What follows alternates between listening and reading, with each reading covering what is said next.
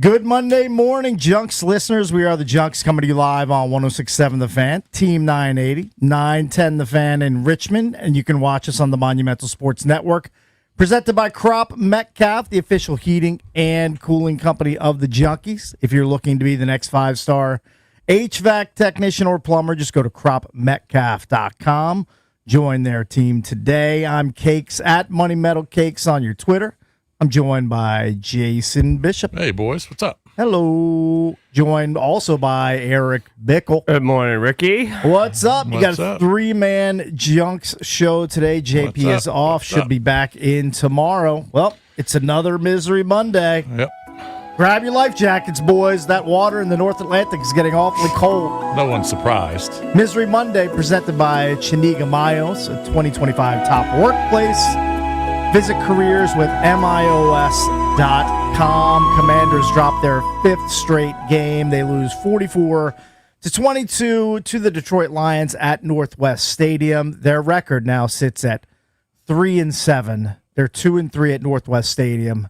Now they have to get on a bird, fly overseas to take on the Miami Dolphins in Madrid next weekend before a bye that the team desperately needs. Yeah. And they probably needed it a week or two ago, but it's coming late in the season. I mean, it's just another bloodbath and another instance where the defense just can't stop And their opponent. in front of the president. In front of the president. Blow it out in front of the president. Yep. He was Yeah, there it in was, attendance. It was ugly. What's just amazing to me is how quickly it just fell apart. And you could say, hey, I knew that they weren't going to do as well as they did last year. I don't think at 3-2, after they just beat the Chargers, you thought they'd go on a historically bad run defensively, like lose 5 straight, the bottom fall out, be lucky to win a game or two the rest of the way, and truly be one of the worst teams we've had here in an era where we've had a lot of bad teams. Yeah. I mean, it's kind of shocking honestly, how quickly it could just fall apart. I thought after last year's run to the NFC Championship game, I honestly thought that seasons like this one were out of the realm of possibility. We're behind us, huh? I just didn't think it was possible to be this bad and to abandon any sort of hope with 7 games remaining on the docket. It's getting to the point where you can write these games. I mean, kind of before the game starts, but you can it takes about 1 or 2 possessions. You go, oh, we're not going to stop them today, are we? Okay. Yeah, and It's gonna be one we of got those. that bad defense today. Yeah. Yeah, I mean the defense now, you're just expecting them to give up. You're just giving 30-plus points every week. Well, they just can't. They can't get off the now field. into the 40s yesterday with the 44-point I give you outburst by the props line. because you said that the Lions were probably going to score in the 40s when that's what you predicted. I mean, and you were on point on that. I just felt like they with were the new play caller, because Dan Campbell called the game, and John Morton, his He looked like offensive Bill coordinator Walsh. before, Yeah. he took a back seat. Well, I just felt to like Dan they were. Campbell. I felt like they were not going to take their foot off the gas pedal at any point of the game, and they didn't. I mean, they were still. They went for 2. They're still throwing late in the game. Yeah. I didn't expect them, and I knew if their skill position group played the majority of the game, they had the possibility of putting up 50. 40-some points, maybe 50. And they came pretty close to it by putting up 44 on the Commanders. And we know the numbers. In the last 4 losses, they've been outscored by 22, 21, 24, and 22. Yeah. 4 Just blowouts. historically bad. And now they're going to play the Dolphins. It's going to suck to have to fly all the way to Madrid, but they're going to play a Dolphin team that a few weeks ago we said, well, that's going to be a guaranteed win. Right. Because the Dolphins were really struggling. Now the Dolphins are playing better. I'm flipping on that. I don't think they're going to beat the Dolphins over there. Like if Tua is dialed in, and they'll have no answer for Devon Achane. I mean, he's a top 3 or 4 running back in the entire league. Yeah. Like he's basically just like Jahmyr Gibbs. Correct. Like same sort of skill set, super fast, shifty, catches a ton of balls out of the backfield. Like most teams, the Commanders had no answer for Jahmyr Gibbs yesterday. He did exactly what he did to them in the NFC title game before Ben Johnson went away from him. They He was don't have actually an, better. They didn't really they have don't an answer for anybody. anything. They don't have an answer Right, for but Jameson Williams. specifically Jahmyr Gibbs. Like he terrorizes them. True. And And Dan he does that to Campbell. a lot of teams, but specifically the Commanders in the small sample size, He averaged 7.5 yards per carry against them in the NFC in the divisional game, Right. and 9 yards per carry against them yesterday. Yeah, it was ugly, and Dan Campbell also wanted to get Jameson Williams involved Right. early, and he did because Jameson Williams has been pretty quiet over the Mm-hmm. last few weeks, but he wasn't quiet yesterday. No. It's more about just Washington, just the bottom falling out and just having no answers than it is the Lions are a good team. Yeah, of course. But they'll move on. They'll have a fine season. They'll have a good playoffs. I don't know, man. It's just I don't know how you could expect anything different, and the injuries continue to mount. And then you saw that, because Amos hurts his ankle, Right. And, what's the other guy's name who got the concussion? Did Jones go out at one point? I think Jones might have had a hammy. I mean, they just No, everywhere. who you had the looked. bad concussion on the special teams? Cajo. Cajo. Yeah, Cajo, Cajo. he got hurt. They Well- just And then you saw the frustration. Also, the mind-numbing Deron Payne punching him on Ross St. Brown. Turns and punches him in the face in the helmet. I'm going to be surprised if he's not suspended for the Madrid game. it's fine. Yeah, I don't know how that Does works. he even make the flight?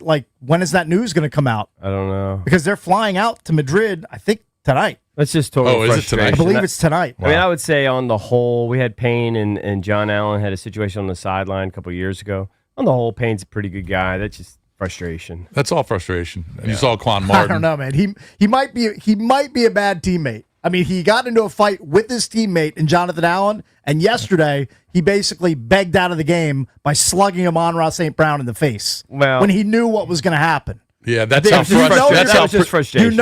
I'm not saying it was. you're going to get ejected. I'm not saying it was smart. I It was think it stupid. was just frustration. But that's how pissed That's off. fine. It's frustration, but you can't just No, you can't. He pawn lost it it. off as, oh, it's okay. He's just No, I'm frustrated. just saying it's okay he's- to hit somebody in No. the face. I just don't think he's a Cakes. bad guy. Cakes. He should I don't be. think he's a great guy. I don't know. I don't know what kind I of guy don't know he is. either way. He Yeah. should definitely be suspended for a game.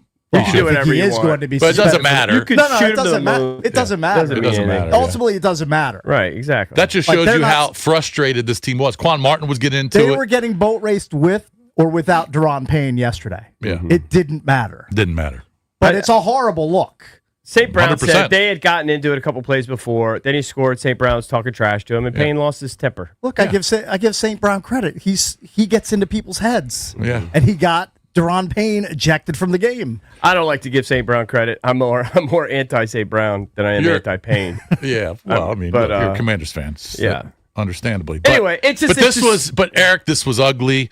And it got ugly early. Yeah, And of it course. stayed ugly for 4 quarters. Everybody saw it. We all saw the same thing. It's a complete utter debacle. Yeah, and this I'm actually stunned. I am. You guys aren't. I'm stunned that we're here. Not after last week or the week before, but after where we were like 4 or 5 weeks ago. We're going to be competitive, find ways, to get 8 or 9, maybe 10 wins.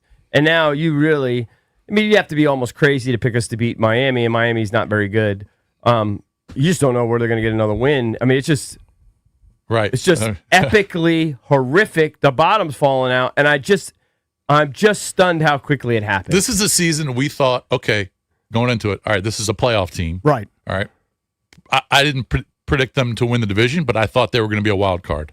So I thought they would win in double-digit games, and we'd have another playoff I don't year. think any of us picked them to beat the Eagles to win the division. No. So, but I thought they were a playoff team. Yeah, I did too. definitely. And I then- picked them to win like 12 games. And even though I knew, Terry was holding out, but I thought he would get back into it pretty quickly. I thought Debo would be a huge asset.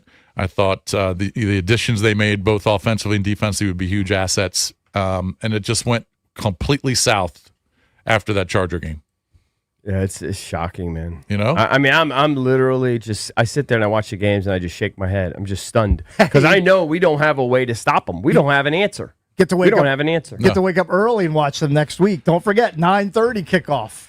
He Now might you're not. He standing- might not even honestly watch might it. even miss it. No, He might you're not gonna even watch miss it. it. I'm not wired to watch football. At You know that what we time. have to do, Valdez? We have to bird box EB. We have to go behind him and pry his eyes open, make him watch Dolphins. I don't Yeah, watch you have football. to. You have to watch. You gotta. I just you gotta don't. But just so freak you it know, in. I'll probably watch, but I don't watch football at 9:30 on Sunday. It's not something I do. Right. Like I haven't watched any of these games, these early games. There's no chance he watched yesterday's I game. watched a good chunk of Falcons Colts. Oh, so did I. Yeah, I And did. not this my is- time to this watch is football. This is an aside. Michael Penix, man, he was throwing a lot of balls at people's shoelaces. Oh, he was bad. He was bad yesterday. I know he doesn't have a lot of seasoning yet. It's early in his development. Oof, he was a tough watch yesterday. And I know he's had good games, but that was not one of them. the Falcons couldn't tackle Jonathan Taylor. No. They did a horrible job of tackling. They certainly did. But anyway, that's another story. But yeah, it was ugly yesterday, boys. Play the Titanic more. Just everyone needs to drown. Yep. Well, it's kind of the way it's working out at this point. There's no reason to look forward to watching these games. Maybe I guess when Jaden gets back. No, it's reached the point when we had the offensive line coaching the team. Remember, and he was handing the ball off, and the game was over in 90 minutes. When Callahan was coaching the team, and there were 90-minute games. Yeah. That's the point we've reached. Just running relentlessly. Just knew you had no shot. Yeah. Yeah. Oh, Mr. Well, that Cakes. would work if they could actually run the ball, which they can't. They can't run the ball anymore. I don't think they could run the ball then either. Maybe Just- not. It was just a I mean, way they to were- get the game over They're quick. handing the ball to Adrian Peterson for at least portions of that season. That's how bad that season was. All right, lots to get to on a Misery Monday. John Keim from ESPN. He'll join us coming up at 7. And we'll have a colleague check-in with our pal Grant Paulson coming up at 8:20. By the way, real quick, what's Ben Sinnott doing dancing when you're getting blown out? I mean, That's a bad look, people too. were tweeting at me like, "Hey, Cakes, are you excited about Ben Sinnott?" Well, like, it's a meaningless touchdown. It's a meaningless in blowout. touchdown. He's doing a what- dance. You know why would what? I be excited about I mean, that? that's a bad look, Ben I Sinnott. noticed last week too, and I didn't say anything. Jaden did some weird celebration when they were scored 28-7. He was doing some face thing like this into the please camera. reserve those for When you're getting blown out by 20 and you score a touchdown, put the ball on the ground and run back to the sideline. exactly. Hand it to the official. Maybe give a high five to the quarterback. Yeah, something. That's it. It should be muted. It shouldn't yeah. be. It shouldn't be. Seek out the camera and do some wackadoo dance. Some stupid white boy dance. Please don't do that. Yeah. Please don't ever do that again. All right, when we come back, we'll go around the NFL with the Junkies Sports page. Again, John Keim at 7, Grant Paulson coming up at 8:20 here on the Junkies.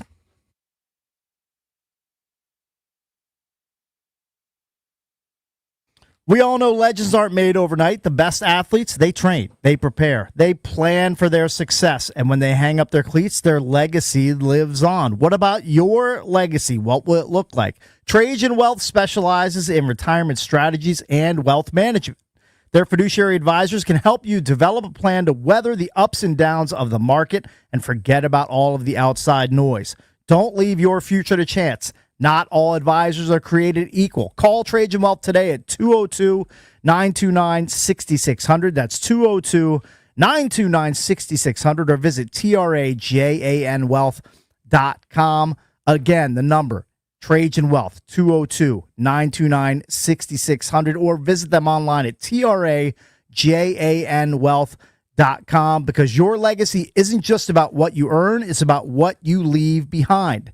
Advisory services through Trajan Wealth LLC, SEC registered investment advisor, client paid advertisement, additional disclosures at trajanwealth.com.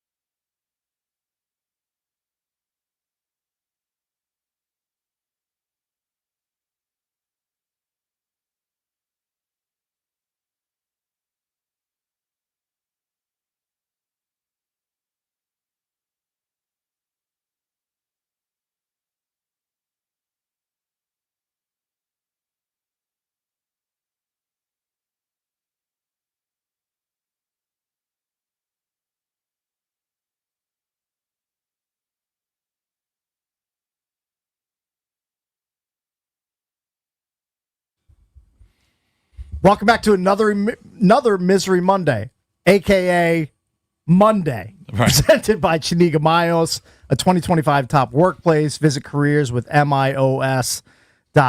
We'll be talking about the Commanders' 44-22 loss all day long here on 106.7 The Fan. Mm-hmm.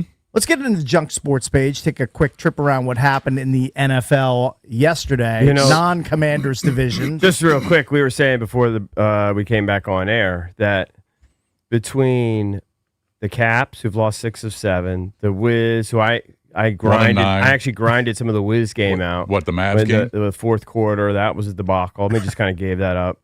I mean, it wasn't bad like they lost by 50 or anything, but they're winning in the fourth quarter and just the Terps. They're basketball or football. Both. Yeah. Basketball. They hit 13 shots. Hasn't been great. It's too early. I mean, it's for the first. It is. Like, it is. I mean, couple games in. There's literally no bright spots in this area. I guess you would maybe say, I don't think the Caps will be this bad. The Caps will pull out a little bit. They'll be competitive. But they're in a bad rut right now. They're in a bad rut right now. Yeah. But I think this is about as bad as it gets. It's pretty bad. It's pretty low.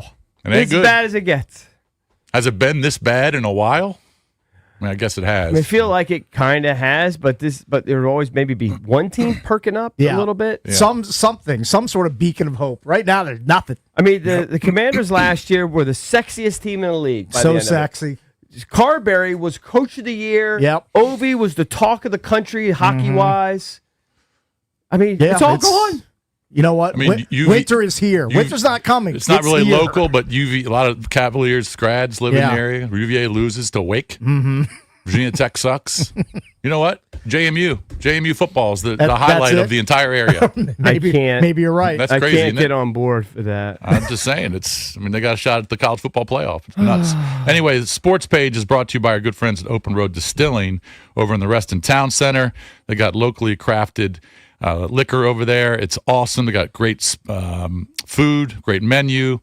They've got tons of TVs. It's a great spot to watch a game. I'm actually going to be over there Saturday. Ooh, look at this. For the early games. Okay, good. So the Survivor pool that I run that you're in. I'm well aware. Yes. College Football Survivor. College Football Survivor. Mm-hmm. So there was 54 guys in it, and I thought, you know what? I've been doing this for a few years. I don't know many of these people. I just know them over email. Okay, yeah.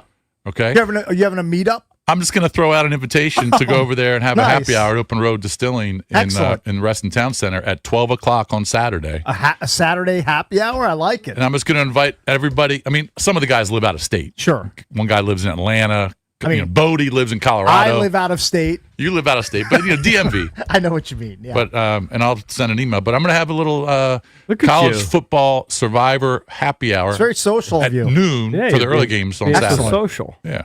I don't know. I figured meet guys face to face. Anyway, it's a great spot over there in Reston Town Center. All right. First and foremost, pour one out for Paul Tagliabue, who was a former Junkies guest. We had him in studio, in essence, when we were out at FedEx Field when they christened the stadium. Yep, that's right. I stood in a urinal next to Paul Tagliabue. That's right, you did. It's a great story. We pottied You're brushed together. with greatness. Tags was the 7th NFL commissioner. He was appointed that position in 1989. He was the commissioner until, I believe, 2006.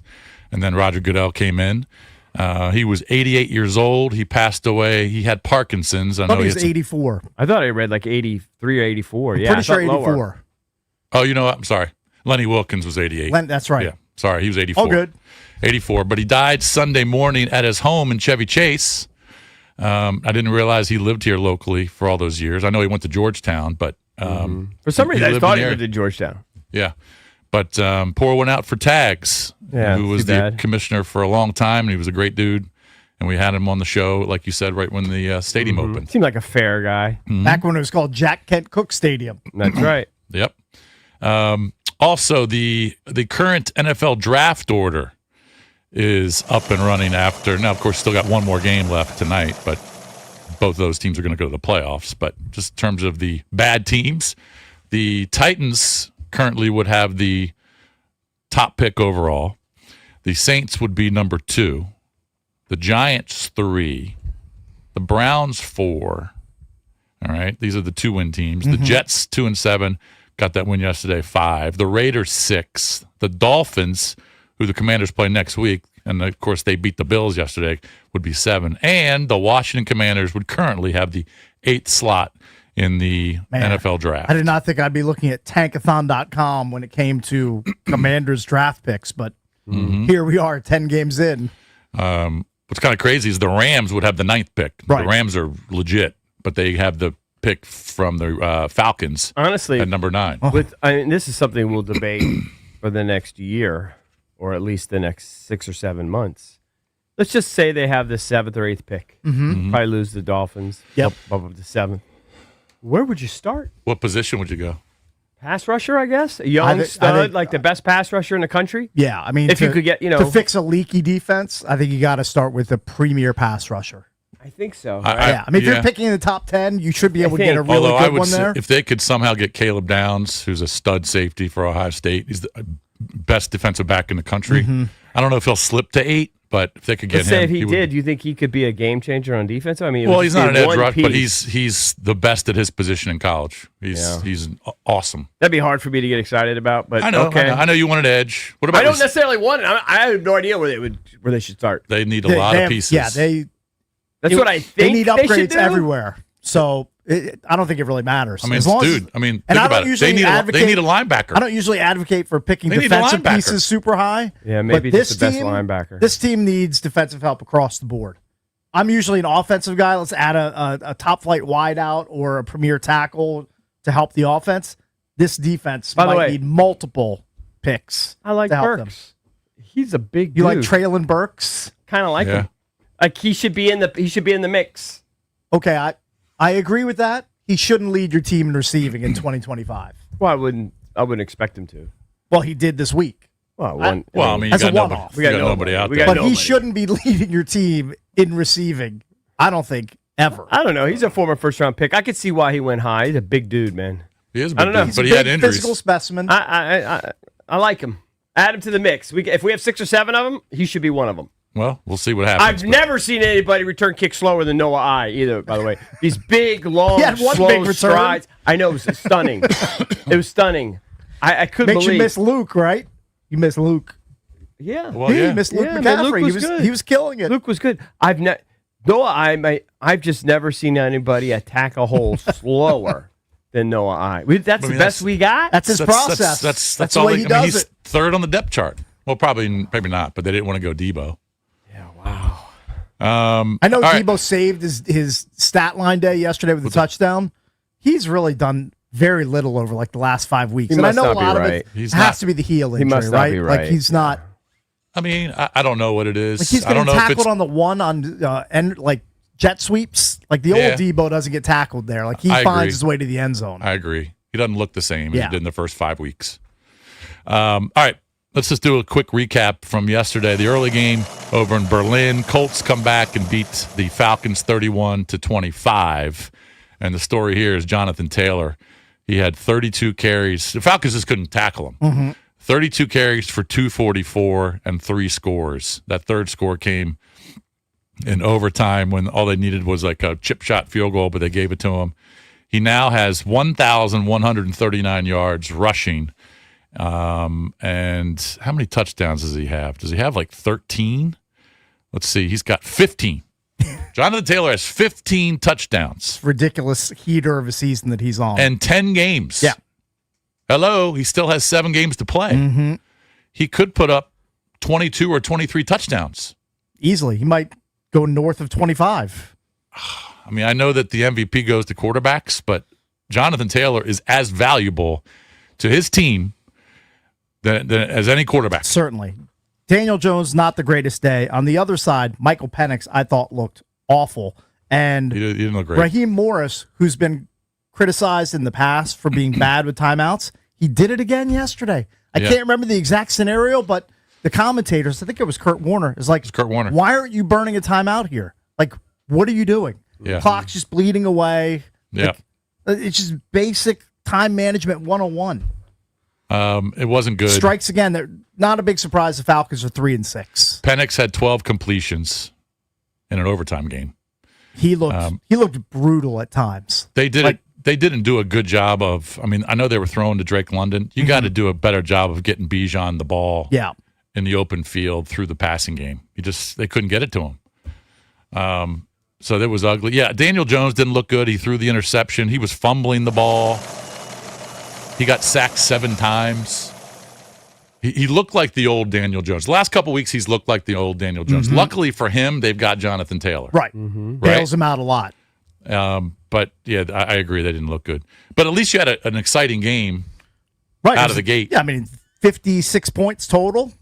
Yeah. Went to overtimes. Fun game to watch. The Giants are just dreadful. I mean, they have a 20-10 lead in the fourth quarter.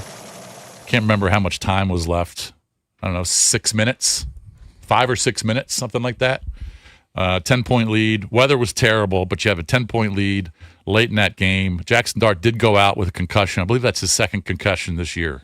Yeah, I mean, he just gets banged up. He lends himself to that sort of injury. He's always, on the run. He's an exciting player. He's fun to watch. I mean, he ran for 2 touchdowns, but he's banged up again. Yeah. Russell Wilson came in, and he didn't help him. So, but the Bears come back and win 24-20. Caleb Williams with a long 20-yard touchdown late in that game. So they beat the Giants 24-20. The Dolphins, we just talked about them. I don't think they ever trail. They didn't trail. They're up 16-0 at halftime. Yeah, they crushed the Bills 30-13. I was like, how do they have no points in the third quarter? Yeah. It was stunning. But I guess he had thrown a pick. There had been a fumble. Yep. They were 2 for 9 at one point on third down. James Cook was bottled up throughout the game. He did very little. Yep. Yeah. This is a Dolphin team that we thought was one of the worst, 6 or 7 teams just a few weeks ago. I mean, they were 1-6. They were 1-6. Yeah, somehow Mike McDaniel held onto his gig, and they fired the GM. Yeah. If you can protect Tua, he can find dudes downfield like he did with Waddle yesterday. And Devon Achane, I know he's not a household name outside of Miami, but he's a superstar. He's a superstar running back in the NFL. It sucks he's plying his trade in Miami. Well, we're going to find out next week. We're going to find out in person. Oh, I would expect his floor is 125 to 130 rushing and receiving yards. Yeah, he'll be in that against mix. This defense. Maybe more. That's his floor. Yeah, that's a pretty high floor. So they ceiling could be a number that starts with a 2 because that's what he had yesterday. So that's just the third win for Miami, but they've won 2 out of the last 3. They beat Atlanta a couple weeks ago in Atlanta. For his career, he averages 5.5 yards per carry. Not for this season. Yeah. Not for this week. For his career. He is super explosive. Yeah. So the Bills fall to 6-3, further behind the Patriots, who went to Tampa. This team is legit. This team is for real, and beat the Tampa Bay Bucks 28-23. And of course, the story here was it was a couple stories. Trevion Henderson had his best game as a pro, 14 carries for $147 and 2 scores, breaking long ones too. And of course, Drake May, who didn't have the completion percentage that he has for the year. Mm-hmm. He was 16 for 31. But man, the fact that you go into Tampa, it's a big stage. You're taking on a good team. You're taking on another really good quarterback. He did throw a bad pick late in that game in the end zone where he should have been smart, should have thrown that out of bounds, kicked a field goal, had an 8-point lead.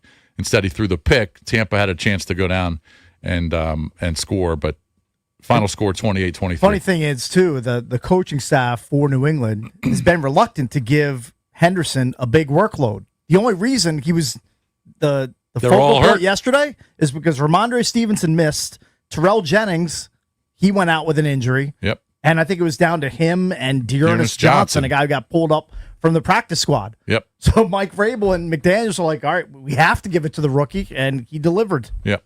Huge performance. So now the Patriots are 8-2 in Vrabel's first year. Hey, what a turnaround. And it's been unbelievable with them. I'd have to look up the playoff picture right now. But, man, they've got to be, if they're not the 1 seed. I think they're the 3. They're the 3? I think. Okay, so they lose the tiebreaker to the Colts and Broncos. All right. So, yeah, Colts, Broncos 1-2, Patriots 3. And then the Patriots, if the playoffs started today, would be playing Buffalo in the playoffs. and they would be hosting. Yes. Steelers 4, Chargers 5, Buffalo 6, Jacksonville 7. All right, and of course Jacksonville had a horrible loss yesterday. Oh man, they had a 19-point lead in the fourth quarter. They let the Texans score 26 in the fourth quarter. I almost think that coaching staff should be eliminated immediately after. And I understand that the players lose the game. Yeah. But the coaches have something to do with it too. But when you blow a 29-10 lead in the fourth quarter Yeah.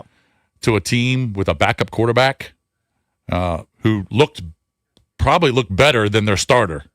Davis Mills looked better than Stroud yesterday anyway. But they lose 36-29. I mean, at least the Commanders gave up 14, 11, 10, and 9 over the 4 quarters. It wasn't just like not 0-10, 0-26. Yeah. Unbelievable. That's a horrible look. Is Travis Hunter hurt? He's banged up. Yeah, he's on the IR. I think that's his second missed game. He's going to be eligible to come back after 2 more weeks. 2 more weeks. Okay. All right, the Ravens get a win in Minnesota, 27-19. I wasn't watching this game as much as I was the Pats-Bucks. Matt Myers can kind of give us a breakdown. Okay. Lamar, is back. He threw a touchdown. They ran for $152. Derrick Henry had 75 yards. Justice Hill had a running touchdown. They did pick off J.J. McCarthy twice. When I was watching the game, it looked like they were doing a really good job against the pass and bottling up some of those receivers. But you can give me the breakdown on that. Well, it helps when they have 8 false starts and essentially starting 1st and 15 or 2nd and 10. Was it 8 false starts? I think it was. That's what Minnesota had? Minnesota had 8 false starts. That is brutal. So you add that with a fumble on a kickoff return. Didn't they get the ball like on the 20 or 25-yard line? Yeah, when the game's at 10-9. Yeah. That completely shifted the momentum of the game. So defense looks a lot better than they did the first 5 weeks of the season. Yeah, I think the trade they made with San Diego or Los Angeles, the Chargers, really helped out for the safety, and they look good. Well, they look good. Go. I know one thing: you're not going to want to see them in the playoffs if they have momentum and they make it there. That would be a pretty dangerous team in the playoffs. Yeah. Okay, next 3 for the Ravens. At the Browns, I mean, they should just annihilate them. Home to the Jets, home to the Bengals. That's a turnaround type of schedule if I've ever seen one right there for the Ravens. 2 or 3 at home, and the Browns and the Jets and the Bengals on the sched. Right. It's pretty tasty. Now, of course, with the Steelers losing last night, they didn't look good at all. Aaron Rodgers looked terrible. The offense looked putrid. The Ravens breathing down their neck. We talked about it a few weeks ago. I mean, the Ravens were 1-5, and we said, true or false, the Ravens are going to make the playoffs. I think we all said false. But now they've won 3 in a row, and they're a game back of the Steelers. They're 4-5. They've got all the momentum in the world. I would say true. Probably true. Probably going to win the division. Probably going to turn it all the way around. It's so crazy to me because when a team's 1-5, you think you've already shot yourself in the foot in terms of the entire season. You think it's over. Well, and Ravens fans were saying fire Harbaugh. Yeah. I know. Now they're 4-5. They're not saying it anymore. Well, there's a lot of people still want him fired. Yeah, I know. But I don't know if you do, but the weird thing is, and it's just so weird to me, how you're 1-5 and people are still going, well, they're still going to make the playoffs. They're still 50-50 to make the playoffs. Any other team in the world that starts 1-5, they're still not thinking about the playoffs. They're dead. Correct. You're thinking about draft picks for next year. It's a wild concept to me that you start off so poorly and then fans and pundits are talking about playoffs. Right. Yeah, well, it's good for them, and they looked good yesterday on the road. All right, quickly, a couple of blowouts out on the West Coast. Seattle just pummeled the Cardinals 44-22. They scored. Jacoby Brissett, he officially turned into a pumpkin a little bit after Halloween against the Seahawks. Yeah, I mean, he was not good. He was sacked 5 times. He fumbled. I believe he fumbled twice. The Seahawks scored on defense twice. 2 fumble recoveries for touchdowns. Sam Darnold, just all he had to do was complete 10 passes. Right. But they ran for almost 200 yards. Charbonnet ran for 83, Walker 67, but they just dominated the Arizona Cardinals. So I believe they're the number 1 seed if the playoffs started today. Yes, they are. They're the 1 seed in the NFC, followed by the Eagles and the Packers. Yep. And then the Rams, man, Stafford was really good. That guy's super dialed in. Wasn't he supposed to be hurt and like barely able he had to like play? a back injury in training camp. Yeah. People are like, I don't know. He's 37 years old. He's got a bulky back. We'll see how he fares. Well, when you drop Devontae Adams into that offense along with Puka Nacua and Kyron Williams doing what he does out of the backfield, it's a pretty potent mix. Yeah.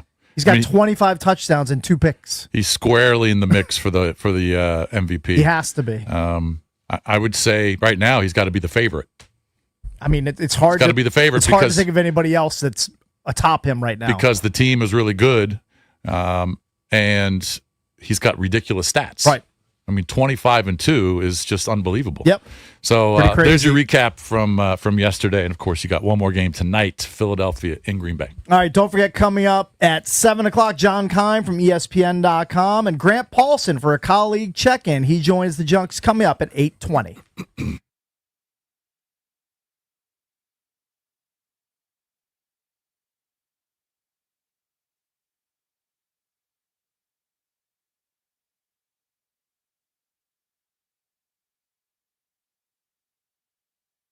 All right, here's your no-huddle money play. Northwest Federal Credit Union is the official credit union of the Washington Commanders, and they're putting $200 in your pocket when you open your first checking account with them, and you meet a few easy qualifications. No trick plays, no fourth downs.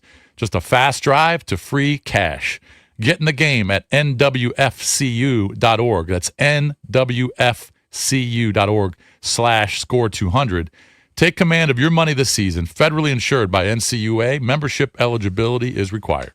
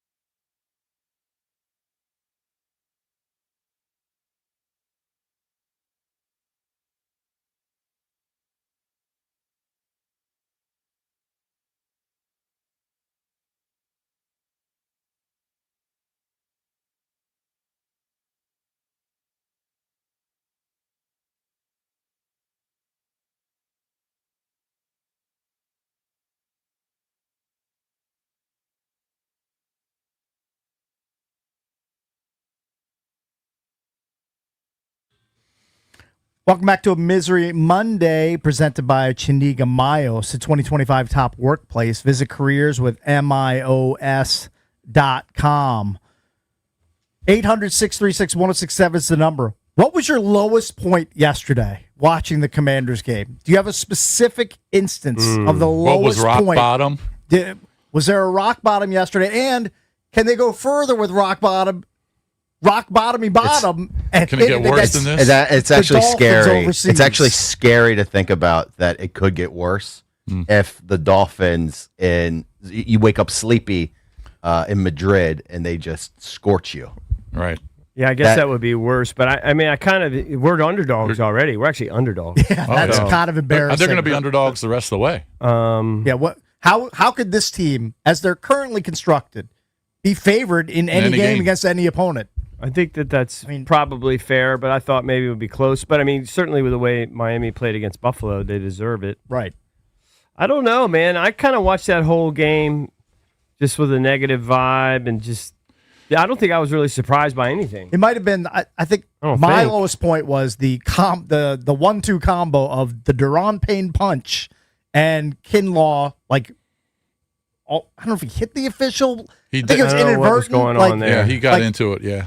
Like that to me was the lowest point because that signals to me that Dan Quinn is losing control of what's happening with the discipline of his team. Right? Doesn't that kind of make you think like it's not good? It's like not a what's good. going on here? Maybe. I would say maybe when the Lions scored, I don't know if that was midway through the second or early second quarter, to make it 20-3, and Dan Campbell says, "I'm not going to And just they take went the for extra two. point." They Right. went for two Maybe. Also, a low point is that Dan to Campbell go up 22-3. that Dan Campbell he walks into John Morton's office and grabs the play sheet away from him and says, I'm Look, calling plays. Yeah. "The Commanders are so bad on defense. I'm going to take away the play calling from you, and I'm going to do it. I'm going to do it myself, and we're still going to put up a near 50 All right, burger." you think Dan Campbell was test driving the play calling against a poo-poo defense? I think that had something to do with it. You don't What do you think mean? so? What do you mean test driving? Calling Like- the plays? Yeah. He was definitely calling the plays. I know that, but to do it against the Commanders, Well, So you like knew he driving could a get car, away with like it? driving a car in an don't- empty parking I lot. don't know if yeah. it was specific, Commander specific, but it was the fact that Jahmyr Gibbs wasn't very involved in their loss to the Lions. Jamison Williams Jameson hasn't Williams. been involved basically all No, season. you said in their loss to the Lions. You meant in their And loss. lost to the Vikings. Yeah, I'm sorry. So he's just like, you know what, John Morton, give me the play sheet. I'm going to do it because if there's a team to do it against, it's this week's Is he going to opponent. say I'm set up for success because the Commanders are poop on defense? I think that may have been part of his mindset. Yeah, maybe. I mean, but he Like if we're he- ever going to he- switch things up, I'm going to do it here against the Commanders. he did They're so bad. He did publicly say that he thought there were some missed opportunities against the Vikings. Right. And I don't know if he was blaming it on John Morton, but he said he had to sit down with John Morton. He says, I got to be the guy this week. Sorry. Right.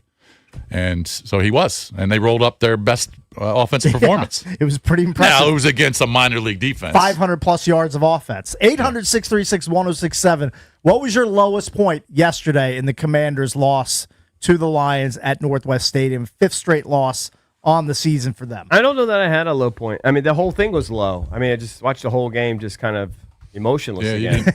And Like, but I don't know. I mean, I expected everything. But you kind of, I was going to say, you expected. Kind of expected it all. You expected kind of a blowout loss, maybe not to this extent.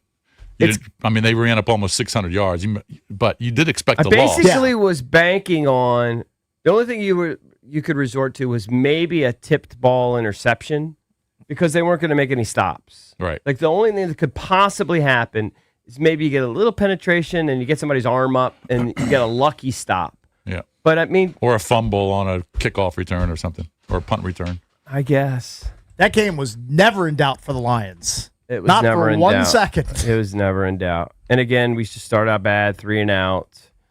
It's amazing. It's amazing. amazing when a team does not punt the entire game. Yeah. I watched that game from That's that hard to perspective. do. Even if you're having a really good day offensively, it's hard Well, it's not also to punt. the Lions, they go for it a ton. So Well, they went for 2 fourth downs. yeah. Converted both. Converted both. They really stuck it to Eric. Eric, like, How so? You're down. Like they took the fight out of this team. Took the fight out of you. I It feel happened a like. couple weeks ago.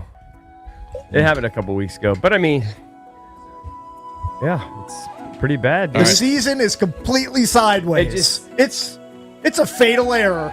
There's no way to recover. I'm worried that in the future, like Eric went all in this year. I feel like after with his emotions. I don't think I thought we were going to win the Super Bowl. Well, you but I knew thought we were going to. I thought we were one of the 10 Yeah. best teams for sure. that you're one of the better teams in the league, and you definitely have a shot at it. Yeah. Especially coming off of last year, and just I'm think- afraid that you're not gonna dive in again because this is gonna scare you. No. I've been down this road so many times, dude. I'm so used to it.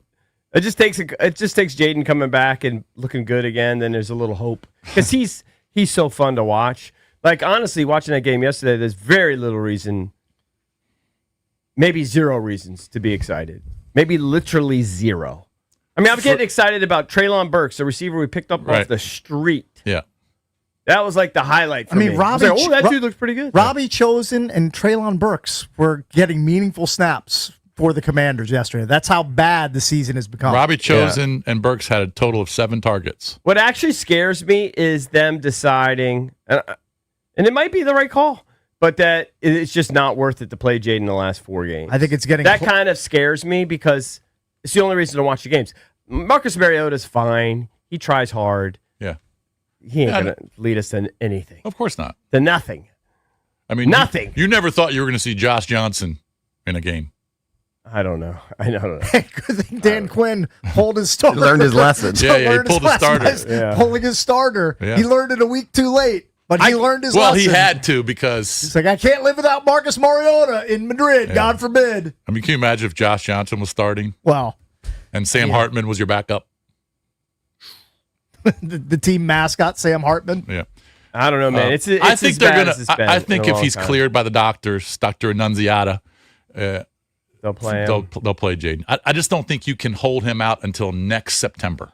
I know. I don't think so think you can either. do that. Except that this team currently, the way it looks right now, is like it's like you'd be a fool to pick them. Yeah, the You'd be a ecosystem fool around him to is so bad. Pick them any games. Oh, I agree with that. Yeah. And But maybe I just think for development for a young quarterback, it's not like he's an 8-year vet. I I've think always thought that, you but gotta- they look so bad. I know. It's kind of a risk. First time I've ever really thought, man, maybe they should just.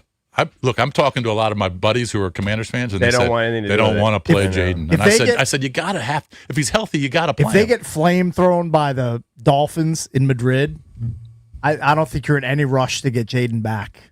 I mean, maybe you bring him back for a couple games, but I'm starting just to for get to some the hope. what's the point version of the season. Just to have a little That's hope. the stretch that we're Think kind of about in. it, Cakes. You look forward to football season for so long, I know. right? It's such a It's brief, precious. It's such a brief thing, 3 or 4 months, and then you look for it's like 6, 7 months. And you just look for it, and then for it to be over, 6 or 7 weeks in, like this, I know it's unbelievable. freaking depressing. The problem is thinking about I would play Jaden if he's healthy, but the problem is when he comes back after the bye, you're facing the best sack team in the NFL, the Broncos. Got like 100 sacks. And then the Vikings on the road. The Vikings with Brian Flores, they get after Maybe the you could be quarterback. excited if Terry and him both come back at the same time. Yeah, Like maybe. I don't know. I don't know. We'll see what happens. All right, we got a bunch of callers that want to weigh in on the lowest point of yesterday. They're going to have to hold on because John Keim will join us coming up at 7. But we will take your calls coming up at 7:20. What was your lowest Stay on hold. point We'll get to you. from yesterday's loss to the Lions at Northwest Stadium? 800-636-1067. John Keim joins us next.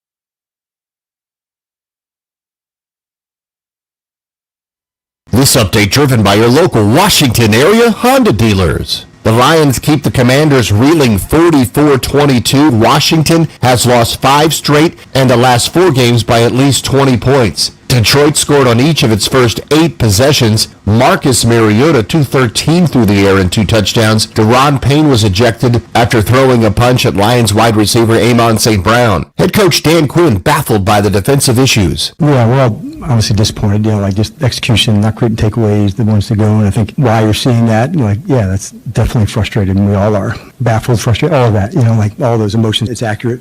So we got to channel that, into finding the things that we can do well. Sunday night, Chargers beat the Steelers 25-10. Sad news from the NBA. Legendary 9-time NBA All-Star and coach Lenny Wilkens has passed away at the age of 88. The Wizards and the Detroit Pistons tonight at 7 on The Fan. From the Crop Metcalf 5-Star Sports Desk, Byron Kerr on The Fan.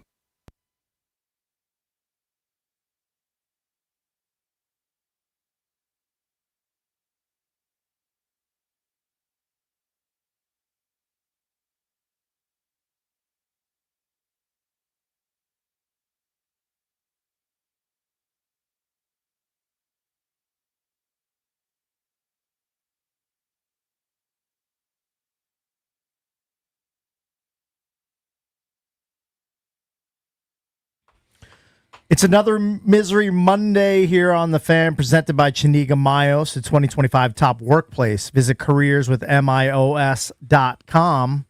Let's head out to the Rude Guest Hotline. Rude, the most reliable heating and air conditioning products in the DMV. Say good morning to John Keim, ESPN's Commanders reporter. Hello, John. Good morning. What up, fellas? Does Misery Monday really, it's almost like there has to be something worse than that. Is there? Well, it's just Monday now. Yeah. Typical Monday. Yeah, it's just Monday. Just every Monday. Standard Monday. Yeah. I don't know, John. It's bad. I tweeted about it yesterday and kind of talked about it with the boys. Okay, you might have thought that last year everything went their favor. They'd play a tougher schedule. There'd be a little regression. But when you're 3-2, you beat the Chargers in a game where some people said Jaden played the best of his career. You could not imagine, I don't think, that they'd go on this 5-game run now where you'd be borderline insane to ever think that you could pick them the rest of the way. Like, you can't even pick them in an individual week. No, and it's not even just the losing. It's not competitive. Yeah. That's the thing. And I know, offensively, there's, when you're missing your receivers and your quarterback, well, yeah, okay, but that doesn't explain everything here. That's the problem, and I think that's going to be the thing to look at over the next 7 weeks for them. Whatever anybody on the outside thinks, they have to figure out why. I'm putting the defense together, so I'm thinking, because I do think the injuries have taken a toll, and there's no question but a factor. There's no doubt. Of course. But we never really got to see whys. We saw, pregame, preseason, and we saw maybe a glimpse or two before he got hurt. Armstrong was showing. Yeah. But other than that, Amos, I guess, hurt himself yesterday. I don't know how long he's out. Lattimore was pretty much been kind of a negative all season, in my opinion. Those are really the only guys they're missing. And have they made that much of a difference where maybe you could be competitive to not competitive to like a high school team? Just losing those 3 guys? No, and also Will Harris too. But no. I don't think you listen. Wise would have helped. Yeah, Harris for sure. would have helped, but we're not. They didn't lose Myles Garrett. Aiden Hutchinson. You know what I mean? And it's only a couple guys. It's not like they lost 10. And Lattimore. We're only talking now. He just got hurt, so it wasn't like it's been a long time. He's been a negative for the most part, anyway. And then he had. And I would say this: he definitely had games where he played well. Mm-hmm. The problem is in the games where I think where they really traded him for. That's where he struggled. If you know what I mean, against certain receivers, right? That's where we saw it. So it wasn't like So yeah, I agree. I don't think you can sit there and say on defense. It's just the injury. Is it? I don't think at all. If you had, I have no idea who's considered the best D coordinator, like Buddy Ryan or something. I have no idea who would be in your top 5. Would this defense look better with this personnel with? A world-class Hall of Fame D coordinator? I mean, if you're looking at that, yeah, I would hope so. If they're that good of a coordinator, right? But I don't know. Do you have the right personnel? I think that's at this point. I don't know how you could say that they do. What's based on what?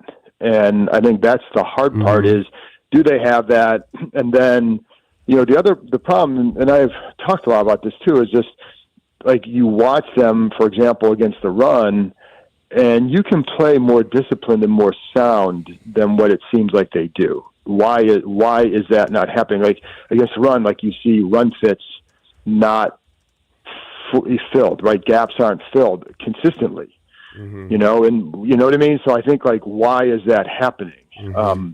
I think that's a lot of the stuff. And is that just personnel? Is it, not disciplined enough? And where does that fall on?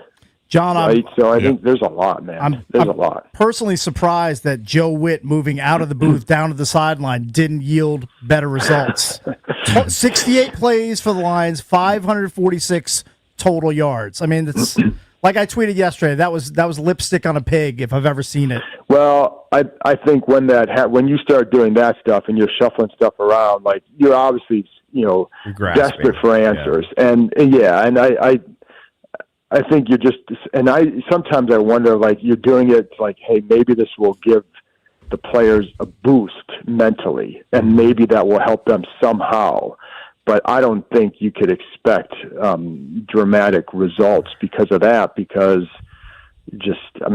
guys were wide open yesterday. So what do you do? They could have had God defensive coordinating this team. They weren't going to stop Jameson Williams, right? They don't have the personnel. So what? Honestly, what on earth can they do to try to get one stop? What could they possibly do? I don't. There's no answer. I don't have an answer. But here's the problem. And here's the other problem. Like, Dorrance Armstrong was having a really good year for them. Yeah. And their ability to pressure has gone way down without him. Yeah. And the problem is too, like, if you send pressure, it exposes a group that has been allowing a lot of catches. So it's just like, we were talking about this a few hours after the game. Like, what is it? Where can you hang your hat with this group right now? You can't. There's nothing. That's the problem. Like, they're not, like, they don't blitz well. They don't, because they can't cover as well, and then you don't stop the run. So what can you lean on? And they're not causing turnovers. Like, if you were causing turnovers, this stuff, it looks a lot more like the first half against Kansas City, where you're at least in the game. But I just, they don't have answers, let alone me. So I don't, like, whenever they know, they see this more than we do. But so, they're searching for answers. I don't know that I have any, because I thought they'd be better on D than last year. I could never have imagined this. Like, this is I don't know that I've seen it anything this I do bad. think that Wise, Armstrong, if they're there, we're not in this spot. I think they're better, injuries for definitely sure. are a And factor. and I would put Harris in there too. I would definitely. The injuries certainly may have made an impact, but you can still play sound and disciplined. If you know what I'm saying, like that's you may get beat, but you can still be sound and disciplined in your assignments and in the run fits, etc. And you may just not be good enough. And I think, like, if you saw that, it's like, if you saw that, then it's like, okay, what can you do? They just don't have the personnel. But but that's the problem. Like, and you're right. Like, they definitely would be. Wise was brought here to help against the run, set the edge. Yeah. Harris here to cover. So like that certainly matters, but you can still look better, a lot better than what they've shown, even with that. And the Jones injury probably hurt them too, because he looks pretty good at times. He makes a couple plays at least. I think it definitely hurt him. You know what I mean? He makes a play or two. Yes. Yeah. Yes. Jesus. For sure. So, Yeah, JK, for sure. When we kind of looked at the schedule the last few weeks, we said, "Oh man, Miami, they suck. This is going to be a win." Now Miami looks totally different. Especially winning 2 of the last 3, beat Atlanta in Atlanta, and then obviously yesterday they poured it on Buffalo. Achan's going to run for $150. Yeah, he's against like his team. he's almost an exact carbon copy Of Gibbs. They're like the same type of player. Yeah, I know, and it's it's funny because I'm watching that Bills game before the game, and I'm like, well, that's kind of like could this team have that kind of a game against Detroit? And I'm like, I don't think so. And then it's like maybe Miami's just playing better, and these guys are in trouble next week too. And then you look at the rest of the way, the one game where you say like, well, the Giants aren't that good, but I don't know. Neither are these guys. I mean, it's shocking how far. And again, injuries, you always have to account for that. And I know it's, people like, you don't want to hear excuses. The next man up. Mm-hmm. It's a reality. There is a reality to it. Like, at least if you had, like Detroit last year, remember how banged up they were on defense? Yep. And that's why I thought these guys had had a shot in that playoff game, because the defense wasn't good. They were banged up all over the place, but the offense was healthy. And they had one side of the ball that could compensate, and these guys don't have that. Like, if you have those defensive injuries and they're playing bad, but you have your offense and your firepower, you're in games until the end. And maybe you win some, maybe you're about 500, whatever. But they don't even have that, and so that's where it really affects. But you can still look better and be more competitive. I watched the post-game presser with DQ, and I guess it was kind of how I expected. I was like, I wonder how he's going to be, because he was pretty frustrated the previous week or two. There was some resignation I saw last night, and like that's the only way I could describe it. Just kind of resigned to this is what it is. I think there was, a few weeks ago he was really angry mad, as we've probably seen him. Yeah. He was furious after last week, and now I think you're right. I think even someone texted me later and was like, he just looked at a loss for words. Yeah. And I think you're right. Like, you've tried all these changes. You've tried this, you've tried that, and it hasn't worked. Mm-hmm. And that, again, And I mean, we know they're undermanned at the skill positions on offense, but you still are trying things like it's just not working. And what is the way out of this? And, I remember, if you remember going back to the Schottenheimer when he was here, and that first 5 games, how bad they were. Mm-hmm. And that came off a really bad preseason, and he just kept, and his thing was he was resolute the whole time. Like, he never showed anything other than being resolute, and it's like, you just got to keep working. You got to work harder. Mm-hmm. And they dug themselves out of it, but after a near player mutiny, but they dug themselves out of it. And, but I don't know that you can do this here. I think this is just really, really bad. It's hard. I'd have to go back and look to see, like, has there been a worse stretch that I've covered? Mm-hmm. It's brutal because the expectations and then the lopsided scores. JK, are you going to Madrid? Yes. When do you leave? Thursday? Later today. Oh, you are going later today. You don't sound excited. It's a long way to go for this one. How long is that flight? Oh, it's probably 7 I have hours. A layover. No, well, if you have a direct one, but not if you're flying and landing in London, then have a couple hours. So it's going to be. Listen, I love Spain, and I'm going on someone else's dime. I'm appreciative of going over there, but man, what do you do? Are you going to have any downtime where you can kind of see the city? Saturday. Okay. And there'll be, you have to go out to eat and all that, but yeah, there'll be, like I said, I love Spain, and I've never been to Madrid, so I'm looking forward to that.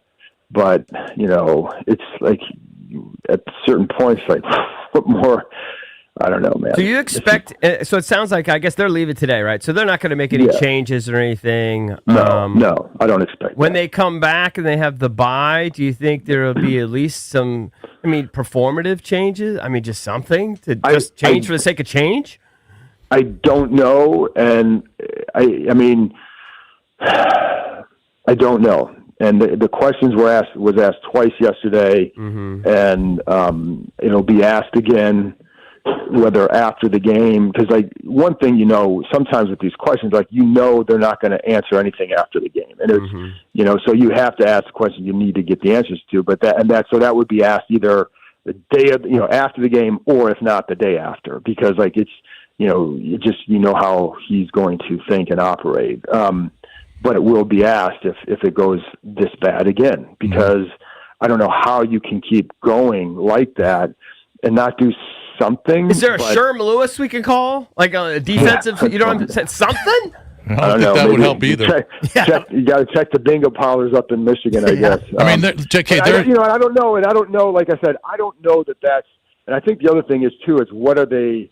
This is where you have, I don't know what their internal analysis of this is really pointing to, right? If it's, because they're going to say like is it the personnel? Is it this? Is it that? I don't know, but I think we all know, we've all seen the results, and they're just not good enough. And at some point, like something has to change, whatever it is. I guess if you look at it defensively, I couldn't coach a defense. I couldn't coach a peewee defense. But I guess if you look at it and you go, okay, we're set up. This is the right formation. This is the right. For this kind, and then we just don't execute. That's one thing. But I do have some people that are X's and O's guys, or they're high school coaches or whatever, and they're telling me some of these, they're laughable. Some of our schemes that we have in certain down and distances. I don't know if that's true or not, though. Yeah, I don't know. I'll leave that to them. But I don't know that is it dramatically different than what they were doing in Dallas. I don't think so. Right. And they were pretty good there. They were taking the ball away. They had Micah Parsons, but they were a good overall defense. And they took the ball away. So, I don't know that it's that. I don't know, because like I said, you see guys not being in gaps, and that's the thing. Like I said, you can be sound and disciplined still without. You can have lesser talent, but if they do their jobs, like that's all you can ask. Did you? I don't see that all the time, and that's the problem. Are they not capable? Are they not good enough? Is it personnel? And I think I always say this, like every time, and you're this bad, it's an organizational failure because you don't have, So I think that's where you have to parcel out like what is the ultimate blame. They didn't show Witt almost at all. They showed him when he came out on the field when Payne slugged the guy. Yeah. But other than that, they didn't really show him. Did you ever have eyes on Witt? Did you ever just observe him at all during the game? A little bit. It was hard to find sometimes. It was hard to find sometimes because they all have those green hoodies on. So yeah.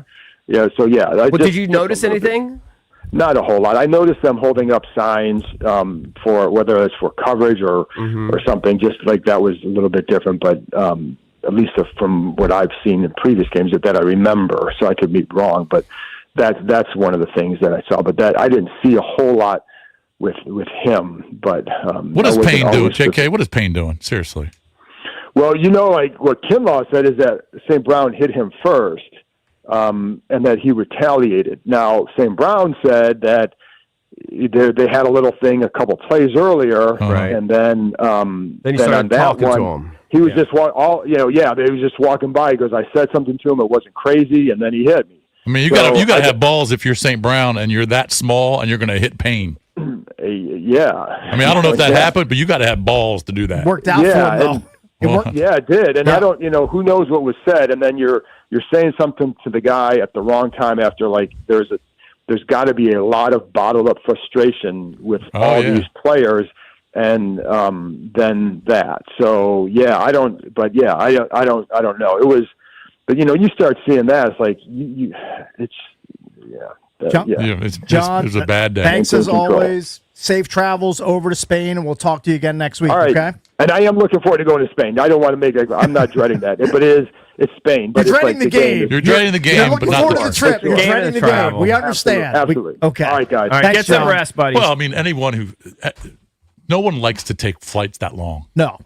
Well, So I just can see found why out- he's kind of dreading that part of it. Once he gets there, he'll be fine. Yeah, sure. But flying over and connecting in London, No, it's it's just a a nightmare. nightmare. My wife told me- Airports are a nightmare. We're going to Utah for volleyball this year. I'm like, Utah? That sounds butt far. Where's Utah? That is far. Honestly, don't even know. It's not as far as Madrid, but it's kind of It'll far. probably Is that take you further than Vegas? It's about the same. It's about the It's same, right around probably. the same. Depending on where you are. I mean, in- obviously, in I've flown to Vegas. California. I know that's 6 hours. I Yeah. just know that. It's going to be 4 Where and a the half. hell is Utah? It'll be 4.5.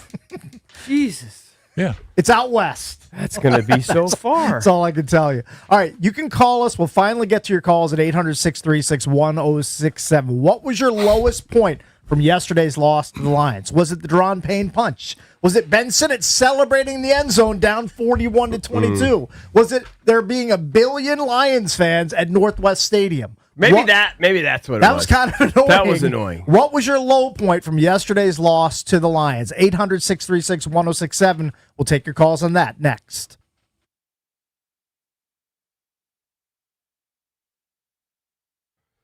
All right, guys, you know about my new obsession, Daisy French onion dip. Bunch of you guys enjoyed it this weekend, just like me.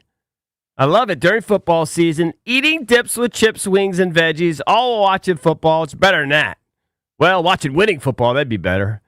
But now Daisy's come out with their delicious Daisy French onion dip and their Daisy Ranch dip, and they're absolute game changers. They're as delicious as a homemade dip. They're made with real herbs and spices and other ingredients you'd find in your own kitchen. So next time you get out to the grocery store, drag your cart over to the dip section, grab some Daisy French onion dip and some Daisy Ranch dip. I promise you're going to love it.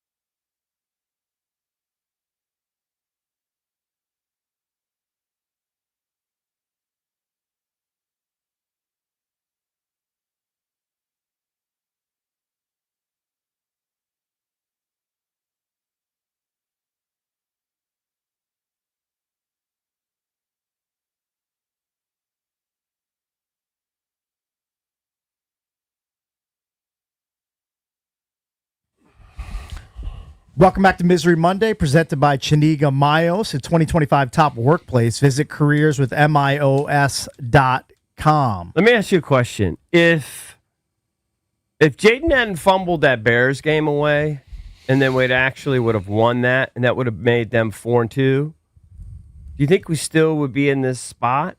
You could probably argue that we probably still would, because we'd still lose the same guys. We'd still have the same defense. Yeah, if you It still wouldn't make the defense same play better. injuries. They just Yeah, win that just game. the only difference is they didn't fumble the snap. They close out that game. We go 4-2. I guess it wouldn't be as stark they'd right be now. one game better. They'd be one game better, but I still think they'd They'd be lose 4-6 straight Yeah, they beat 4-6 by 20 or more or whatever. Yeah, I think. I don't think they would. think. I agree. Yeah, Yeah. I don't think they would have beaten Dallas, the Like Chiefs. I don't care what kind of psychological position they're in. They're Yeah. just under-talented and maybe under-schemed. And I know that Combo. people want Joe Witt's head on a platter because of the way the defense is playing, but, and we've talked about this already, if you brought Spags in here, he's not going to do any better with this cast of characters, I wouldn't think. Maybe he could take one thing away. Maybe. They can't take one thing away. I mean, it depends Yeah. on what their philosophies are. I mean, they could make adjustments during a game that the other guy doesn't. Possibly. I mean, not every defensive coordinator is a robot where they all think alike. Well, I know I listened to Grant. We're going to have Grant on later at 8:20. Grant does that Locked On Commands or whatever the heck it's called. I don't even know what it's called. He does the Take Take Command Take podcast Command. with his, I'm sorry, with I his can't- brother Logan Paulson. Everybody's got a catchy title. I don't know what it is. His brother Logan. Logan and him, and Logan was like, "Yeah, I think they just have to start over.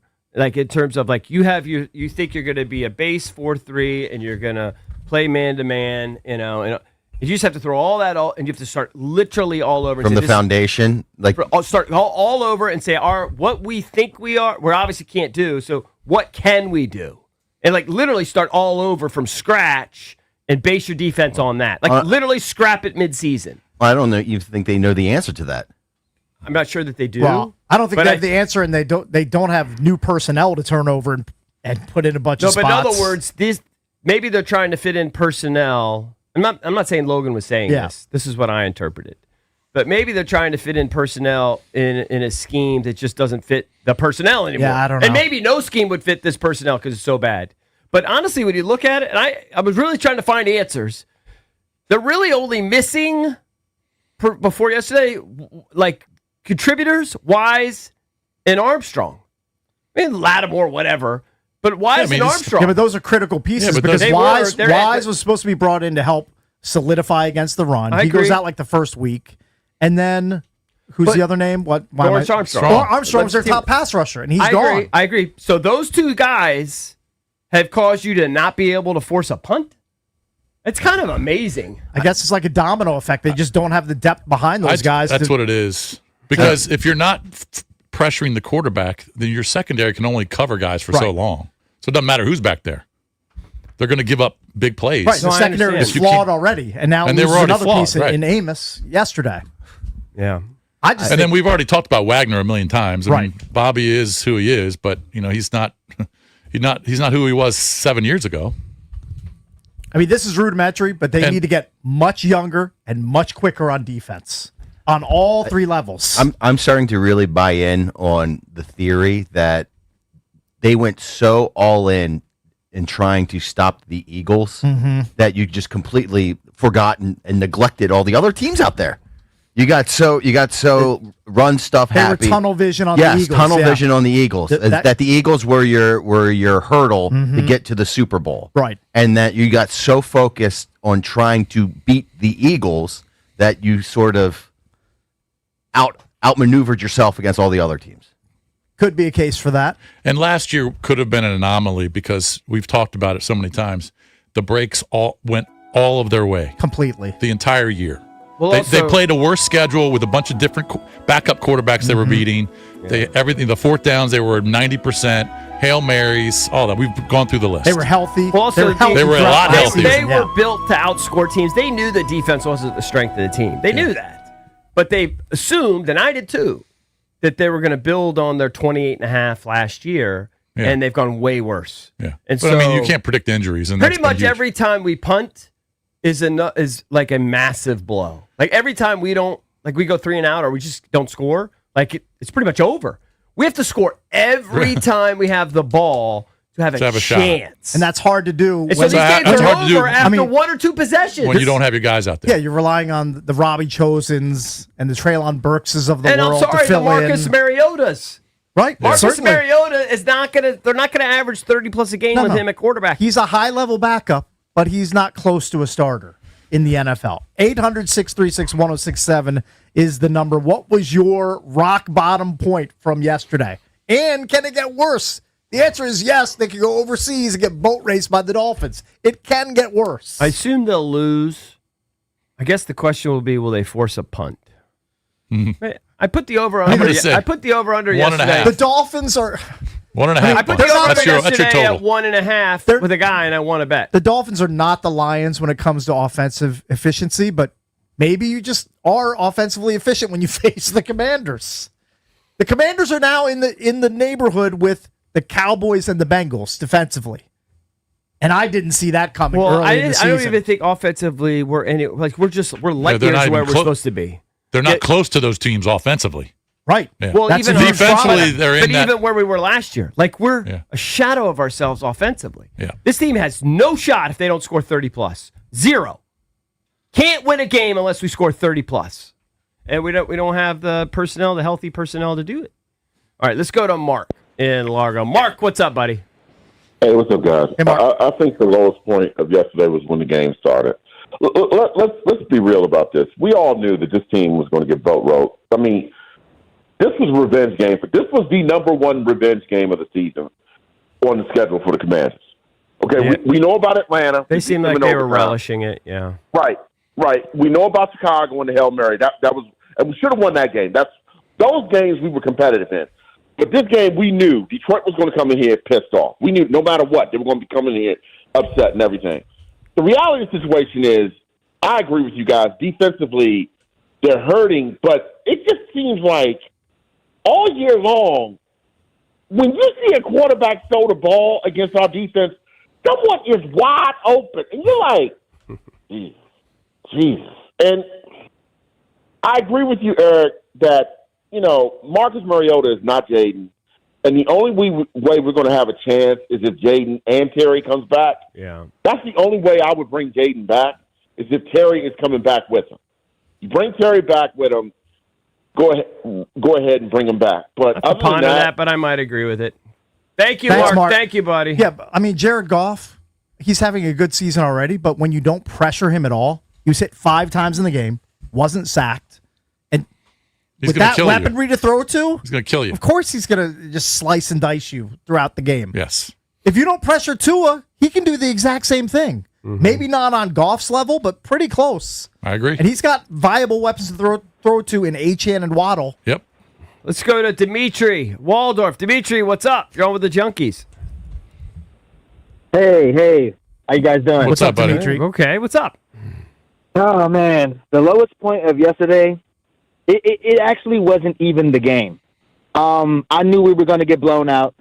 I didn't even before the game. I told myself, I said, I'm not going to get mad today at all, and I got mad.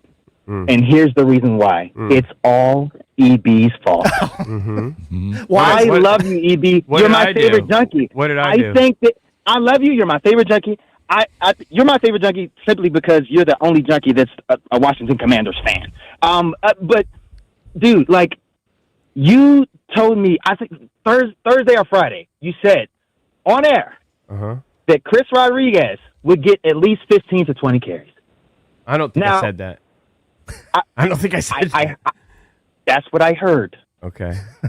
That's what I heard. Now I put a parlay together. Oh, it says gambling I did related. not say that. I don't think I predicted Why would that he- Rodriguez would have 15 to 20 carries. No, I don't think any. Where did you hear that? I Seriously. don't know. Scott Abraham said that he wouldn't be surprised if Rodriguez Maybe was that more was- was more involved Okay, in the so game. maybe it plan. was I know Scott that. was the Abraham. thought going in that Rodriguez was going to get some work, but I could promise you I didn't predict carries for him. No. Which, by the I way, think he heard Scott Abraham It say makes that. sense to give him more carries. I mean, Bill yesterday another 2.7 yards per carry performance. Like you can't keep going back to Bill. I love Bill, but if he's not giving you 3 yards per carry, you got to start handing it off to other guys in your running back room. You got to start experimenting. Yeah, Let's go to Chris in D.C. Chris, what's up? Hey, good morning, Junks. How's it going? Hey, Thanks for Chris. taking the Good. call. What's up, man? I think the lowest point of the game for me was when the offense is running up and down the field, scoring on you every time, and then Kinlaw gets in Goff's face and starts to jaw at him, and then they come down the next play, run you over, and carry Trey Amos off the field. Yeah. I mean, he man all up in the quarterback's face like he'd been doing something. But the next thing you know, the next play, I mean, you got him stuff 5 yards short, and the rest of the offensive line push you into the end zone and score a touchdown. What By Yeah. the way, what did Amos go off with? Ankle. Was it Yeah, ankle? he was limping off with an ankle. So he's probably done for a while. Didn't look good. Yeah, Yeah, I would imagine he would not probably He probably play in the not game e- in Madrid. it's probably not even going to go.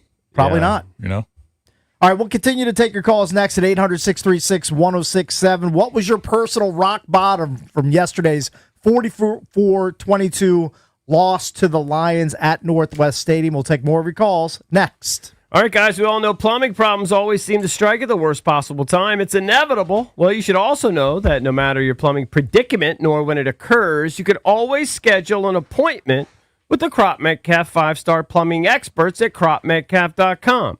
Save time and schedule now to have a Crop Metcalf 5-star plumbing technician at the ready to expertly handle any plumbing pickle you may find yourself in.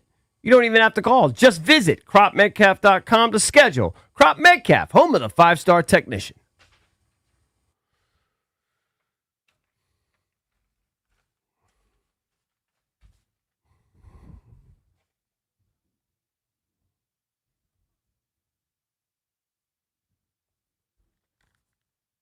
Did you call Odyssey yet?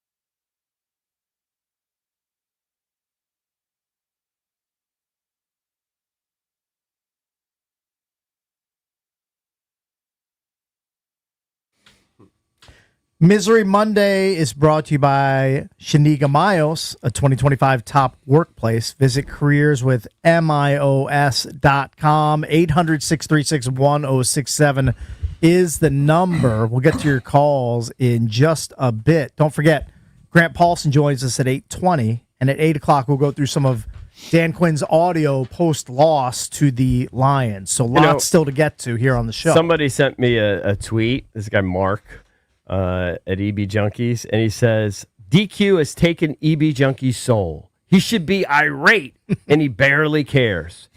And maybe that's true to the extent, but I just think I've just been here too many times. You're kind of used to it. It's just a soul-sucking experience. I mean, I've been down this road over the last 30 years. I've been down this road, I don't know, 15 times? I mean, it's just, it always happens.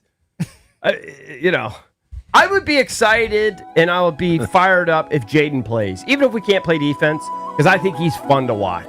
He's a reason to be excited. I know this is what fans do, media does. They blame coaching staffs when teams are really bad. But there are some bad teams out there.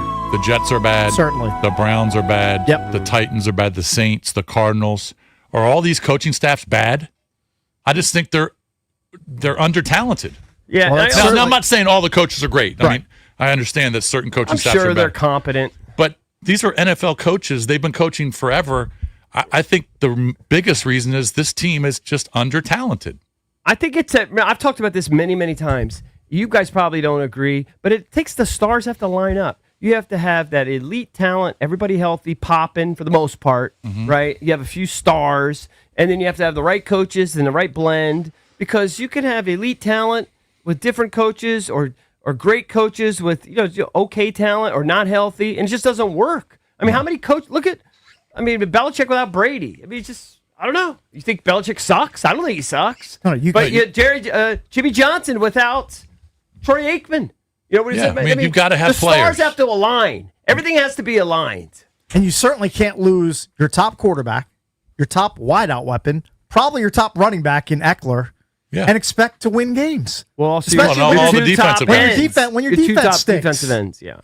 Yeah, you can't win those games. And the corner you traded for is awful. You can't just go out on the street and find street free agents to plug those holes and expect to win games. There's a reason they're on the streets. Right. They're out there for a reason. All right, let's go to Sean in Suitland. 800-636-1067. That's right, we've hit the iceberg. The boat's sinking. It's damn near almost completely underwater at this point. Yeah, there's no coming back. At this point, the ship is cracked in half. And Rose and Jack, they're on the rail. Yeah. And they're looking down. Somehow the ship is still above water. Barely. But it's barely above. It's about to go straight down. Yeah. Straight down to the bottom. Sean in Suitland. Hey, buddy. You're on with the Junks. Hey, morning, fellas. What's How up? you doing? Hey, good. My lowest point yesterday was watching the game, and pretty much after the third touchdown the Lions scored, pretty much turned to the red zone, and for some mysterious reason, they started playing and showing the Rams game, and 5 seconds into the game, Emmanuel Forbes gets a pick. That's right, he did. Back-to-back weeks, too, I believe. Yep. And it's the second straight week you got. And then also I watched Cam Curl make the game-winning tackle at the end of the game to stop the 49ers from trying to score in the fourth quarter. So it just shows that sometimes you shouldn't give up on talent and just let them walk out the door. I'm fine with those cast-offs. Well, yeah, but what were you saying I about thought Cam was good. What were you saying about Forbes when you were watching when he was here? Honestly, I listened to Darryl Green, and what Darryl Green said, if you put somebody that's going to teach him up, give the guy a chance. I watched him out there play, but that also looks just like how the defense looks. A lot of these guys look out of place like Forbes was when he was here. So maybe it's a philosophy thing here, and these guys just don't fit the puzzle. All right, thank you, Sean. Appreciate it, buddy. By Thank the way, you. on a quick side note, yesterday, at one point during the afternoon slate where the Commanders played the Lions, the Commanders, 49ers, and Cardinals were trailing by a combined 70-3. I mean, it was not. That afternoon slate was one of the worst that I could remember in a long time. It was really bad. Now, at least one of the games got competitive. Like the Niners were semi-competitive, but the other two games They couldn't stop Stafford. were complete boat races. I mean, they got the game to 7 points, but then the Rams went right back down the field. Yep. All right, let's go to Franco in D.C. Franco, what's up, man? Y'all with the Junks. Hey, what's up, man? You know, my thing is, man, look, I don't think they had the talent, but what they should do is go back and look at the 3 games that they won and emulate that. They need to go back. Don't look at the games just lost. Go look at the 3 you won and see what you guys were doing that made you guys win those games. Here's what they were doing. Here's what they were doing. They were playing the Giants with Russell Wilson. They were playing the Raiders and Geno Smith. And who was their third win against? I can't even recall at this point. It's been so long. Chargers. Okay, the Chargers. Chargers is a good win. That's their one quality win out of the 3. Yeah. Well, look at that. But look at the winning. Losing ain't helping them, man. Do something different, man. I mean, those guys, look, man, I love them with all my heart, but they don't look ready, man. They don't look ready. I mean, everybody's out of position, man. It's crazy. Yeah. Thank you, Frank. I mean, there's something to be said for that. There's something to be said for that. I know that Vaughn swears that they're prepped, that the coaches are great, that they're ready to go, they know what they're supposed to do, and then for somehow when they come out of the tunnel, it just all falls apart. Yeah. That's sort of what he's been saying the last few weeks. And I think it falls apart because player for player, they're just not as good as the guy on the other side. That's just my opinion. Let's go to Marcus, College Park. Marcus, what's up? Hey, fellas, circling back, the low point for me in that game was when Payne threw the punch, Kinlaw makes contact with a referee, and the defense is jawing at Goff about, I don't know, scoring too much on him. I'm really surprised that a Dan Campbell team kind of let off the gas there in the fourth quarter against Washington after what that defense was up to. But getting back to those incidents, that's emblematic of a team out of control. That isn't just the defensive coordinator. That's just not the players. That's just not Dan Quinn. That's just not Adam Peters. That's the whole thing. They need to have answers from within. They're not going to be able to get advice from all of us that might make sense, except my idea is sit all those guys down. 7 from the offense. 7 from the coaching staff, 7 from Adam Peters people, the captains and some players. And it gets chaired by Josh Harris. And he says, I don't want anybody to leave this room till on a single sheet of paper, as simply as you can put it, what we can do to show that we are a professional football team that plays with intensity, plays with brains, and plays with composure. Thank you very much. Thanks, man. Marcus. All right. Thanks, bud. Hey, do you want to play DQ? Let's play clip 5. He mentioned the Javon Kinlaw and the Daron Payne incident. Play clip 5 where he talks about, he was asked about if it's causing some sort of frustration in the locker room. It wasn't like spilling over into the locker room. It was more like I get the frustration, but we've got to find a way to channel our frustration, better or different than that, like a penalties or an actions that, hurt our team. That part of it, obviously, addressed it hard at halftime about our poise and what it's got to look like and where it goes. And so to see that happen, okay, that's good. But I don't know what the difference in penalties, all those things, man, that can't happen. We're margins are here. And so when you make it harder, that takes away from it. So the frustration is not an excuse, I guess, that I'm trying to say, Nikki. All right, let's play the first clip where he talks about being baffled and disappointed about the defense. Yeah, well, obviously disappointed, just execution, not creating takeaways, the ones to go. And I think, why you're seeing that, that's definitely frustrated, and we all are. Baffled, frustrated, all of that, all those emotions, John, it's accurate. So we got to channel that, into finding the things that we can do well and play that. Because when we can't, it's, too easy, too difficult, too easy for us, or too difficult, too easy for them, whatever that looks like. But play style, identity, all that, it feels off. I tell you, I watched that. Feels off. I watched that yesterday, and I'm telling you, it's almost like he's going through a grief thing, and he's at that stage now where it's just like it's acceptance. No, I think he's just kind of like, yeah. That He knows there's no answers. I don't even hear anger. I don't even know if I hear frustration. I just hear almost resignation. Well, he knows the season is lost. I know that, the but they don't have an answer for a possession. Yeah. Yeah. They can't even stop a set of downs. They're scoring on every play. Yep. I mean, every possession. Eight plays. every possessions. possessions. Wasn't it 8? Didn't they Whatever go 8 it for 8? was, they scored on every one of them. Yep. Let's go to Joe in Orlando. Joe, last call, real quick. I'm sorry. Last call. Hey, good morning, Junks. How y'all doing? What's up, Joe? Okay. Every Monday, but I Can't do Call it. back. Your phone's terrible. All right, 800-636-1067. We've got Grant Paulson. He's going to check in with us at 8:20. We'll be banging out your calls throughout the show.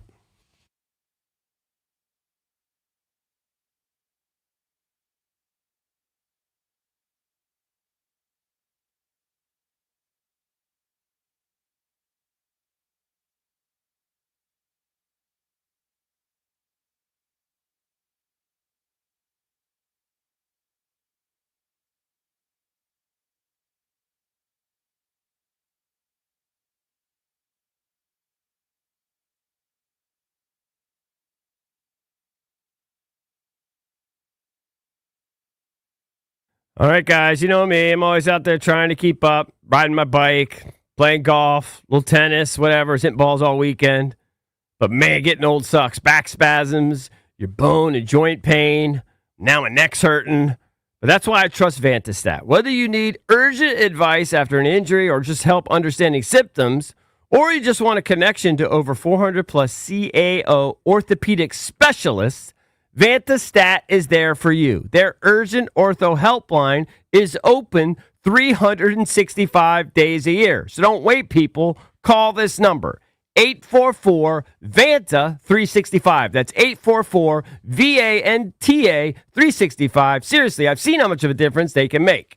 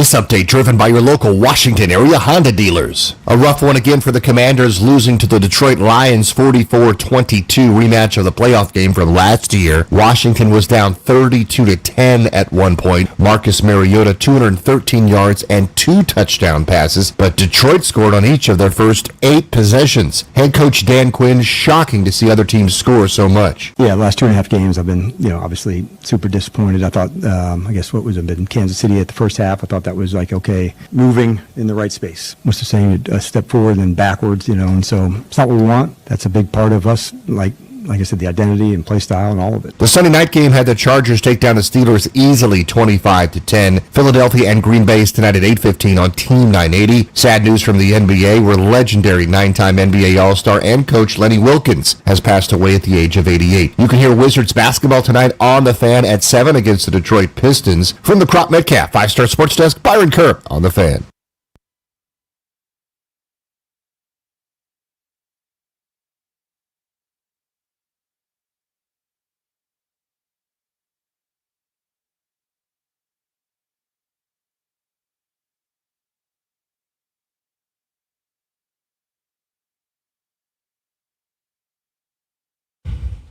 Misery Monday is presented by Chiniga Mayos, a 2025 top workplace. Visit careerswithmios.com. Don't forget, Grant Paulson joins us in just about 20 minutes for a colleague check-in, so you don't want to miss that. I know I'm going to be out at Caddy's tonight from 6 to 7. My buddy D. Smith, our friend, is going to be out there. I think he's going to be signing some books, and I'm not sure if he's just going to be holding court. He might have a little presentation and Q&A thing he's doing. I'm not exactly sure, but I know he's going to be there from 6 to 7, so I'm going to be there to support him. Very good. If you want to come by, stop by. I'll probably have a cocktail. Why not? I would think if you're at Caddy's, you're probably going to have a cocktail. Why not? Probably goes hand in hand. Should have had one yesterday, to be honest with you. Yeah. Should have one every week watching Yep. these games. Certainly can't hurt.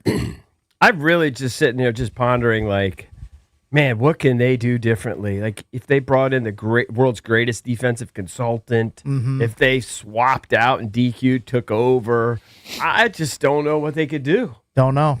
They can't stop teams. Let's go to Cowboy Todd real quick. He's bringing something up that I've noticed in my house the last 2 losses for the Commanders. Yeah. He brings up a good point. Maybe some other people are feeling the same way. Yeah. What's up, Cowboy?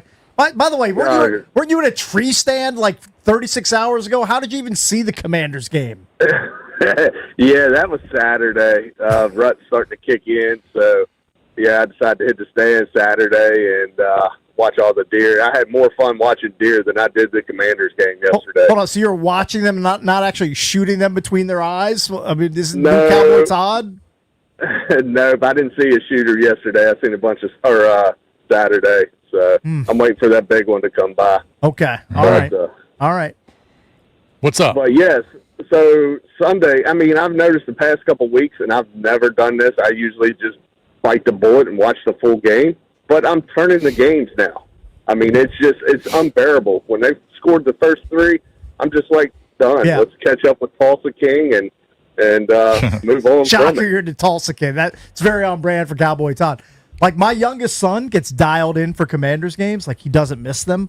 Like, he'll come home from College Park, watch them at home. The last 2 weeks, he's gotten up, like, either at halftime or before halftime and just checked out.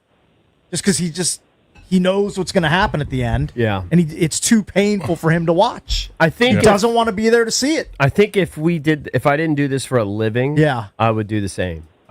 Because obviously you knew. I think I would have turned it off in the first quarter if we didn't do this for a living. Right. Yeah. Probably right. So I think what we need to do is clean house other than DQ and get a new play caller. For Kingsbury can go, defensive can go, and if we get the top 3 picks, I mean, if Jaden keeps getting hurt, what do you think about picking up a high drafted quarterback? For We got to backup? sink or swim with him. Yeah, he's the guy. You might have had me up until drafting a new quarterback. Like, I think we got to sink or swim with Yeah. with Jaden. We got to ride him out, see how it plays out injury wise. And I'm sure they're going to make some changes on the coaching staff. Hell, some of them might just leave for other jobs. I mean, Kingsbury might jump back to college or try and get another job as a head coach in the NFL. But I don't think you're going to see major changes on the coaching staff. If you're I don't know what they're going to do. Dan Quinn, why would you want to take over defensive play calling from Joe? Because you would. I mean, you're known as a defensive wizard, and you really don't have much to work with. It would almost be ruining your reputation at this point. If I'm him, I can't take over the defense. I've got too much else going on with the rest of the team where I just can't fill up my plate anymore with just the defense. I think he could do it on an interim basis and then hire a coordinator in the offseason. The thing is, I just don't think he's a throw a fellow coach under the bus kind of guy. Probably not. And he's too. He also knows loyal that way. It's more personnel driven than it is coach driven at this point. Like he knows that putting either himself or some other interim in isn't going to fix things over the second half of the season. But maybe they need a total like somebody with a completely different set of eyes. If you want to do it during, I feel like if you want to do it during the off season, that's fine. I just think it's window dressing if you threw Joe Witt overboard now. Like well, you don't have to throw him overboard, but you could just put him in the back room somewhere and give him some film to watch. Just demote him. Well, quiet demotion. Just quietly take away some of his responsibilities. I honestly quiet quitting from Joe Witt. No, not quiet quitting, but quiet firing. Quiet demotion. Quiet demotion. I mean, Dan Campbell did that to his offensive coordinator, and they're winning games. Snatched the play sheet from him, and they're winning. He looked like Don Coryell. I mean, he looked unbelievable. That was also against, I think he felt like, well, I can do whatever I want against this horrible defense. This is a perfect time for me to look good and take John Morton's play sheet away from him. I have no idea who they would call, but I'm not averse to, because I think I thought we were bottom when we lost to Dallas, just humiliated, and thought we got a little bit back in Kansas. No, though, this is the bottom. And then I thought we were bottom when Jaden got mangled on live television. We probably shouldn't have been in the game. I think this is the bottom. Wait until next week. Stop. Wait until the Dolphins potentially light them up. I'm willing to predict if anybody wants to take a bet, we can force a punt next week. Does anybody want to take it? They will force at least one punt. We can force a punt next week. That's so how I think low that'll be we've better. gotten? Yes. That's how low the bar has become? Yeah, we force no punts. But it will be close. It will be less than 3. I'm not betting that. Yeah, I can't. I would say 1 to 2. Yeah. But 1.5's the number. What about an interception? Mike Marr. Where's Mike We're Marr? not capable of that. I just paid you $5 Now you're facing Tua. He does put it up for grabs at times. He leads the league in INTs. Hold on, real quick. Mike Marr. Well, I just paid you $5 because we lost a high school football game. That was an incredible line, by the way. All right. The total for punts forced from Washington to Miami is 2.5. I'll go under. You want to go over? Give me the over. For $5? Yeah, I think they're going to force 3 punts? I got 2 each half. All right. $5. 4 there you go. punts? That's not going to happen. Can I bet you 2? How much are you betting? You want to run the same 5 back? Yeah, $5. He just wants his money back. But hold on. Here's what my larger point is. I think that we're so at rock bottom and we're so like we don't know what to do. And I believe the coaches don't know what to do either, because I think I saw it in Dan Quinn's face yesterday at press conference. He has no idea what to do. Right. He has no idea. I want to phone a friend. I want a lifeline. Call whoever the greatest living defensive consultant is. I need him in the building. Who is that person? I have no idea. No idea. Don't act like I know. But I'm just saying, we need a new, fresh set of eyeballs who could say, okay, what can we do here to try to salvage something here these next 8 weeks? Rex Ryan. Rex Ryan and Parcells has got to be like top close to. Parcells is like 100. He's probably got dementia. But you said old guy. Like Parcells fits that bill. Anybody that's still with it. Just call a great defensive coordinator. Hire them, come in, and say, look at this. While we're up here and get smoked by Miami and Spain, and when we come back, I'm going to just give us ideas. What can we do? Because we're all looking at this and we're all trying the same stuff. It's not working. It's about leading just the give us an league idea to try to wins. To try to force a punt. What do you?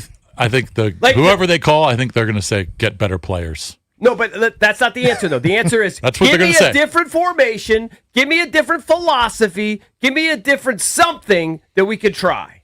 Okay. I need some outside eyes. That's where we're at. I wouldn't hate having a defensive consultant. And I'm not saying come that would work.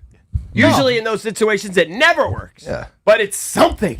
I need fresh eyes. Find a new formation for us. Find something. Maybe we need to do something totally different. Move this person here. Yeah. Let's go to the DQ audio. Cut number 3. He was asked, will there be any changes ahead of the trip to Spain to take on the Dolphins? No, just the opposite. Like, I'm feeling fortunate that we are hitting the road tonight together. Sometimes when you're going through it, you need everybody together. you talk about it and what's the thing you can do better and you can do. And so if all of us start collectively thinking that way together, it forces you to do that. And so we got a good group, man. Like, you don't want, you have to have these standards that you go to, but like, this is where we're at. And so like, we got to fix it together and solutions. And so by them doing that together, it's fortunate that we're in this time. If we hadn't, I wish could we move it up to go and spend as much as we can to get answers, solutions. The practice and the preparation, I thought last week hit the mark. The performance didn't.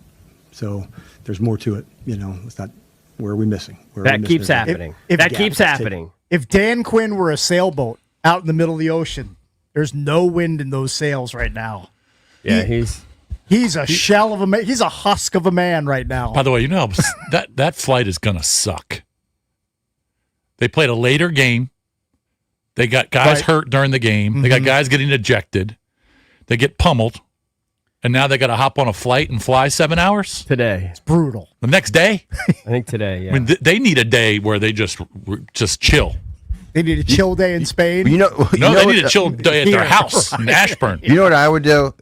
No movies on the flight. You have to watch film for 7 hours. You have to watch the Detroit game over and over and you have over. to stay awake the whole time. If you fall asleep, you get fined. I'm serious. No movies. I don't know. I don't know. Maybe that's a good punishment. I don't know. All right, let's go. I don't think it's going to help them, but sure. I don't know. Let them just trying to find something. Let them watch Jamison Williams and Jahmyr Gibbs running roughshod through the defense. To the soundtrack of the Keystone Cops. Yeah. Let's go to Kevin in Alexandria. Kevin, what's up, buddy? You're on with the Junkies. Hey, what's up, guys? What's up, Kevin? What's up, Kev? I'd really like to see Greg Williams come out because I think he's probably the last defensive coordinator that we've had with any kind of success in DC. Mm-hmm. I've been throwing his name out there for weeks, but just because I liked his style of defense, he was aggressive. You never knew where the pressure was coming from. He'd get burned, but at least he was trying. Well, problem is he's coaching. Yeah, he's coaching in college. I don't know. You can't get him out here. Well, maybe you can make a call. You can make a call, maybe, but yeah. He's the defensive coordinator for Tennessee somebody State. To get some eyes on it because it's unbearable. It's unbearable. And I've been a Redskin fan my whole life. Yeah. This is you sound worse than Bickle. This is as bad as it's ever been defensively. This is as bad as it's ever been, and we've been through some horrific defenses. Well, I don't know if it's as bad as defensively. It's pretty bad.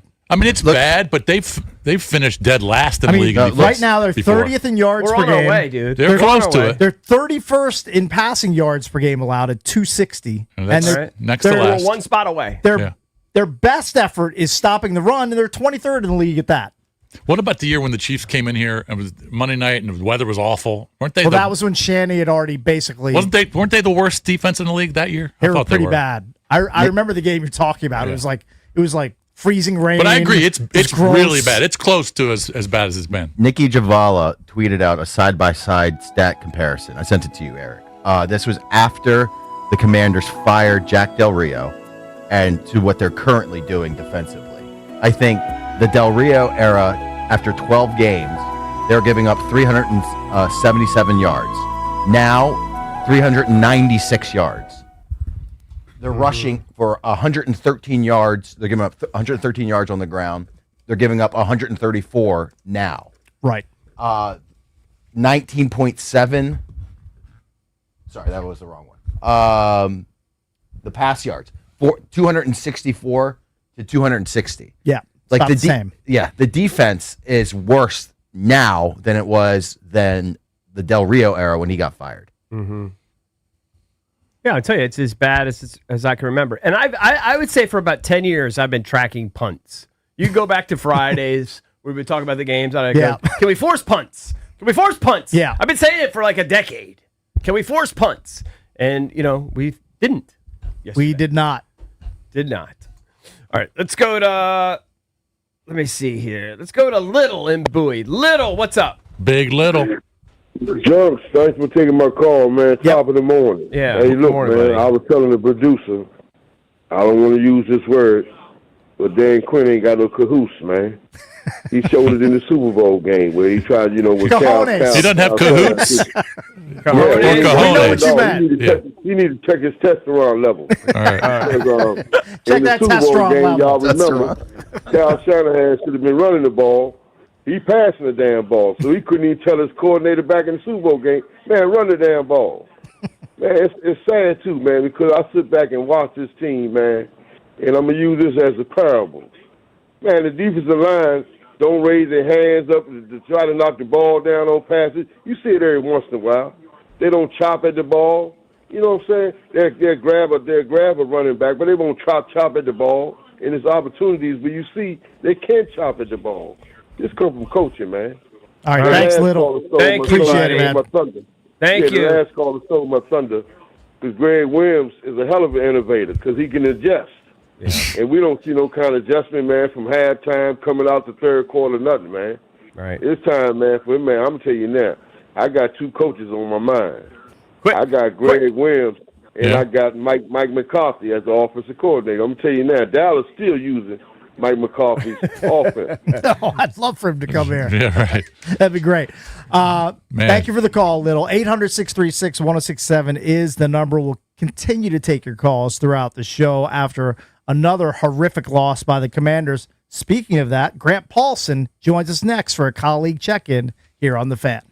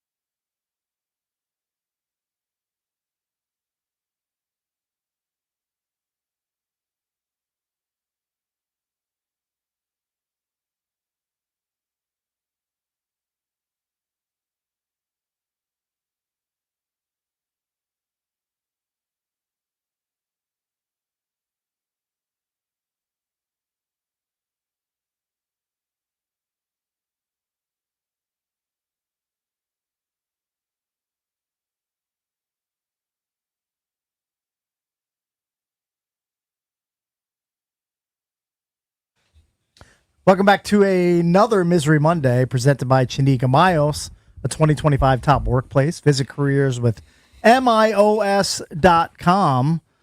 Let's head out to the Rude Guest Hotline. Rude, the most reliable heating and air conditioning products in the DMV. We say good morning to Jeep's Grant Paulson for our colleague check-in. What's up, Grant? Good morning.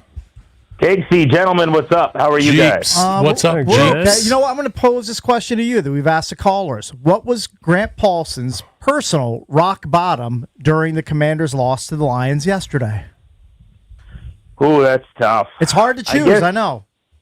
Yeah, there's many plays to choose from. I suppose Jahmyr Gibbs' 44-yard touchdown run when the game was already on ice. And the Lions, which I didn't think they would do, guys, were basically just mailing it in. And they were trying to just run clock. And Washington said, no, we'd prefer you to score on a 50-yard explosive and have another touchdown. That's always, to me, kind of the rock bottom, most embarrassing moment is when your adversary is trying to help you get to the finish line, limp to the finish line, and you just can't accept the gift. Well, I also thought it was kind of embarrassing for the Commanders that Dan Campbell snatches the play calling sheet away from John Morton because he's like, you know what? I can do whatever I want against this Commanders defense. They're going to offer little to no resistance, and they kind of, they delivered on that end of the bargain. Yeah, I've always said you call the team meeting before you play the Marlins. You know what I mean? Like right. you want to make sure that when you are doing your players only meeting, you pick the right day on the calendar. Dan Campbell, I'll bet he doesn't even call plays next week. He's like, let me show you how it's done. By the way, I'm going to call plays this week against Washington. We're going to average 8 yards a play and go for 546. I mean, by the way, 550 yards they gained yesterday. And it wasn't like they're stomping on the gas pedal. I mean, one thing I was completely wrong about, and there were plenty of things yesterday, but I would have thought that this team would have done everything they could to run up the score. The Lions have done that the last couple of years when they've had chances to. They scored 50 on the Chicago Bears earlier this season when they were playing their old OC. And also, based on January, I've just assumed that Motor City Dan Campbell's throwing darts at pictures of Daniels who lit them up in the playoffs and Dan Quinn all season. So they pretty much acted like a normal NFL team and just kind of said, okay, well, the body's dead here. We'll just move along. Grant, I watched the presser yesterday. I know you've been to a lot of them, if not all the home ones, whatever. But I watched Dan, and in previous weeks I had seen anger and frustration. I just saw resignation yesterday. He kind of knows where he's at, I think, at this point. I wonder, and somebody brought this up, it might be true. I think Dan's a good guy, right? I mean, his football acumen, I'm sure, is as good as most, and I think he's a really good guy. Is he too loyal? Are we getting into Ron Rivera territory here where he doesn't want to make a scapegoat of Joe Witt? And I'm sure Joe Witt's a competent football guy, but something has to change and nothing's changing. So two things on that. One, I find Dan Quinn to be, and I mean this, like one of the most genuinely good people that I've met as a coach. I feel that. I haven't spent a lot of. Yeah. You could see it, right? I haven't spent a lot of like individual one-on-one time with him, but in limited capacities at camp or whatever, seeing how he operates. Like he comes out and he's wishing people a happy birthday in the room or whatever. It's legit genuine. This is not. Yeah, he's a good dude. Some guy. Exactly. I really believe that. So that's number one. Number two, do I think that he's too loyal? He certainly right now has been defensively. But here's what I'd say about that. I think that the schedule going to Madrid, they fly out today. So you're not making a change after a game like yesterday. I really do believe that if they give up another poor defensive performance, and certainly a terrible one, they will make some type of change after this game. It just feels like you've reached a level of inevitability. I think 2-3 weeks ago, what they would have told you is, look, we got a lot of injuries. It's a bad few weeks. But this is a group that helped get us to the NFC Championship game last year. What you can't have in this league is a 5-week span of losing where for a 4-game stretch here, and we've talked about this on the show ad nauseum, this is as bad a run as pretty much any team has had over decades, right? I've used the stat a bunch. It's been 23 years since a team's lost 4 straight games by 21 or more points. And I saw a stat floating around today. There's only been 3 teams over 35 years that have lost 4 straight games by 20 or more. 3. So stretches like this don't happen.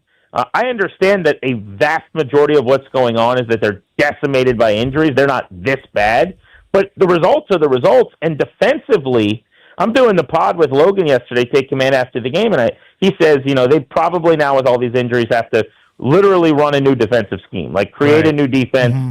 And I said, well, let me ask you this. If you're a coordinator, and I would ask you guys the same thing, like you're building a new defense after this mini bye after the Dolphins game for the stretch run of the season, let's say, with the extra time, what do you do well enough to start your scheme with? Like, name one thing they do well on defense. Can't. You can't do it. Yeah. I mean, it is incredible. You can't name one thing right now they do at an adequate NFL level on defense. So how do you not do something about that? Well, as of a couple weeks ago, I remember Joe Witt Jr. said, this was like 2 weeks ago, though, that up the middle, their run defense was top 10. Where it bottomed out is where outside the edges, where they just got scorched. So I'm just throwing something out there, Grant, that comes to mind. So that was what I came up with, EB, I think when you have Payne, who got ejected for throwing a punch yesterday, and you have Kinlaw, who early in the season I thought was playing at a really high level, if they're going, then in the interior, you're tough to run downhill against. But that has even dissipated some over recent weeks. I mean, that run where they get gashed, some of that is edge defenders. You got Frankie Louvu now playing out of position, and he gets got by Penei Sewell on the near 50-yard touchdown run. But, they have all kinds of run fit issues with their top defensive tackles and with their interior. So is that more satisfactory? I would say yes, because they're averaging well over 8 yards per play. I just traced back to 96. I still can't find a defense giving up more yards per play in the passing game than they are. So I'm going to, when I get off the phone, keep trying to find the last time that happened. I mean, this is historically bad passing defense. They just can't force incompletions. I mean, Sam Darnold didn't have one for 2.5 quarters, and yesterday Jared Goff had 8 all game with a couple of drops and 3 touchdowns. The routine performance against them is to go out and hang 135 quarterback rating, throw for 300 yards and a few touchdowns. And Grant, looming next is basically a Jahmyr Gibbs clone in Devon Achane, who went for 225 total yards yesterday as the Dolphins somehow dismantled the Bills. So the guy they had a nightmare with this week, they're basically facing the same sort of guy next week in Madrid. So I was just reading about the Bills and how many defensive starters they were without in that game, and it felt Washington-esque, by the way. But the Dolphins, make no mistake about it. Now, I guess you could say this as I stop myself about pretty much any offense at this point. They're a bad matchup for this defense, but that's kind of a funny thing to say out loud because we might be a bad matchup for this defense at this point, collectively 11 of us at the station. But the way that they run the football to the outside, they get outside in these stretches and outside zones and things with Mike McDaniel. Yeah, I mean, I think Achane could have a huge game. The way that you hang with Miami is they're pretty limited otherwise, and Tua is going to keep you in the game and turn the ball over, and he'll arm punt a couple of times on third down. And so you hope that you could generate some takeaways, something they really haven't done much of at all this year, guys. It's just going to be strange because this is not the norm for players to play a later game on a Sunday and then suck for 60 minutes, suffer a few more injuries, and then hop on a plane the next day, go across the pond, and then your body clock is all out of whack. It's just going to be, and I understand Miami's in the same situation, but Miami is coming off a high. I mean, they're coming off a really big high yesterday. Washington, the complete opposite. Yeah, they played a really good football game, and they're now favored, by the way, in the game, which I would have lost a lot of money on about a month ago. If you would have told me that, at that time, I think a 1 or 2 in Miami team was going to be favored over Washington, but it makes sense. I mean, again, the Commanders, they're not just losing, right? They're being blown out every single week. And I've actually been kind of thinking about this morning, like how do I even want to evaluate or talk about this moving forward? Because I really do believe that the lead here, the big story is, okay, your season was destroyed by injuries. That goes without saying. But there's a middle ground somewhere where you've got to be able to still post. You've got to be able to still I'm not asking for them to win games in this gauntlet. You were going to lose to the Chiefs, the Seahawks, who I think are the best team in football, and the Lions with this roster, with these injuries. But it shouldn't be a big ask to suggest that they're within 10 or 12 or 13 or 14 points. Like, this is how bad it's gotten. Danny and I this week, we're not we've always done the topic, how do they beat fill-in-the-blank team? This week, the topic we changed it to was, how do they hang in the game with? Like, that's where the bar is now. And it's amazing we're here after last season. It's such a bummer for fans. No, it stinks. And we got to remember, too, that the reason why we won games last year, the defense was bad last year, worse this year, but is because we were scoring like 30 a game. And they thought they'd be better offensively, bringing in Tunsil, bringing in Debo, having a second-year Jaden, and all that's like, we're worse offensively and we're worse defensively. It's just catastrophic. Now, Grant, I know you're young, but you're getting up there. You've been covering this team for a long time. So I remember when they hired Sherm Lewis, and everyone mocked that. They brought him in as like the offensive consultant. And I remember it was a guy from Memphis. Was he the owner or something? Remember they brought in some guy from Memphis? Pepper Rogers. Remember Going that? way back. Who else? Like, I'm telling you, I need fresh eyes. I need somebody different, some defensive guru to come in here and look at the film and give them some ideas. That's where I'm at. I don't think you're wrong. I mean, this is at a point. I was talking to a few people last night, kind of both media-wise and then tangentially around the team, and I was like, can they have another performance like this against Miami and do nothing? And everybody essentially said the same thing, which is there's no way. Yeah. Because you're talking about a historically significant run of futility in terms of the yards and the points. And it's forget the numbers. Like, I'm a numbers guy. Forget those. You're watching it. It's too easy. It's just too easy. There is it's 7-on-7 drills in training camp. You're throwing against air. It's drop back, middle of the field. Like, Amon-Ra St. Brown has whatever he wants, and then they go, okay, well, now it's time for Khalif Raymond. And then they just let him be the offense for 2 drives. And then they go, okay, you had yours. Everybody eats. Let's go to Jameson Williams. And he has a 100-yard half. Now, the Seahawks game, everyone knew what was happening. It's play action shot, middle of the field, Jackson Smith and Jigba chewing up the zone. Like, it's just, you get what you want. So that it's too easy. They've got to figure something else out. And I'm with you. First thing you got to do is, I think somebody else has to call plays. I'm not even telling you that it's Joe Witt's fault, but it's just the easiest change to make. Right? I thought moving his position was kind of silly. I don't know how you guys feel about this, by the way. I was disappointed to hear. So when they originally said last week that Joe Witt was moving from the booth to the sideline, I thought, okay, Dan Quinn did something. He knew that he had to make a change, so he went to Joe Witt. And he's like, right? Yeah, Joe Witt asked for it. So really, to this moment, Dan Quinn has still done nothing on his own. That's what I'm saying. He's too nice. He's too loyal. Yeah. It's bad. It's really bad. I do think that there would have been something done after yesterday, if not for quite literally flying out today to Madrid. Who could they, honestly, how rare is it that teams bring in like somebody midseason to like fresh eyes? Maybe they do it and they don't publicize it. It's got to be pretty rare. Is it rare? I mean, a lot of teams, EB, have those guys on their roster. So, like, Jay Gruden a few years ago was that guy for the Rams, where they would, like, send him stuff as their set of eyes when they wanted. So they may already be paying people. Wasn't he doing that about. Wasn't he doing that for Jacksonville? Yeah. No, he was the OC in Jacksonville, but Sean hired him after he got fired by the Jags when he was out of ball to basically, be someone they sent stuff to give him some outside opinions. Oh, okay. So there might be someone on the payroll. But yes, I think you're right. Like, you've got to figure that out. The other thing to me is Dan Quinn's, as a defensive coordinator, has had nothing but top 5 defenses in his time in the NFL. But as a head coach, his defenses have never been higher, I think, than 14th. And so for me, there's just got to be more involvement from him. Like, this is a guy, this is not like a Ron Rivera type where his defenses have sometimes been bad or whatever. This is a guy who, when he's a DC, it's excellent. So to me, I just need him more involved. Like, you're good at this, right? Like, figure this out. That's why you're here. I thought I noticed, but I'm literally the only person that thought this. A couple weeks ago, him being a little more vocal, like on the sideline, like hand signals and stuff. But no one else seems to have noticed that, so I must be dreaming it. I must not be seeing things correctly. Has it looked to you like he's been more involved defensively? So I only get, obviously, the quick glimpses from TV, and I have not noticed that, to be honest. It's very possible that he always says, and he has within the last couple of weeks, Eric, that like he hears every play. He's talking to Joe Witt anyway. But I'm saying, like, call the plays, right? Or take the forget card for a week. Your big picture. I'm sitting at my desk running the building. This week you're running the defense. Like, get over there, run those meetings, and let's help Joe Witt out.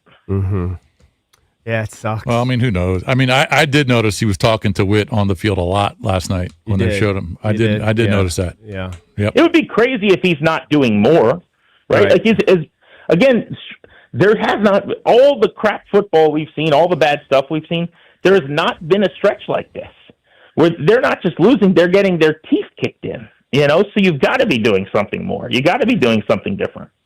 And it's probably going to continue. All right, we'll be talking about it all week. I know you guys What were you will going be to say? too. What were you going to say? It's just when I look at the starting defense, like who we plan to have and who we have, like going into yesterday. Really, I guess Will Harris, but really it's Armstrong and Wise. They're two key pieces, but really those are the key guys, and it's all fallen off because of that. Like we can't replace. The secondary. You have to understand the secondary was struggling anyway. But when you put less pressure on the quarterback and that guy's got more time to throw, I do understand it, but your secondary crazy. is really going to look bad. Completely fallen out. It has. But it's really only I'm two not, key I'm not guys. saying it's all injuries, Eric. I think that's an easy excuse. But I think it's more than that, right? It's a cluster injury at end where they were without as many as 4 guys the last couple of weeks. You've got your outside linebacker now moved to edge. You've elevated an outside linebacker, so there's a new starter there with Luvu. And then in the secondary, like again yesterday, Jonathan Jones, who started as your fourth corner, starting outside, he leaves the game. Amos leaves the game. So they got. No, I know, it got worse. It got worse. They got. This was back to like Jim Haslett, where he's yelling, "Who's number 45? Tell him to do this." Like Jerome Murphy, coach. Okay, Jerome, he's been here for 3 days. That was number 34 yesterday. So it's like they are missing enough that it hurts you. But I agree with you to say there's teams all over the league that have injury problems, and they get worse. See Buffalo for a game, and then they figure it out. Like you can't just. The Ravens do this were in terrible on perpetuity. defense, and they've settled in. Yeah, they came out of the bye, and then they've actually solved problems, which so far Washington has not shown the propensity to do defensively. Grant, always good hearing from you, and I'm sure you'll be talking about this all day with Danny, of course, here on The Fan. We'll talk to you again soon, man. Thanks, bud. Appreciate you, fellas. Are you glad you're not going to Madrid, or would you still want to go for the trip to watch that game? I would never want to go. Not in happy. this lifetime. I think I'm just saying to have a vacation for a week if you had to go to the game on the back end. No. I don't know. It might be tough. I like my vacations in Ashburn, Virginia.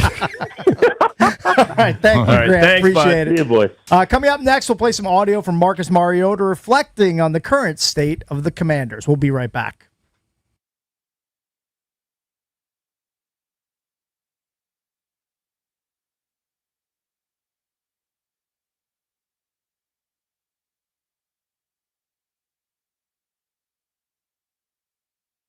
All right, guys. You know I love Daisy French onion dip. You guys too. You keep sending me the pictures at EB Junkies. I love it. One of the things I love on weekends is watching football or eating dip with chips, wings, veggies. That could be watching football. It could be just having family and friends over, watching golf, whatever it is. And now Daisy's come out with their delicious Daisy French onion dip, their Daisy ranch dip. They're absolute game changers. You got to try it. They're as delicious as a homemade dip. They're made with real herbs and spices and other ingredients you'd find in your very own kitchen. So next time you get out to the grocery store, drag your cart over to the dip section, grab some Daisy French onion dip and some Daisy ranch dip, and I dare you not to dip into it before the big game.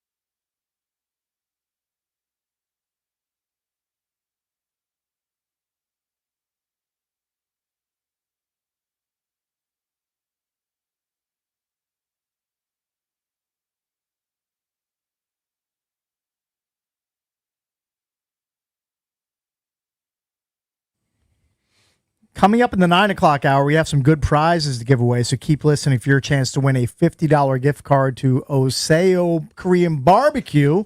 Also, we have a pair of tickets to the Final Frontier Tour, an evening with Journey, when they come to Capital One Arena, March of 2026. So we'll give those tickets away, as well as that gift card in the 9 o'clock hour. So we wanted to play some audio from Marcus Mariota, now the Commanders' starting quarterback because of the injury to Jaden Daniels. Here's Marcus Mariota talking about the identity of this current Commanders team. After 10 games, and you're still saying you still have to figure out who you guys are and what you want to be. Yeah, I mean, I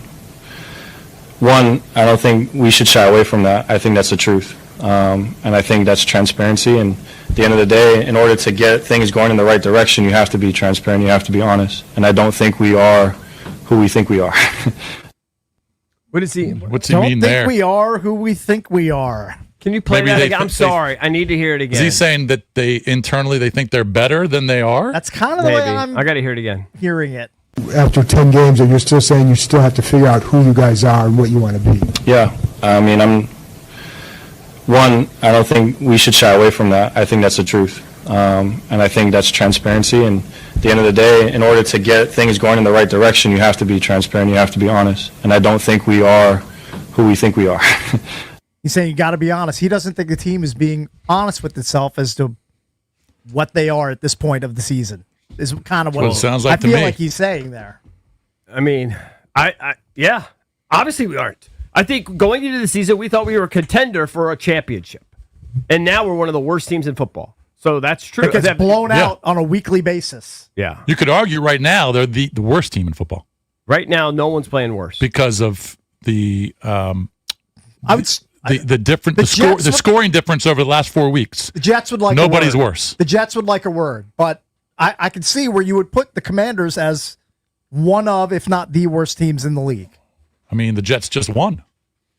I know, but I know they're bad, but they just won. It just sucks that the Commanders are Won in the two same, straight. They're in the same neighborhood. That's right. They won now. 2 straight. They're in the same neighborhood as the Jets, the Browns, the Bengals, The Raiders, who they beat, the Cowboys, the Titans. Like, we just didn't expect for them to be anywhere near the spot. Like EB said, like the expectations were playoffs, possible Super Bowl run, and now it's don't get beaten by 25 points every week.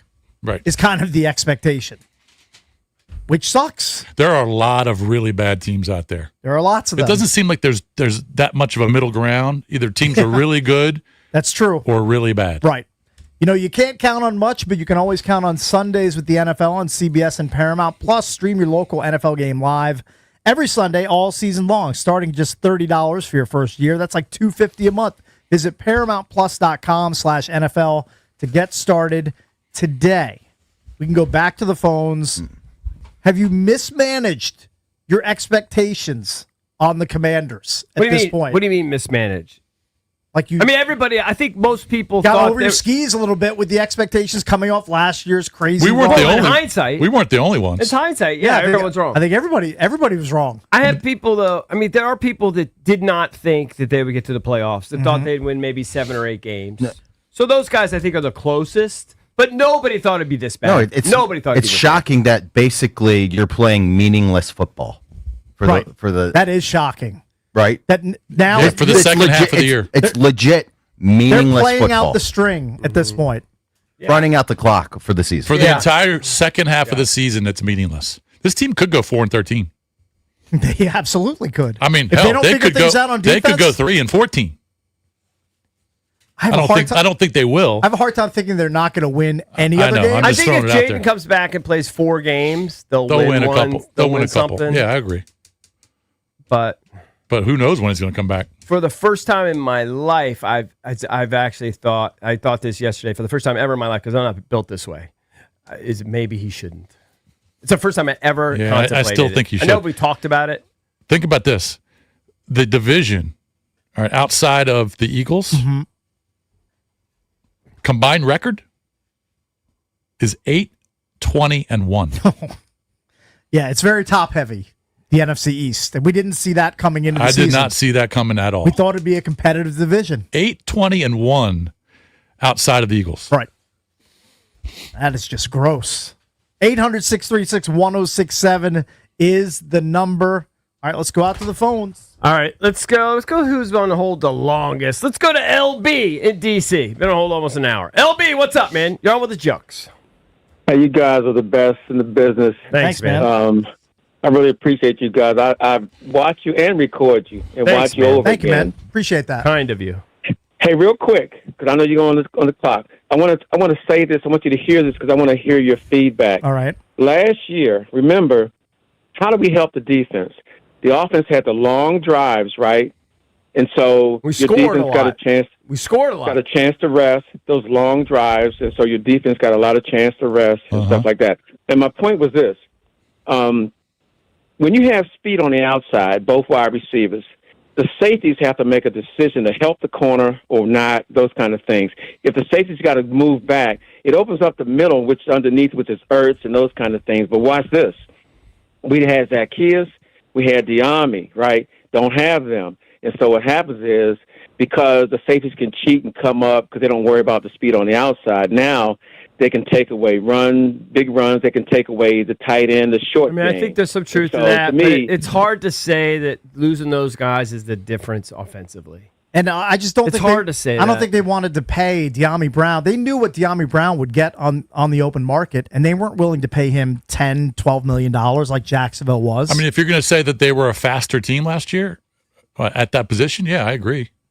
But there's no reason why they couldn't have used Jalen Lane in that way. They did hit him on a deep ball. Was it yesterday or last week? He had one for 41 yesterday. Yeah, but they haven't done a lot of it. Yeah. Which doesn't make sense. I definitely think he's right about the offense isn't helping the defense. I know it's not the offense's job. Oh, no, but- for sure. But the defense isn't getting any help from the offense. Well, no.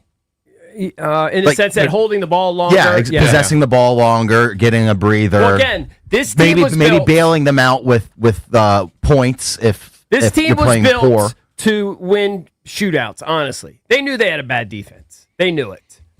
They bringing in Kinlaw, whatever, that wasn't going to be any game changer. But they knew they were going to be a bad. They thought Kinlaw was going to be huge and They thought it stopping would the run. help stop the run, but they knew they were a bad defense, but they were going to win by scoring 30-plus points a game, and that hasn't materialized. It hasn't. That's a poor philosophy to heading to the season. There's only so much you could do. Also, the wideout group I don't know what else has they could have been done in one off season. The wideout group has been a huge failure because Terry has barely been on the field. Debo started out hot, but he's gotten injured and hasn't been the same player. Noah Brown hasn't been on the field, and they've had to rely on The young cast-offs like Robbie Chosen, and they've had injuries. Correct. With to Luke McCaffrey, who's the guy they were starting to lean on as having a bigger role. He's not there. Well, the biggest thing is not having Jaden. They don't have their Clearly. superstar. And they That's don't have their huge. top wideout in Eckler- Terry and- McLaurin. and Eckler's been- You Eckler's take not there. your quarterback and And your top Eckler. wideout off of every team in the league, they're going to struggle I know offensively. I know it sounds like excuses because you're using injuries, and I don't want it to be 100% because of that. But man, that's a major factor, and especially when you lose both your defensive ends for the majority of the year, that's a major factor. Absolutely. All right, we'll continue to take your calls. What did you make of Marcus Mariota's quotes where he said, we have to be honest with ourselves. We don't think we are who we think we are at this point in the season. 800-636-1067 is the number. We'll continue to take your calls on a Misery Monday here on The Fan.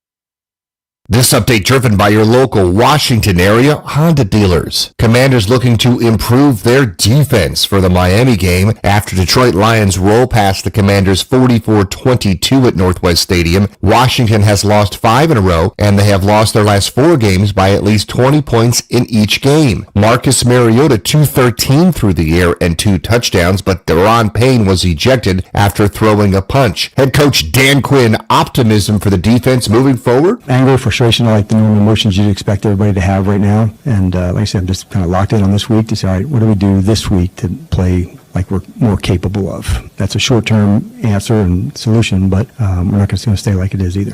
Chargers beat the Steelers 25-10. Sad news from the NBA. Lenny Wilkins, a legendary 9-time NBA All-Star as a player and an NBA champion as a coach, has passed away at the age of 88. Wizards against Detroit tonight at 7 on The Fan. From the Crop Metcalf 5-Star Sports Desk, Byron Kerr on The Fan.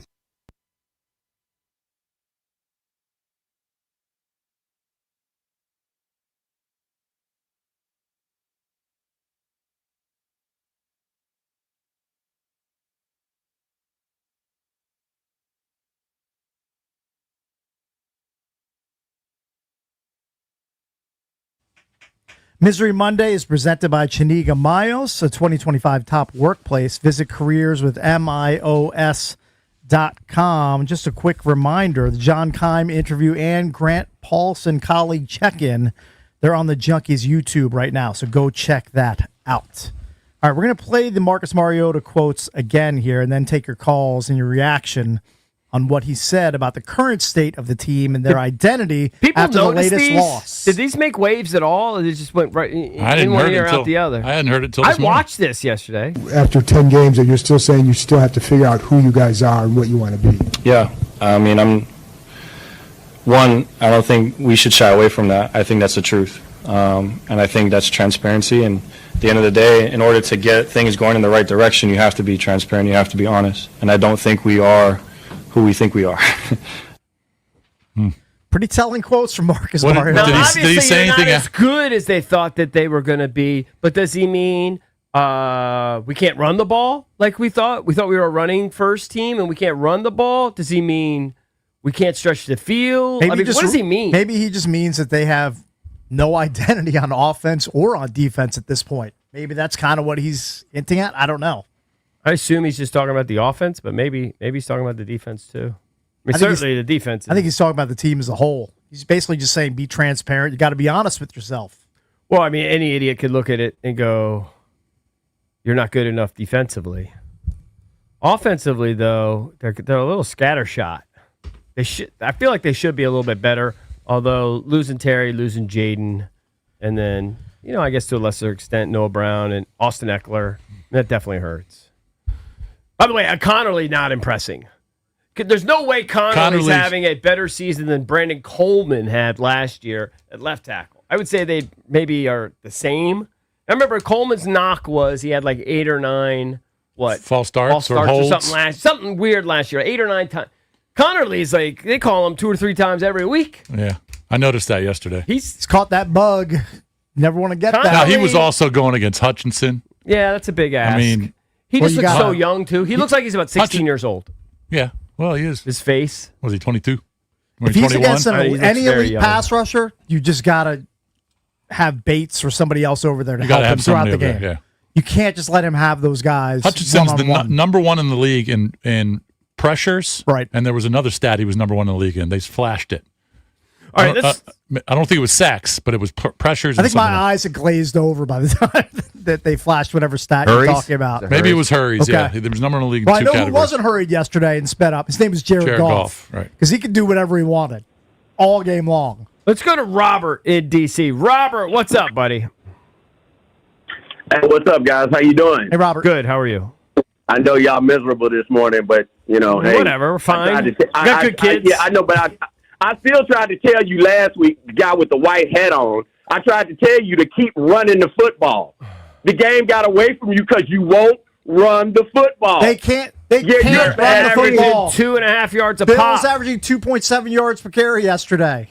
What did you want them to do? It don't matter. You got to keep running the football. And do me a favor from all Cowboy fans, quit digging up your sorry nose.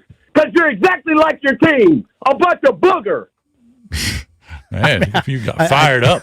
I don't understand that call, but okay. Is the idea that was a Cowboys fan? Is that the idea? I guess. I don't know. He is a Cowboy fan. Let's go to Edward in Rockville. Edward, what's up? Hey, what's going on, Junks? Thanks for taking my call. It's been a long time, just like the Commanders have, been a long time since they won a game. Mm-hmm. Look, Dan Quinn has lost the locker room. I'm sorry. I don't care. He's lost the locker room. I haven't heard that. Why do you think that? Marcus Mariota saying what he said is what a coach should say. I get that a reporter asked the question. It was John Keim. I can hear the voice. I know it like the back of my hand. I agree. But he could have deferred that question and just not answer it and said, I'm going to let the coach answer it. The way he answered that question about saying that we aren't who we thought we were, yes. But it's an indictment. Yes, he's right, but it's an indictment on all the coaches, in my opinion. Like, he literally just said what the coaches aren't doing without saying it.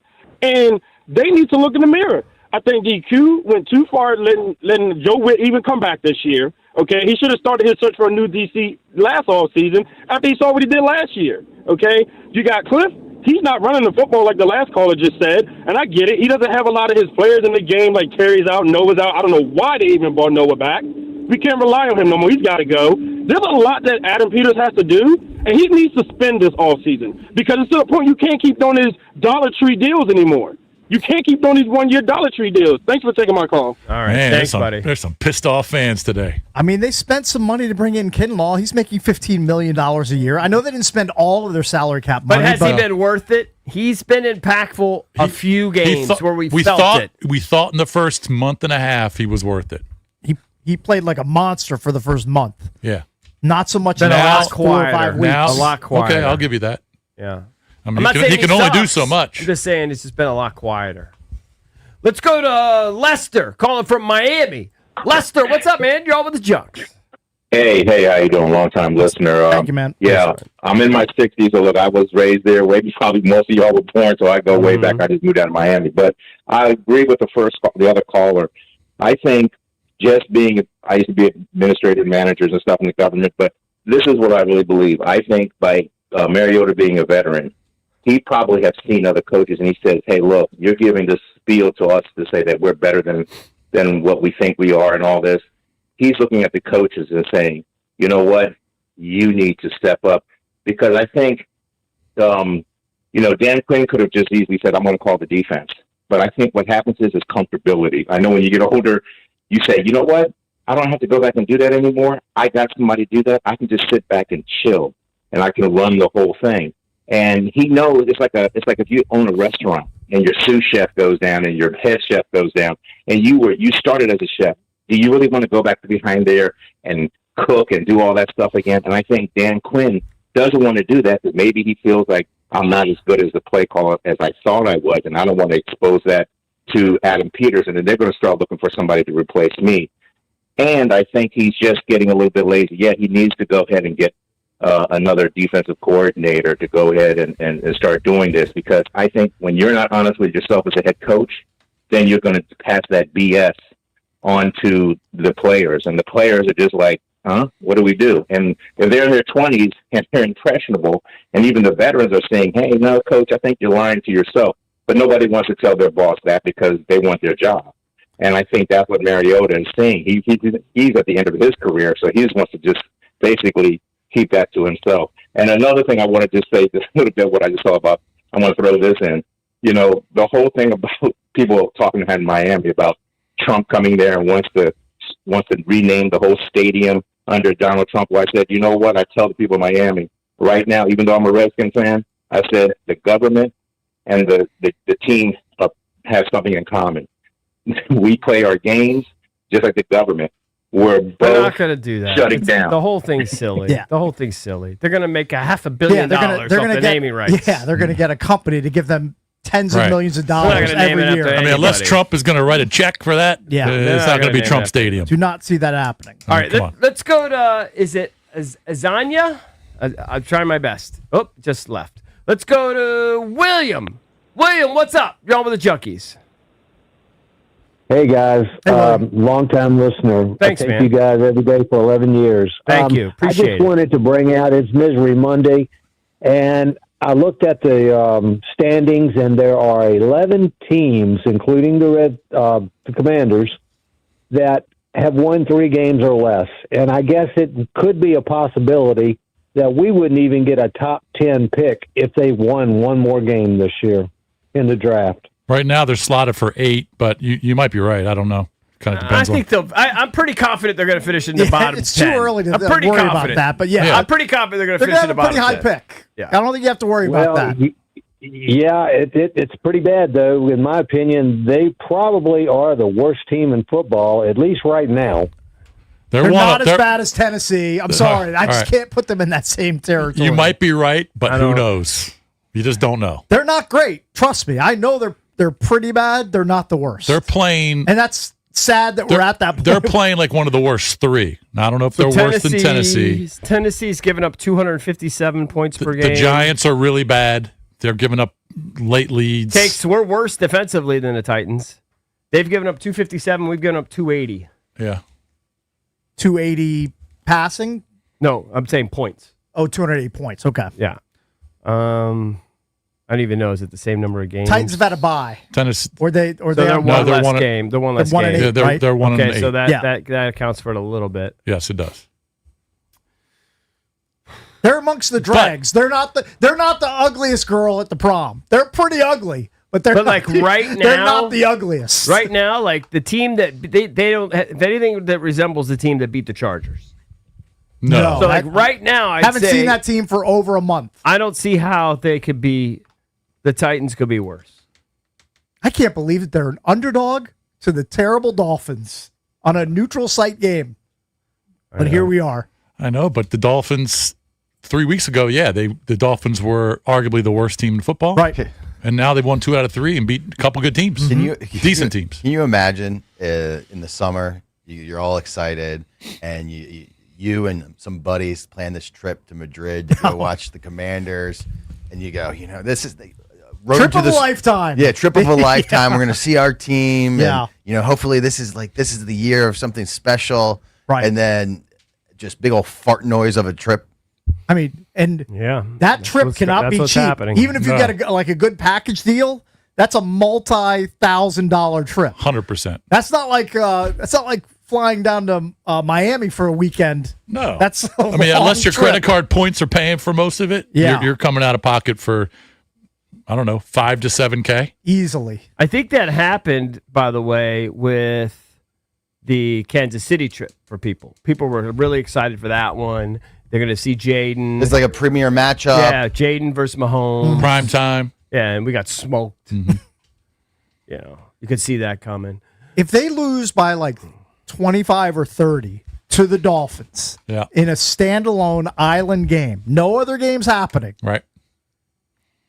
I mean, I know that it's mostly personnel driven. I feel like Dan Quinn's got to do something after that. Heading into the bye week, you're just gonna eat a 25-point loss to the Dolphins. He might make a if move that with happens. Witt. I mean, who else would he make the move with? It would have to be Witt. I would think he might just have to go into Witt. He's not going to fire Kingsbury when Kingsbury doesn't have his quarterback. He's going to have to go in and have the Robin Williams scene with Matt Damon. It's not your fault. They hug it out. It's not your fault. Hugs him for 20 minutes and says, you're going to get paid all your money, but it's just, this is not working out. No one thinks Dan making a change is going to save the season. Oh, no. It's about, at this point, it's about accountability. It's about just accountability acknowledging. and optics. Yeah. And both of those things. Like I said, there has to be, I said this a couple weeks ago and I got murdered when I said someone needs to be cleaning out their locker. Not necessarily that the new guy's going to be any different, but that there has to be consequences for your actions. I said this a couple weeks ago, and I just got slaughtered for it. It's in every job. If you don't perform at your job, you get penalized. You get replaced. There are Or consequences. replaced, or you get benched. Something. You get benched. Listen, you don't have to fire Joe Witt. Bench him. And it's not. I'm not even saying it's his fault. I know. I'm sure he's a competent football guy. It's just not working. So he has to stand aside, and someone else gets a crack at it. And I think the frustration is growing even more when you stand there with your hands in your pockets and you don't do anything. Mm-hmm. I honestly think he has no idea what to do. It's pretty obvious, right? It's pretty obvious. Well, yeah, He's he doesn't at a want. loss. All that he knows to do is go back to the basics. Go back to the basics. Go back to the. They say the same thing every week. Go back to the basics. I mean, Joe's his friend. He doesn't want to throw his friend under the bus. Right. And but the longer you wait to do something as the season is unraveling, the angrier the fan base gets because they want change. All right, Yeah, but like you said, it's not going to. Who's going to make this defense better? It's not even about. It's not. That's the thing, Jason. It's not even about that. It's about accountability. It's about Consequences. It's about showing the fan base you give an S. I would also like that's to. all. I would like to see change, though. Like for the sake of change, like try different things. Yeah. Try something noticeably different. But we don't know if they have or haven't. We don't know. I think all they're doing is just simplifying things. It's my understanding. I would know if they brought more extra guys, they brought more pressure, they took more gambles. I think I would notice that. We'll continue to take your calls next Yeah, on a it's bad. Misery Monday, 800-636-1067. Misery Monday presented by Chiniga Mayos, a 2025 top workplace. Visit careers with MIOS.com.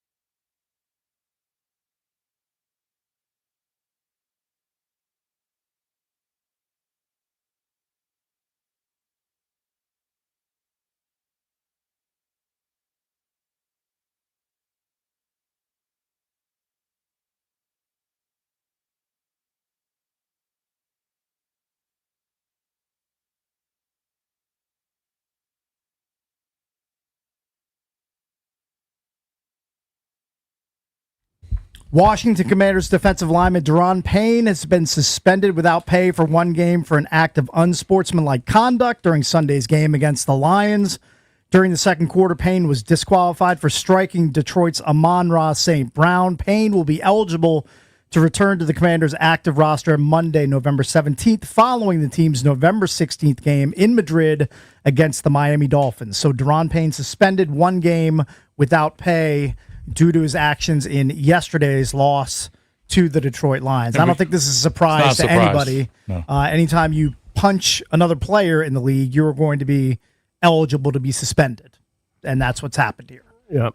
That's just bad. So a bad defense loses one of its most important pieces for an entire game going forward.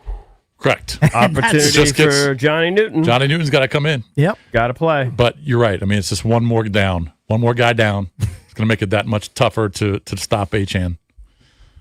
I'm going to have to find a site that tracks man games lost due to injury. I'm guessing that can't be that hard to find. The Commanders have to be probably top 2 or 3 team in the league as far as man games lost. Oh, man games lost, yeah. I would think. I mean, I can't think of many more injured teams. Maybe the Niners are up there. I don't know. As far as you'd have to look at. I mean, there's been a lot of guys injured across the league, but the one we really focus on is this one. Right. You know, I wanted to look up what's the biggest drop off because it's hard to remember. But this team won 12 games last year and a couple playoff games. Yeah, 14 games. 14 so it and seems 5. like historically some of the worst drop offs, 1-year turnarounds. Back in 1994, the Houston Oilers. You'd have to look that team up. I guess the year before they won 12 wins. Oh no, 93 they went 12-4. 94 they went 2-14. So it was a 10-game drop off. That's happened twice that I could tell. The Texans in 2012 won 12 games, went 12-4, and then the following season they went 2-14, a 10-win drop off. We're currently on pace for a 9-win drop off, which goes back to the Bears from 2001, who went 13-3 and then fell to 4-12 the following season. So we're in like rare territory here. We're teams that have like 9-10 win drop offs from the year before, and that's what we're looking at right now. Barring anything crazy, we need some sports good news here in DC, man. It doesn't necessarily have to be Commanders related. I guess it's just been the last month, 5 or 6 weeks has been pretty brutal. Yeah, it's been bad. It's been one of the worst runs in recent memory. Terps hoops, Terps football. The Caps have lost 6 of 7. The Wizards are hopeless. Can anybody give me a DC sports bright spot? Because I'd love to hear one. I can. Go ahead. All right. Mike Brennan won a PGA golf tournament. Yeah. Okay, I'll take whatever I can get. I'll take Mike Brennan winning a PGA tournament. 3 weeks ago. Yep. Any others? Anything else out there?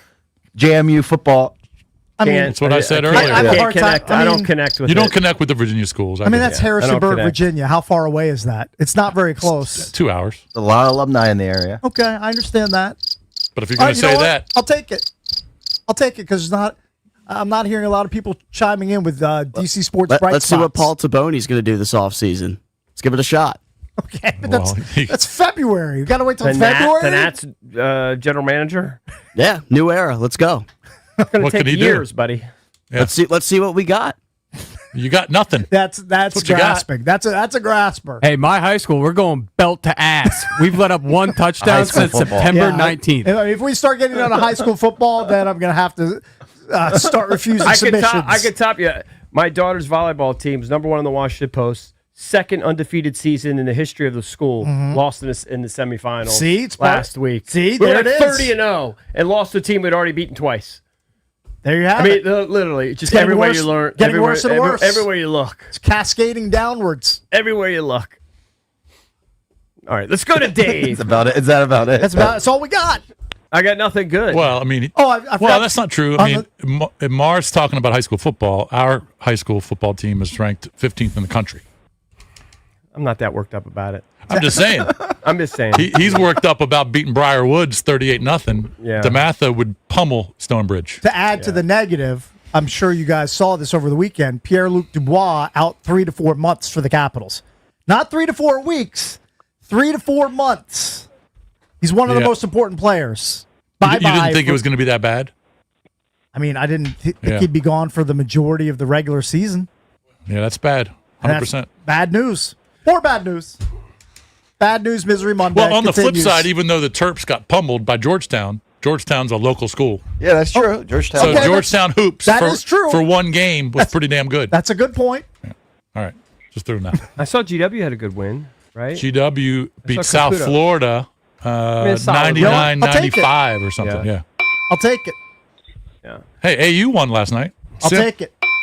I got to take the minor victories right And his I can. best player last night, Madden Collins.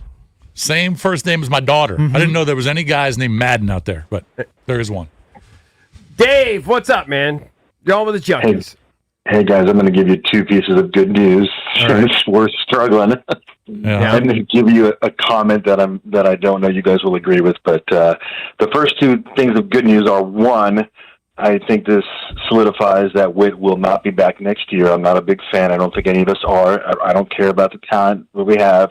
You got to do your job. That's number one. Number two, I have resigned myself weeks ago that we're just not going to do it this year. And so my heart isn't broken every week anymore. I barely even watched this past game. It was on a small TV. So I think for me, that's good news. And then my comment is this. We were talking about Jaden. If he comes back, I absolutely think they need to play him because this may not be popular here, but I don't know that we know that he's the quarterback of the future. One, I don't think it's questionable that he is injury prone. That's there. And if he doesn't change his playing style, that could be a problem down the road. And number two, the more important piece is this.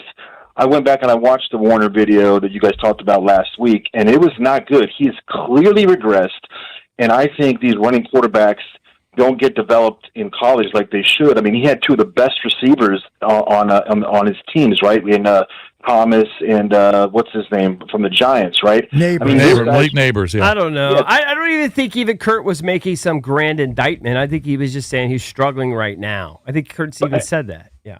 Yeah, I know, but here's my point. Yes, but hang on. My point is this: is that he won Rookie of the Year last year, right? So he got his flowers. He was amazing, right? We all loved him, but does that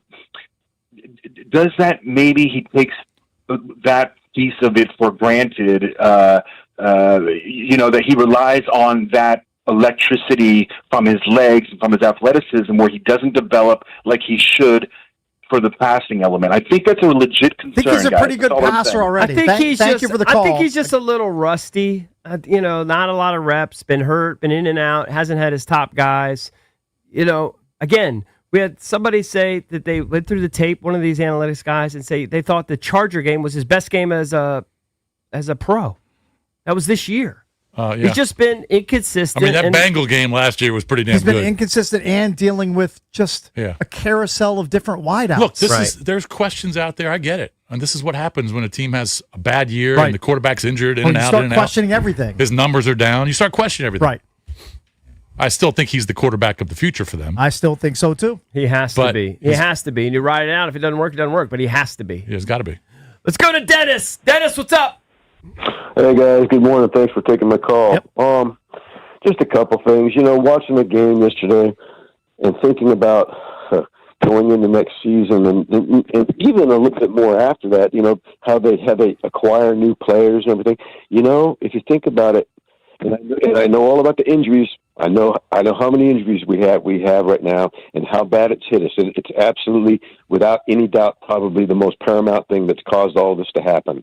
Okay, but there are so many holes. It's going to take a while to get this problem problem fixed.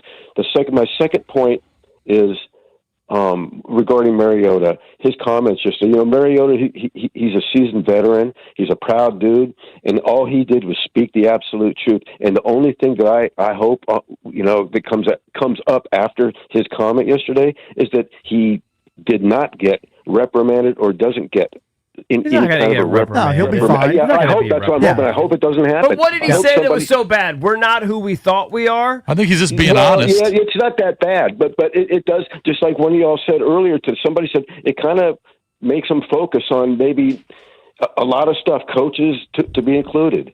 So, somebody could look down on him or something for that without any doubt.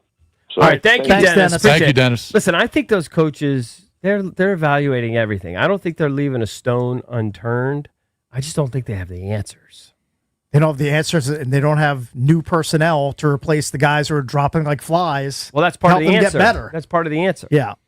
They don't have X's and O's answers that are readily available to them, and they don't have personnel changes or that they Man, can I would love make. to know what Mariota was talking about. That would You'd be love to be a awesome. fly on the wall in there. Yeah.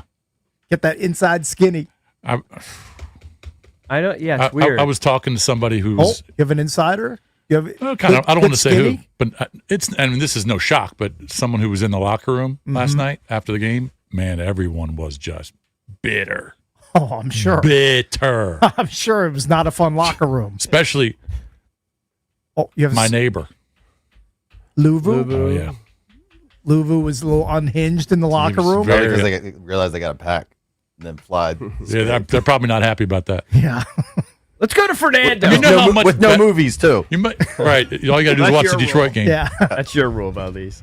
Got to watch the game film Watch over and over. JMO go nuts Can you on them. imagine if Sure, they that's would have fun. beaten Detroit last night? How much better that flight would be? It would be amazing. Be but 5 billion times I didn't- better. Did you, for a second, even before the game, entertain the thought the Commanders might be able to pull the upset? I didn't. No. You know Zero- what my Not zero- even for a You know what? split second. 0%. I basically only tweet during games now. That's what it's come down to. My first tweet was, "Let's just try not to get slaughtered." That was my first before the kickoff. That was my Well, first. everybody's in a just negative headspace Hey, about what- the Well, team. I thought it was realistic. Yeah. What Let's was try not right. to get slaughtered? What was Right. the money? What was the money line for the game? 450. Well, minus 450 for quite a bit. Detroit. They- Plus, But I know biggest- that should have been. plus 310 or plus 320 for Washington. Cake should have done his MGM bet, the one that he missed out on. Probably should have. I on considered the Chiefs it, game. I considered I didn't have much left in my account, but if I put up like $50 or something, it would be paid 11. No, I wanted Cakes to drive to MGM, go into his And safety put like 10 deposit, grand on it. go into the safety deposit box he has, take his $5K in chips, Well, the and go. bet that was that, and I did it. I did it for $10. Was the Lions over? The team over was 27.5. That was the easiest money Funniest in bet history. ever. I should have put my entire 401k on it. Ever. What's the over for the Dolphins? What's their team total? Is that I out just don't yet? think I they're didn't as see it yet. prolific week in and week out. They can be. I'm not saying they won't They be. will be against this team. But they're not as prolific, like predictably, as the but Lions. but the number, that means the number should be less. Yeah. Maybe 24.5. Over. I'm just guessing I on that. fully expect the Dolphins to score mid-30s. Well, against this team. the reason I didn't put up more money on Detroit with the money line, I was thinking about putting 700 on them. It was Okay. only going to pay me 150, Okay. something like that. Is because I was live betting Penn State against Indiana. Okay.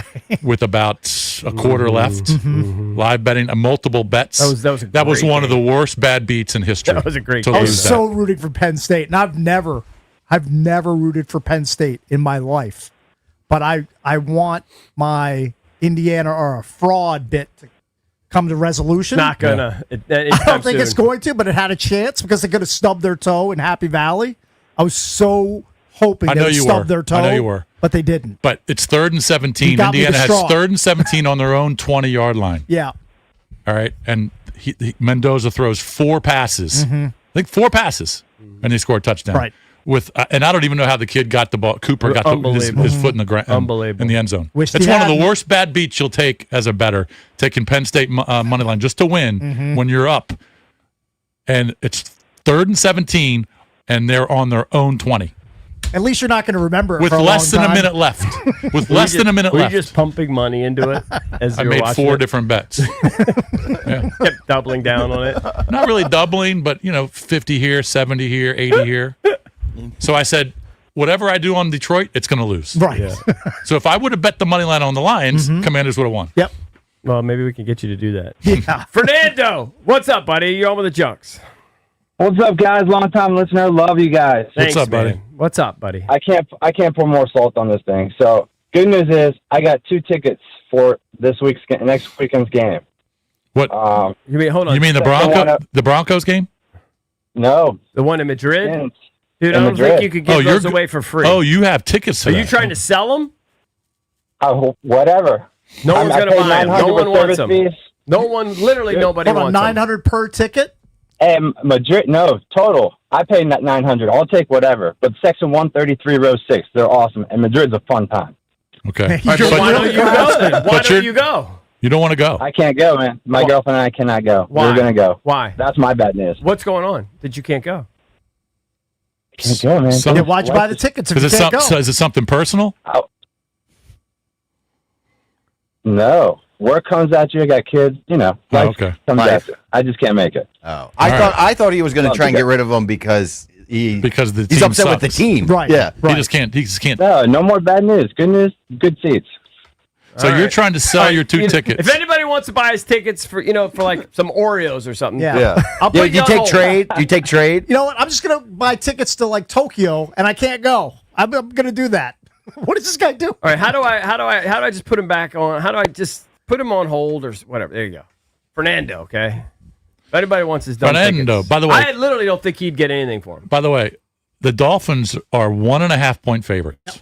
Just 1.5. The That's total. embarrassing. What's the team total? 47. Oh, their team total. I'm guessing it's about 24.5 because the total's 47.5. I will find out. Get your money back this weekend. I don't think it's that high, Jason. I don't think it's going to be 27.5.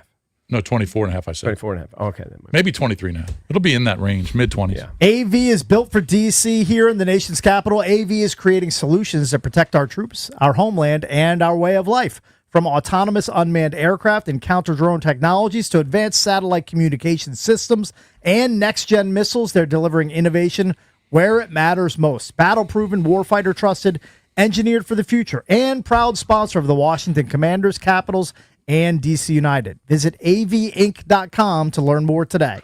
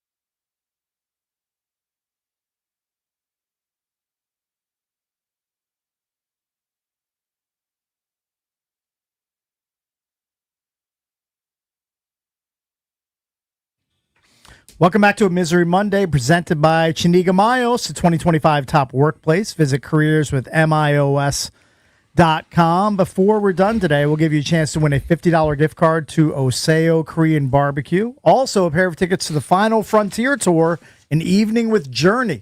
So keep listening for your chance to win. It's coming up in about 7 minutes. Also, again, wanted to shout out. I'll be out at Caddy's tonight, 6 to 7. Come hang out. D. Smith's going to be out there doing a book signing. I'm going to be out there to support him. So come, just say hello. Hang out. Yes, Get a very book. good. Yeah.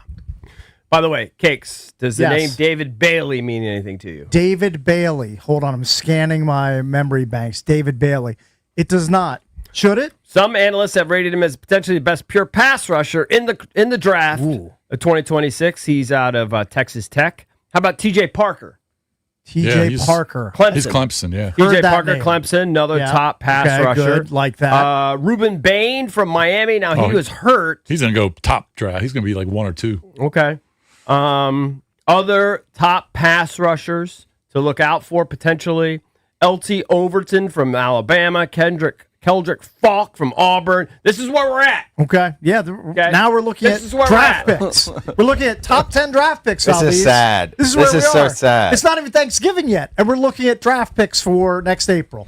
Because I did not expect to be here right now. I think that's what we need, is that like the best pass rusher in the country, I think, to get a start. I would take a nasty middle linebacker too, but I don't think you pick that guy like 8 or 9. I mean, you don't want to draft you don't want to draft a lineman. Like another Connerly? No. I mean, they took Connerly first round last year. I think I'm good with. I think I'm good with tackles By at the this way, point, Valdez. if you care, so I do care, I looked up and again, take it for what it is. It's one metric that's, just people's guesses, best educated guesses. Where do you think Josh Connerly ranks out of tackles in the NFL according to PFF? Now, this includes guys that have had like 2 snaps. All right. But out of 112. Okay, that's the number I needed. Out of 112. Now, I have not seen this, but the way you're framing it, and you're killing Connerly, I'm going to say he is ranked 96th out of 112. You're close to 90th. Wow. He's at 90th. Now, if you put it as the guys that have played 50% or more snaps, and there's 53 of those guys, Yeah. he's ranked 52nd. Wow. Now, That's not a very good draft. I'd like him to be ranked in the 90th percentile, not Right, not 90th, or 52nd out of 53. Morgan Moses, who we got rid of years ago, laughs at him. Morgan Moses is playing in a rocking chair. Morgan Moses was old 5 years ago. And he's laughing at him. He's like halfway up the list compared to where Connerly is. Well, correct me if I'm wrong here, didn't the Chiefs take, is it Josh Simmons after the Commanders took Yes. Connerly? I believe Simmons was the last pick in the And first round. he's been a stud. Yeah. Hmm. Did he play in the Commander game? Was he hurt? He missed a few games for personal issues. I think he yeah, might have gotten back for the last game. Yeah, if Simmons develops into like an all-pro and Connerly does not, that's another tick mark against Adam Peters. Now, it's a little early for that, but we're building a body of work here on Adam Peters at this point. So the PFF grades are out for yesterday? No, this is actually even before yesterday. It's safe to say this. I But can say you know this. It might be dead last. I'm going to check it after today. I can say this with conviction. The Adam Peters honeymoon is over, in my opinion. Wow. That honeymoon is over. Who do you think is more over, Quinn's or Peters? You're giving up on both of those guys? No, I'm not giving. I'm just saying the honeymoon portion is over. Like you're no more sugarcoating. Okay, but you're questioning. You're definitely questioning both of them. You should. I guess, but I think it's I might be in the phase where I'm questioning Peters more than Quinn at this point. Yeah. It's early for it, but I am announcing it's on today, really early. Today's date, November 10th, 2025. I think Adam Peters' honeymoon over. Why the questions for Adam? Is it because of the Connerly, Lattimore's been a big one. Noah Brown re-signing him. Yeah. Lattimore's a big one. Lattimore's the biggest one so far. That's a big one, no doubt. And if God forbid, But if Connerly's ranked second to last in tackles, Yeah, that's a big one. That's a really big one. Yeah. Yeah. But I'm not giving up on him. It's his first year. We lived. I'm not giving up. Peter's second year. I'm just saying that the whole smitten with this person, that portion of the relationship is over. This roster is going to look drastically different again next year. He better hit on his first round picks because we went through years of Rivera missing on first round picks, and we saw where it landed the team. Correct. Can't have that anymore. Even though Forbes is picking off passes left and right, I didn't see that happening out in L.A. I'm shocked that that's happening. Look, I told everybody Drake May was my top guy. I'm not saying he would still be healthy behind this team. Right. Drake May Your Drake May love is looking pretty good right now. If Jaden Daniels is going to the Hall of Fame, Drake May's going in before him. Drake May is that could be looks like the truth. Hey, that could be an Adam Peters blemish. Could be. Not giving up on Jaden yet. See, we need. I know you need more time, but I'm just saying over the next decade. Plus, Jaden, if he has another year like this year, next year, where he's in and out, hurt all the time, right, and Drake May plays like this or better next year, then that's a big miss. It's a big swing and miss. Would tend to agree. Let's take one more call here before we go to break. All right, you want to go to Chris in DC? Let's do Chris in DC. Chris, what's up, man? Hey, Chris. Hey, morning, fellas. How y'all doing? What's up, man? What's up? Real quick. Hey, I don't understand this. Listen, everybody was like, you know how they was praising C.J. Stroud when he had his first good year, then all his players got hurt and he looked miserable. Yeah. The quarterback in Jacksonville, he got paid, and then Trevor Lawrence, Yep. and he had a terrible year as well. But what I'm saying is, like, I'm not saying that Jaden should play when he come back. I just want to say build weapons around him because the NFL can ruin quarterbacks. And it's a lot of quarterbacks that we praise them for a year, and then they have a down year. Injuries happen. So if you're a Commanders fan and stuff, and you look at it like this, the GM, Adam Peterson and everything, you got to build depth. You got to have tons of depth. And, like, to complain about injuries, but look in San Francisco. Kyle Shanahan get the most out of all his players. And ever since he's been the head coach there, all his players been hurt all the time. And guess what he do? He used the next man up method, and he get the most out of his players. And as a Commanders fan, you got to ask yourself. All right, we got to let you go, buddy. Those guys were getting punked yesterday by Matthew Yeah, Stafford. it didn't look good yesterday. Yeah, but that's a really good team. Oh, I mean, could be the MVP. I mean, he's in the mix with Drake May right now, the top 2 or 3 guys on that list. All right, caller number 10 right now at 800-636-1067. You're going to win a $50 gift card to Oseo Korean Barbecue. That first sizzle says it all. Oseo Korean Barbecue in the Lansdowne Town Center. Bold flavor, premium meats, and house-made Korean sides that make every bite better. Oseo means come on in. That's O-S-E-Y-O. Be the 10th caller at 800-636-1067. You win those. Caller 11 wins a pair of tickets to the Final Frontier Tour in the evening with Journey Wednesday, March 4th at Capital One Arena. Tickets on sale this Friday, November 14th at 10 a.m., courtesy of Live Nation. So 11th caller will win those tickets. Go see all the Journey hits. Root for Saquon to have less than 36 fantasy points tonight. Root for Devontae Smith to have over 10.5 fantasy points tonight.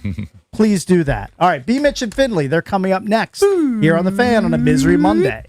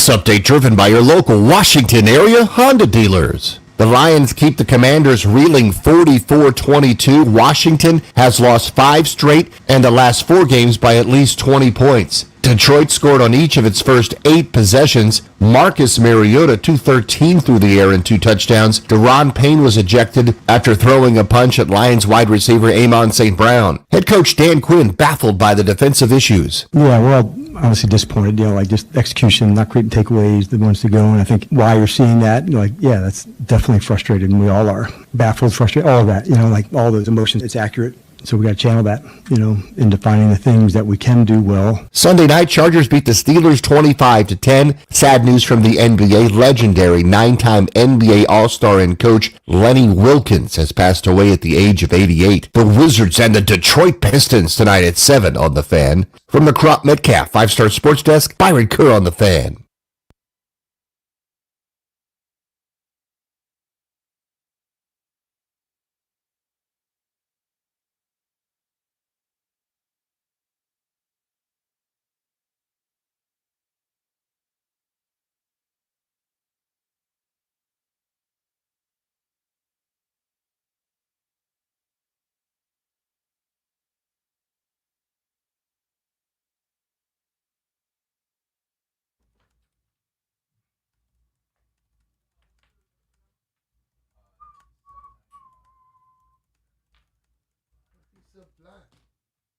In the corky bunts.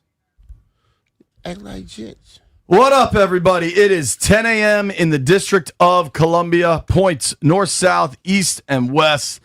The Washington Commanders, for the 4th straight game, lost by 3 touchdowns or more. It is rock bottom for this Commanders defense. Yesterday was a name-your-score game for the Lions offense. They called the dogs off late. But unfortunately, that is 4 in a row name-your-score games where the opposing teams are calling the dogs off late. This defense is an absolute mess. There's a million layers to it. We're going to go through all of them. Yeah. Good morning, Brian. How do you do? I'm good, brother. What's happening? Oh, man. Listen, you can listen to us right here on 106.7 The Fan. You can check us out on the 106.7 The Fan YouTube page. You can watch us on Monumental Sports Network. Also, for our 980 audience, Sheehan running a little bit late this morning, so you get to listen to us on 980 too. Yeah. We're everywhere. We're all over the place today, huh? What were your thoughts watching that game yesterday? Confusion. Just seemed like so many things are wrong. And I was listening, I think it was Denton who made this comment that it's probably a combination of these 2 different things where the coaching isn't getting there and then the players, just the right players aren't there as well. Offensively, you saw some guys try to show, Treylon Burks show that he could possibly be something moving forward. But it just seemed like defensively, everything goes wrong. I watch things where I understand people like to go to scheme and go to coaching, but I watch things that players are doing, and I'm like, what the hell is he seeing? As a former player, and I talk to a lot of guys that played the game on defense too, their question is, what are they trying to do? And when you watch guys, I'm looking at Amon-Ra St. Brown go across the field and nobody is looking at him. Even if my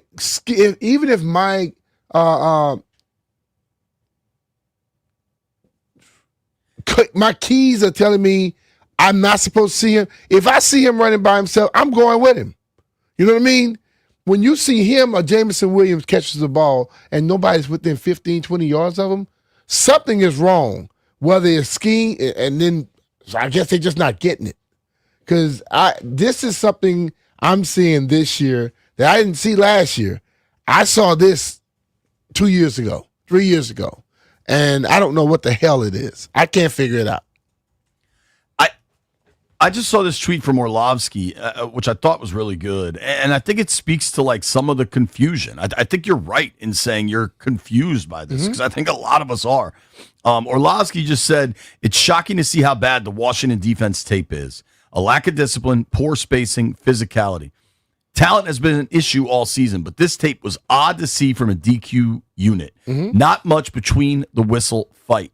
And it gets harder and harder to really compete as you're getting your ass kicked week after week. Yeah. But B, in the first quarter of this game, I wrote this stuff down.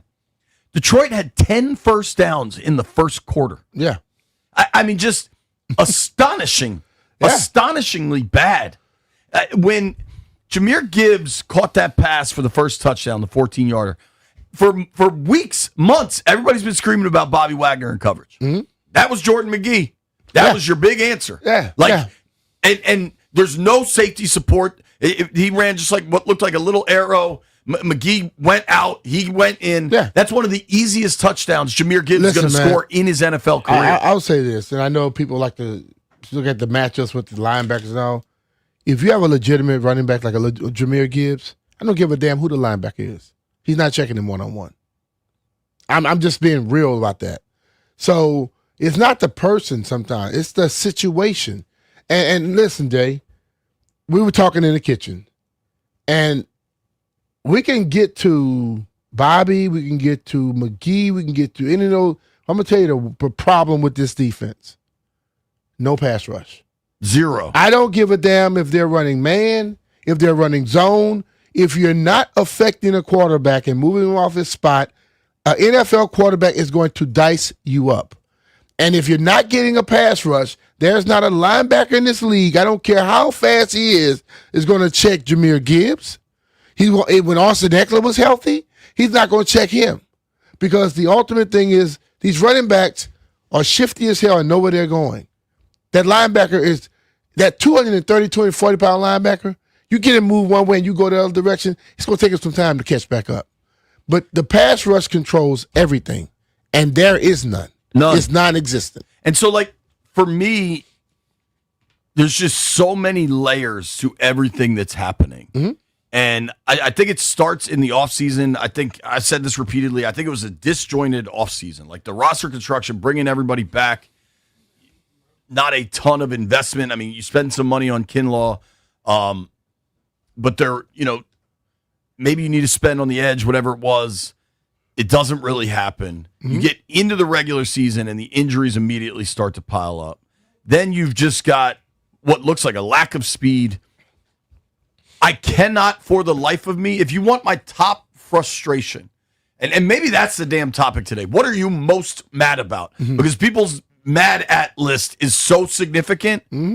For me, what I'm most mad about is just the refusal to try something different. Like, you are not getting home, to your point with pass rush. Jared Goff is a very good quarterback. I'm taking nothing against Goff. But his weakness is when you make him move his feet, when he's got dirty pockets, when he's got to move a hair, because that's not his skill set, right? Yeah. He never had to move. Yeah, he doesn't. There were 0 sacks, 0 TFLs. Generally, it's one thing if you don't get sacks, but as long as you're pressuring and hitting the quarterback, he dropped back 33 times yesterday. You know how many times he was touched? 5. 5 out of 33 dropbacks. Yeah. And that's just touching him even after the whistle. Like, do something different. Yeah. And your back end can't cover. It's well freaking documented at this point. Well, the back end won't cover. So try to go get him. The back end won't cover if you can't get pressure. But see, this is the thing, though, Jay. Try to go get him. If you all of a sudden you see all the confusion in the backfield and you start blitzing, that's a bunch of big plays. They're giving up big plays anyway. I'm just saying it's. If they were bending and not breaking early in the year, I believe things. They've tried different things. Nothing just works. See, I hear everybody say try something new. I'm watching the defense and I see something different from the week before, and you know what? Same result. So it's like they got to figure it out. What is it? We can lean on the scheme all the time, but then my thing is players. If it's in them, when do they get tired of it and adjust something? Von Miller after the game said, the coaches have us prepared. We feel prepared. Something just doesn't click on the field when it's time to execute. And he's telling the truth because they're not executing. I mean, the numbers in this game are staggering. You can look at the big picture, which is losing by 3 touchdowns or more in 4 straight. Mm-hmm. You can look at just last night. They gave up 550 yards of offense. Yeah. 550. Now you got Dan Campbell thinking he's the guru of play calling down. Well, dude, you can't help but juxtapose 2 things, right? The Lions came in yesterday with a 5-3 record, but coming off a disappointing loss to Minnesota, where their offense, which is their superpower, right, is how much speed and skill they have on that offense, and it had been clunky. So you know what Campbell said? I'm gonna call the plays. Compare that to Washington, where you've got Dan Quinn, who's a defensive guy, and Joe Witt, who, whether it's his fault or not, he's at the top of the list. Uh-huh. And Dan Quinn doesn't take over play calling. Like, Dan Campbell saw a problem, figured out a way to address Dan Campbell saw a problem. Dan Campbell has talent. Dan Campbell's playing against Washington. I'll start play calling that day, too. I get it. I totally get it. But I think what has fans most pissed off is, so we talked to DQ last night. He's like, listen, no big change. Nothing's going to happen till the bye. I'm on a flight to Madrid in less than 24 hours. And I can understand that. He's in the immediate moments following postgame. But they're setting this up to have to make a change at the bye week, which is now in less than a week. Like that game will be over 6 days from now, and it just, I think the lack of, it's not that Quinn doesn't take accountability. Yeah, he owns how bad they're playing. His frustration is obvious. He can't help but own it. It's right there. I mean, he's got no choice. But the thing of it, what I'm at is, I don't know what you can do right now. I know everyone wants a change. They want drastic stuff. They want you to go at everybody's head. I don't know what can be done at this present moment that's going to change what predicament they're in now. I can also say this because I had a lot of people come to me, man, last year let's forget about last year. Last year is not this year. I think by no stretch. Last year, thoughts were over to me by week 6. It was very clearly a different year. You had already lost Jaden twice. Mm-hmm. You had already got your ass kicked at Green Bay. Yeah. They didn't have a single loss like that. That is it, though, Jay. I think that the last year is the ultimate comparison for a lot of people. I'm not saying everybody. And you got to forget about that because this team right now, the ball, like you say, that oblong, that weird shaped ball has not bounced their way. Everything that went right last year is going wrong this year. And people have to understand, right now, that team and this team are like night and day. Bro, I think whatever expectations were through 6 weeks, I could understand it. But the last month, Cowboys, Chiefs, Seahawks, Lions, when you started playing some upper echelon teams or at least upper echelon offenses, and you gave up 40 and 2, they were all 4 name your score games. Andy Reid played it cool, but I mean, all the rest of those coaches were taking their foot off the gas early in the fourth quarter because they had huge leads. Mm-hmm. And last year, Detroit was trying to show you they were pissed from last year. They say, look, if we can run it up to 70, we will today. They pulled Goff. They pulled Goff halfway through the fourth. I think Seattle last week, Detroit yesterday, Dallas earlier, they all could have gotten to 50, no problem. Mm-hmm. And I think whatever expectations existed from last year, those were gone by Halloween. It became about survival. They should have been gone, but they're not gone completely with everybody's If there are people still thinking this is a NFC Championship caliber team, you're out of your mind. That's where the comparisons come from. I'm not saying that they expected it to be. They're still comparing it to those teams. I'm at the point now where whatever expectations, any of that is just, it no longer is relevant. It's completely irrelevant. And I think what is most remarkable to me about yesterday compared to the Seattle game, Seattle was hot early. And I think Washington had so many coverage breakdowns that it was embarrassing, right? Yeah. Then you couple that with a fumble on a kickoff that allows the Seahawks to score twice in 11 seconds, and it's just boat race city, right? Yeah, and that reminds you of what? The championship game last year. Totally. There you go. So to that point, in the championship game, what killed them? Turnovers. The Seahawks game, turnovers. Yeah. They gave up 44 and 550 yards of offense yesterday without any turnovers. Yeah. They had a clean sheet. It is hard to get your ass kicked like that with a clean sheet. I seriously, it's hard to do that. Detroit never punted. Yeah, that was the thing that was very, very alarming to me. They Not never one time. punted. And listen, man, I just think that things are not getting easier. And as you said, you gotta try and do something different. They've tried different. You got to try and do something drastic now. Not different, drastic. And the refusal to do that, the refusal to acknowledge that drastic measures are called for, I think has a lot of people I think really they refuse pissed. to acknowledge it publicly, but I think they know and they try, but don't seem to be working. It's like just like the NFL works, and that's why I look at it. I'm gonna compare it straight to this. You ever notice when like someone makes a bad call, awful call, the public never hear about it? But the NFL does correct. They go out and correct it. I think it's the same thing. It's hard to speak against the people that you're working with on a regular basis. It's not good on defense right now. It's at all. awful. It's terrible. freaking So, awful. They got to fix it. And it's tough. You like and it. I'm at the point now. Like I had someone I deal with a lot say, man, like sometimes you have to check out. And I think at this point, I don't see things changing drastically this year. No, I don't see it, bro. So I won't be as frustrated as most people because that's how my mind works. When I have already figured out how something is, kind of hard to get me pissed off. I think to expect different results at this point, when you have a month of straight BTA defensive implosions, I don't know how you could feel differently. I mean, you start to look at where this defense is ranking in various things.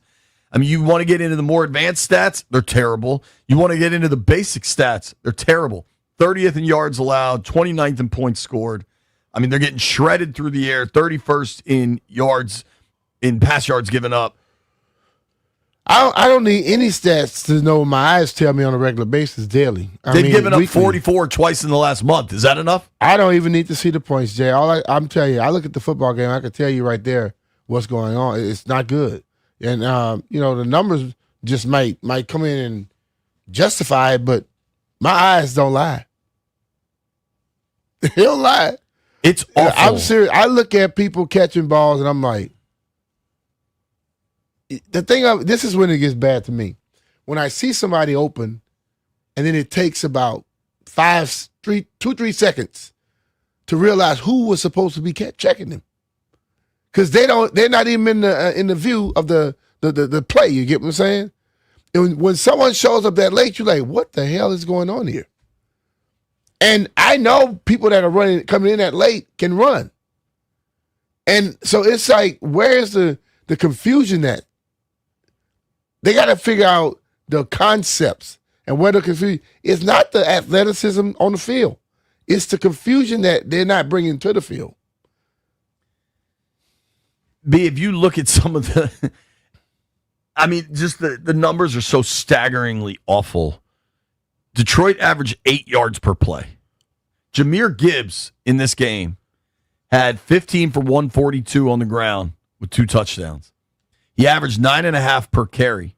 The guy that Ben Johnson refused to run. He had 3 catches for 30 yards and a touchdown. Mm-hmm. That's 172 yards on 18 touches. Mm-hmm. I mean, Jameson Williams got whatever he wanted, especially early in that third quarter. 6 for 119. Jared Goff, not sacked, barely touched, 25 of 33 for 320 with 3 touchdowns. Mm-hmm. I mean, Hey, man. Just as bad as you think it could have gone, and I don't think there were a lot of high expectations going into this thing. I think it went worse. I think it was as bad as it could have gone. It was not a good one by no stretch. And you wonder, I think you really wonder. They play Miami this week in Madrid. We're going to Madrid Miami tomorrow. handled Buffalo. Dude, and the NFL's a week-to-week league. You never know what's going to happen. Miami showed up yesterday. Maybe they don't show up next week. But what Miami has that Washington has struggled with is speed. Mm-hmm. HN, the running back, speed.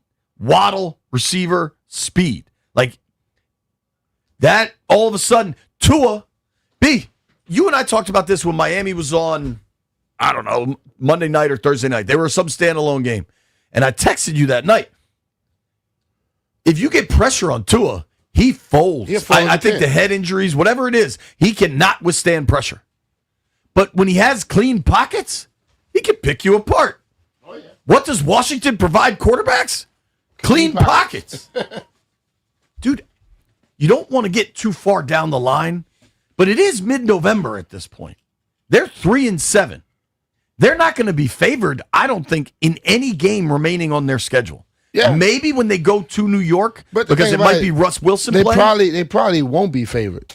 But that doesn't mean you can't win. I totally agree with that. Listen, bro. I'm just saying, starting to look at it. I'm going to go in the locker room here, and I think that players are going to have to get pissed off and have some come to Jesus meetings with each other to change up some stuff, because a lot of this stuff I see players can correct. Whether scheme or whatever, does it seem to you at this point that anybody's pissed off about what's going on? Guys in that locker room seem pissed, but I don't know that it I don't know that it does anything. I'm saying like when you see somebody pissed, it's more than just, I see it in the locker room. You see it in the locker room, you see it on the field, you see discussions with each other. I'm not saying people are going to be like fighting with each other, but you see a intensity come that I have not seen at this point. It is so that has to change. A Misery Monday presented by Chiniga Mayos, a 2025 top workplace. Visit careerswithmayos.com. We haven't even gotten to the undisciplined stuff from yesterday. We have a lot to discuss. You're listening to B. Mitch and Finley.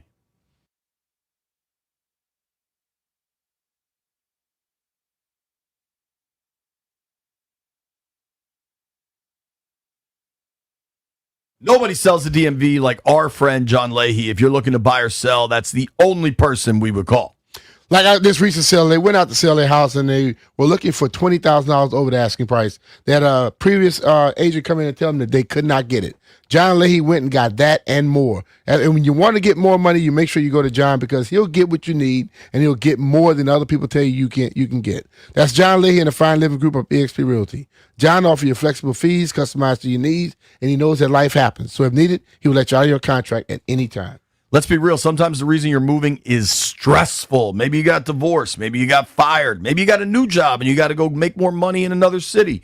Whatever it is, John and the Fine Living Group have the options and strategies you need to take care of things quickly for the most cash and the least amount of stress. There's a lot of value in that. Call John today, 301-900-3052. Go online to johnsellsdmv.com, or what's even easier, just Google John Leahy Group and start packing.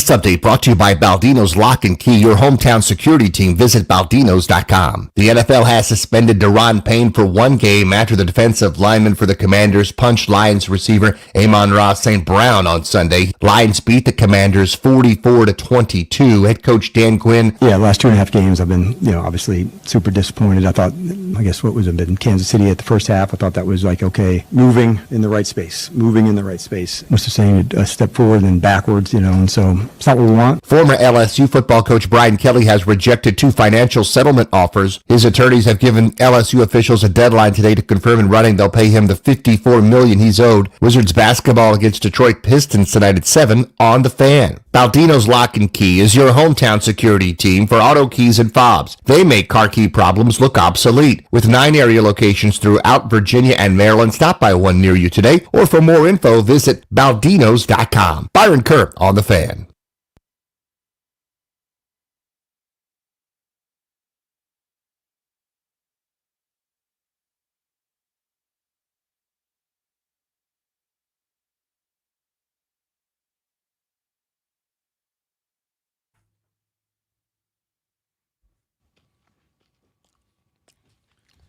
B. Mitch and Fenley, 106.7 The Fan.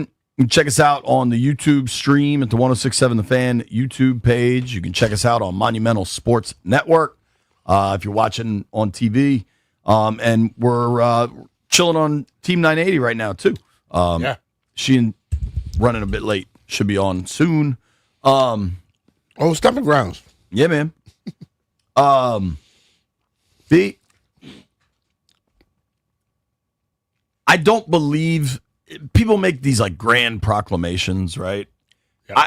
I do not believe that DQ has lost the locker room. I don't believe you're going to get these fractures. He was asked about that yesterday about, could things fracture? And he said, I don't believe that. I think, my theory with coaches, there's the strategy scheme guys, there's the people locker room guys, there's the management stooge guys. Mm-hmm. Typically, NFL coaches fall into one of those categories. I think DQ very much is the people locker room type of dude. Yeah, people believe in him. Yeah. That said, though, some of the stuff that happened yesterday really reflective of a lack of discipline and a lack of coaching. Mm-hmm. Daron Payne gets ejected, and Von Miller after the game is like, "That really hurt us. He's probably our best player." We're trying to track down the video of what happened that got him so pissed off. Clearly, he thought something was beyond what should happen. Amon-Ra St. Brown strikes me as a pot stirrer anyway. Mm-hmm. Garofolo, but still, you can't allow that to harm you. Totally. I was very keen on saying things very, very intently that I know would affect the person. If you threw a punch, I was happy. I was just always waiting for that punch because you don't want to get caught with one and be asleep. You know what I'm saying? But the thing about it, players, you have to understand, the person on that field yapping about family, whatever, and I know there'll be a lot of people, man, you talk about my family. Hey, when it costs you money and it costs your team, you can't do it. I think Daron was wrong for throwing the punch to get himself thrown out the game. There's nothing that should make you throw a punch, especially when the guy got a helmet on. But there's no need to people to come back and then start throwing little hurls at him, being personal. One thing he said about me, I've been honest. I'll criticize people, but I don't get personal with it. I don't care about anything else. I'm not gonna name call people, anything like that. But if you play bad, I'll say you play bad. If you're not doing good, I'm gonna say you're not doing good. No need for the names. Yeah, I think so. My concern is guys are clearly frustrated. The defense knows whether they're underperforming or this is just as good as they're able to perform. Mm-hmm. They're getting their ass kicked, so they're pissed off royally. Payne gets ejected. Payne has now been suspended for the Miami game. Mm-hmm. So you don't have Daron next week in Madrid. Yeah. I mean, add that to the list of play. I don't think you're going to have Trey Amos for that game. He was out yesterday with the ankle. I mean, just the list of injuries is significant. Like, you can't discount that when we talk about the layers to these poor performances. But to not have Duran next week is a very big blow. Kinlaw gets into it with the ref, and I understand he's sticking up for his teammate, but at the same time, you're taking penalties. Honestly, I won't be shocked if Javon gets fined because he did make contact with the referee. Maybe it was inadvertent, but it was contact with a ref. They tend to be pretty vigilant on those things. Yeah. Quan Martin, who's generally a pretty level-headed guy, we've seen Payne run hot. Remember the scene in Dallas with him and John Allen swinging on each other on the sideline? Shout out to the heated benches. Kinlaw seems like a fiery personality. Quan tends to be a pretty even level-headed dude. Yeah. He gets a penalty last night. Like when you start tracking things that point to coaching, discipline, poise in the moment, but none of that's the one that pissed me off the most. What pissed me off the most from a lack of discipline coaching, they burn timeouts like Jeff burns blunts. Like they just burn timeouts all the time. That's just how we're operating, right? You burn timeouts early in the first, early in the third. It's a timeout fest. Nobody's worried about it. That I've gotten used to. Brian, in your life, you played 14 years in the NFL, 4 years of college, high school. Could you ever imagine taking a delay of game on an extra point? No, I've never seen that one. What the actual... How does... Maybe you're debating going for 2 or not? I don't know how that would happen. You get extra time after a score because they let the guys dance around and run around. How the hell does that happen? I don't know how that happened. That I don't know. I don't understand that one. But I'm not getting hot today, Jay. I'm gonna let y'all. I don't know how. I don't get hot because listen, when it's things to a point where I'm just lost, I'm dumbfounded about some things, and I can't correct them. So I'm not gonna sit up and get overly angst about it. Got to check out for a bit. I hear you. Just that one to me. How does that happen? Not to mention, like if it is a debate, if you're going for 2 or not, C-Rod scored from the 1. You had a pretty good idea you were going to get a score. You had a pretty good idea of what you were going to do. Not necessarily. It was first to goal from the 6. It wasn't like this was some crazy 85-yard touchdown that caught him by surprise. It's first to goal from the 6. Yeah. I have to look back at it and see. You sound like a coach now. I mean, for me, a delay of game in the second quarter on an extra point. What is happening? I don't understand that one. And dude, it's such a minor thing. Like I am squabbling about, like on my expense reports, dealing with these expense reports, right? I had a $2,000 expense report from LA just because the flight's expensive, the hotels are expensive, LA's freaking expensive. I'm fighting back and forth. Now I'm fighting with a robot. It's AI that I'm arguing with because that's what they want you to think. It's a human behind that AI. It might be. My hotel, if you're watching on the YouTube, I'm currently taking my vest off because I'm getting hot screaming about this goddamn delay of game on an extra point. B, I'm fighting with a robot and or a human on a $2,000 expense report, literally over $1. My itemizations for my hotel. I didn't stay at a fancy hotel. I stayed at a regular Marriott. It was fine. It was nice. But like, this wasn't the Ritz. This wasn't nothing. $1 difference on my itemization. $1 is the fight. We're going back and forth for 3 days on a $2,000 expense report. That is the equivalent of me screaming about this extra point in a game where you get your ass kicked. But sometimes the little things add up and matter. Yeah. Because it is obvious. Like, to your point, you don't need the numbers. If you watched last night, you don't need me to break down significant empirical data that shows how bad their defense was. Because just watching it told you that story. Yeah, totally. But the little things add up, too. Yeah. But see, they're not doing the big things right. They're not doing the big things right. But the thing of it is this. I would not sit here and say DQ is not a disciplined coach and not a good coach. I would never, ever get to that point. But there are times that there's certain situations in games where it ain't always on the coach being disciplined or not. It's whether or not the players are disciplined. Totally. Okay? And then in this day and age, there are some of these refs where when that ball is set, that clock is winding. And sometimes, and they, like you said, they let people dance around. There are other crews that when you dancing around, they place that damn ball down there. And they get that clock running. So instead of you coming back and, now it's 28 seconds. No, it's 8 seconds. You see what I'm saying? Yeah. So that could be something like that. But the whole thing about it is, listen, man, I think that all the problems go back to one thing. And it's for everybody. We all got ahead of ourselves after last year. And at this point, there's a time where we gotta do the paid man, check the pancakes. But so I hear that, and if that's like a fan perspective thing, that's great. It's not a fan. It's fan. It's coaches. It's front office. It's players. It's media. Everybody got ahead of ourselves. But the fans and the media don't miss tackles or the fans take and the media penalties. don't miss tackles, but still, this thing is about building something to where when you start getting these injuries, you can sustain it. They didn't build anything. They just say, we're in the NFC Championship game. Let's try to go back again. And that's what everybody wanted them to do.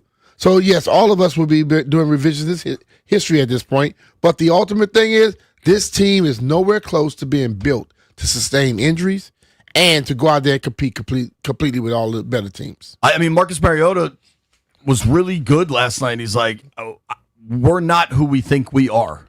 And that to me is a problem in mid-November of the second year of this organization. Dan Quinn earlier in the week got asked, you famously said this wasn't a rebuild, it was a recalibration. Where is this thing now? But that's this world today. We're going to always use somebody's words against them. And I guarantee you, the same person that asked him that damn question probably made some proclamation of how great the team was last year. If somebody come and ask them that today, they can't live up to that either. The whole thing about it is, yes, we all wanted them to run after this thing because we were so close last year. But you know what? Like I said before, if you build a house on a shaky foundation, that SOB is going to fall eventually. And this is a shaky foundation what this team has right now. I totally agree. I think one thing I am starting to get done with is blaming the shaky foundation on what they inherited. Like, we're 2 years into this thing now. No, it ain't what you inherited. 2 draft classes, you could have gone and got more, but they tried to go and do exactly what everybody wanted them to do. And that's where they messed up by not being steadfast in their plan and getting swayed because the excitement was go for it. They went for it. And they found out it ain't working. John Jansen joins the show at 1 o'clock. We're going to open the phone lines up in about an hour. Nobody go anywhere. It's B. Mitch and Finley.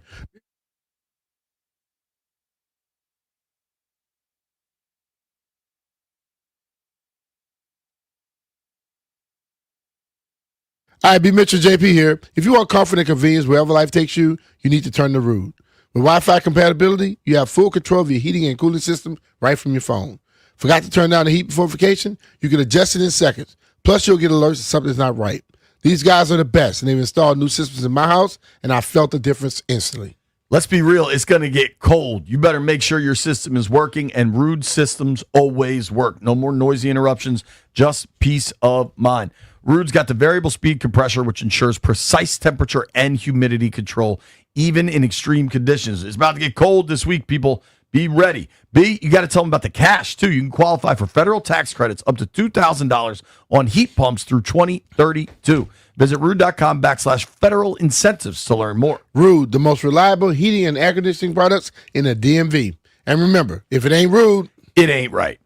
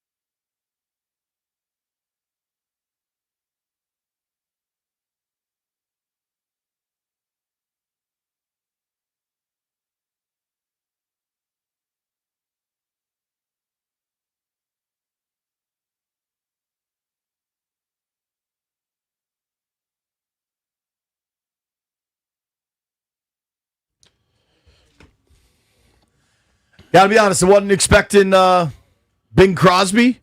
It's mid-November, though. And, my boy Tripp's wife already has a Christmas tree up. That's a little early. I mean, damn. It's a lot early. I think Miss Tripp. Ashley, we haven't had Thanksgiving yet.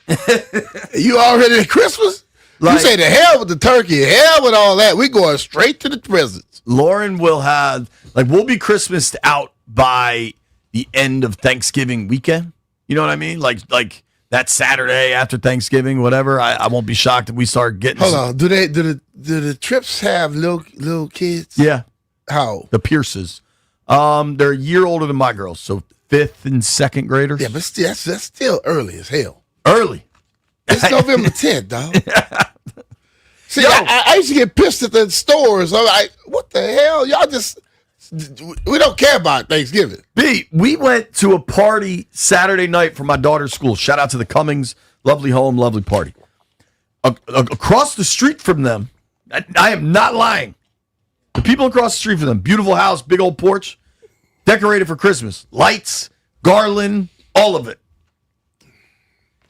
Landfill's playing damn Christmas music. Landfill's crazy. I figured I've known that before I ever started working on this show with him.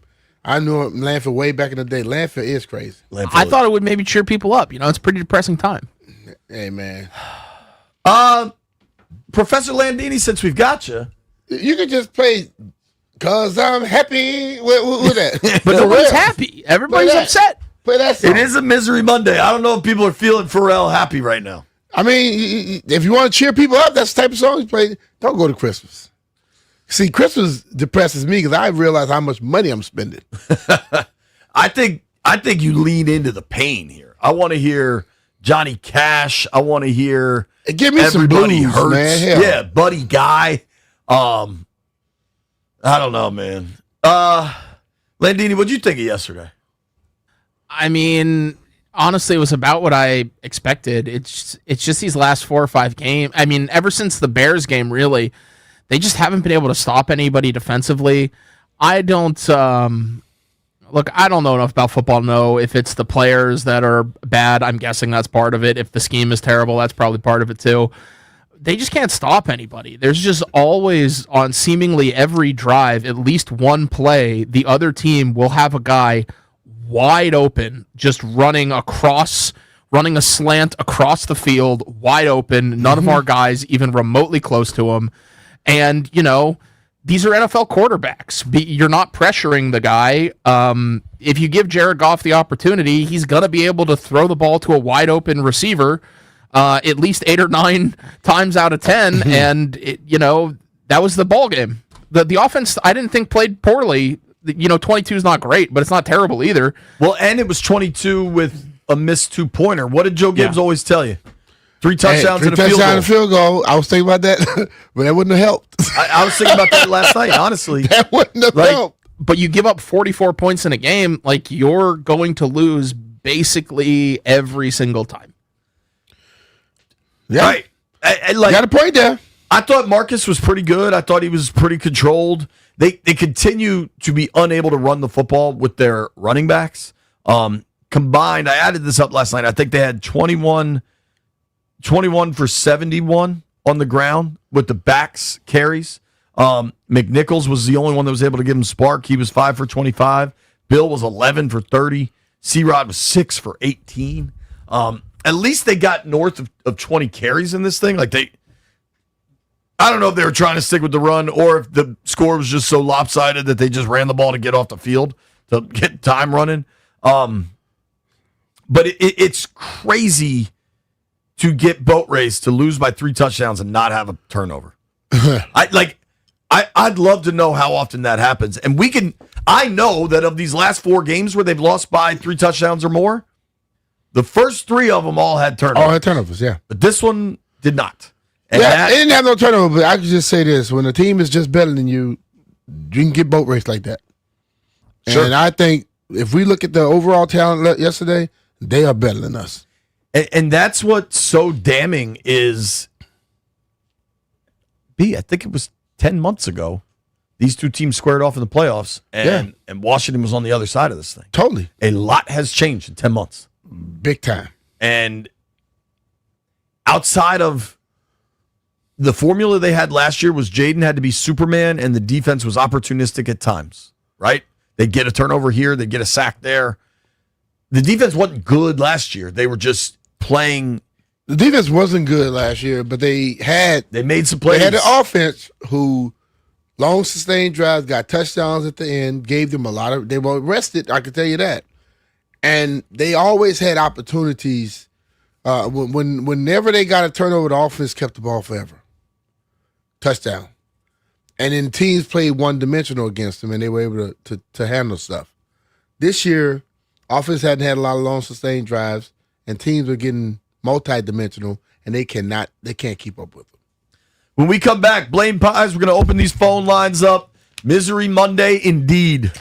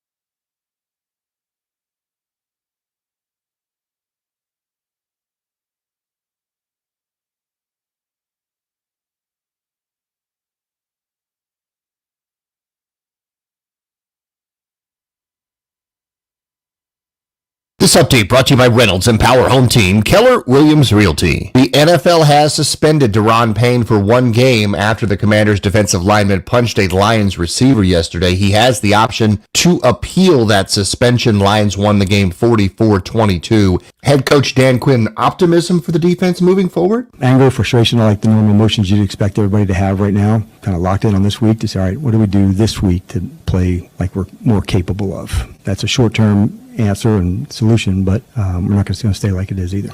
Former LSU football coach Brian Kelly doesn't want a settlement. He wants the $54 million he says he's owed under the terms of his contract. Cleveland Guardians pitchers Emmanuel Clase and Luis Ortiz were charged with fraud, conspiracy, and bribery stemming from an alleged scheme to rig individual pitches. Want to hear the fastest way to know what your home would sell for? Reach out to Empower Home Team. Simply text your address to 800-763-3000. No phone call. Just text your address to 800-763-3000. That's 800-763-3000. Byron Kerr on The Fan.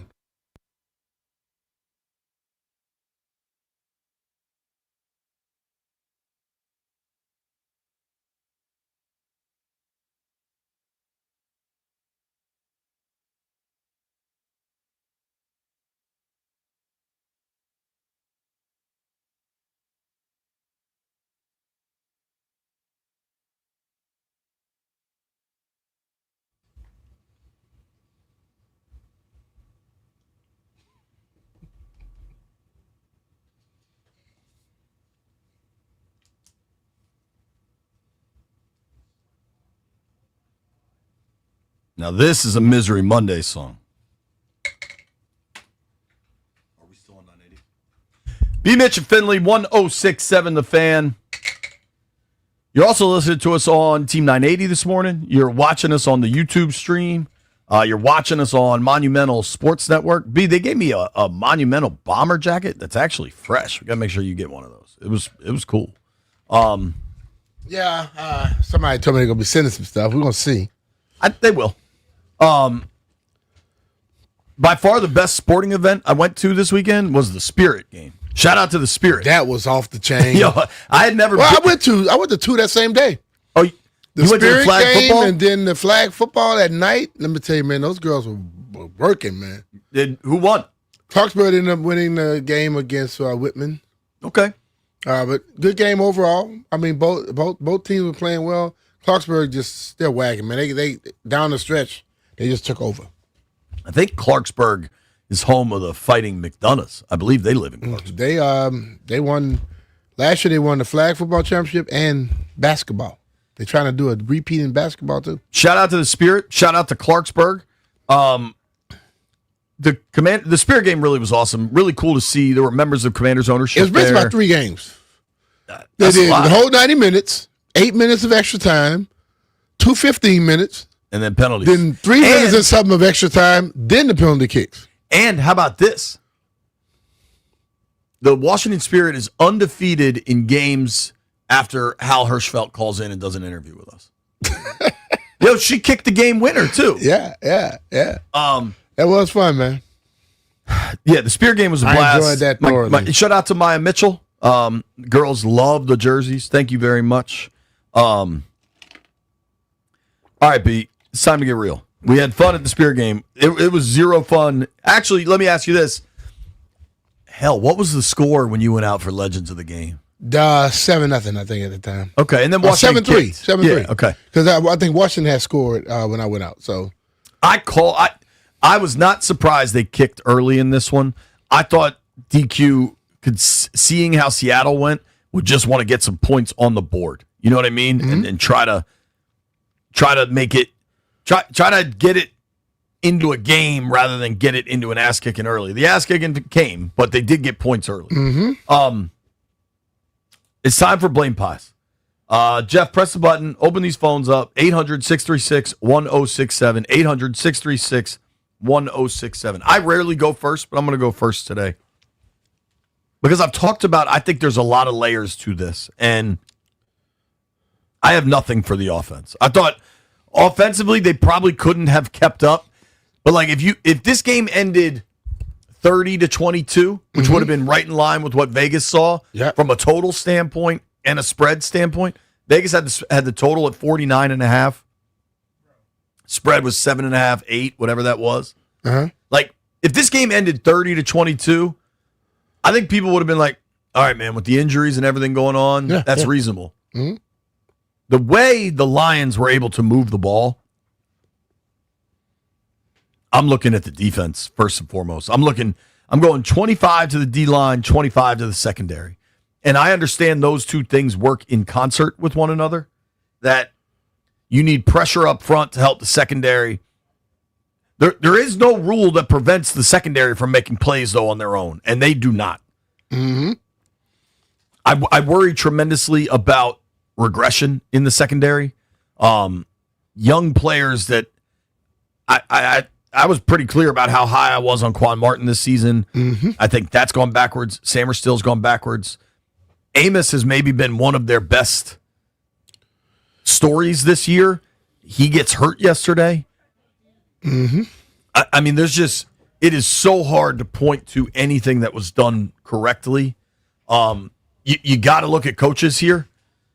Joe Witt, I think you really got to wonder if Joe Witt is the D coordinator when they come back to the States for that Denver game. And I think the biggest thing fans are mad about is accountability. And I think that accountability starts by DQ saying something. Now, he's not running from anything, but he's also not changing anything. Do you think Joe Witt's move from the booth to the field made any impact? Well, you look at the scores, it didn't. Yeah. You know? And then again, I talk about the layers of this. I think you got to talk about the roster construction. Yeah, like, but see, and we keep saying we talk about the roster construction. If we talk about the roster construction and we keep bringing it up, that's part of the problem right there. Because I got 25% of the it. Coaches basically they coach who they have, and they don't choose who they have, for the most part. I mean, it's all in concert, dude. Like the D-line and the secondary, the coaches and the front office. Like, this is what you've built, and this is a disaster. So everybody gets ownership. I even have honorable mention to my blame pie. The injuries are a factor, specifically the cluster of injuries at the end. Mm-hmm. Like, if you have Dorrance, who was playing well before the injury, if you have Wise, maybe Jahmyr Gibbs doesn't go for $150. Mm-hmm. And then another honorable mention. The lack of adjustments made in this game is just, maybe not the lack of adjustments made in this game, right? Because in the game, it's tough. But over the course of the season, I cannot understand, if you're getting smoked deep, what is your biggest worry if you start to blitz, giving up big plays? Mm-hmm. You're giving them up anyway. Yeah. Try something. Like, I know these guys work their asses off. These coaches work their asses off. There's no question about putting the time in, Mm-hmm. right?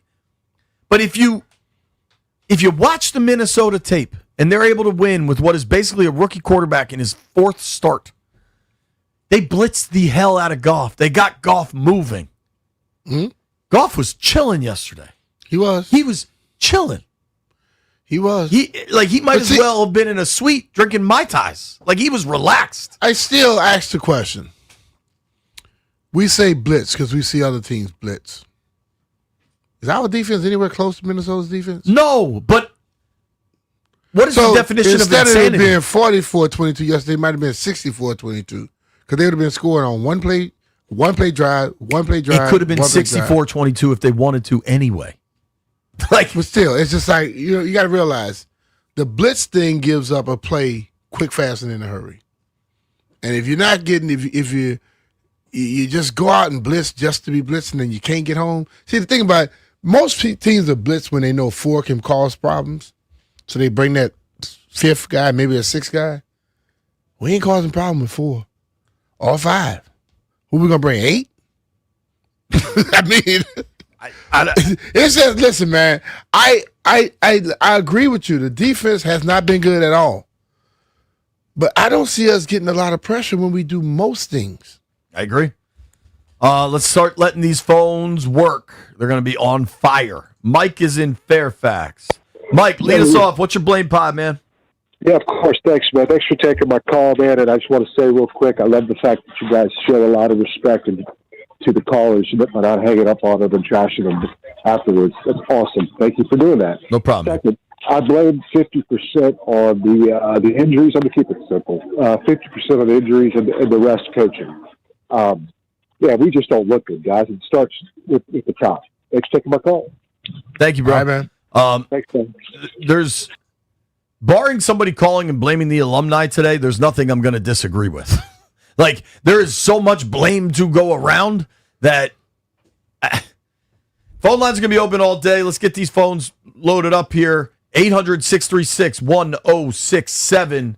Our guy Drew is on the line. Drew, how are you, buddy? Hey, I'm good. Serenity now, JP. Serenity now. Serenity now, insanity later. Yeah. So I'm not as upset as you are, because I kind of expected what happened. But for the blame price, I put 30% on injuries. It's hard to play when you don't have bodies. Look, I'm not making excuses, but that's as hard. I put 30% on Parma and Chicago. Anyone who thought it was happy that we broke Chicago last year, that we married, sorry for the win, guys. They broke us. It's been just horrendous. We've been with this team for decades under the previous regime, and the way we're playing now is as bad as it's ever been, especially on defense. And so I put 30% on defense. And you can name a bunch of players, but I got to believe that we've seen the last of Joe Witt. Unfortunately, I'm not an overreaction guy, and I know he's in a tough situation, but there's got to be some accountability, because this is not a professional caliber team. I think he's going to be there in Madrid. I don't think. Yeah. I think if anything happens, it's in the bye week. He might be walking home from Madrid. That's a long walk, dog. I can't walk from Madrid. You need a canoe or something. All right, Drew. Appreciate you, bro. All right, take care, guys. I mean, just a disaster, man. Just a true disaster. Everybody's pissed. You're going to get your chance on the phones. We're going to do it all day. Alex is in Silver Spring. What's up, Alex? What's up, fellas? What's up, man? All right, check this out. I'm going to say the percentage of my pie, and then I'm going to say why. 25% Terry McLaurin. 25 to Dan Quinn. 25 to the players. And 25 Joe Witt. Now, here's the why. AP was hired for our GM to negotiate the contracts and this and that. And remember, I love Terry. I don't have nothing against Terry. I love them. But we were never one player away from it. So if you hired a GM to make the choices, why are you stepping in on this man's toes? And we've seen this in the past. I'm 50 years old. Proudly say that I'm 50. So I've seen it all, heard it all. I'm happy. Who's stepping on whose toes? What are you saying? Okay, look, it's like this. I don't know inside okay, I'll put it to you like this. Dan Quinn, we hear that he's a player's coach. All right, now let me evaluate what that word means for us. That means he's a people's pleaser. If Terry's out there and we're not one player away, why, you know what I'm, and here's the good thing, though. We all these other guys under 1 year. Imagine if we would have buckloaded the boat and, like we did in the past with, hey, Albert Hainsworth and everything else. Man, we've been looking super bad. I'm just glad what I've seen the whole game. I'm able to see it, analyze it. This is our measuring dipstick. Where we at? What did Parcells used to say? You are who your record says you are. Yeah. So we try. I'm still lost on the Terry thing. You gotta make me understand. Oh, that, okay. dude. All right. Let me go on that one a little bit farther then. Okay. He said that the dude said that he was worth this much, right? And then the GM and then Peters came out and said that he was this is what he was willing to pay him. Then we got divided with the fans. And look, to add salt to the wound, we're paying $40 million for one touchdown. All right, man. Appreciate the call. You lost me with that one, but okay. Oh boy. If it's specific to last night, I don't see how Terry's to blame. I don't I don't know. I'm just gonna be honest on that one. John is in White Plains. What's up, John? How you doing? Good morning. What's up, John? I was calling. What's up? I was calling because I don't have a blame pie. I wanted to speak up for Daron Payne. Uh-huh. I was at the game yesterday in the club level watching the game, and St. Brown, he punched Daron Payne before the play before in front of the refs, and the refs didn't do anything. So Daron Payne punched him the next play and got through out. So I'm like, that's crazy. So that's the reason why he punched St. Brown, which is but retaliation gets the person retaliating always get caught, bro. Exactly. Yeah.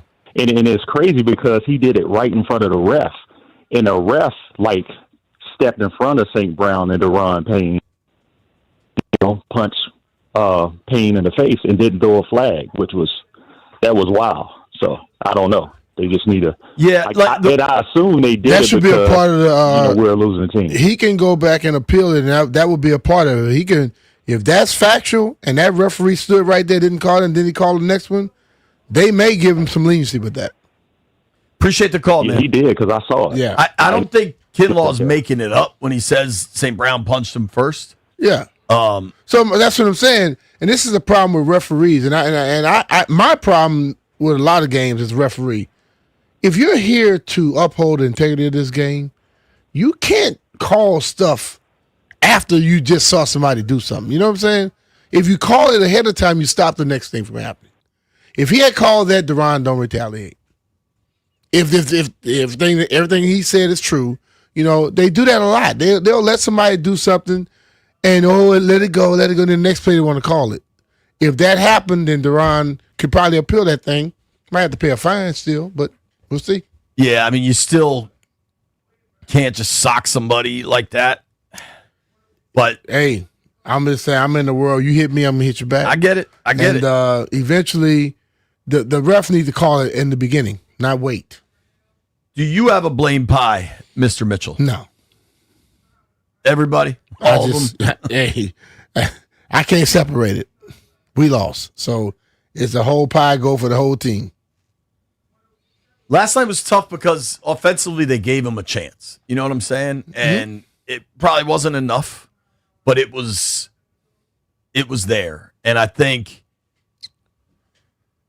when you see, it started raining hard late in that game, but fans were leaving before the rain. Fans lasted longer in this one than they did in the Seattle game when people were leaving in the first half. Yeah. But midway through the third quarter, people were leaving. And I don't blame them. I don't blame them one bit, man. The other thing we haven't talked about, that was the first time I think this season we really saw what looked like the old FedEx. The Lions fans took over that joint. It was, I was on the radio. I did a pregame hit with Denton, and he stopped me as I was talking, and he's like, yo, is that a Let's Go Lions chant? I was like, yeah, it's loud. Yeah. They were there. When I was down on the field and you look, that lower bowl was blue. Blue. Yeah. Honolulu, blue. Everywhere. And, if fans are selling their tickets, I don't blame you. What do you have to be...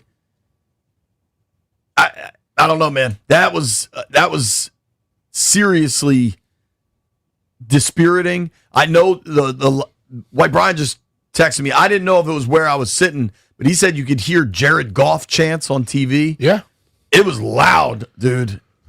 That was a Lions crowd, man, and that. I wonder if your ownership, if you're Josh Harris, the amount of goodwill put in the bank last season by Adam Peters, Dan Quinn, the goodwill capital they acquired in the belief in what they're building and doing last year has to be significant. You're spending some capital now, man. Mm-hmm. If you're Josh Harris and you're looking around and you're like, what the bleep is going on here? Yeah. They're flying through it.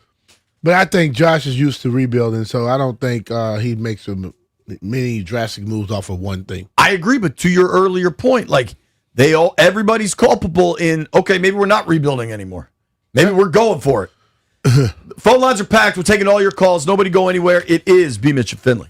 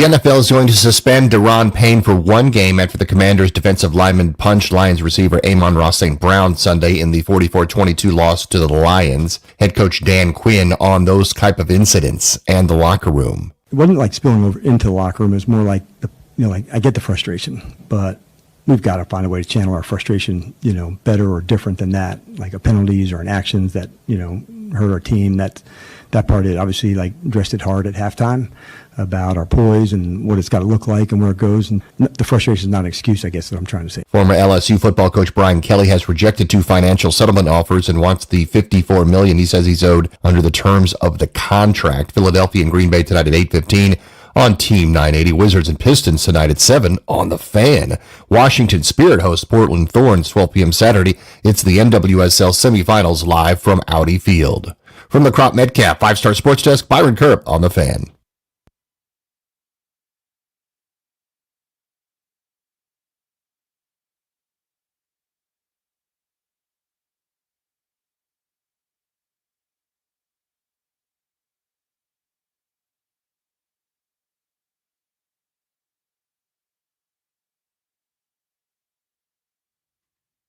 The night is yours alone.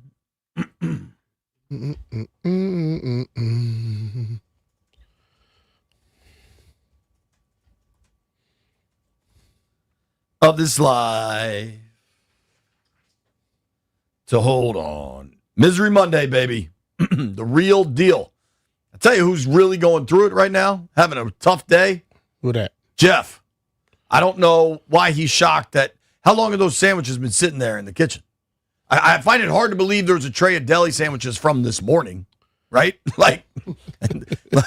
Somebody bringing in a tray. Stop being so damn greedy. Wouldn't have those problems. Although White Brian ate one too. How you feeling, Dub B? I feel fine, and my stomach's normally not great, so I don't know. You are a glizzy goblin. How many glizzies you put down that day? 15 or something? 13. A-Mac helped me with 2. Right. And if White Brian can handle 13 glizzies and be okay, who knows what's up with Jeff? Jeff makes excuses as to why he got to go do stuff. Well, old sandwiches might do it. I think the sandwich might not have nothing to do with it. When you're full of stuff, you got to get rid of it once in a while. That's all it is. I got this tweet from Nelson Jordan. Blame pie, D-line, 20%. Payne alone, 15%. Linebackers, 20%, specifically Frankie Louvu. 20% secondary, out of position, not communicating. 25% the talent evaluators and the coaches on defense. We need to rebuild this defense from the studs up, besides Mikey, Kinlaw, and Amos. Let's go to these phones. People are pissed, and they're not wrong. Mike is in Ashburn. What's up, Mike? Hey, guys. Good morning. How you doing, bud? I was driving down Loudoun County Parkway. And you guys know where Filigree Court is? On Loudoun County Parkway? Yeah. You know where Filigree Court, that's right, the entrance to Commanders Park. Well, the bubble is deflated. That's probably just a maintenance thing. Maintenance thing, probably. 'Cause they're going to Spain for Well, the week. I'm being humorous. Oh, okay. I think Dan Quinn yesterday in his press conference would have gotten a lot more respect if he said, players we have aren't good enough. And that's it. He needs to say that. Because that's what the truth is. They're just not good enough. I hear people saying stuff like that all the time. You're not going to go to your job tomorrow and say that your business is horrible because they'll be pointing the finger at your boss and then you're going to get fired, right? So you're not going to say that. Maybe he needs to make the players think maybe they need to play better or they're going to get fired, just like all the rest of us if we don't do our job. Yeah, but see, you got to stop right? trying to compare yourself to the players because players will play he to might play. blow the locker room. He's afraid of blowing the locker room up. Can I tell you something, Mike? DQ's reputation is perhaps loyal to a fault, but loyal, and he is not a guy that throws people under the bus. So if you see that, if you see DQ come out and start roasting people, I think that is a sign of way bigger significant problems. Yeah. So, I hear you. I think Lombardi said it. I think Jimmy Johnson said it. I think most coaches, maybe Joe Gibbs didn't, but the players aren't getting the message. I mean, and And yesterday, I mean, I turned it off at halftime. The game was over. And that's been that way for the last 3 or 4 games. The game's over at halftime. The only one, Kansas City, they were tied at halftime. But you're right. The other ones have been over in this 4-game stretch. And I'm wondering who they're going to beat. But see, I also tell people last year, the last 6 games, they won the very last play of the game. All those teams they played had us beat. And if they would have split those games last year, they would have been 9-8. And that's wishful thinking right now. But that's more what they are, because the 2 previous seasons before Dan Quinn got here, they were 4-13. Yeah, and everybody going into this year thinking 12-5, and that's just not reality. And of course, you guys have said that for the last half of the season. So, but I'm hoping for 8-8. 8-8. I mean, that's gonna be hard. That would be what, 5 of the last 6 games or 7 games or whatever they got left. Yeah. Appreciate the call, Mike. Thanks, dude. Yes, sir. Dude, I think when I talk about the goodwill DQ has acquired from last year, I think you really got to wonder what a 5-12 does to it. People gonna be pissed at a 5-12, but I'm not worried about people. I'm talking about the suite. I don't think the suite's gonna be. I don't think the suite is like we are. That's what I don't think. I think Josh is way smarter than the average fan that just go up and down roller coaster ride mindsets. I agree, and if you look at how he's built things, especially in Philly, they've been patient.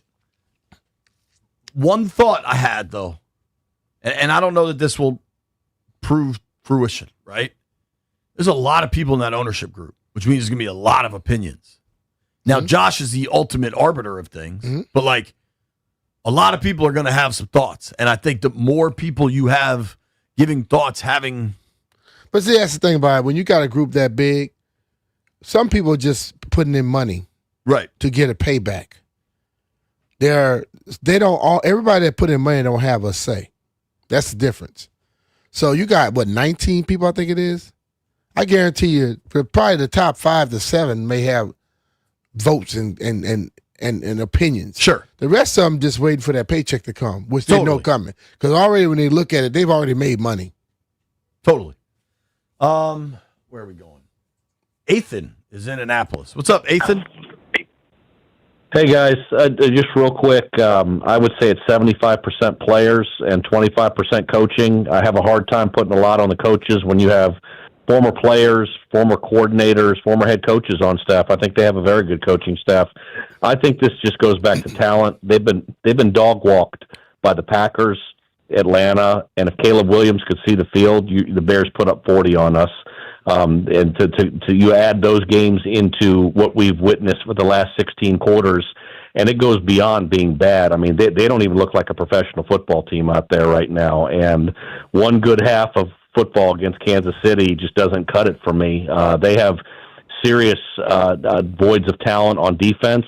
I don't understand what the problem is, though, with as regards to the scheme or the people calling that out, because these guys have been playing ball since Pop Warner. But I know I did hear years ago that there was a quarterback here in Washington named Heath Schuler that was so dumb that B. Mitch had to call the plays for him in the huddle. I don't know if that was true. So, wow. Anyways, yeah, I don't know, guys. I think it's more a talent issue. But I'm not going to sit here and get mad at Adam Peters a ton, because when Nick Saban comes out and says that Mikey Sanders still pound for pound was the best player in the draft, I believe Nick Saban, okay? I don't know what Johnny Newton's issue is, but Doc calls him a dog. He's more like a poodle or a chihuahua. Ain't no Great Dane, so, and I think the right tackle, he's going to be okay, and they just got to keep building to it, but they got some major issue areas to address on defense, and I think effort is one of them. I don't think these guys, I think some of them have quit. So that's my take. All right, man. Appreciate the call, dude. Good call there. Thanks, guys. I don't know. I have a tough time questioning effort at any level in pro football, because everybody knows the next check isn't guaranteed. Like, if there's effort issues, I think coaches notice that, and I think that gets your ass put on the bench and maybe cut. Mm-hmm. But they are getting their ass kicked. So yeah, I'm not being dismissive of people questioning that. I've done this job for a while now, and one of the people I learned a lot from was Tarek El-Bashir. Mhm. And Tarek, early in my career, is like, never question pro athletes' effort. Like, you have no idea what they're doing out there. But the results are so poor. Sometimes when you look at games, though, you can see one team, one side maybe giving a little bit more, and because every guy is out there working in practice, and I just think, listen, man, I think the way that practices are set up, if you are behind at the beginning, you're gonna be behind at the end.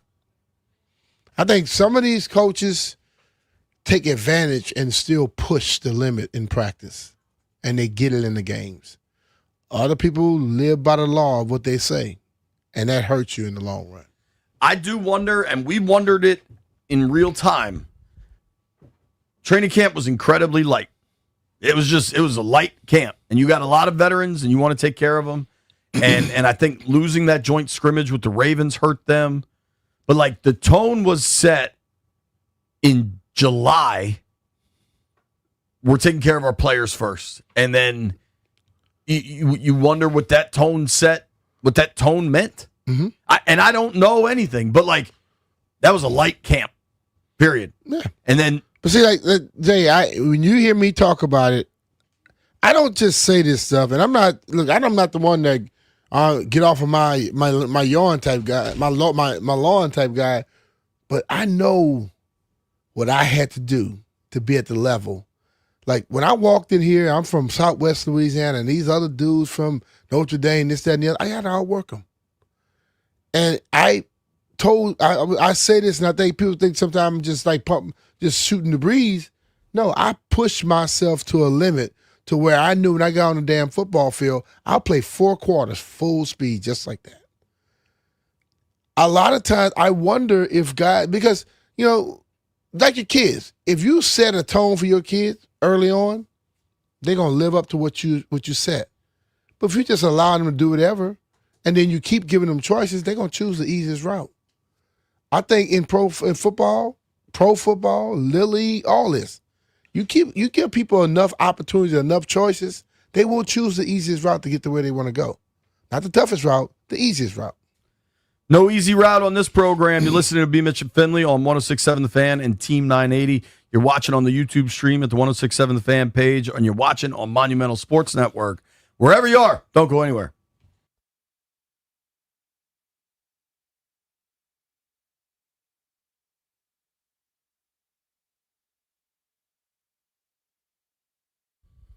The cold weather is coming, folks. We're talking about snow in Western Maryland tomorrow. It's about to get cold. You better be sure your heating system works. It's time to schedule a $99 heating and cooling check with my guys, the 5-star heating experts over at Crop Metcalf. They've done a great job for me at my house, and now they can do the same for you.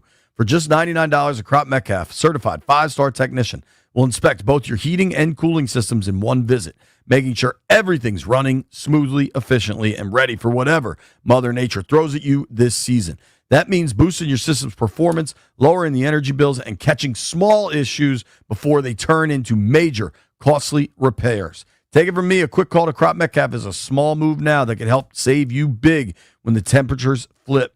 Because when your system quits mid-season, that's the kind of headache that nobody needs. Do yourself a favor. Do what I always do. Call 1-800-GO-CROP or visit cropmetcalf.com to schedule your appointment today. Crop Metcalf is the home of the 5-star technician.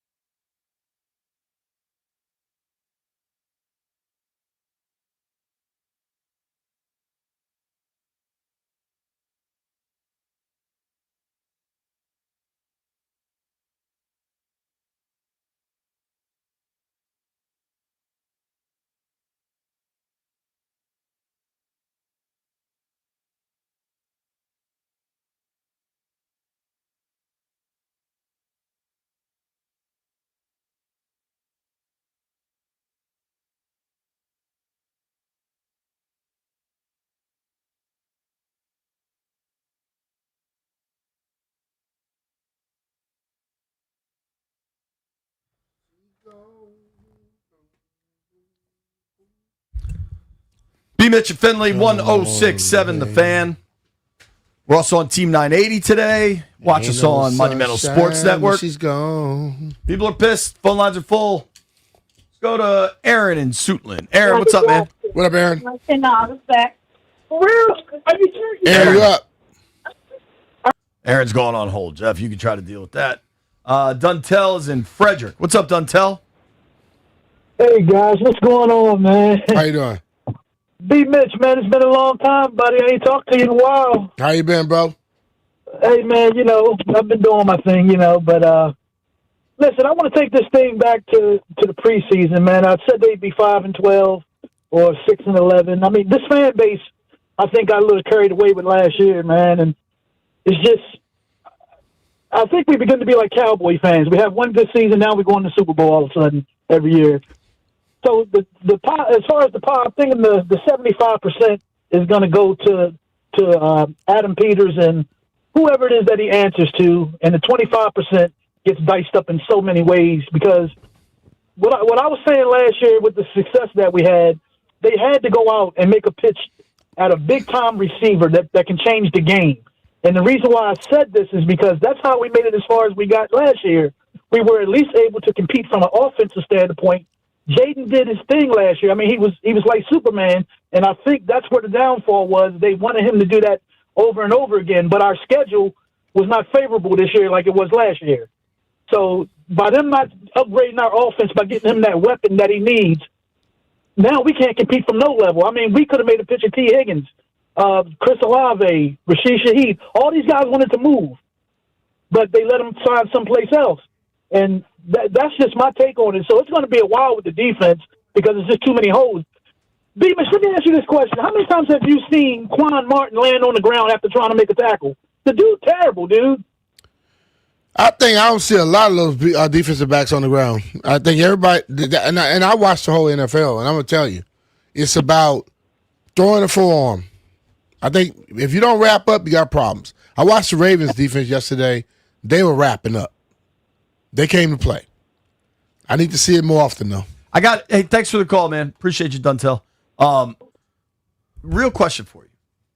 And you see this all over the league, but a big part of Dan Quinn and Joe Witt's philosophy is ball is life, right? Yeah. They tackle the ball. And I wonder if at a certain point there's too much focus on that because they're focused on trying to get the ball and I'm not gonna blame Joe Witt for that. The player ever since Little League football, they teach you the first guy there, grab the person. The next guy, you go for the ball. Now, if you got the tackle secured and you got a free arm, you can punch for the ball. I watched guys yesterday run and grab at the ball and run with the guy for 4-5 more yards. If you just come and hit him in this damn leg, you're down and he don't get the other 4 yards. But you're trying to run. And then I was watching another game last night. Dude tried to tackle the ball. He didn't get the ball or the tackle. Dude still kept running for another 15, 20 yards.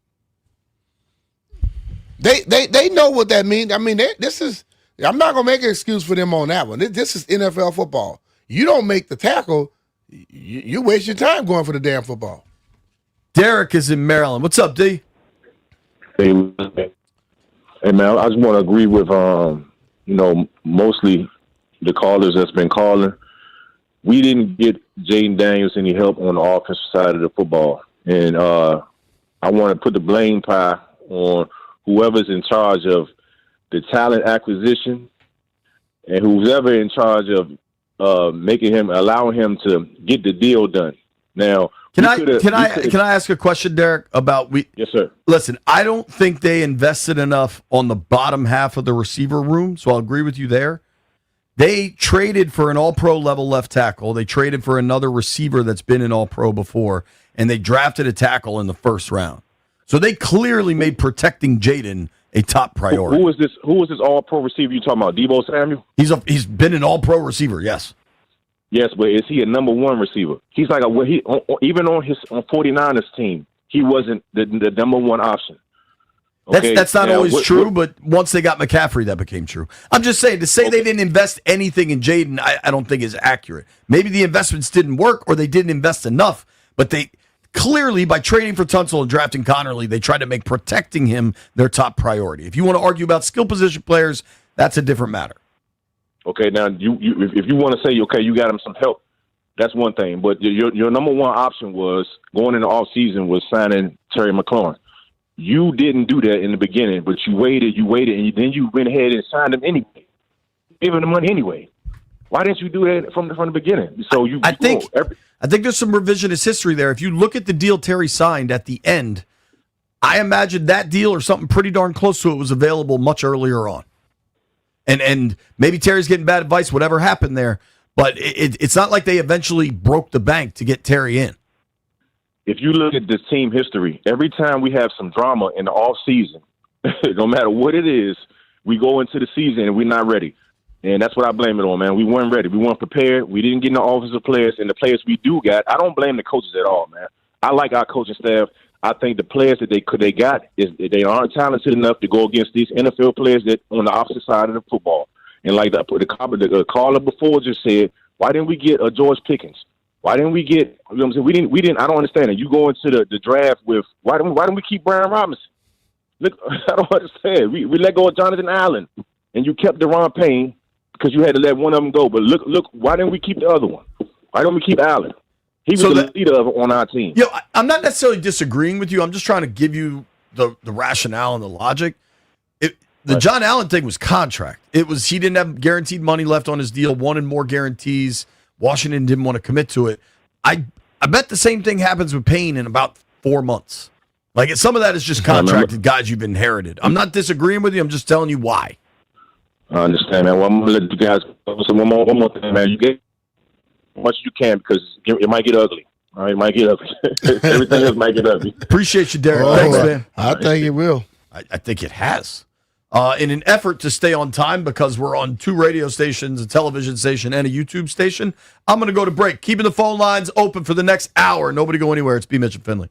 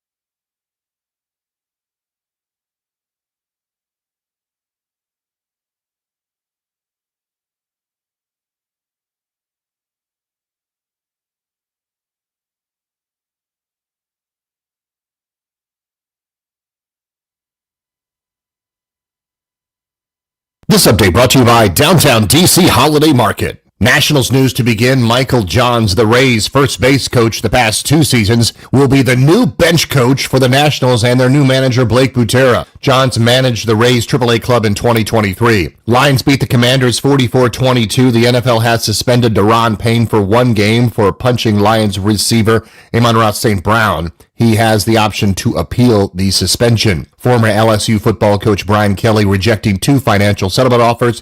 He wants the full $54 million he says he's owed under the terms of his contract after being fired October 26 by the Tigers.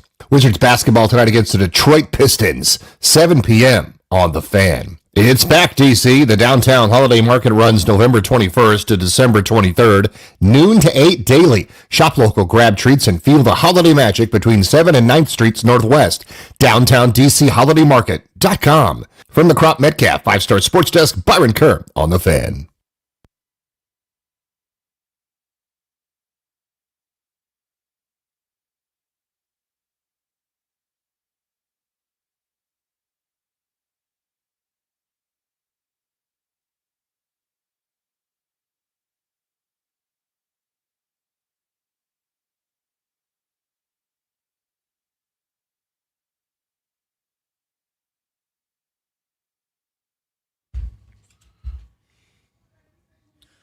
High noon in the District of Columbia. Points up and down the eastern seaboard. That means it's 6 p.m. in Madrid. Yeah. About to find out. It's going to be interesting, Jay. Can I get an early bleep you? I know it's Monday, but I got to bleep you Thursday. Go for it, brother. Bro, it's November 10th. I do not need to be getting the inclement weather policy email from the school. Can the snow chill TF out? No, it's not.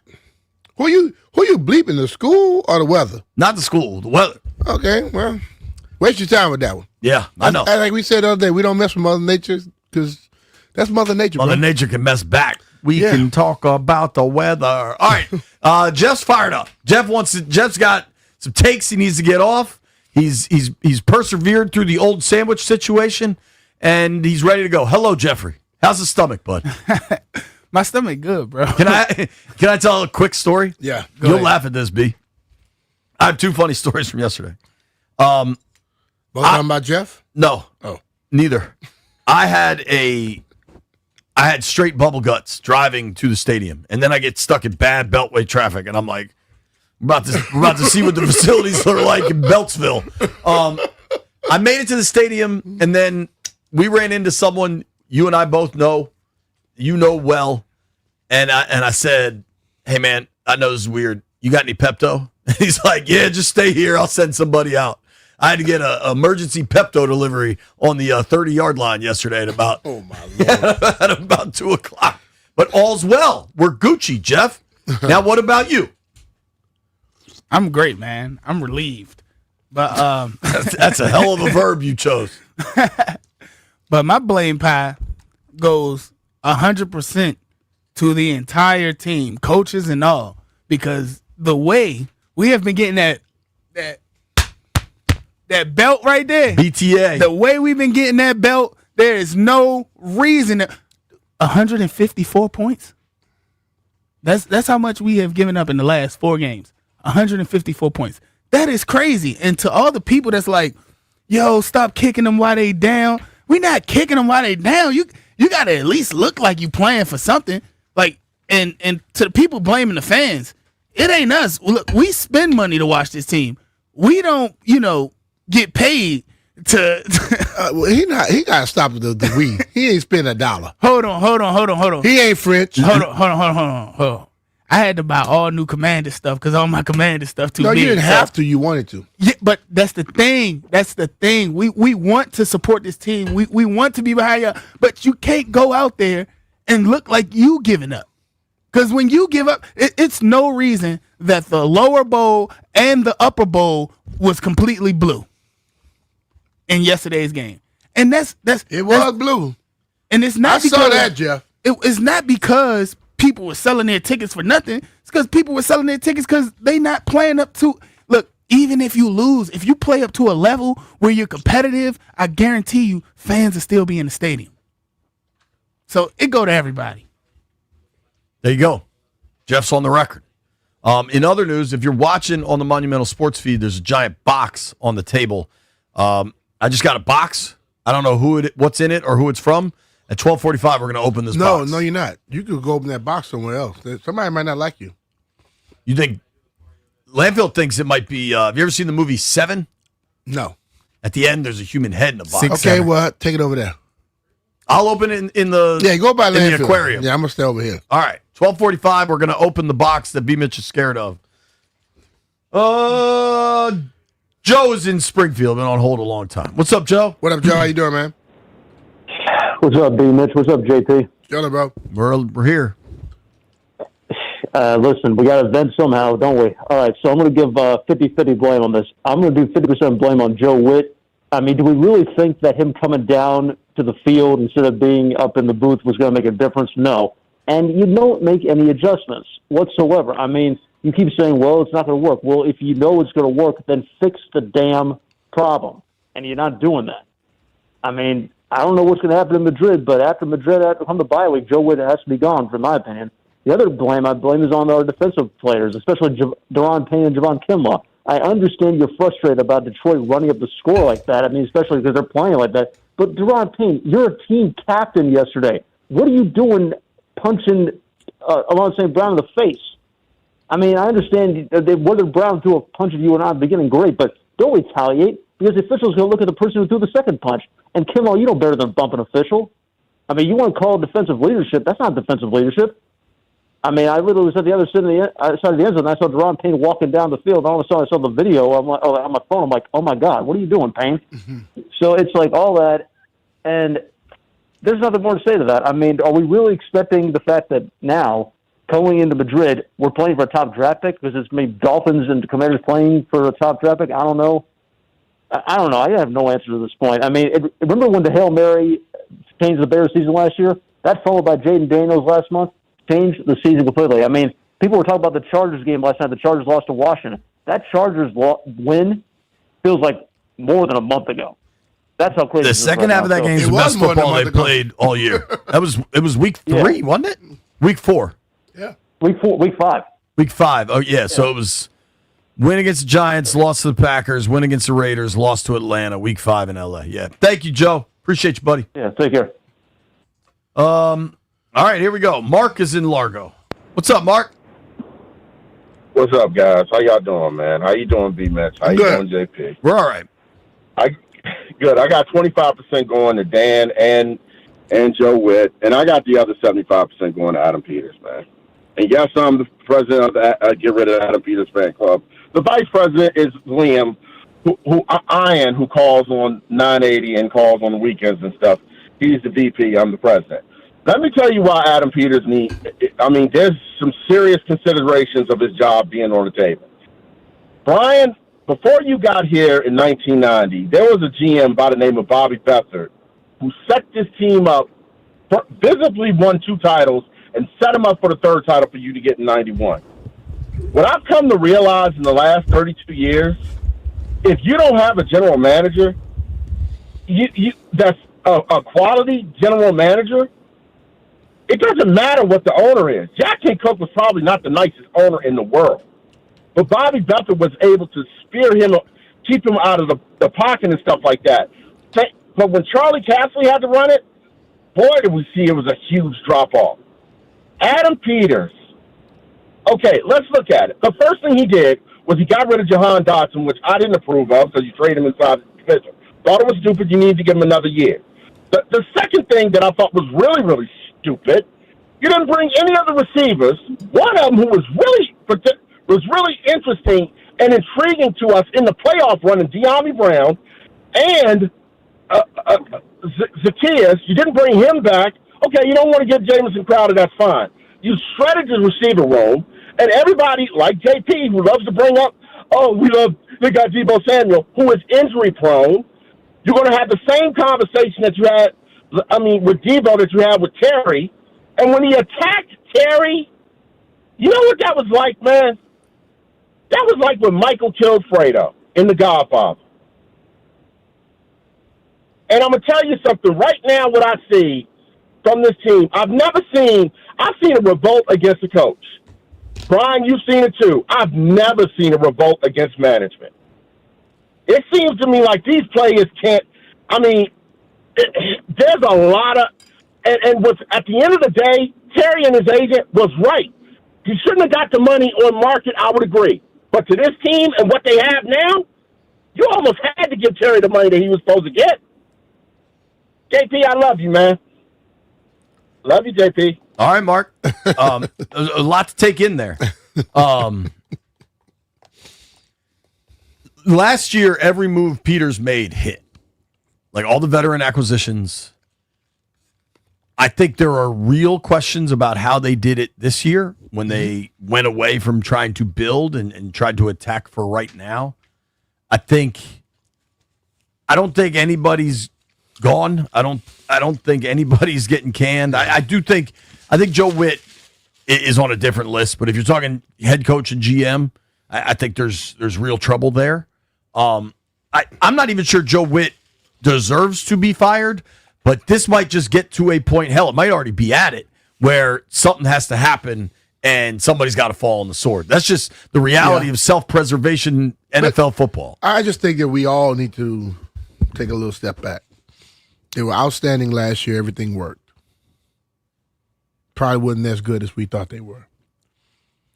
Things look horrible this year. Everything not working. Probably not as bad as we think they are. But nothing happens in 1 year. Pretty bad. Yeah, it's pretty bad, but it was pretty good last year. So but nothing happens in 1 year. And I would think just like I think Adam Peters ain't got no problems. He's here 5-6 years or so. I think he needs to build this thing. I think Dan came in and immediately got people on the right track. But there were some missteps in this over the offseason.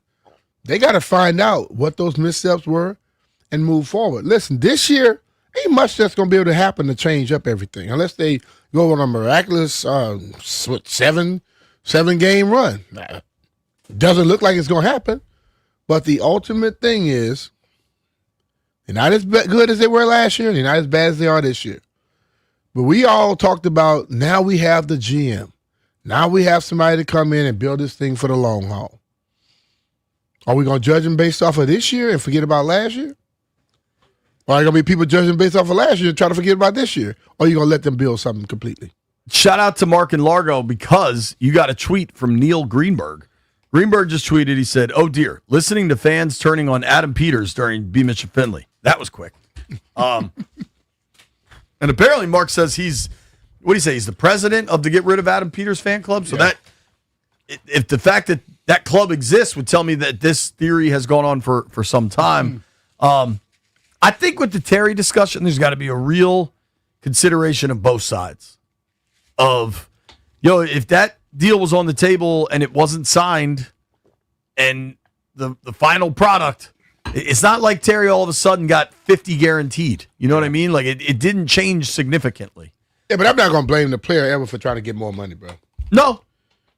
So, and the whole thing about it is, I also don't think Terry's holdout has impacted a defense that gave up 550 yards to the Lions. There you go. Not at all. But the people that want to blame Terry, get off of that. People want to blame Adam, get off of that. Because everybody's supposed to ask for the money. Team shouldn't be just, but you got to also play the room a little bit, know how to read the room. Sure. That dude hadn't done nothing wrong. Totally. Aaron is in Suitland. We're going to try this again. Aaron, you there? What up, Aaron?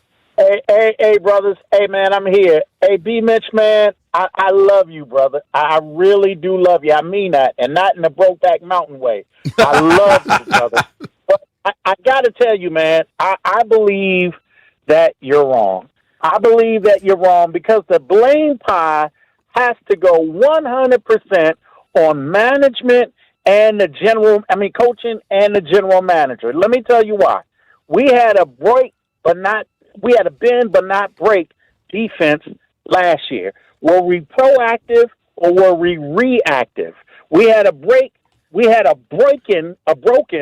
defense during the preseason. Were we proactive or reactive? Now our defense is broken. We can't stop anyone. let me tell you something about DQ. DQ can't say that we don't have the players, but he also can't insult the fans' intelligence by saying, "I believe that what we have everything here that we need to win." When I can see that 54, it was third down, and he had the guy right in front of him, and he's at the first down marker, and he waited for the running back to run to him. I can see Louvu taking the wrong angles and a lot of tack. I'm just picking those two. I can see the fact that what we did with Terry is that, okay, if he held out, then okay, be proactive, bring in some receivers, right? So then we can kind of force him to, take the route that we want. Dan Quinn is a defensive coordinator, defensive coach, defensive guru, and he can't fix the problem. It's not the coaching staff and the general manager did what? They brought the players in. You can't blame the players because you just said it, B. Mitch. I can't blame none of them for getting paid or wanting to get paid. You just said it, B. Mitch. And that's the problem with this team. They sold us a bill of goods. We cannot afford, I'm saying we as a fan, cannot afford for the general manager and the coach to think like a freaking fan, right? They deviated from the plan. We got 12-5 last year, basically because of our schedule, basically because no one knew how Daniels was going to be, so on and so forth. So what do? We doubled down. The coach and the general manager thought like fans. We're going to make it to the Super Bowl. Now, injuries play a part, too, as well, right? But the talent that we have on this team, you got to be able to see that there's a lot of lack of talent, and someone made a decision. Someone, I'm not going to call any names, for these players to make this team. That's all I got to say. But, Aaron, hold on. You say you disagree with me. Everything you just said is what I've said. Well, no. So what I'm saying to you is in terms of the talent, we don't have the talent, B. Mitch. And you said that you can't blame the player for not getting paid. Well, my thing is, then why you have the player on the team? No. What I said is I don't blame players for trying to get paid. Is what I said. That's not what you just said. And earlier I said our level of talent is not there yet. So you basically said everything I said. So I guess you just wanted to disagree with me, but we said the same thing, bro. Man, I love you, brother. I love you, man. Hey, B. Mitch, I love you, man. Aaron, to your point, and it's a good call. There's a lot of really good stuff in there. Last year, everything organizationally they did worked, and then the football gods were on their side. I mean, right? Hail Mary. You doink a field goal in to win in the playoffs. Like there's a lot of examples we could think of how things broke their way. They were largely healthy. This year they're largely hurt. The one thing I go back to, and it's like an old axiom, is it's a thin line between confidence and arrogance.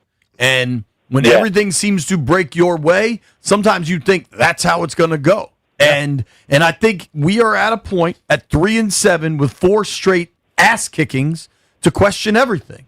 And my hope would be we're not the only ones questioning everything. That the folks in that building are like, damn, where did we screw up? Because there's got to be some ownership. We screwed some stuff up. Yeah. I don't think so, JP. I'm sorry, fan. I'm going to tell you why I don't think so. Because DQ is still to this day saying what?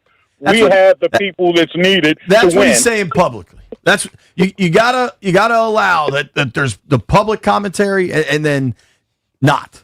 So well, how about the accountability, JP? I got you. How about the accountability? See, you make me think as a fan, right? And him making a statement like that, you don't know what the hell you doing. You don't belong there. So then when a fan calls in and say, listen, it's ownership and it's general manager, we're basing that off of something.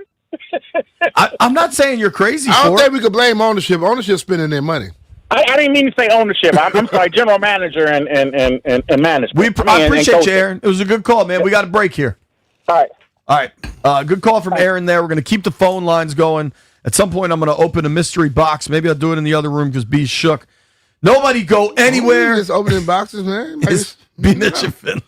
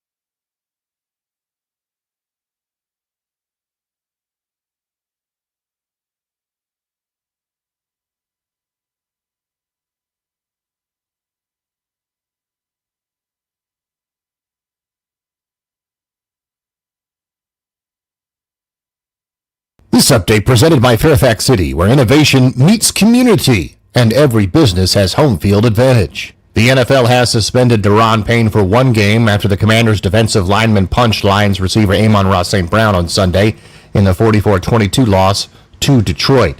Michael Johns was the Rays' first base coach the past 2 seasons. He comes over as the new bench coach for the Washington Nationals, working alongside new manager Blake Butera. Former LSU football coach Brian Kelly has rejected 2 financial settlement offers and wants the full $54 million he's owed under the terms of the contract. Wizards and the Pistons tonight at 7 on The Fan. Washington Spirit hosts Portland Thorns 12 p.m. Saturday Audi Field in the NWSL semifinals. In Fairfax City, entrepreneurs don't just start, they scale. Text OR, an open-source intelligence company, grew its business at the Mason Enterprise Center with affordable office space. Fairfax City gives businesses room to grow. Learn more at business.gofairfaxcity.com. Byron Kerr on The Fan.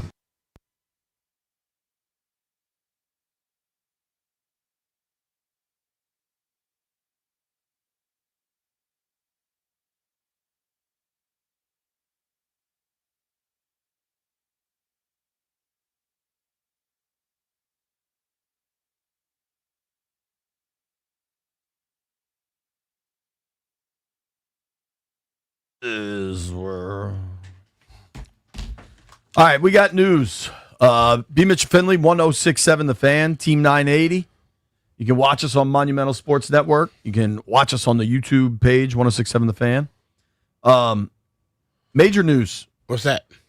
A lot of folks remember years back, landfill. This was during the peak of the Will Dan Snyder sell this damn team era. Landfill came up with a list of 99 problems for Washington.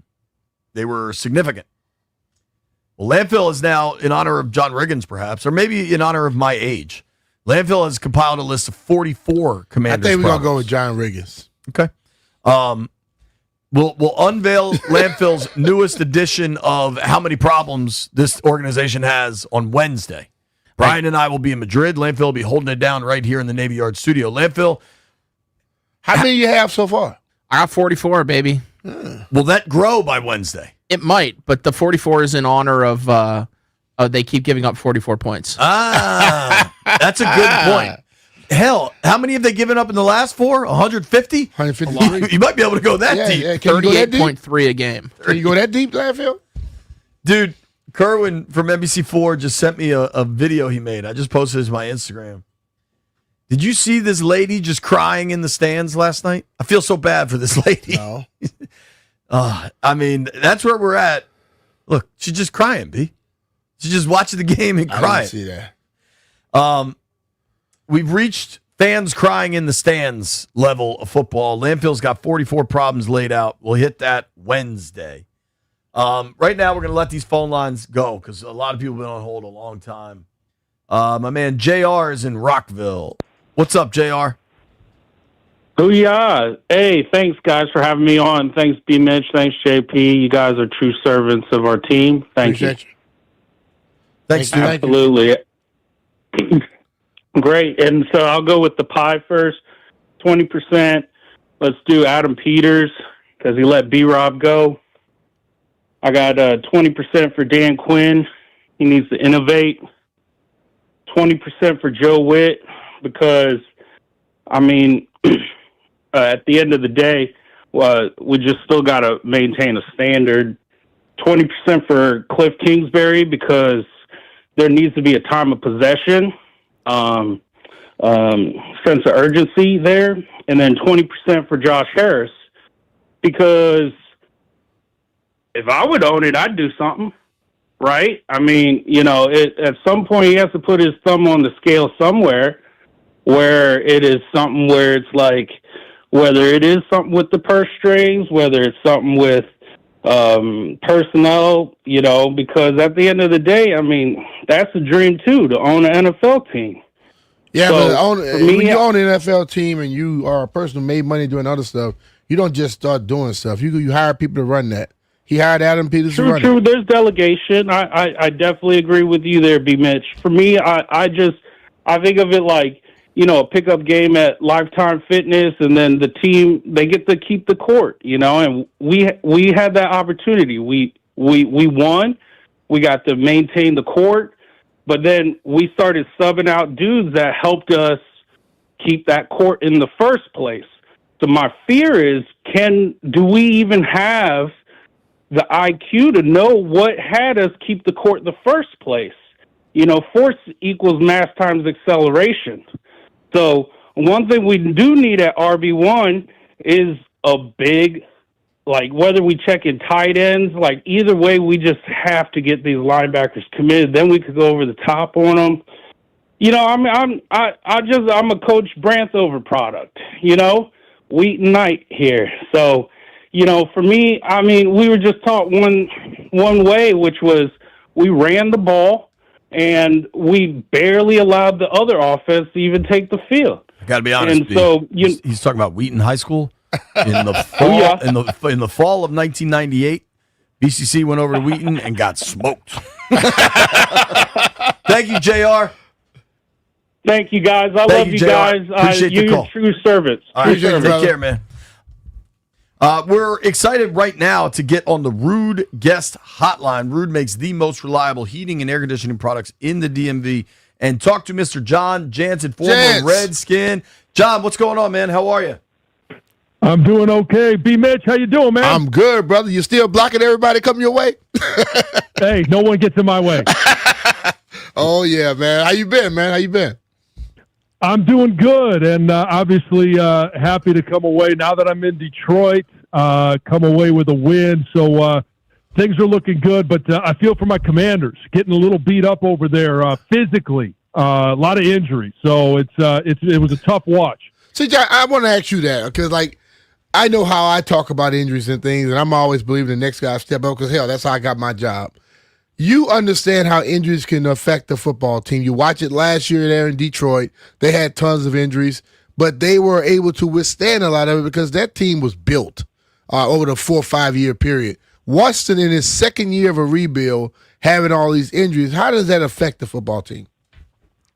Well, it affects it because, if you've been at it for 4 or 5 years, right, and you've put all your resources, whether it's through free agency, through the draft, and this is where those 3rd, 4th, 5th, 6th, 7th round picks all start to create depth. And you're not going to hit on all of them, but if you've had 4 years to build up that depth and the culture of the guys that you're trying to bring in, and they understand after their 3rd year, maybe they haven't had maybe they haven't had any time on the field, yet you've kept them around, and they've been up and down on the practice squad.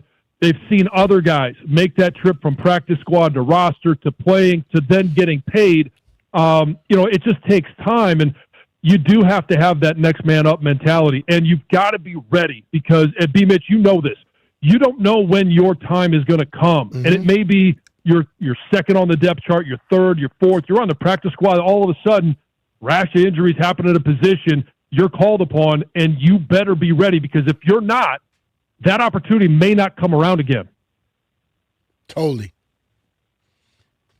John, obviously you had a ton of success here. You're back in Detroit, doing all sorts of media with the University of Michigan, the Detroit Lions. Started 123 games here. The organization must mean something to you. When you watched that thing last night, how shocked were you by Washington's defense?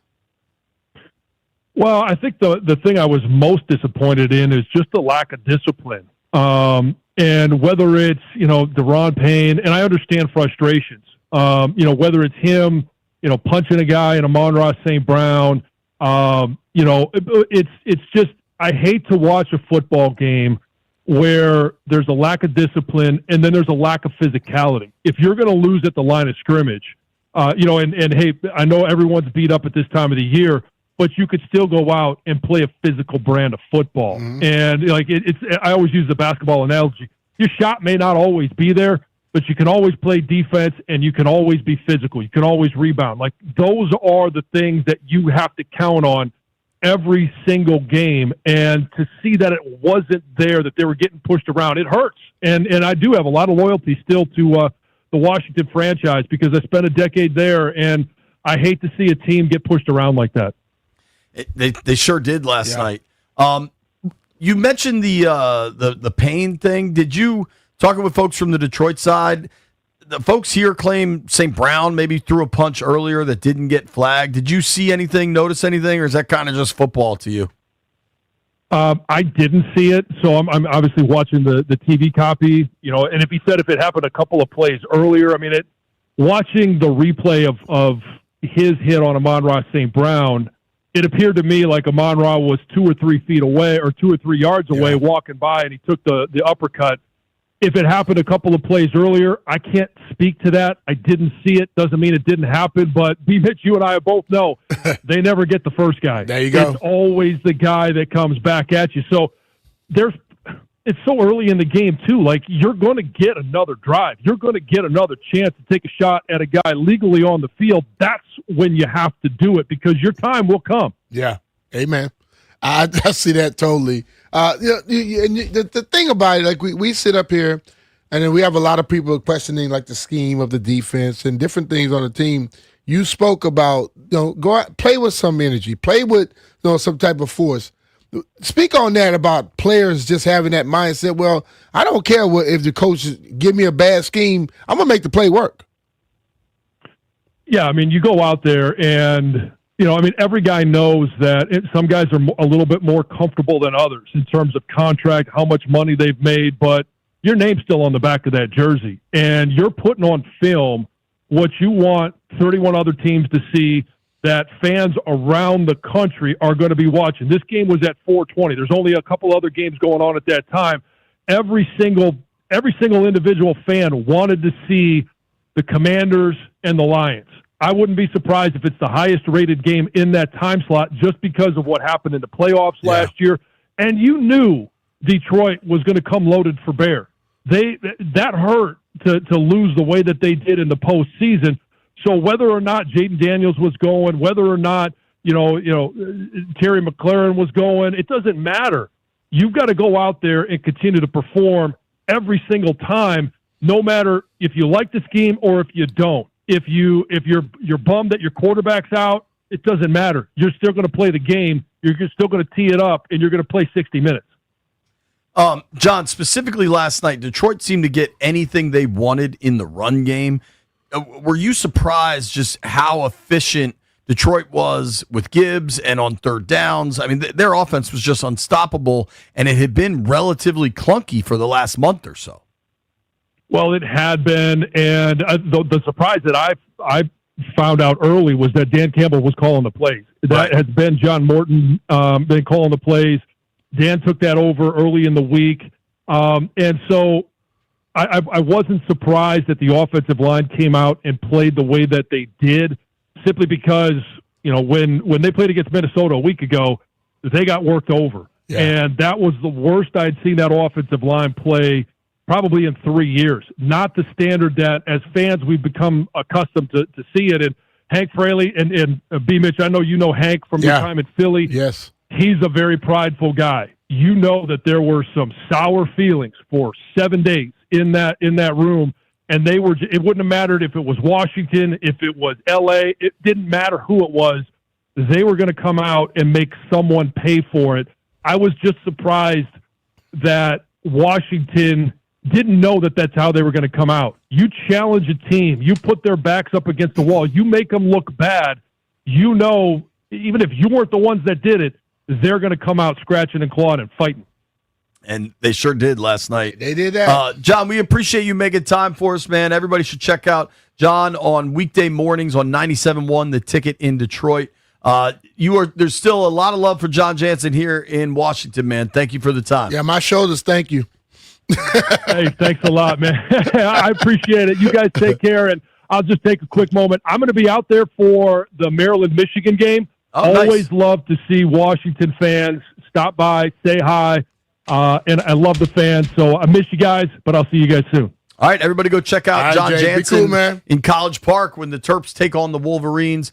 Give him a follow at John Jansen77. Remember he played like half a season with 2 broken thumbs? Yeah. I remember John Madden always circling that. John and James Jenkins, bro. Tough guys. Oh, yeah. All right.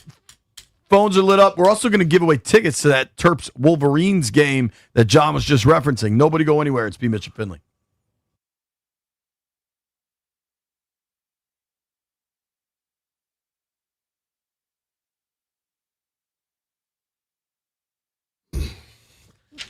Hey, it's B. Mitch and Finley here, and you've heard us talk about how much success we've had working with Paul Henry and Paul Henry's window installation. The weather's about to get cold, and I'm not worried about drafts in my house because I got new windows and new doors from Paul Henry. Honestly, you work with them, you're working with a family. They take great care of you. They get the job done ahead of schedule and under budget. You don't get that very often.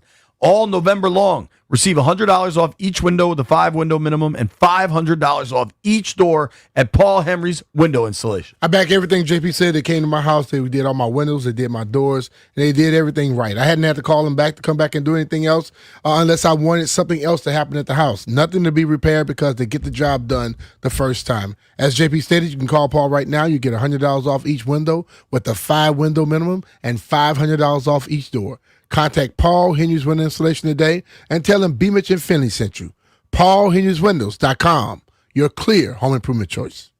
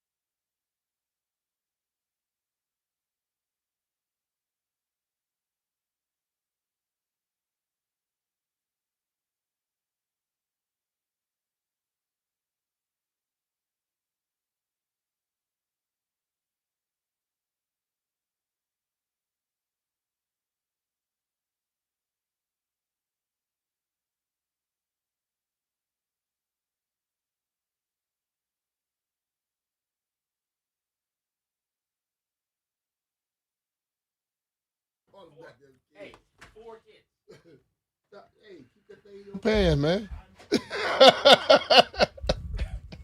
B. Mitch and Finley, 1067 The Fan. Oh, boy. You can watch us on the 1067 The Fan page at YouTube. You can listen to us on 980. Watch us on Monumental Sports Network. And B, got some news. Giants have fired Brian Daboll. Well, you and I both said he wouldn't make it through the year, so. Nope. Yeah. I didn't think he'd be there when Washington goes up there week 15. And sure enough, here we are. For me, it's Daboll has lost lots of games, but the collapses have been significant. And I honestly think the reason he got fired now, they've been using Jackson Dart pretty irresponsibly, and you knew the kid was going to get hurt, and he finally got hurt. But I'll be honest with you, that kid right there, he needs to. We talk about. I think Jaden is way more tame than him. Absolutely, that dude is a wild cannon. He dives head first into people. I'm just saying, he has a little RG3 in him. I can't help but notice that when they finally canned Daboll was the day after Dart gets hurt. Yeah.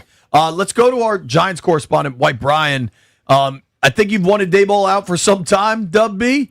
Brian Daboll fired by the New York Giants. Your reaction? I think it was time. After, I think it was Schefter tweeted that it was the 4th blown lead of 10-plus points this year, and it's kind of a PR nightmare. If you keep him after that, it goes viral. But does that mean Shane gets to stick around? I'm afraid of that because I felt like the correct thing to do would be fire them both at the same time. And if they didn't, that makes me think he's going to stay. Wild times up in New York, man. Wild times. Brian Daboll is out. You know that saying, like, oh, it couldn't happen to a nicer guy? I'm not sure a lot of people are saying that about Brian Daboll. He can rub you the wrong way. Confident young man. Confident man. Yeah. They're turning to Mike Kafka to run things Who is that? in New York. It must just really bother John Mara that they can't get anything right. Since they fired Tom Coughlin. How many coaches has it been since they fired Tom Coughlin? Let's try to name them. Joe Judge, Ben McAdoo, Shermer. There was a Shermer involved. I remember Pat. Pat was with him with that staff in Philly. Yeah, I remember that. Daboll. Is that it? When did they fire Coughlin? 10 years ago, maybe? That's 4 coaches in 10 years? And that I'm not even counting what had to be some interims along the way. I mean, goodness. That is a mess, man. And the Giants were always like the super stable. I don't know. Good luck. And dude, I don't nail all my predictions, but that one, that one I nailed. I said Dart won't last because I remember that. Dart won't last because he's playing reckless, and Daboll won't be the coach by the time Washington. Let's think about this though. The 2 kids that gave them great promise, both of them got hurt. Yeah. Scatterboot thing. That was freak. Right. But still, it happened. I mean, to make a firing in early November, dude. It's past halfway, dog. Some guys don't get that long, Jay. I got a question. Do you think the chances are ownership was like, yo, you got to fire that D coordinator, and Daboll said no? No. I think Mara said enough is enough. He got to go. I think Shane's next. He might. I don't know if he dodged the bullet on this one, brother. I also think the New York media had been killing Daboll, and eventually, dude, they're flying planes over the stadium. Please fire Brian Daboll for years. Yeah. I don't know what the Giants do. That they just seem in that death loop, man. It's hey, we've lived it. We have lived it. We know. Yeah, we know. I mean, let's hope we're not back in it. You just hope you're hoping it slows down enough so you can jump off the wheel. Just jump off that. You know, just going in a circle. You slow down enough so you can jump without hurting yourself. That's what it is. Hold on, who's a Giants fan? AMAC? Yeah. Jeff, go ask your boy AMAC how things are going. He'll start screaming at you again somehow. For the Giants crowd, I don't know, man. Good luck with all that. Maybe we take a look around the NFL. We got a lot of people on hold. I don't want to leave them on hold all day. We're going to try to take some calls. Do you think at all Brian Daboll getting fired turns heat up in Washington also? No. I don't think so. I think the Brian Daboll thing has been going on for years now. It's not just this year. They did go to the playoffs his first season there and win a playoff game. That was only 2-3 years ago. Okay, 2-3 years ago. I'm just saying. And Josh wouldn't need much involved with the here. I don't think Daboll's legacy per se or reputation is anywhere close to Dan's. Agreed. I don't think his volatility on the sideline is just so unprofessional. I mean, when he ran in the blue tent, he acts more immature than the players. So I'm not shocked. Not shocked. It's also some of it is how you carry yourself, how you comport yourself, and as unhappy with the results people are with DQ, I don't think there's a question about how he carries himself, how he talks to his players, how he handles the day-to-day grind of... DQ is the type of guy, if I played for him, I wouldn't want to let him down. Daboll, I wouldn't give a damn. See what I'm saying?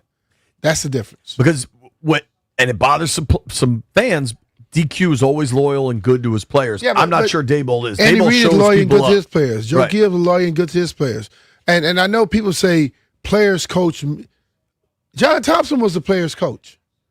John Thompson was never seen as soft or nice. You can be both. You can be a player coach and still be tough on them. Most players coaches, like the people that they're trying to describe, is the player's friend.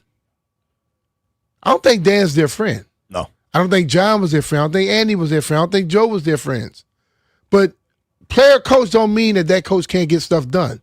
Because when he was getting it done last year, I think everybody was very happy.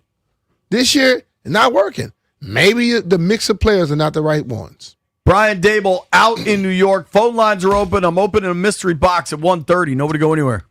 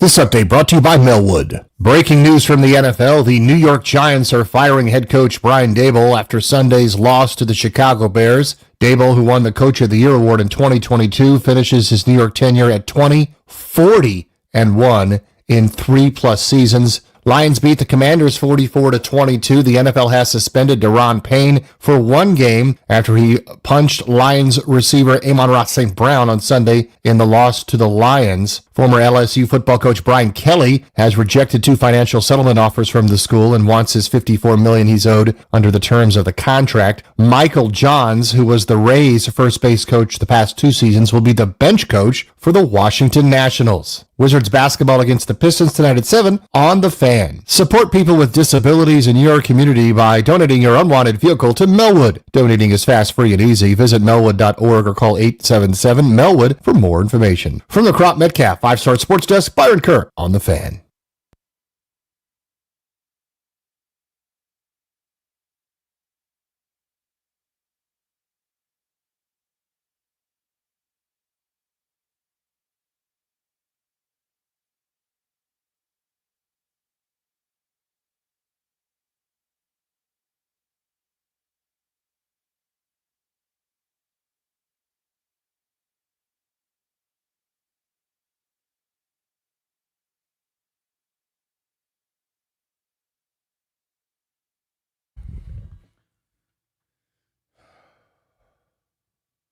B. Mitch and Finley, 106.7 The Fan.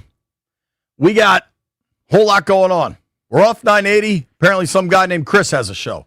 But we're on Monumental Sports Network. Russo, yeah. We're on Monumental Sports Network. We're on the 106.7 The Fan YouTube page.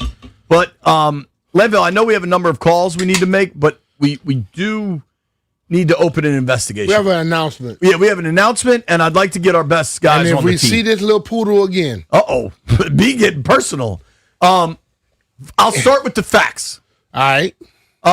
In the previous commercial break, maybe the 12:45 segment. Yeah. I went to the kitchen. I had a crab cake. Shout out to Jim Bellevue, Boatyard Grill in Annapolis. I had a crab cake in a cup. I microwaved said crab cake. A number of the ladies, including Wendy, were in the kitchen area. We were chatting, saying hello. Daniel, the engineer, walks through with a big old box of cookies, like a Costco-sized box of cookies. Uh-huh. He's chatting with the ladies about the cookies.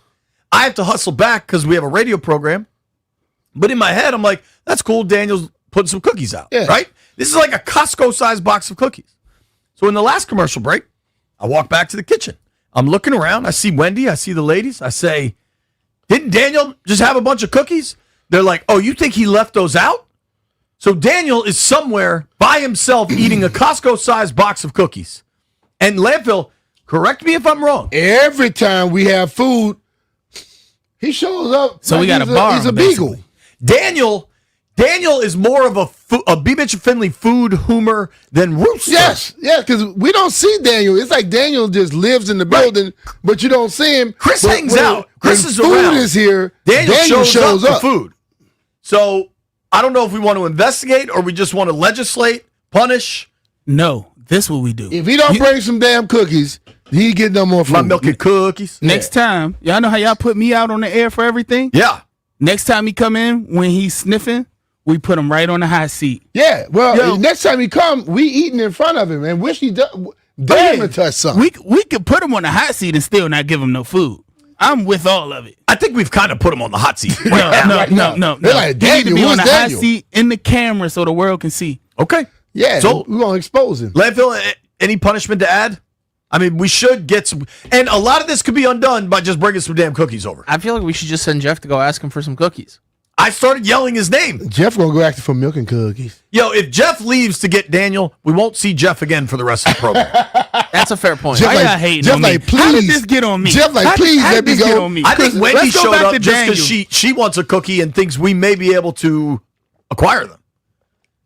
I would send White Brian, but he doesn't have the necessary chutzpah to get the cookies from Daniel. Hey Daniel, the guys they want a cookie. Okay, I'll tell them you said no.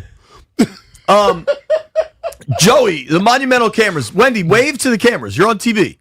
Wendy, I think you're the person to get this done. Can you go get us some cookies from Daniel, please? She couldn't get it for herself. Yeah, but now she has the extra push of 5 hungry dudes wanting cookies. Wendy, we're putting all our trust and faith in you. All right, I'm going to go back to the phones. We need some damn cookies. Carlos is in Severna Park. Yes, Jeffrey. What? I can't hear a word you're saying. I'm going to Los in Severna Park. What up, Los? Well, as you know, I was at the game yesterday. Had the lovely time taking my girlfriend's son with me. The good part about it is, it was military appreciation day, so as a veteran, I did enjoy my time. Went to the USO, place, got free Mission barbecue. First time ever meeting John Riggins as a kid. Oh, that's I thought cool. that man was intimidating as ever. Nah, sweet as can be. That man, like a dog. I told him that I actually have his card in Madden this year, and he's like, "Oh hell yeah, I just signed off on that." I'm like, "That's perfect." Shook the Secretary of War's hand and everything. That met Dr. Josh Harris. Good pregame. Moment I got to my seats, a sea of blue, and I'm like, I know what's about to happen, And I have tickets for the Denver game, and I'm sorry, I'm not going. I refuse to go. I'm not giving up on this team. I asked my girlfriend. My girlfriend says that I love this team more than any team, But I'm a diehard. I'm always going to be a diehard. I'm going to stick by this team. It does not make sense to fire anyone at this point. I understand what people are saying. We need to find out what we have. And I know people are going to hate me saying this. Jane Daniels needs to play. We still have to figure out if he can play. I see other quarterbacks out here making that next level step, and I understand that our team is decimated, but look at Drake May and look at Bo Nix kicking butt out there. But like I said, HCTR, Brian Mitchell, congratulations on being a legendary fan of the game. I'm sorry that it wasn't a good day for you for that game, but hell to the Commanders, baby. All right, man. Appreciate you, Los. Los brings something up interesting. So obviously Sunday's game in Madrid is a standalone game, the 9:30 game. Yeah, it's early here, not early there. Whole country will be watching. Then they have the bye week. Then they're set to host Denver, Week 13, Sunday Night Football. That's the biggest stage the NFL has. They can flex out of that game. Now, it's easy to say, they'll flex them out. The tricky issue here, that's Thanksgiving weekend. So you've got 3 standalone games on Thanksgiving. Packers-Lions is early, Chiefs-Cowboys afternoon, Bengals-Ravens at night. Then you've got a Black Friday game, Bears-Eagles, which is shaping up to be a pretty good game. So that's 4 games already off the table. Now, the obvious choice to flex into that Sunday night spot would be Bills-Steelers, but that's slated to be the 4:30 game, I believe, on CBS. They can protect that. They don't want to give that game up. That's going to have a monster rating. So to flex Washington out, you got to figure out if there's a good enough game to go in. Denver is good. Denver's 8-2. I don't know what their record will be by then, but the worst it could be is 8-4. Washington, however, 3-7. They certainly could be 3-8 by that game. The options, as I see it, would be Rams-Panthers. The Rams are really good. The Panthers gave a bad one up yesterday, but maybe it could be Rams-Panthers, especially if the Panthers get another win next week.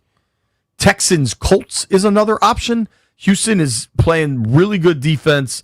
Indy has been hot. They just won yesterday in Berlin. Or maybe even a game like Vikings-Seahawks could go to a national audience. But there's not a slam dunk switch it out decision. So that's something we're all just going to kind of wait and see.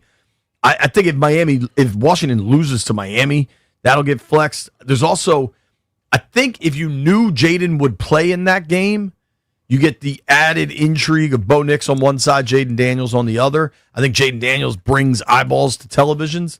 But if it's going to be Mariota, I think that thing gets flexed. So stay tuned. We'll see. We'll make sure you know. It makes a difference to JP and I. It sure does. Cliff is in Delaware. What's up, Cliff? Hey, good afternoon, fellas. What's up, dude? We got you. Hey, I give 20% of this thing to Adam Peters. Here's why. Winning is an organizational thing, and you got to start at the top.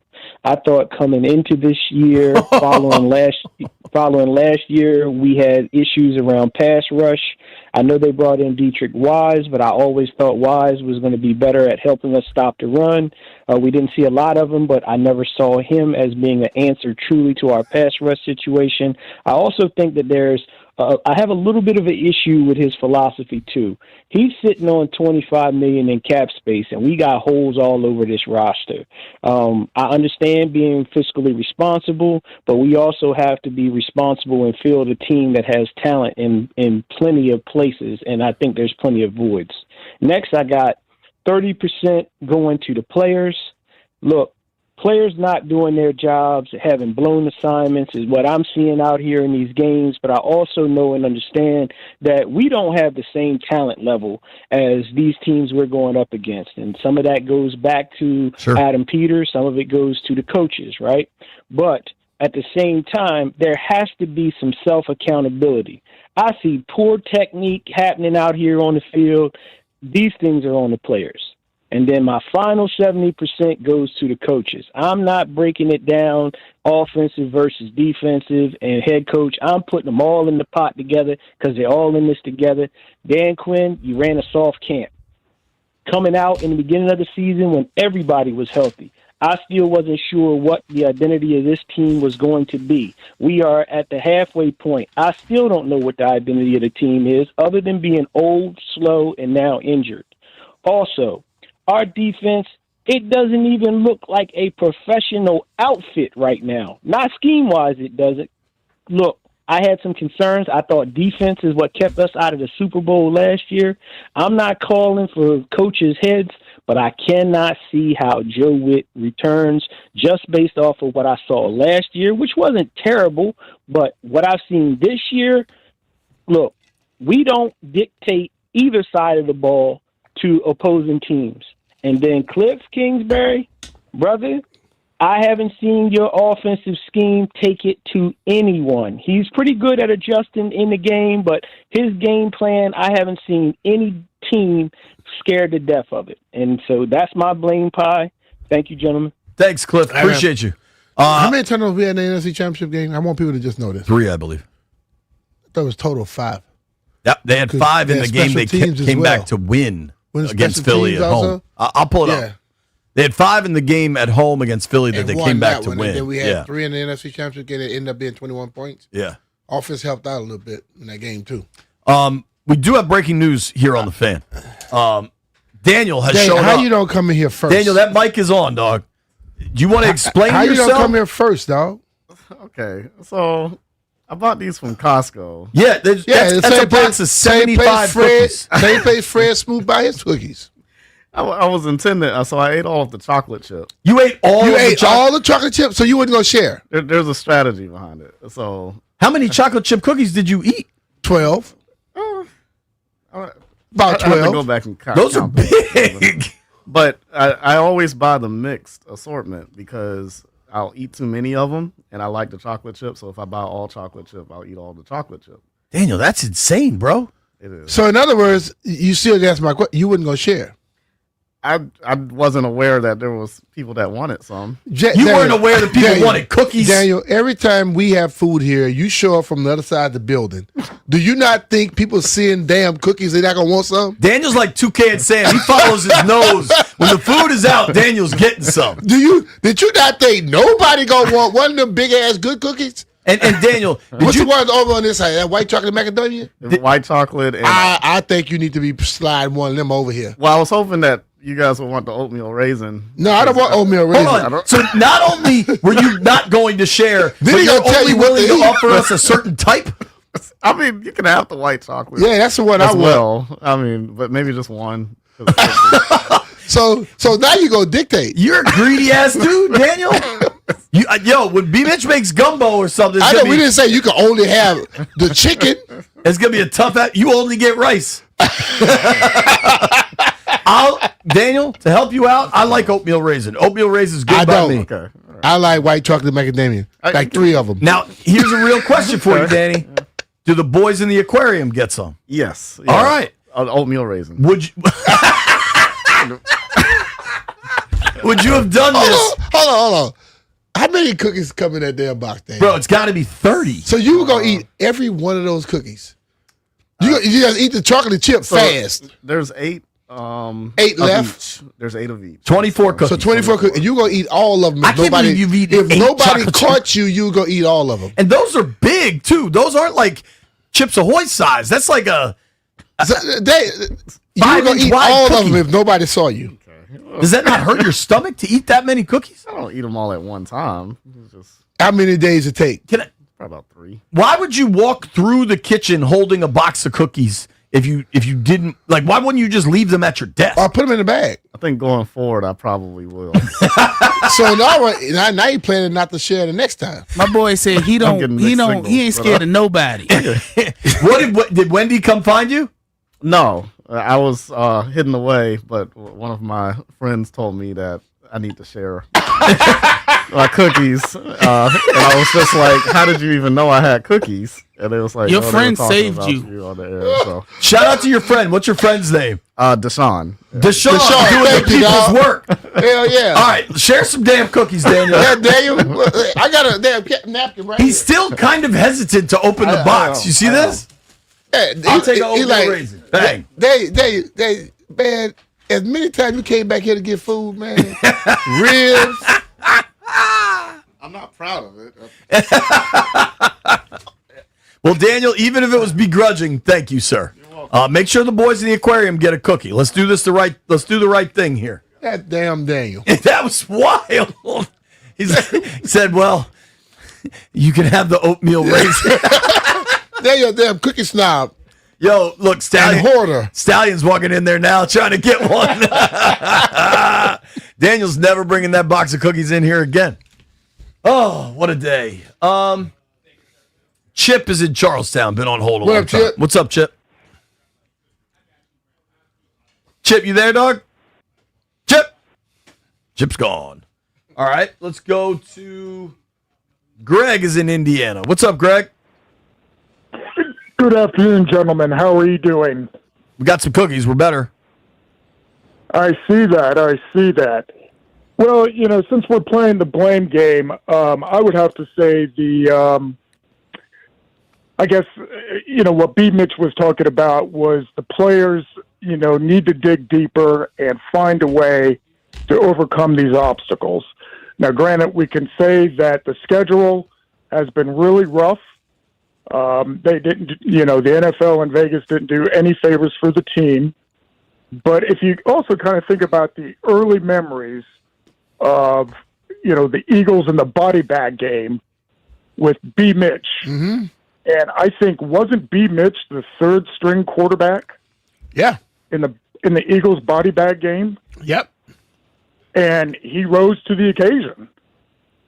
So, I can't do any percentages or anything like that, but, these guys need to find out some way to overcome these obstacles and play as a cohesive unit. Because sooner or later, after a while, B. Mitch is going to come on and do some sort of free poetry like he did a couple years back on television. Appreciate your call, man. Thanks, right, buddy. Man. Free poetry from B. Look out. Nobody wants that. Yeah, that was rock Everybody bottom. does want cookies. That was rock I remember. rock bottom. I recall. Shout out to Daniel for begrudgingly giving the boys some cookies. That was a wild ride. Daniel said, yeah, y'all can have some. The oatmeal raisin. This dude was going to eat 24 damn cookies. And he said 3 days, he's lying his ass off. He just walked in here, and every one of those chocolate chip cookies are gone. Gone. And he had already eaten one of the white chocolate macadamia. And he ate another one. He was going to eat all those damn cookies today. It's impressive. He must, that's like 170, 180 calories per cookie. And he was going to eat 24. Man, let me calculate this thing. Let's do this. If you're on hold, stay there. We're going to hit these phones. Grant and Danny coming your way at 2 o'clock. You're listening. 4,080 calories. That's a lot, man. That's a lot. Just cookies. We're just trying to help you out, Daniel. Yeah, Daniel, give me another cookie. Nobody go anywhere. It's B. Mitch and Finley.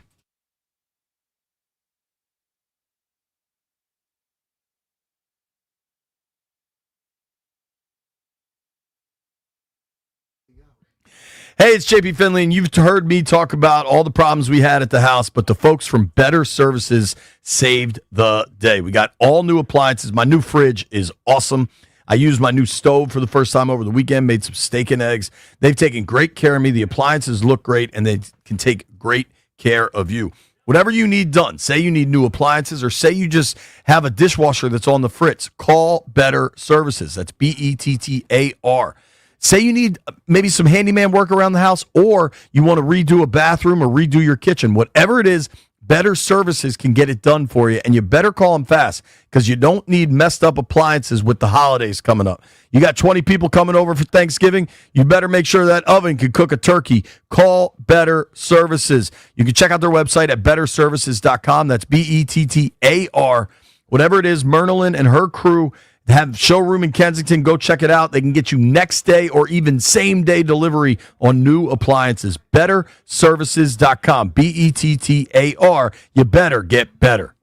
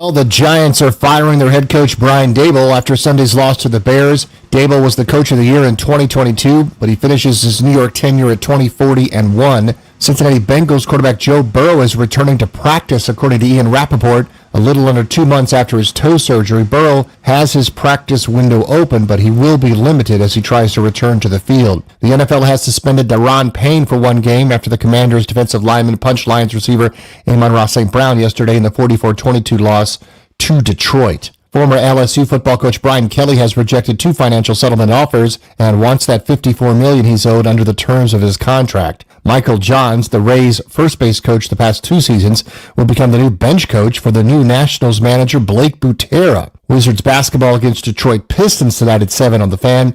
Washington Spirit against Portland Thorns Saturday 12 noon NWSL semifinals from Audi Field. From the Crump Metcalf 5-Star Sports Desk, Byron Kerr on the Fan.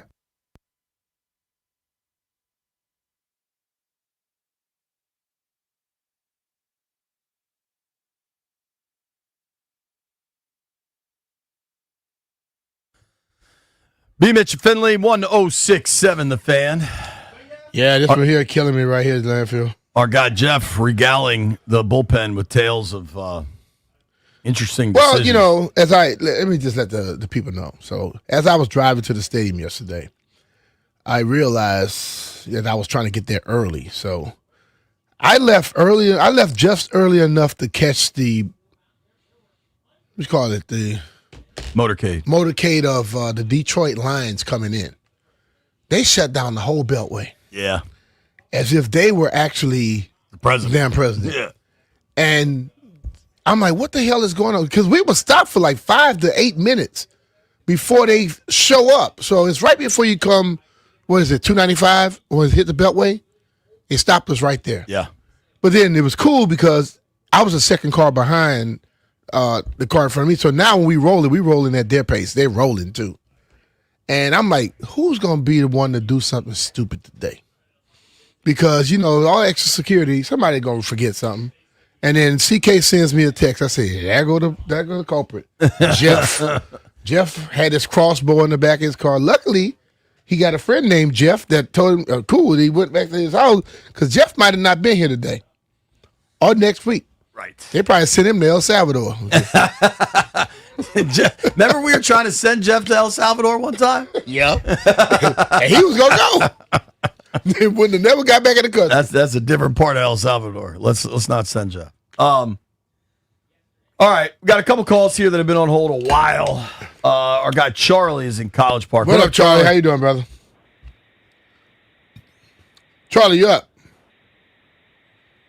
Charlie, you're down. Charlie's not up. Gerald is in Fairfax. What's up, Jerry? Hey, how y'all guys doing? Man, I get rid of Dan Quinn so fast that it'll turn some out here. And the man don't know what he's doing. Either him or the GM1 need to go. Have a good day. Short and sweet, but to the point, Gerald. But I just don't understand. I think it's a little early. People don't remember last year. If you didn't say fire him last year, then you don't just say fire him this year, this quick. It's just, I don't think people they got short memories, boy. Yeah, we got a lot of cornerbacks calling here today, boy. A lot of baseball hitters. All right, let's try Charlie at College Park one more time. Charlie, you there, bud? Yeah, man. I'm sorry. I had to step out for a minute. Oh, all right, go ahead. I'm not into football for entertainment. I like to watch it. I like to listen to it. I don't care what the end. You guys are so entertaining. You and Doc and Linnell on the other side. But that thing with the cookies, man, was classic. I'm serious. That was great. It's actually 5,500 calories. See, I could do that in one sitting. Anyway, I'm not been out of shape. I'm not going to play the blame game. They don't have a pass rush, and they play zone against that. I mean, I've been watching tight ends and backs coming out of the backfield kill this team for years. So anyway, they're all what they are right now, but I'm not, just still my team. I don't care if they're 0-17. Okay? Take it easy. All right, man. Thank you, Charlie. Appreciate you, bud. Bye-bye. See you, man. All right, Jeff just made me laugh there. Gosh, what a mess this thing is. Just yeah.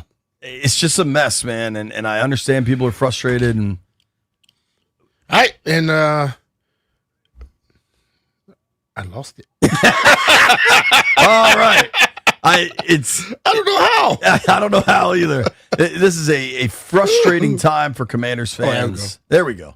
Football Talk on 106.7 The Fan is presented by Paramount Plus. You can't count on much these days, but you can always count on Sundays with the NFL on CBS and Paramount Plus. Watch your local NFL game every Sunday on CBS and Paramount Plus all season long.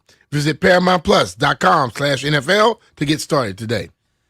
Just going around the league a little bit here. Joe Burrow.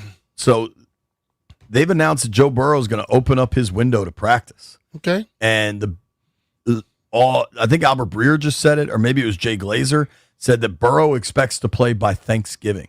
The Bengals play Thursday night, Thanksgiving night in Baltimore. The question I would be asking, is that wise? Well, I mean, they've been putting up some yards and stuff. Maybe Joe Burrow can play corner. Flacco's been slinging it. Nah, I think if Joe comes back, Flacco will have to step aside. I think Flacco will understand that. That's just pretty remarkable to see.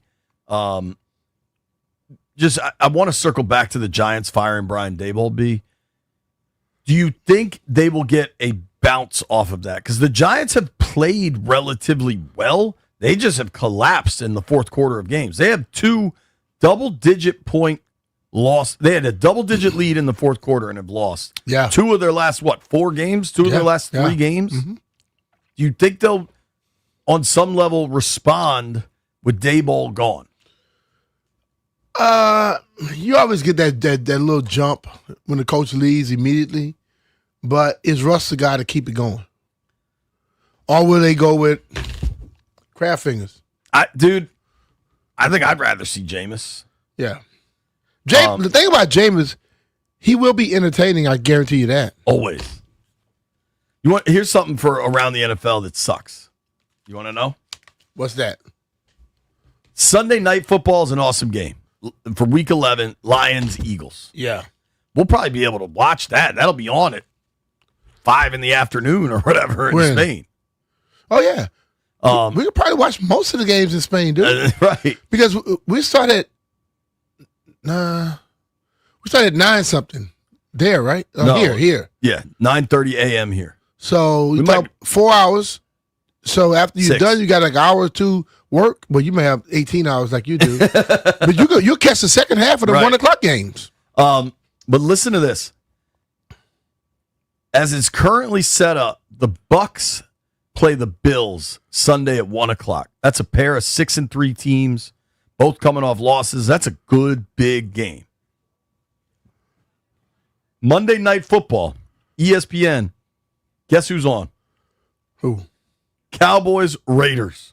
The 3-5-1 Dallas Cowboys against the 2-7 Vegas Raiders.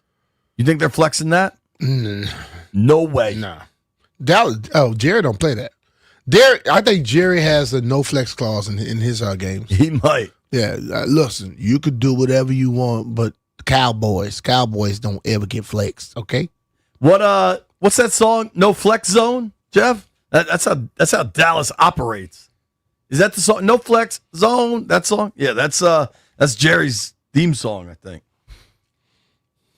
There's a huge game, 4 o'clock on Sunday, B. Seahawks, Rams. A lot of people talking about, is Seattle the best team in the NFL? Is LA the best team in the NFL? Both those teams had big-time wins yesterday. And there's also a really juicy game tonight, B. Eagles at Lambeau. Eagles, Packers. Is that gonna keep your eyes open on the couch? Eagles Packers tonight? I'm gonna be at Ship Garden tonight. What's going on at Ship Garden? Where is Ship Garden? It's in McLean. Going to watch games? We're doing like a little host and a beer release. Getting some beer there. Yeah. There you go. So you'll be hanging. Yeah. Hey, man, B-Mitch always working, baby. Always. Yeah. The line tonight is interesting. B-Mitch love the kids. It's narrow tonight. So my man, our guy Drew Cohen, when the Daboll news came out, responded to me, at least Washington isn't the worst team in the NFC East. Does that give you any satisfaction? At least Washington isn't the worst team in the NFC East. I don't get satisfaction from not being the worst. I just want people to be complaining about, are we one of the best? So I don't, like when people go, well, at least you're not the worst. You cannot be the worst, but you could be 1% from being the worst. So I want to be always discussed as the top 1 or 2, never the bottom 2. You said bottom 2, right? Mm-hmm. So the Commanders are now 3-7. Giants are 2-8. Saints are 2-8. Well, I'm just talking about the NFC East. Right. In the NFC East, this is remarkable and shows the depths of the blowouts over the last month. Washington now has the worst point differential in the NFC East. They're at -57. Dallas is at -56. I mean, that tells you the story, man. Yeah. Because that point differential over the last month is just atrocious. Whooping. That's a good word. Atrocious. Yeah. I mean, they've lost 4 straight games by 3 touchdowns. Did you ever think we'd be here? I think you and I both didn't expect. I never expected them to be like they were last year, but I never expected it to be here. But when I look at the injuries and the games missed by the people that are missing them, I can see why. But I can also understand the disgruntled fans. I can understand how fans are feeling. But I think also a lot of the fans that are feeling very, very down in the dump, they thought this team was going to be better than 12-5. That was their mistake. I don't think anybody presented that, and nobody should have thought that. Jeff, did you ever think things would go this bad? It's one thing to not think it was going to go well. Did you ever think it'd go this bad? I didn't think it would go this bad, but I was, as we stated on the show, I was like, yo, I don't mind if we don't go back to the NFC Championship, but I would like to, but we have a harder schedule. I know I just wanted the playoffs, so, but this bad, 150 points in 4 games? Nah, I didn't expect that. Yeah, I didn't think the record would be as good. I thought it was still a playoff team. And when you lose Jaden he's now missed, 4 out of 10 games? Yeah. And it's going to be at least, I think, 5 out of 11. Yeah. That could tell you part of the story, but this bad is nobody expected that. This bad is bad. All right, some good news for the people. We're going to give some tickets away. That's right. Caller number 10 right now, 800-636-1067. You win a pair of tickets to see Maryland football Saturday, November 22nd against the Michigan Wolverines. I believe Michigan's the winningest program in college football history. Terps, Wolverines, Saturday, November 22nd. Join the Maryland Terrapins football for its 2025 home finale against Michigan. Don't miss your last chance to see Maryland football in Terpsville this season. Caller number 10 right now. You win a pair of tickets. Terps, Wolverines, November 22nd.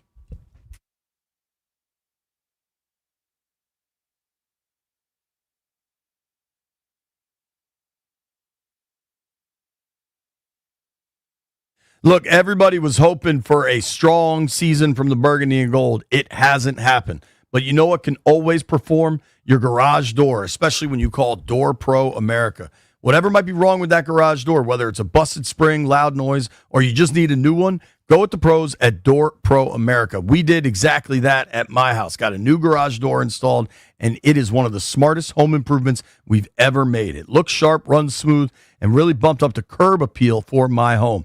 Based locally, Door Pro America has been proudly serving the DMV for over 50 years, and they can do it all. Repairs, maintenance, new installs, garage door openers, whatever you need. Do what I did and call and ask how you can save big on repairs with a Door Pro Advantage membership, including annual maintenance to keep everything on track. Plus, if you call right now, you get $60 off any repair or a full tune-up for just $89. Do what I did. Go with the pros at Door Pro America.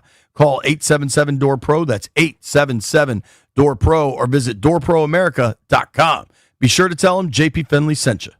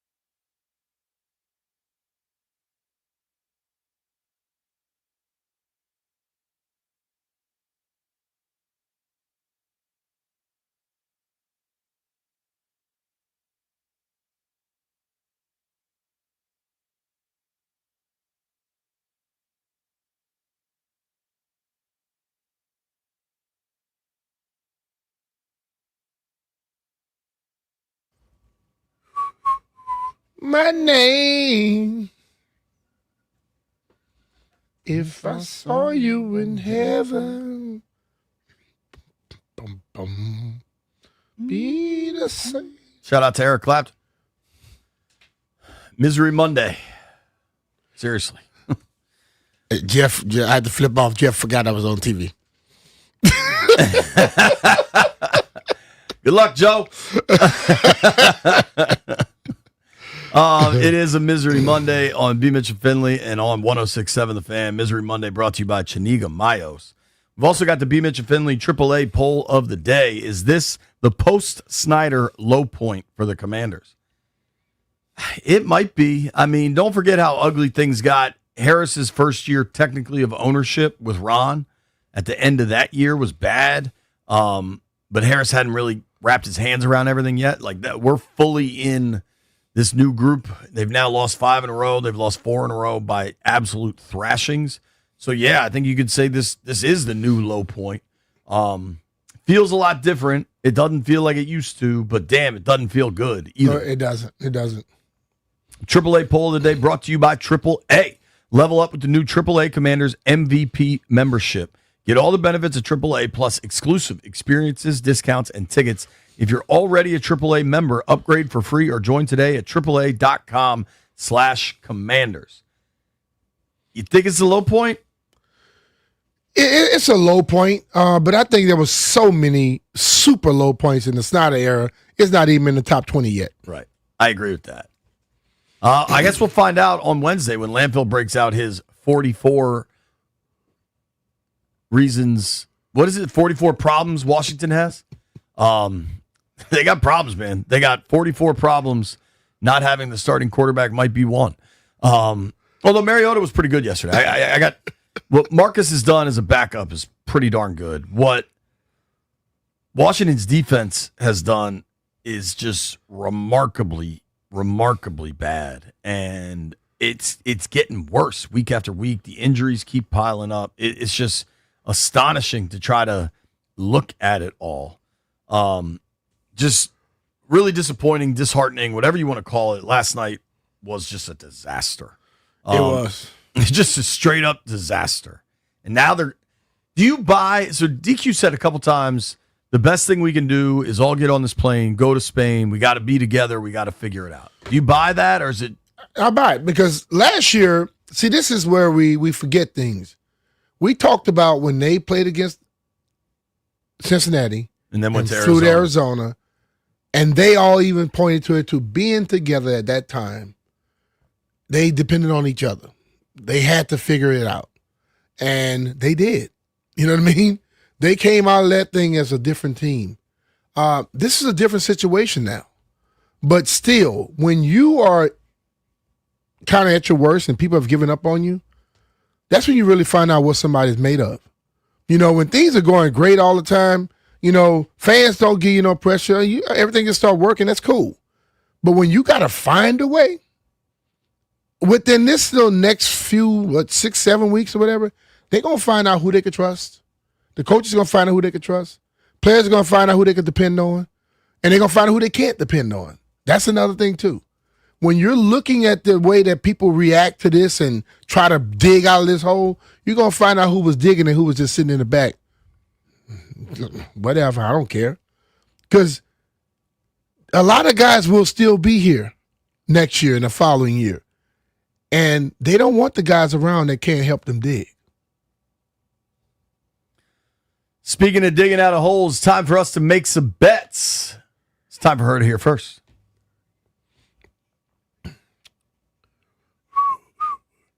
Holla.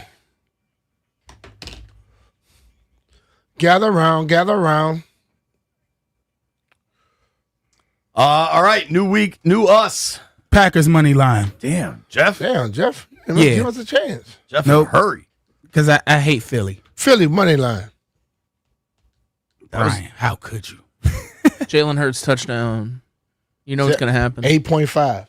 I'm just saying, Calling the bro. tush push now. I'll just tell you 8.5. I see that Philly stuff right there. It's kind of making my stomach hurt. That's I didn't do that.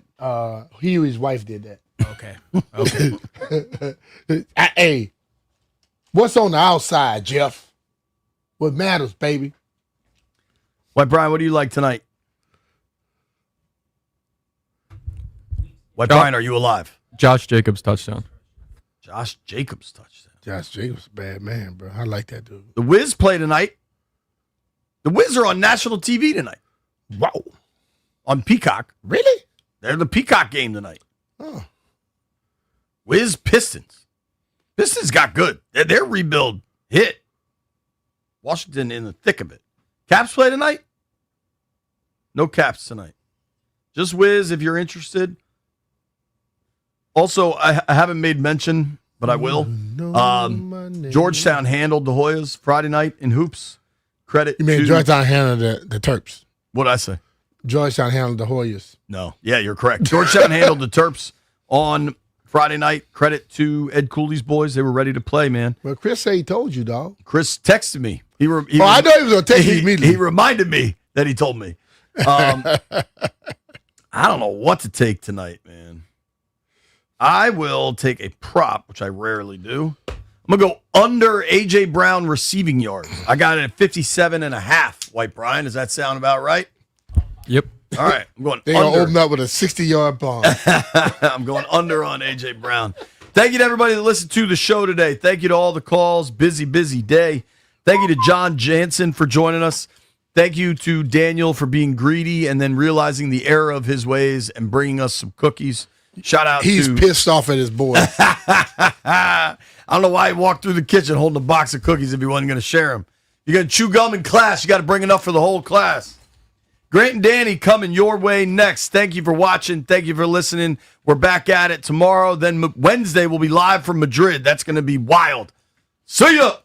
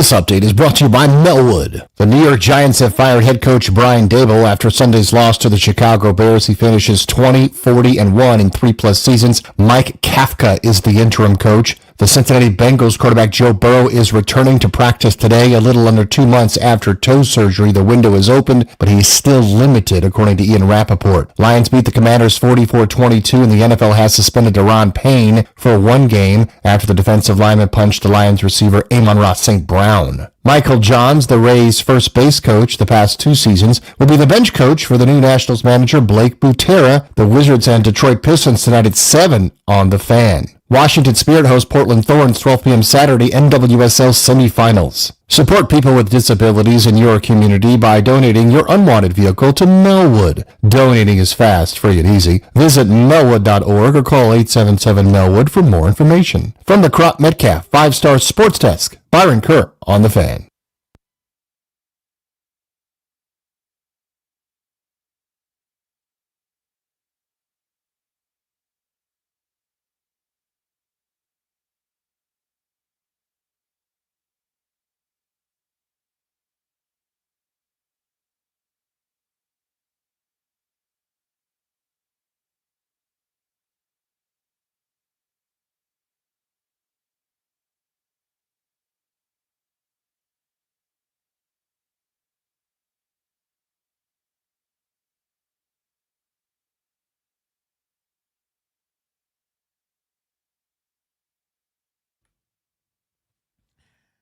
Good Monday afternoon and welcome into Grant and Danny on November 10th, 2025. You are listening live to The Fan. We will take you all the way up to 6:30 this evening, and we've got Caps tickets. Somebody's going to win right at 4 o'clock ahead of the Beltway Blitz in 2 hours. Jay Gruden is on the show for his usual 5 p.m. appointment as we break down all things Commanders from Sunday. Danny, I don't even know how different this show could possibly sound from the Mondays that presided it, because it's the same game happening over and over again where Washington's uncompetitive and loses by 20 or more points. The Commanders have lost 5 straight and the last 4 by at least 21. That is the first time that has happened in the NFL in 23 years. The 2002 Arizona Cardinals were the last team to go through a month this futile. Washington hasn't had this happen organizationally since the middle of the 1950s, when my dad, who's in Vegas at the Sphere today to see the Wizard of Oz in his mid-70s, was a toddler. This is so bad, and it shows no signs of ending. So this isn't a try to call anybody out or dunk on anybody or any kind of thing like that. I tweeted this out at Funny Danny. I didn't understand the discourse around this game from a lot of folks, right? Like I went on with our buddies Denton Day and Linnell Willingham before the game. And shortly before me, I was listening and Kevin Sheehan was on. And he's going, I got him in my smell test here because this is a tough spot for Detroit. I'm going, why are we treating this like it's a normal football game? Like, in other words, the boys were doing a great show, as they always do, but it's like, oh, yeah, if they can establish the run, yeah, play action. No. Uncompetitive, 3 straight weeks, losing by more than 20 points, historically bad. Anything other than they're so uncompetitive is a waste of everyone's breath. That's what they are. They are beyond uncompetitive. This does not happen in this league. The teams picking first and second and third don't have this happen. Historically bad teams don't have this happen. Miami beat Buffalo this weekend, man. Miami sucks. They're probably, I haven't checked, but I imagine they're favorites this weekend against the lowly Washington football boys. Yeah, they're about 2-point favorites. But you're answering your own question as to how we got here or why that was the conversation. Because the 8-2 Broncos were playing 2-7 Vegas, and they won a 10-7 nail-biter. That's what happens in this league all the time. Bad teams play good teams tough. The Giants, who fired Brian Daboll today because they're 2-8, were up 10 points on the Chicago Bears, who are 6-3 and might make the playoffs. The Jaguars lost to a 3-win team and gave up 36 points to a backup quarterback and a bad offense. The Dolphins just about shut out the Bills. They did for 3+ quarters. And a 2-7 Miami team beat a 6-2 Buffalo team. So the reason why people, I think, looked at the Detroit matchup and said, maybe, just maybe, in addition to the fact that the point spread swung toward Washington as the week went along, which is normally telling, is that all over the league, every single week, you see this happening. Not here. Not this time. Not this month. The gauntlet is officially over, at least, Danny. We looked ahead to this 3-game stretch against elite teams. You and I circled this thing when the calendar came out. We pointed to it all first quarter of the season. We pointed to it as we were going into it. Can you get a win? And the answer was a resounding no. A really big no. You play Kansas City, Seattle, and Detroit, couple of primetime games, and thank God, a 425 game that was supposed to have been on national TV but was flexed out. The networks are wising up to Washington, I would say. And you go 0-3, but that's not the story. Losing is allowed. Losing in this league is acceptable. Happens every week. As the great Joe Gibbs used to say, it's hard to win up here. They got outscored by 67 points during the gauntlet. They got outgained by 546 yards over 3 games during the gauntlet. Danny, Washington's not losing. They are getting eviscerated. And if you say, well, I don't remember a stretch like this, no one does. Yeah. It's been 23 years since a team has had a month this inept. Here comes Madrid. Here comes the Miami Dolphins. Yeah. I'm not telling anybody how to feel, but I want you to do an exercise with me. I want you to imagine after a bye week, you fall to 5-3, and you lose a game you know you shouldn't have lost. It got away from you. That wasn't us, man. We can't be like that. That's not who we are. I need to do something. I got to fix something. I can't just sit idly by and let this river flow and say, wow, I got to, it's flooded down there. I got to do something to stem the tide. I have to change something. I'm the Detroit Lions. Dan Quinn goes and has a heart-to-heart with his hand-chosen offensive coordinator, first-year guy who's a league veteran, has been around forever. Not the Johnny Morton that's a receiver. It's a Johnny Morton that's a pudgy offensive coordinator-looking guy. Strips him of play-calling duties. He's got the IHOP menu, and he's dialing it up this weekend against Washington. I got to fix something. I am desperate. I can't let what just happened stand. I'm driven to act. Then we gently fade. In film industry, it's called a star wipe. We star wipe away from what's going on with Detroit. Cut to Washington. No one did anything. No one did anything. That's not true. No one did anything. Joe Witt was on the sideline. Joe Witt changed seats like a superstitious idiot at home. Where are they going to move him to next? Timbuktu. Away, please. A gulag somewhere. No one has done anything. It was the story last week. It will remain the story until someone does something. Demotion, firing, benching, something. It's unacceptable. It's a joke. I have lost all confidence in the folks over there. Until something changes dramatically, I don't believe it's going to work out. Good news for Danny Rouillet and the people who want something done. They've got a bye week coming after Miami, and they're one more clunker on defense away from something significant happening. Because there would just be no way to go into a bye week and come out on the other side without a shift, a change, whether that's the half-ass move would just be Dan Quinn taking over play calling duties and saving his guy's job and keeping Joe Witt around. If you really want to go all the way in, though, you blow him out after the Dolphins game if it goes really, really badly again. People have been fired for so much less in this league. In fact, almost every coordinator who's ever been fired has been fired for less. Because stretches like this do not happen. They gave up more yards to the Lions yesterday, 546, than they have given up in any game since 2013. That's what I can't get past, Danny. Again, this is my reoccurring theme you're going to notice today. I'm okay with bad with all these injuries. I will accept a loss. I will accept not being anywhere close to your best. I cannot accept being this horrendous and embarrassing. The inability to field just a reasonably professional product. You're getting beat by 3 touchdowns every single week, man. What are we doing here? Bruce Allen says hello. Vinny Serrato is going, yeah, I remember that. No, they Pretty don't. Good. That's actually true. It's worse than that. No, it's worse than that. They never had it happen, those boobs. You're right. Those idiots never had a stretch like this. It's insane that it could possibly be this bad. And I'm one of the people going, I know you got a lot of injuries. I get that there's only so much you could do. And yet, the bar that I have lowered to the point last week where I'm going to you, I think they could keep this thing within 10 to 12. I think this is a 31-20 kind of game. We're no longer saying could they win. It's just can they be within 11, 12, 13 points. That's the bar now, and you can't even reach that. I've run out of ways to quantify it, to your point. You're right, because it is historically bad. And again, if that was the case and I saw the desperation, right? Instead, now it's, the cryptic comments from Marcus Mariota. I got Deron Payne swinging on Amon-Ra St. Brown. I got Javon Kinlaw. Next question brewing. JP Finley's reasonable question in the postgame.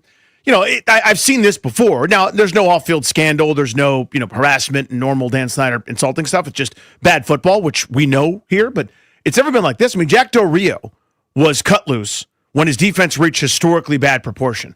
Every number you can find with this defense is worse than that. Every single one. I understand not being the third best defense in the sport. I get it. 7th, 10th, 12th, whatever. I understand not in being top half with all the injuries. You can't be the worst. This is always my axiom. You cannot be the worst. And they are not only the worst this year, they're historically the worst. In terms of EPA per play, expected points added per play, this is one of the 5 worst defenses since they started tracking the stat. Since 2002. Yeah, there's metrics right now that say it's the 9th worst defense of all time. I'd like to see the other 8, by the way. But expansion teams, right? It's so easy. That's what is so hard to get past with this defense is, like, I'm a numbers guy. We could throw all the numbers you want at you. The fact that they're dead last in yards per play allowed. The fact that there hasn't been a defense in the 2000s that's given up this yards per play as a passing group. We could go through numbers. You watched the game. You see it. When the Seahawks want to go play action and get Jackson Smith and Jigba in the middle of the field on a crosser or a dig, all they do is call the play, and there's no answer. Over and over and over again. In this game, they come out and they go, we're going to get Amon-Ra St. Brown going. And he does. Then they go, let's let Khalif Raymond be our number 1 receiver for a few drives. And he goes for 50. Then they go, we haven't thrown to Jamison Williams. You get the third quarter. And then Oprah Winfrey style, he goes 6 for 100 on like 3 drives.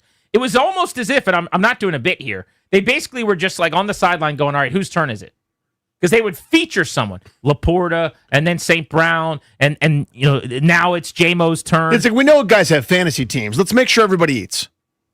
But they can't do anything. Mm-hmm. They can't rush the quarterback. They hit Jared Goff all of 5 times. They didn't have a sack. They missed tackles. They cannot cover. I asked Logan Paulson in our Take Command show today that dropped. I said, his point is coming out of the bye, you have extra time after this Miami game. They need to basically change their defense. You're too injury prone to run this one, so you have to come up with a new defense and run a different one because you can't run this one, which is actually a smart, good plan. Great, let's do that. What do you do well enough to make that the nucleus of your new thing? That's what a coach does. A coach sits in his office. Grant Witt goes, what is home base for us? What do we actually do at a reasonable level? Danny, I can't think of anything. What does this defense do at a high level? Good luck. By the way, you mentioned Deron Payne. Got ejected for punching a guy in the helmet. Team captain, by the way. He was named captain on defense this week. I don't want to hear about your culture anymore. You had back-to-back plays where your highest paid defensive players got 15-yard penalties for punching the helmet of a player and for hitting an official up around the head. I don't know if he meant to or not, but that's what happened with Payne and with Kinlaw. The Lions, that's a good culture. They're not getting flagged all game long, by the way. 2 of their 3 penalties were when they kicked out of bounds, which was brilliant, to get the ball to 25 after Washington gave them extra yards after a touchdown. Uh-huh. They only had 1 penalty the rest of the game, and they're not punching anybody. That's a culture. That's a brotherhood. I never want to hear the word culture again when your captains are punching people in the head and getting ejected from the game. You saw that he got suspended. Yes. He does not make the trip to Madrid. So as you're having this get-right game on defense, your highest-paid player and probably your best defensive player, Deron Payne, will be unavailable for you.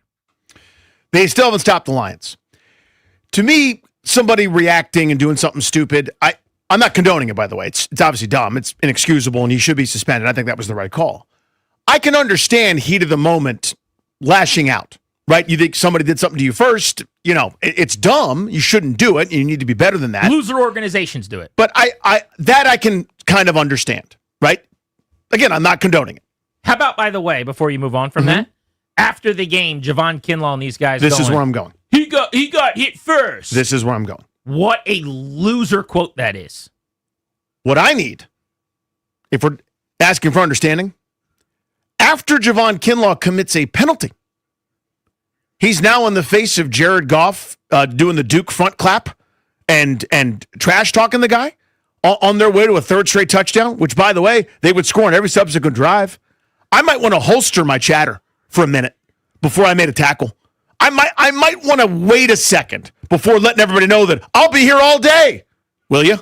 Will you be around? Good, because we can't wait to take advantage of you and your terrible gap discipline. We can't wait to run around you, towards you, behind you. We can't wait to throw it and have you chase our asses down for chunk play after chunk play after chunk play. Respectfully to that giant man who could squash me like a grape, shut up. Shut up, you stupid idiot. Shut up. Sit there and be grateful that you conned somebody into giving you that much money. Be grateful that someone's like, I know it hasn't worked out in multiple places before, and every time he leaves, people are like, what the hell's the matter with that guy? Oh, it's going to work for us. Wrong, by the way. I remember that guy from a couple months ago where it was good. That's over now. He stinks like the rest of them do. So my respectful advice, again, to a guy that if he decided to, could just bend me and fold me like a chair, put me in a trash can and leave me for dead. Please shut your mouth up. Shut up, shut up, shut up, you stupid idiot. I think it'd be so funny if he folded you like a chair. He could. I mean, it'd be funny for 10 seconds. And then it's like, oh my God, Danny's seriously hurt because this giant man that's so strong killed him. He broke his spine like Bane on Batman. But please shut that mouth right up. Just please be quiet. It wasn't just him, but that was the refrain in the locker room after the game last night was, the refs missed it. He got hit first. That is such a childish loser response. It's like the grown-up that gets in the fight at the game who's like, he was talking trash. He said this. Are you 40? Did you punch another human being in public? You're the problem. You suck. And so in Daron Payne's case, was it a stupid thing to hit Amon-Ra St. Brown? Yes. Is it the end of the world? No. But that's how you know this culture ain't where it needs to be. When the response is not, yeah, we lost our cool, we got to be better. What an easy quote that is, by the way. Our team captain can't punch their guy in the head. Our team captain can't get ejected when he's our best player on defense, when we're having the worst defensive stretch that we have had in team history, and can't play next week as we're trying to slow down Devin Achane now, even though he might be our best player against the run. That would be a really easy quote. Instead, they called us names. They hit us first. What loser talk that was. I was so embarrassed. There were so many things that made me cringe and just kind of like it was honestly, it's a feeling I remember as a Commanders fan. Yeah, I know this one. LaRon Landry flexing over somebody after a 25-yard gain. That's what that is. Culture. You want to see a culture? The Lions have 1 million injuries. The Lions' offensive line, by the way, okay? They are without a guard. The guy that they were playing at guard 74 yesterday looked like he had never played football before last week. You wouldn't have known it yesterday. Then they lose Penei Sewell on a touchdown drive. They keep going right down the field. They lose their center, and they're bringing some dude in wearing 57 that I don't know. It's an unrecognizable group. The interior is completely reworked. They're without a tackle at one point. They had, at minimum yesterday, 3 guys off the field and random backups on the field on that O-line. Did you ever notice it once? Not one time. They did whatever they wanted, Danny. They ran the ball for 225 yards. They threw the ball for 320 yards. Jared Goff had 8 incompletions all game. His jersey was clean. He was never pressured. 3 injuries on the O-line. Injuries, aren't you supposed to lose by 20 when that happens? I had to look it up. Jack Fox. Jack Fox. That's their punter's name. He's a good punter. I wouldn't know. I had to look it up, though, because you never saw him. No stops. None. 1 punt the last 2 games. I actually posted a video of it today if you want to go check it out for old time's sake at Grant H. Paulson. It was Seattle with 4 minutes to play, and they had run the ball trying to run clock up 24 on 1st, 2nd, and 3rd down. And on 3rd and 8, they ran the ball and got 7.5. but they were kind enough to not go for the 4th and 1. And so then they punted. That is the punt forced by this defense over 2 weeks. Let's update the no punt offense T-shirts to the no punt defense T-shirts and sell them. I don't know if are those going to move? Well, all you have to do is have somebody with a Sharpie and cross out the word offense and write defense, but make it like a fence. Let's talk to CK about that. Could we just take the no punt offense shirts, do a cross out on offense, and then put defense and repackage those? The no punt defense. See if we can move some merch today on Grant and Danny. We're at a point. This week will be different. They're not going to lose by 20. Whether or not they win, I'm no longer as confident as I was. They're now the underdogs in this game, and they could very easily lose to Miami, who looked great against Buffalo. Just in time, by the way. Way to get your act together, Mike McDaniel. Everything's going great. But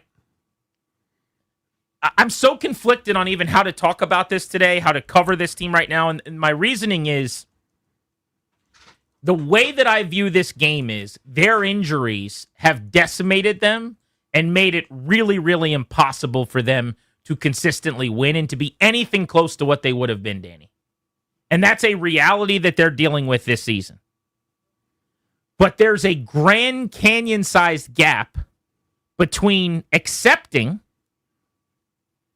what is happening on the field and even what I'm willing to accept when you're injury prone as a diminished product, right? Yes.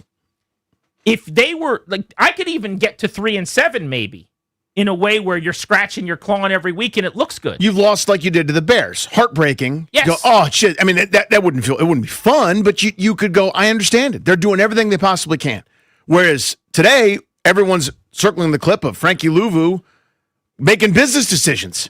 You know what I mean? Like he's out there in space. He's going to come up, make a tackle, or try to take on a blocker. Sees it's Penei Sewell and goes, "Oh my God, not me, not today." Just sort of kind of peels off to the left and lets the play go for a long gain for Gibbs. Now I don't know again what the assignment was or whatever. I just know how it looks.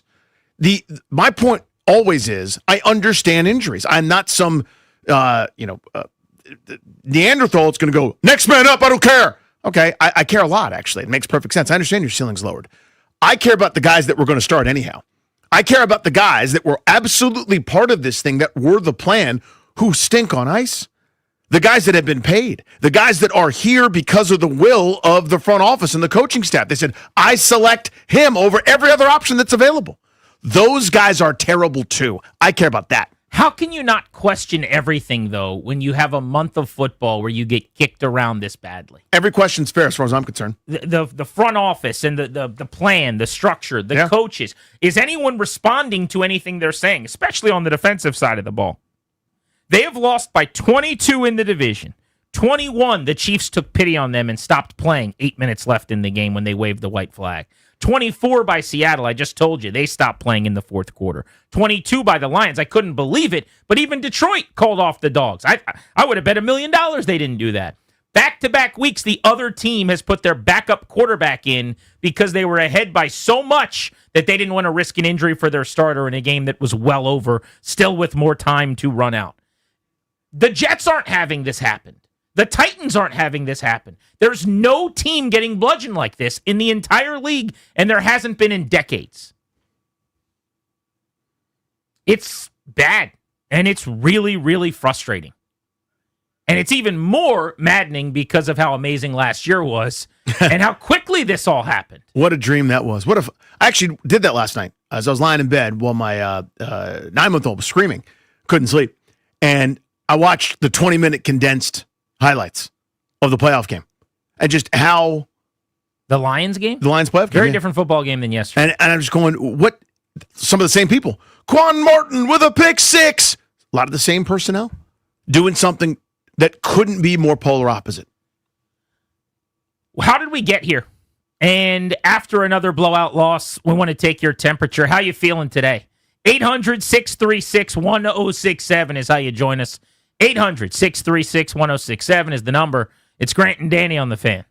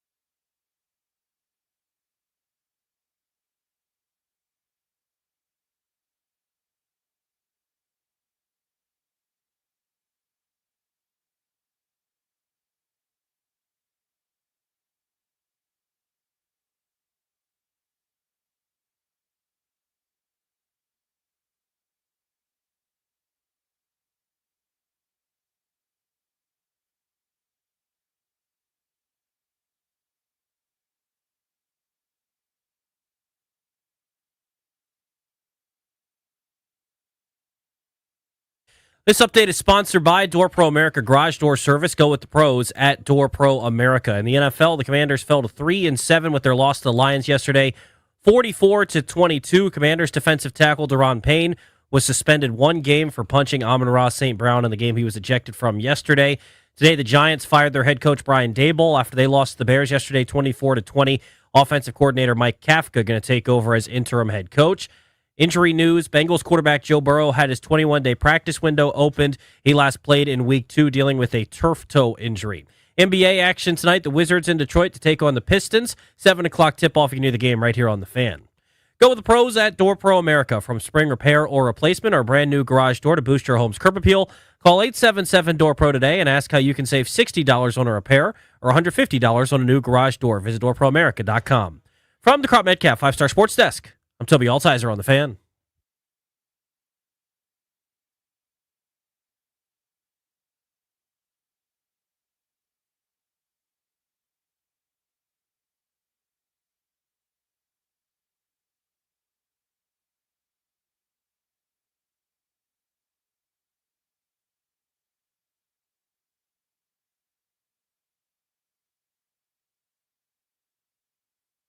Yeah, well, obviously disappointed, like just execution, not creating takeaways, the ones to go, and I think, why you're seeing that, that's definitely frustrated, and we all are. Baffled, frustrated, all of that, like all those emotions, John, it's accurate. So we got to channel that, into finding the things that we can do well and play that, because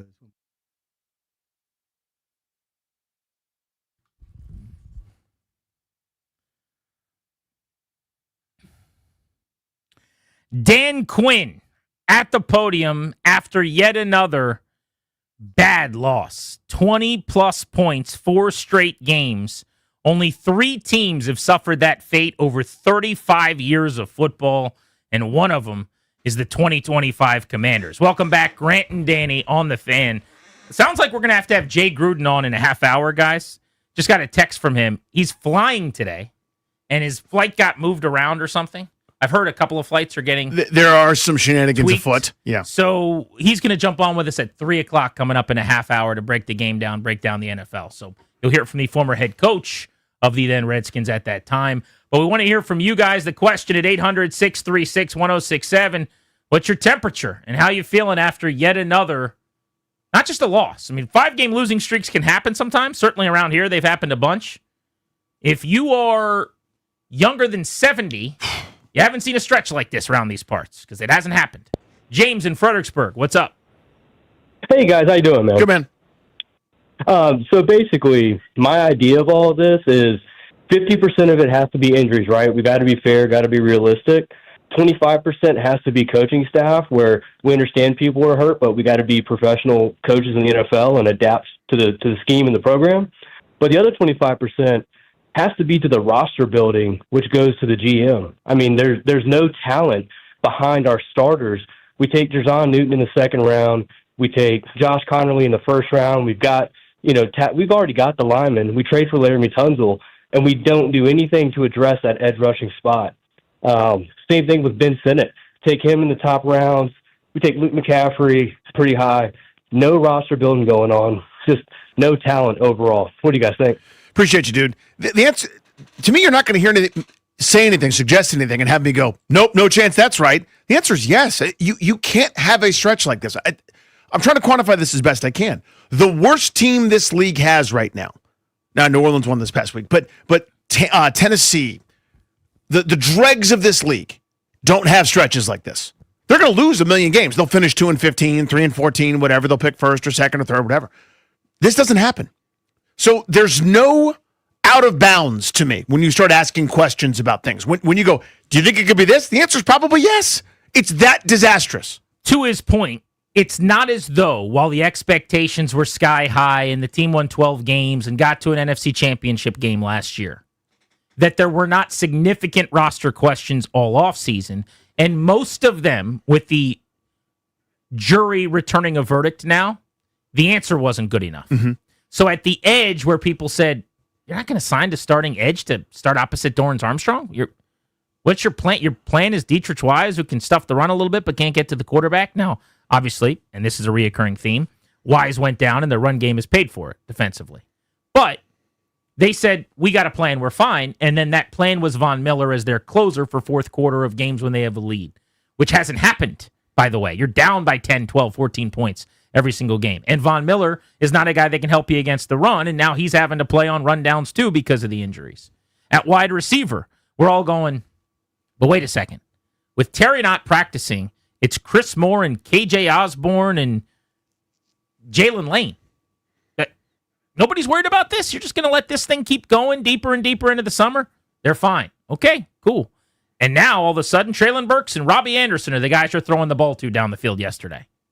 So, yes, some of the areas where they bet and they made some tough decisions or decided their roster was fine have backfired on them. Yeah. Not everywhere. Laramie Tunsil as a trade, I think, worked out really, really well. Some of the things they've done have been successful, but a lot of the big bets this season, you had first-round pick in limited draft. Nobody made fewer picks than you, and in the first round, instead of going weapon and receiver or tight end or an edge defender, which everyone thought was the biggest need, or even corner help, which they did get in the second round, you went with the right tackle whose play has been roller coaster-esque, and I think he's eventually going to be a really, really good player. But if your point is, I'm looking at the roster and all the stuff we were saying in the offseason, a lot of it's backfiring, true.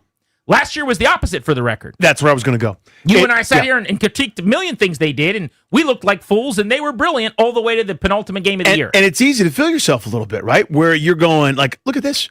I picked up Dante Fowler for less than teams are paying their punters. I picked up Name That Jag, who came in here and played great for me. Zach Ertz was basically out of football, and he's my crunch time goal line third down war daddy. He's a machine. Everyone knows what's going on in the clutch. They can't stop us. Everything I'm doing is coming up roses, man. I'm awesome at this. And you start going down that same road. I don't need to re-sign that guy. I can let this dude go. I'll find the next Zacchaeus. I'll find another Crowder off the scrap heap. And it hasn't worked. And not only has it not worked, it's like, oh, bummer, that hasn't worked out. It has exploded and blown up in their faces. I'm not going to keep Jeremy Chin. I got young safeties I like. I got a guy. Let's go to Brady in Rhode Island on Grant and Danny. Listening on the Odyssey app. We are available to you today all over the DMV on 106.7, on the Odyssey app coast to coast, and on the YouTube channel on 106.7, the Fans high-def stream. What's up, Brady? What's up, fellas?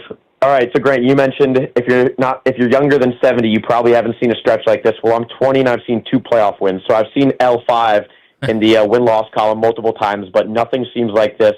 And it goes back to previously we'd have Dan Snyder or Bruce Allen or the Giants jipping us out of $30 million of cap space. Something was always going on, and we could say, all right, there's an asterisk. All right, there's always something higher up that we can blame. That's not the case anymore, okay? What Quinn has preached was complete BS in terms of what was on the field yesterday, not just because of the score. We knew we were going to lose. It's the actions of Kinlaw, of Payne, of Martin, the comments of Mariota, a respected veteran. None of these players are bought in, and that to me is a bigger issue. And I get it, losing, the injuries, that all piles up. But to quit like that on a guy that preaches culture who's not known for his X's and O's, that's a horrible sign for the future. And basing it off the future, Adam Peters, I was one who was banging the drum for Peters. I said, you know what, I'll trust this guy. He got us to an NFC Championship game in year one. He rested his laurels on what he did, and he wasn't aggressive in going out and making changes. And because of that, and as much as I hate to say it, I think last year set us back because Peters thought he could just ride Daniel's cape the entire time. And if one thing went wrong, which multiple things did, we see how much of a you-know-what show it has turned into. Appreciate you, buddy. Thank you, bud. I want to go back to the point about the penalties and some of the things that the veteran players were doing on the field. You said earlier, Danny, like you're not condoning it, but you can kind of understand punching a guy in the face, essentially, when you get angry. Or what was your wording on that? Yeah. Again, I think it's stupid. Don't do it. He should be suspended correctly. Heat of the battle, I understand emotions in a physical game, you being upset and lashing out.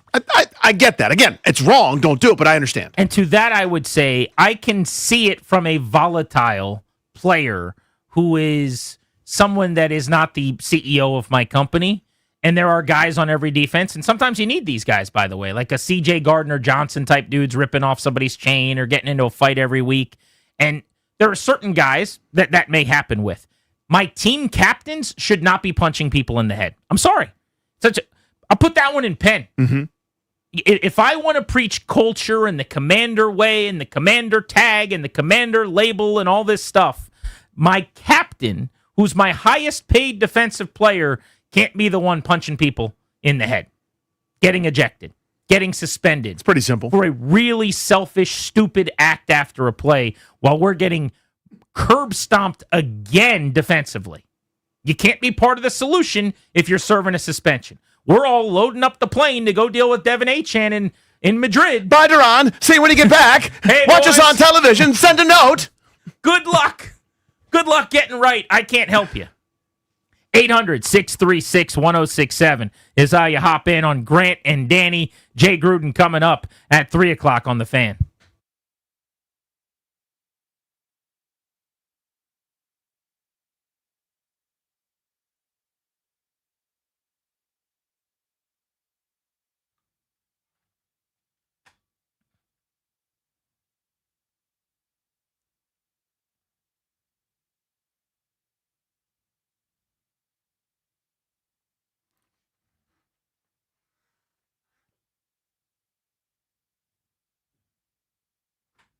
What's up, guys? It's GP for the good people over at Virginia's 250th Commemorative Committee.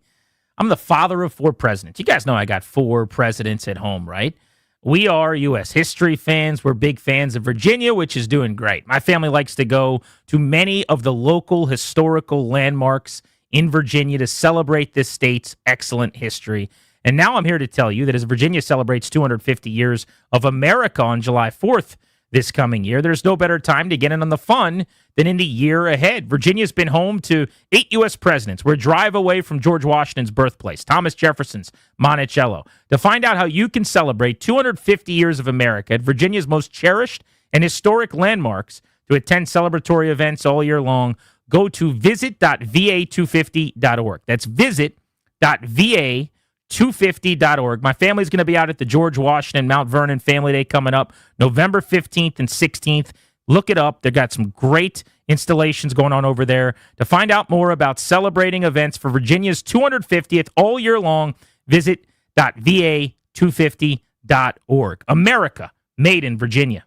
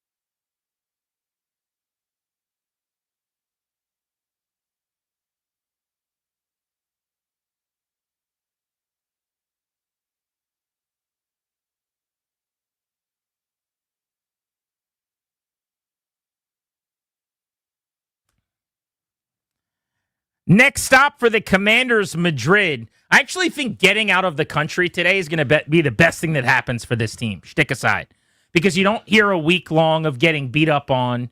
Not that anybody's saying anything untoward or anything that isn't fair or completely reasonable, but all the columns, all of the noise, all the shows, everything's going to be negative because we're going to be saying they lost by 22 again. And all they do is lose by 20 or more. And you just leave the country and you don't have to think about it. And you go on a little bonding trip and it's like a field trip. Everybody's in a good mood. You're passing out, sack lunches on the plane and you get to hang out with your buddies in Madrid for a few days on a business trip. Could be the best thing that happened to them. Then they've got their bye. But if they don't beat Miami, when's their next win? Next year. Kind of doing shtick, but maybe. I mean, they'll jump up totally unexpectedly and win one and then pretend that everything's okay or, this is who we really were and it's about digging deep and gutting it out or some kind of... They found North. Yeah, some kind of bullcrap, some kind of can line, some sort of sloganeering or whatever, and they'll congratulate themselves and go back to losing, which is what's happening. The plane has crashed. It's over.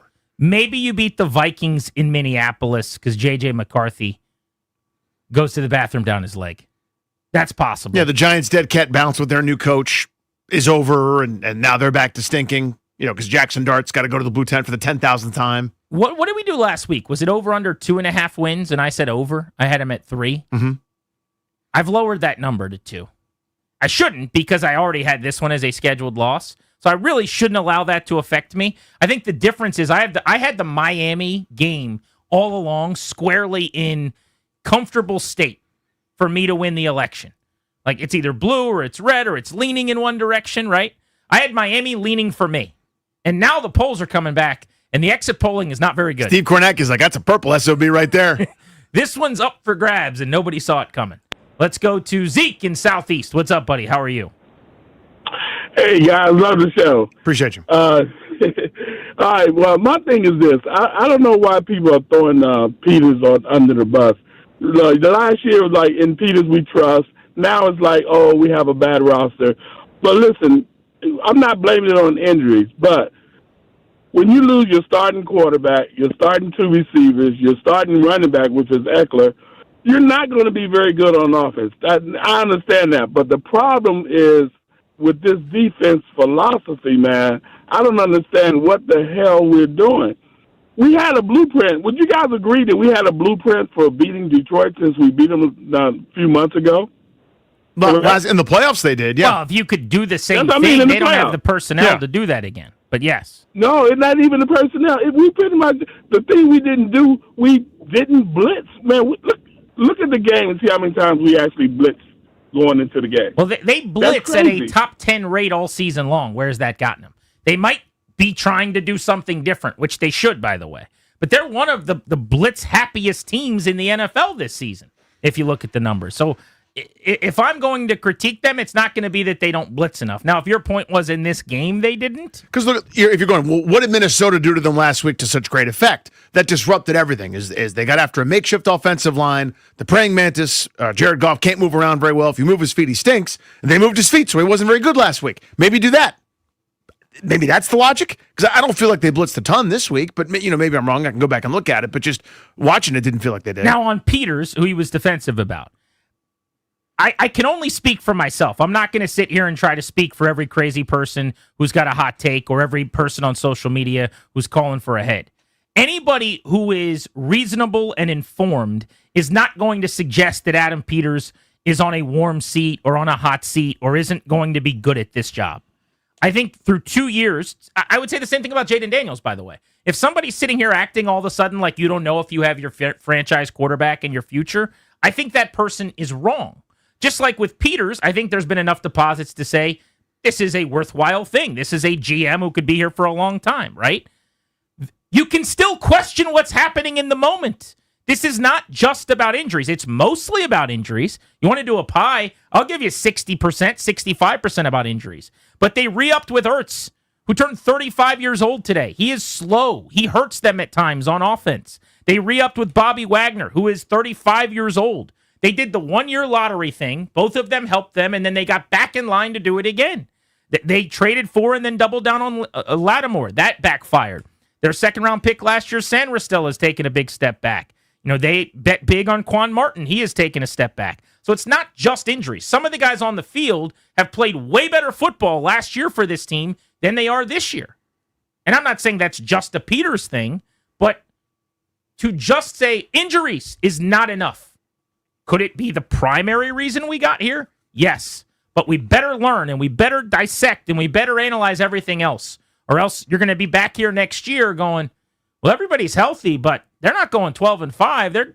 They're trying to get to 9-8. You better figure some other things out too. Yeah, a lot of teams are banged up, and they're not as good as maybe they would be if they were at the maximum. They haven't lost 4 straight games by a record number of points. They haven't been historically uncompetitive. Again, a lot of teams are banged up, including the team that they just saw in Detroit. Offense, defense, you look at the offensive line, multiple defensive players are out. You can't be the worst, and this group right now is the worst. Jay Gruden going to join us to break the game down. He watched the tape. We'll see what he thought. We're going to get into what is worth questioning and what's off limits still. You know, what is a reasonable thing to be asking about the big pictures in this program. We'll do that this hour on Grant and Danny here on The Fan.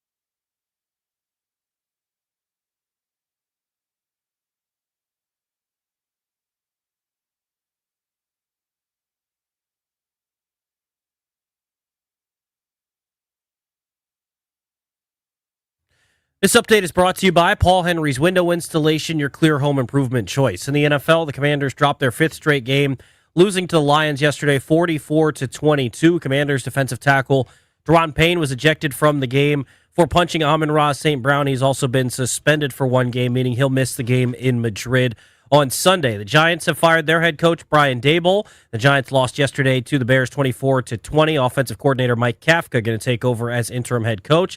Injury news, Bengals quarterback Joe Burrow had his 21-day practice window opened up as he looks to return from turf toe. He last played in Week 2. NBA action tonight, the Wizards in Detroit to take on the Pistons. 7 o'clock tip-off, you can hear the game right here on The Fan. This November only, score $100 off each window with a 5-window minimum and $500 off every door at Paul Henry's Window Installation. Schedule your no-pressure free estimate today at paulhenryswindows.com, your clear home improvement choice. From the Crop Metcalf 5-Star Sports Desk, I'm Toby Altizer on The Fan.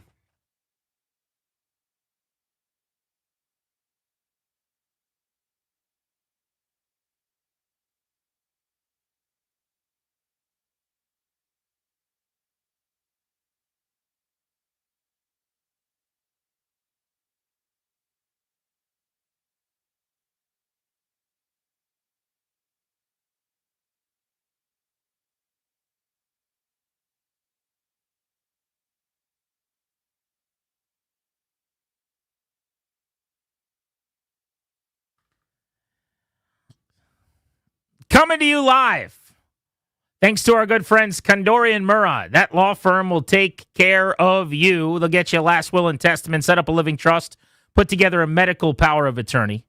Go schedule a free consultation with their attorneys today at kmlawyers.com.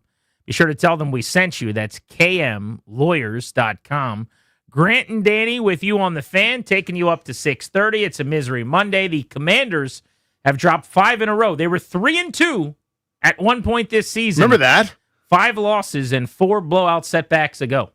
On air and on the road, Jay Gruden is driven by the Ted Britt Automotive Group, Ted Britt Ford in Chantilly and Fairfax, your F-150 headquarters, Ted Britt Lincoln in Chantilly, and Ted Britt Chevrolet in Sterling, all home to Ted Britt for life, lifetime vehicle coverage. See and shop them all at tedbritt.com. He's on the Rude Guest Hotline. Rude, the most reliable heating and air conditioning products in the DMV. Our buddy Jay Gruden, former head coach in town. Jay, let's just start with yesterday's game against the Lions. They get doubled up again, 44-22. Detroit went for 546 yards. That has not happened here since right before you were a coach in 2013, in the last year of Mike Shanahan. What'd you see? Well, it was just dominating, pure domination on both sides of the ball. You know, Coach Campbell said it best. He could have called anything in that game, and it probably would have worked. It didn't matter who called plays for Detroit. You know, when you own the line of scrimmage like that, you're getting that type of movement with the backs that Detroit has and the type of passer Jared Goff is and the weapons that they have on the outside. It's going to be a long day, and it was a long day. What do you say? I mean, as a coach in the locker room post-game, I'm sure you've tried at this point, Jay, if you could put yourself in Dan Quinn's shoes, a number of different approaches during this 5-game slide, 4 games that have been historically uncompetitive. What do you say after a game like that? Hey, good job. We held them to 44. I don't know. I think they should have scored 70, but I don't know. You just got to try to keep the morale going because you have a game in Madrid this week coming up, and you got to try to figure out a way to rally the troops and put a competitive product on the field and beat the Miami Dolphins coming off a huge win against Buffalo yesterday. So it's about moving forward and not looking back. You got to correct the mistakes and try to find the people in there that are going to compete for next week and the games to come and just try to figure out a way to get these guys going because right now, you know, you can see a lot of heads down, a lot of unnecessary fighting after plays and all that stuff. They need a spark somehow, and they got to get a win. They got to be competitive. Jay, if they have another really bad defensive performance this week against Miami, you've got a bye week coming up. Would you, as the head coach, make a DC change at that point? Well, the head coach is the DC, from what I understood. I think he's the one who calls the defense. I don't know, but maybe Joe Witt is. And they probably should do something. Maybe Coach Quinn, if he's not taking it over right now, maybe he takes it over for good.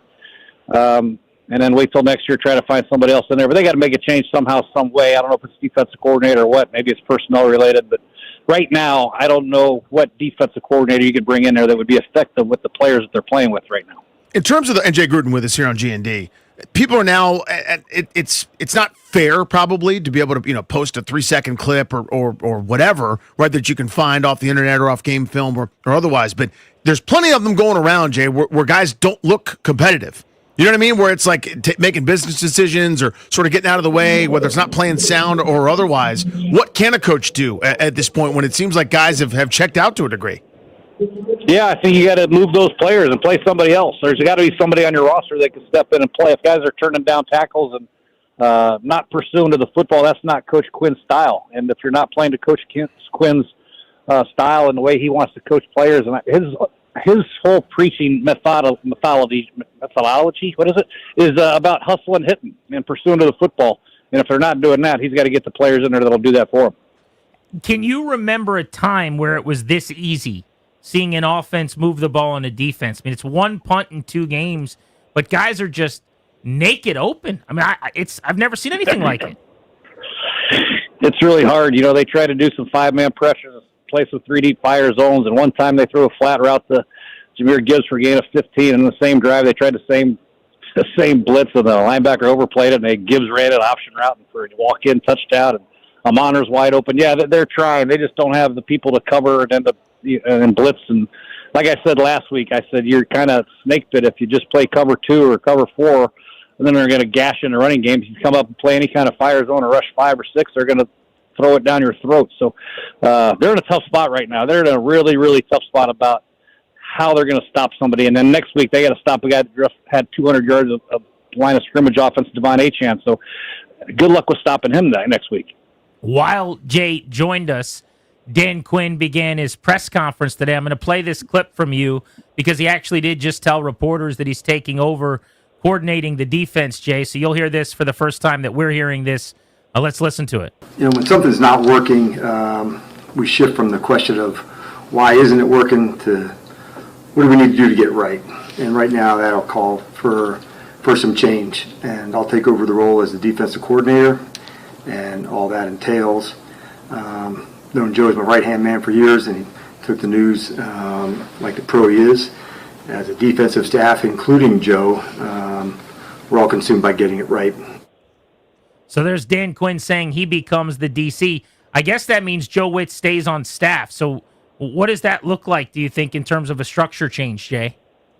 I think very similar to what Dan Campbell did last week. He took over the play calling duties over Johnny Morton, and Johnny Morton's still going to be active in the game plan approach, doing red zone, third down, whatever he needs to do to try to get the plays in, and so Dan can have a smooth transition to calling plays. And I think Joe Witt will have a similar type of deal. You know, what are we going to do on third down? How are we going to stop short yardage, goal line, red zone? All the situational football, I'm sure Joe will be still very involved with. It's just a matter of now Dan Quinn's going to be calling the plays and trying to get the guys going on Wednesday, Thursday, Friday. Jay, are you surprised it took this long for anything to happen? I mean, they didn't trade anybody. They just changed seats for Joe Witt, you know, after one of the worst stretches ever over 3 games, and this is the 4th game finally. That was a bridge too far. But are you surprised they didn't make any other real adjustments? Yeah, a little bit. Yeah, I think maybe Dan Quinn saw the personnel and said, I don't want to call defenses with this group. That could be part of it. Now he's going to be forced to. They got Miami and Minnesota coming up, and teams that are not quite as explosive as Detroit.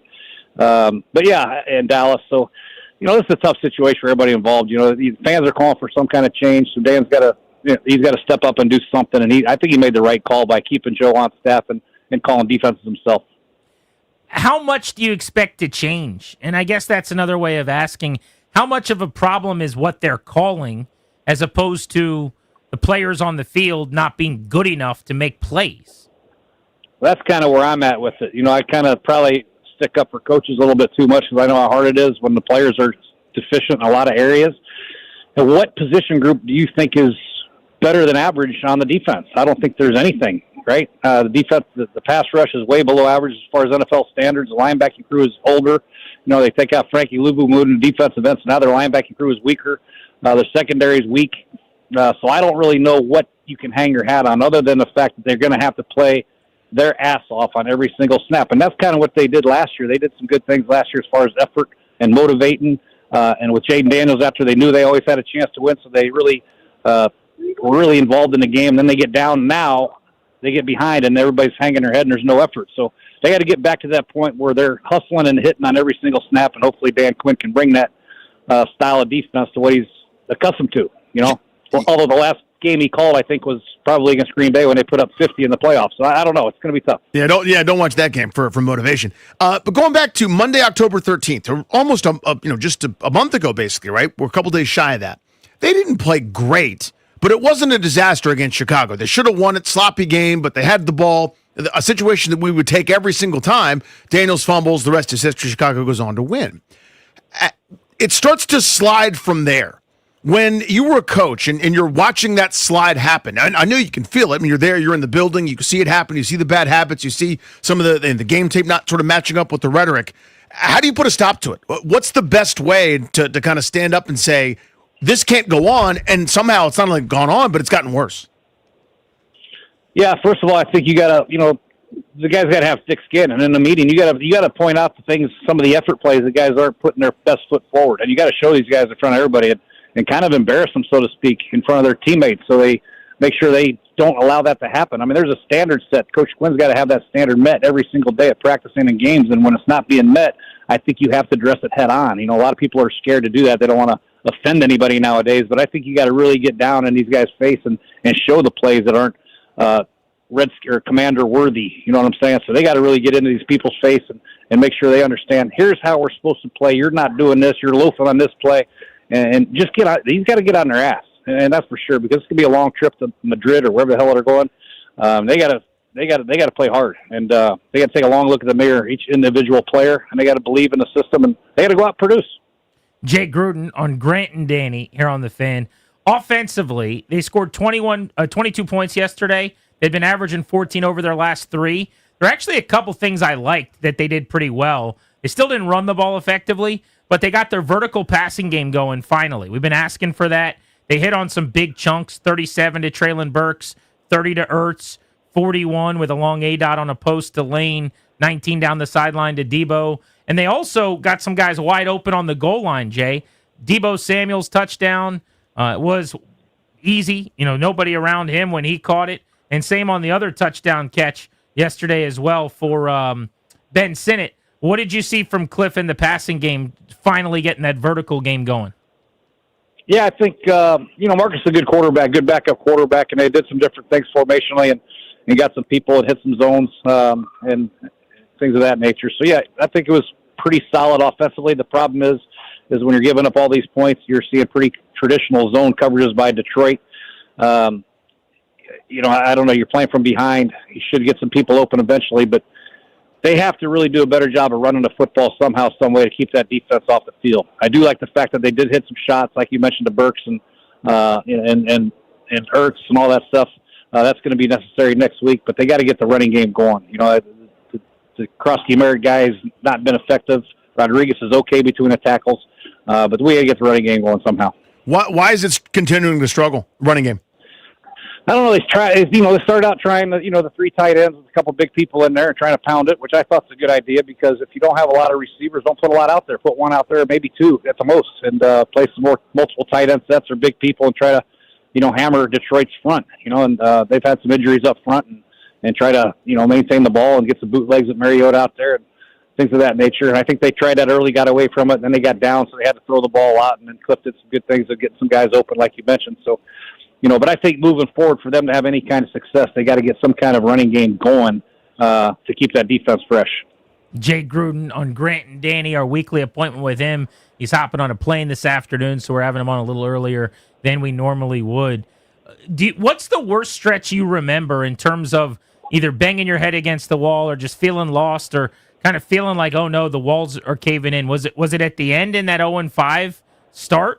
Well, the 0-5 is the obvious answer. That was pretty terrible. But, I think when we lost Alex Smith and we had such high hopes of winning that division, we were 6-3 at the time, and then Colt went down, and we finished 7-9. I was like, what are we going to call?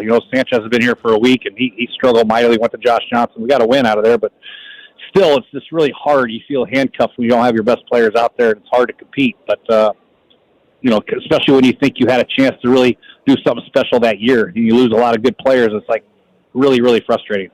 I just kind of clarifying some stuff before here. Did you ever have to kind of take over when something wasn't going great? Like if you had an OC or a defensive room wasn't working, so you offered your services basically to help out in a certain way. Did you ever have to do something like that with a coach?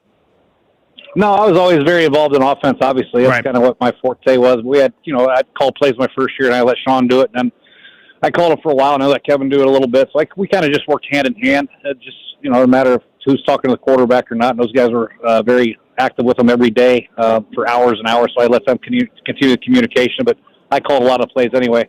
But for the most part, defensively, I kind of let them do what they had to do and tried to help whatever needed. We made some changes. We, got rid of Hazlitt the first year. Then we, moved on from Coach Berry and never really quite got the defensive side of the ball right. But I tried.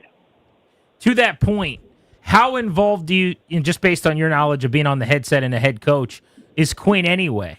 In terms of like a departure, I would imagine he's got the Motorola on. If Witt's calling something in he hates, is he overruling him, or is he saying, no, we're not doing that here anyway? Like, isn't he already kind of, quote-unquote, calling plays in a sense? Yeah, that's like me firing Sean McVay after a year. I'm calling the plays. Why would I fire the offensive coordinator? You know what I mean? It's kind of on me. That's kind of a scapegoat kind of thing for me. When you have a defensive head coach and you fire the defensive coordinator, that's odd to me. Right. But Dan Campbell did it last week. I mean, he took over the play calling from Johnny Morton, so it happens from time to time. It's just a matter of trying to get it fixed the way you want to run it, because you only get a few chances to be a head coach in the National Football League, and if you're going to go down, you want to make sure you go down doing your things your way. Jay, you're the best, man. Always appreciate the time. Have a good trip. All right, thank you. Thank you, buddy. Be good. There's Jay Gruden, kind enough to rearrange the schedule for us today at the airport. On air and on the road, Jay Gruden is driven by the Ted Britt Automotive Group, Ted Britt Ford in Chantilly and Fairfax, your F-150 headquarters, Ted Britt Lincoln in Chantilly, and Ted Britt Chevrolet in Sterling, all home to Ted Britt for life, lifetime vehicle coverage. See and shop them all at tedbritt.com. So we did have the breaking news. We played the clip for you, but let's make this formal here on 106.7 The Fan.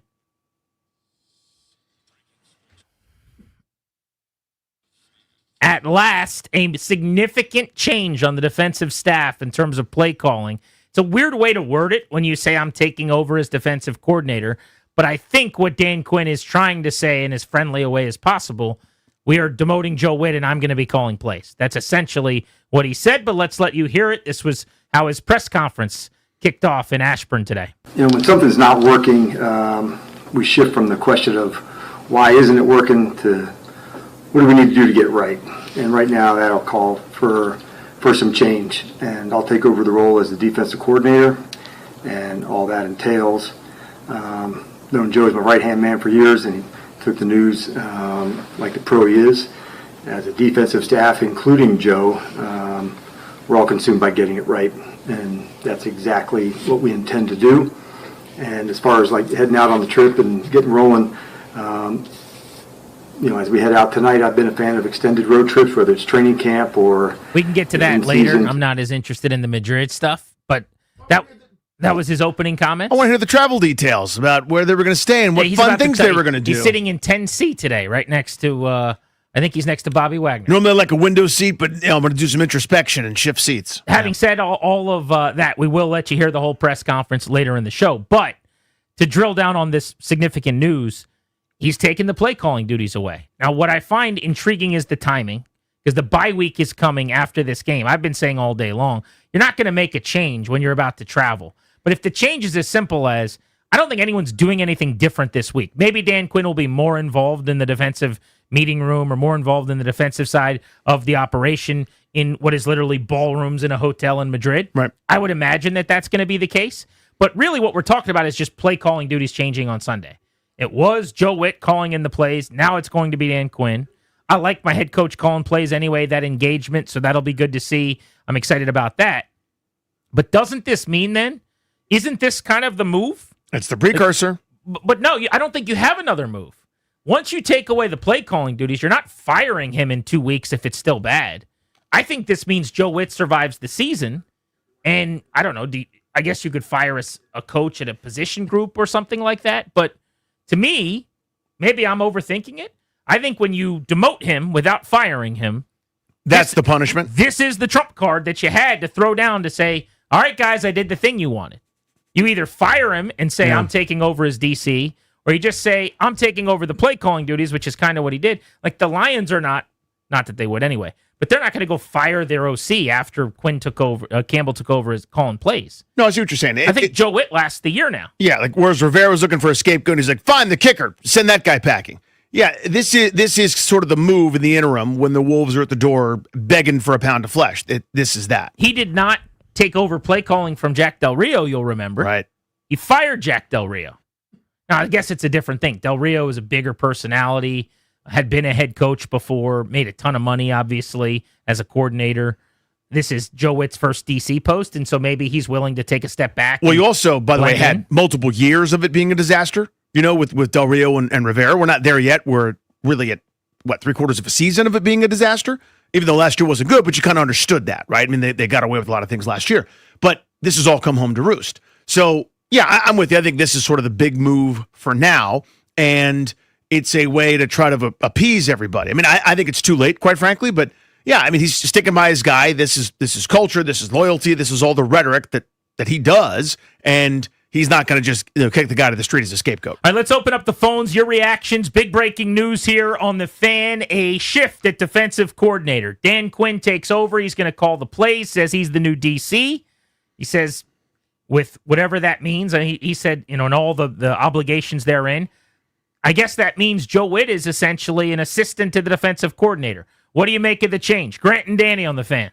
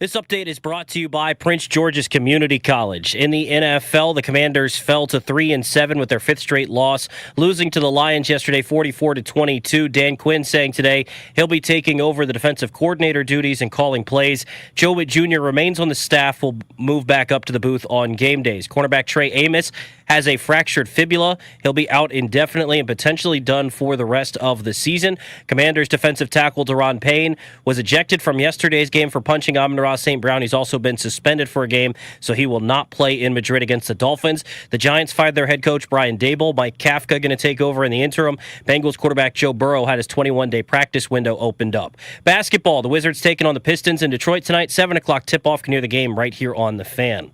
Big dreams, small price tag. At Prince George's Community College, you'll find flexible classes, career training, and transfer programs that move you forward. Prince George's Community College, freedom to learn. Enroll today at pgcc.edu. From the Crop Metcalf 5-Star Sports Desk, I'm Toby Altizer on The Fan.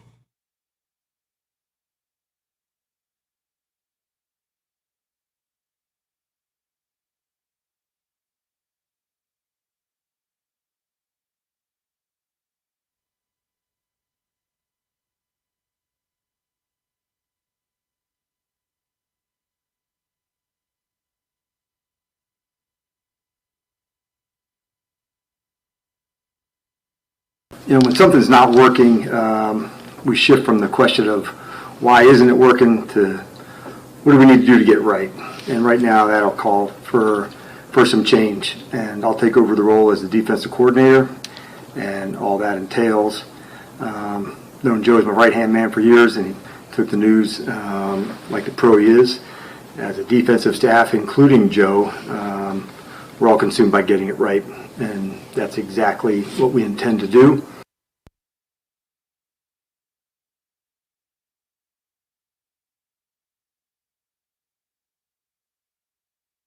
Welcome back, Grant and Danny on The Fan. Dan Quinn is going to take over defensive play calling duties. Danny, you've been begging for a change. You've been asking for some acknowledgement that the status quo is unacceptable, other than changing seats, which they had done. They went from the booth to the sideline for Joe Witt to get a better view of Jared Goff rubbing the Commander's face in the ground. He had a great view of 546 yards. He saw it clear as day from that sideline, didn't he? And I hope he didn't get whiplash from his head going right to left and left to right. Watch all the big chunk plays. How do you feel? They did the thing. Thank goodness. Weeks too late, frankly. Weeks too late. It's obnoxious and a slap in the face, as I said. It is a face fart that they didn't do anything at the trade deadline, that no demotions happened, no removal of responsibilities, no changing of any personnel. Nothing occurred until they finally had to lose at a historic rate for an extra time. For someone to finally say, hey, this isn't working like it should. We're going to change something. It's not exactly everything that I would have hoped for, but all I want is the acknowledgement. When the building is on fire, you cannot tell me it's not on fire. The building's on fire. They finally said, all right, it's hot. That's what I want. Now, am I satisfied? No, but it's way better than another slogan, another, a catchphrase about True North or finding our, North Star and singing a poem and reading a book. And we're going to have a sleepaway camp in Madrid. It's going to be a blast and brotherhood. It's better than that. All I want is some acknowledgement that we're so upset. That's what I want, and I got it. So the acknowledgement that they were aware of how bad it is, which you care a lot about, yes, is less important to me because I think it's fairly easy to assume that they're not happy. This is their livelihood, too. They care so much about getting this right. They're losing sleep over this as much or more than we are. They're making a lot of money to lose sleep over it, but they're still losing sleep over it. What I like about this is it does show an urgency, and it shows that this is going to escalate. You can't just do this and then it keeps being bad and nothing happens on the back end. You understand? Yep. So when it's almost, the acknowledgement is the beginning of a pathway forward where you essentially say, all right, I'm going to take the car out of the garage that I haven't driven in weeks. Next time you might drive a little further. Next time you might take it to the car wash. Then you might start working on it. Like, everything's on the table now. When you start demoting people, when you acknowledge publicly that this is as bad as everybody thinks it is, you are now putting everything out there for us to assume and guess as to what's next. So I like that there is just an aggressiveness and an urgency to how they're going to operate the rest of this season, hopefully. I do think it takes a firing of Joe Witt off the table, and I'd be surprised if there's any major dismissals of coaches for the rest of the year. Is it possible they could take some position coach who they're butting heads with behind the scenes or something and scapegoat that one guy? I guess so. But if I had to guess, Danny, you said it at one half of one coach on the defensive side that gets fired between now and the end of the year. This morning, I would have said yes over Joe Witt will get fired after they play the Dolphins. Now I'm saying under, because this was your one move. You've taken away his play calling. He stays on staff. If you can par the course, if you could just get through these flames, there's no reason to fire him at the end of the year necessarily.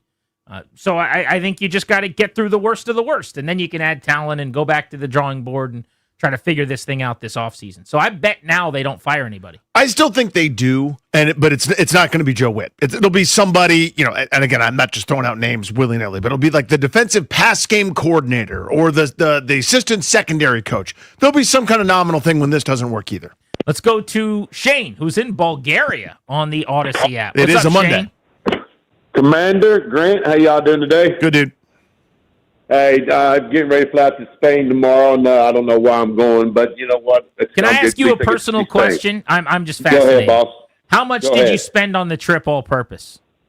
Honestly, gas for the plane, and my buddy has a place over there, so travel is just the cost of the pilot for the plane, and just whatever I want to do over in Spain. That's true. You've got your own world traveling ways. Yeah, different John means. But my thought is, there's a lot of fans that spent thousands of dollars on tickets and airfare. Yeah, my and buddy. hotels. So my buddy's coming from DC, and he dropped right around $6 for $6 grand. $6,000. That's about the average. That's unbelievable. So I guess that's about what mine was going to cost with the gas and for the pilot.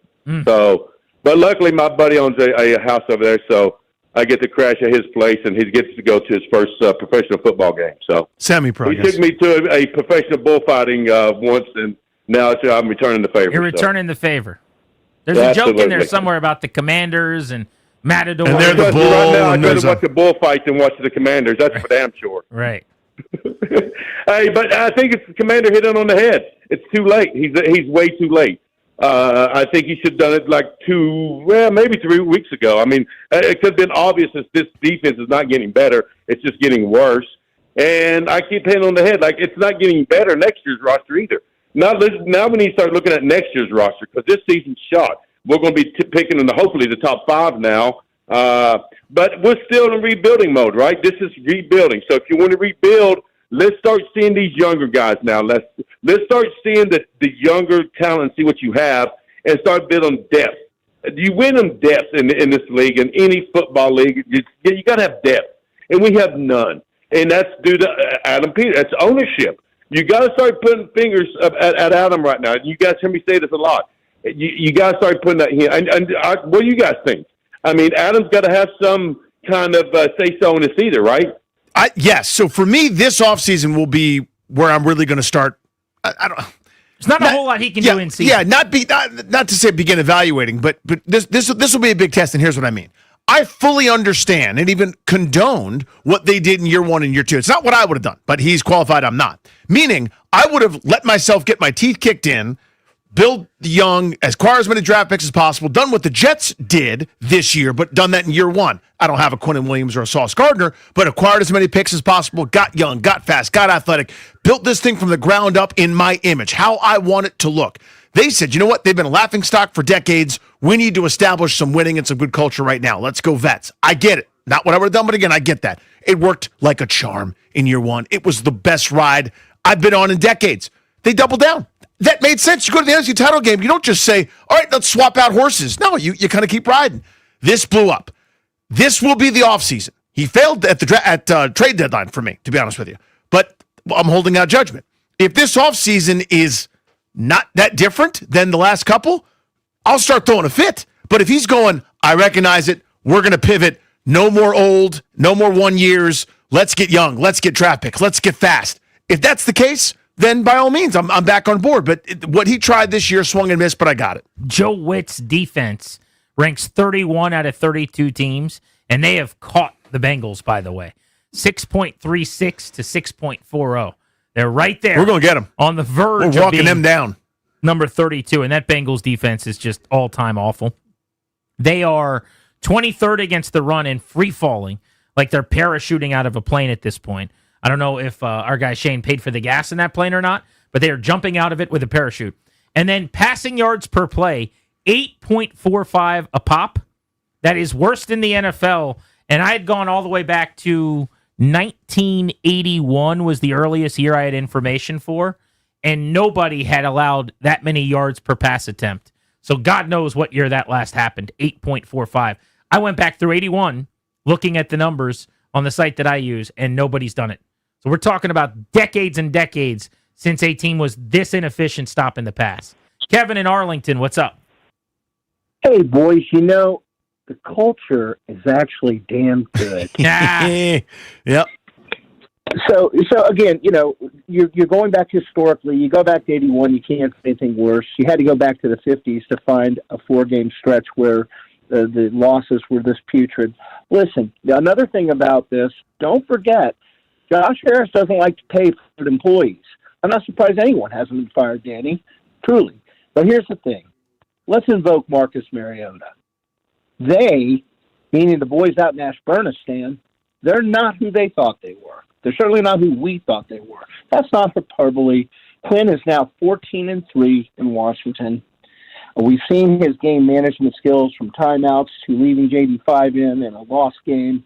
Okay, we're in a historically bad stretch. Peters chose Quinn over Vrabel. He did. All right? Everything needs to be on the table when we get to late January. Everything. I believe in the duo of Peters and Quinn. I think they can fix this, but they blew it, and they have to go back to square one. And let me just say one last thing. The last time we had what I wanted, which was a non-retread coach, that was 1981, boys, when Joe Jackson Gibbs was unknown. I am done with the retreads because right now, Quinn doesn't look a whole hell of a lot different than Ron Rivera did in that last season. It's just too much. I'm ready for a change. Appreciate you, buddy. Yeah, last year was a massive departure for what his last few years in Atlanta looked like, and it feels, looking back, like a Jaden Daniels was incredible concoction. Is really what it feels like. But to your point, going into this offseason, and maybe more specifically, going into next football season, the honeymoon's over for him and his staff. I mean, it is a gotta-have-it season. If they get off to an 0-3, 1-3 start early next year, now you can start having the conversations about how warm seats should be and job security and those types of things. Having it now, I do think, is preposterous because you're 10 games removed from the NFC Championship game. So it is somewhat unserious to sit here and call for Dan Quinn to be fired or Adam Peters to be, grilled necessarily. But next year, that changes, in my opinion, for both of those guys. And I think Peters has more wins so far, anecdotally, proverbially, than Dan Quinn has. So I've got a longer leash for him. That could also just be my own bias, that I liked Peters a lot more when they hired him. I liked the hiring a lot more. Yeah. I was more in on it. But I think to suggest either of those guys should be called on the carpet right now or, feeling the heat, I think is unhelpful and frankly just incorrect. But we are now getting to the end of year 2 where it went so badly that year 3 is going to have to be a put up or shut up season for Dan Quinn. You don't get 2 of these and keep your job in this league, I don't think. Disastrous, awful. You can't have the bottom fall out like this. Also, there's something to be said for what type of coach are you? Danny, he's a defensive head coach. You can't have one of the worst defenses of all time. I get that there are injuries. If you were an offensive coach, think about it. If they had an offensive-minded coach who was not calling plays And finally, 10 games in, when they were one of the worst offenses in the recent history of the sport, they just went through one of the worst offensive stretches of all time, literally. And now you're taking over play calling duties. What would we be saying about that? I don't know why there's this differing, like almost way to view the world with defensive-minded coaches who are kind of culture builders that cross their arms on the sideline. But yeah, your defense had better start playing better football, man. That's you're here for that reason. Yeah, and again, I understand having, the follow the money, follow the draft picks. 2 straight years they drafted a quarterback in round number 1, an offensive tackle in round number 1 over the 2 seasons. Money flows that way. I understand that. Nobody is saying it's got to be the best in the sport. You know what I mean? Like, it'd be nice if your defensive head coach put up a great defense like they're doing in Seattle. That'd be pretty cool. But I understand there's going to be a balance sheet when the emphasis is on your offense and scoring points and consistently having a great chance to win, which is being able to outscore somebody. That's what this league allows for.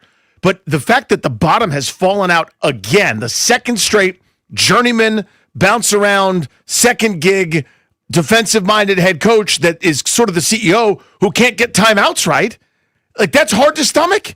If this was, again, I wanted Mike Vrabel in that mold, who's a lot better than this. Yeah. Timeouts are correct every time. The rules, the slight advantages, the little around the edge kind of things that are 100% controllable are controlled at an excellent and should be the prerequisite level. It is a bumbling, befuddling, overmatched festival of whoopsie daisy. We're down 30, but let's burn a timeout at the first possession of the third quarter again. It's embarrassing. Now it's not why they're losing, but it's all part of this of the sauce. Bottom 8 defenses in the league. Not one other team has a defensive-minded head coach. Not one. Bengals, Zach Taylor. Bears, Ben Johnson. Cowboys, Brian Schottenheimer. Giants, Brian Dable, who got fired today. Dolphins, Mike McDaniel. Titans, Brian Callahan has been fired. Now it's McCoy. Ravens, Harbaugh is a special teams coordinator. But not one. That's the bottom 7-8 defenses in the NFL. Only Dan Quinn is a defensive-minded run organization in the bottom of the league in that regard. Grant and Danny, listening on the Fan.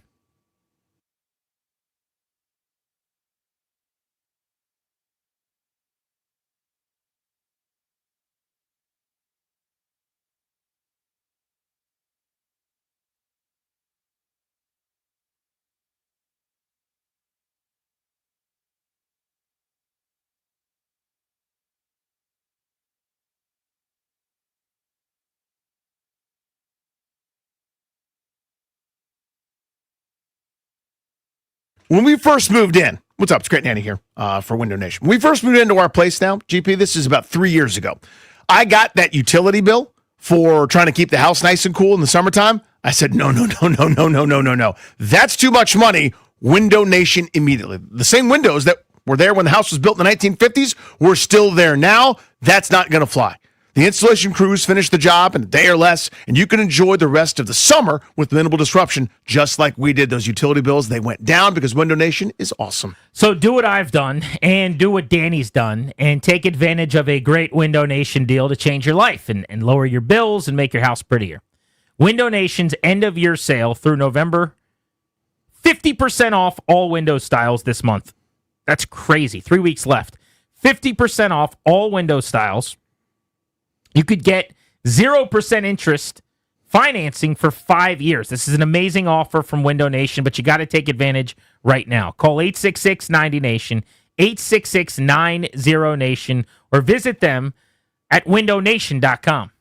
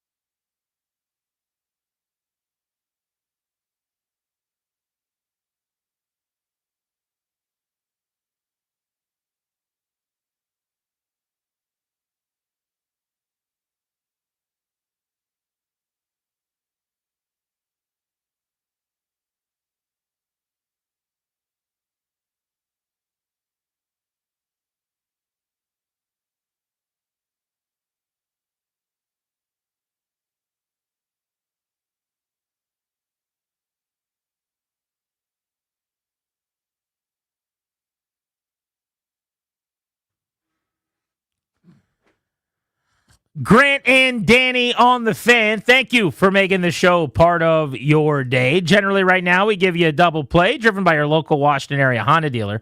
Now's the time for a great deal on a new Honda. Visit your local Washington area Honda dealer today.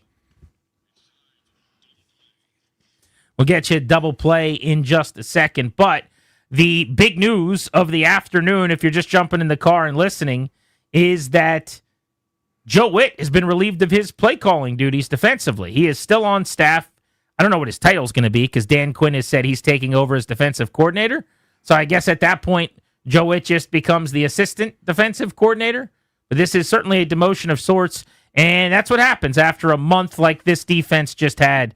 It's never been easier to move the ball against the defense, quite literally. 4 games. Yeah, that's not hyperbolic either. 1,805 yards and 154 points. Do I think Joe Witt is some incompetent boob who doesn't know anything about football?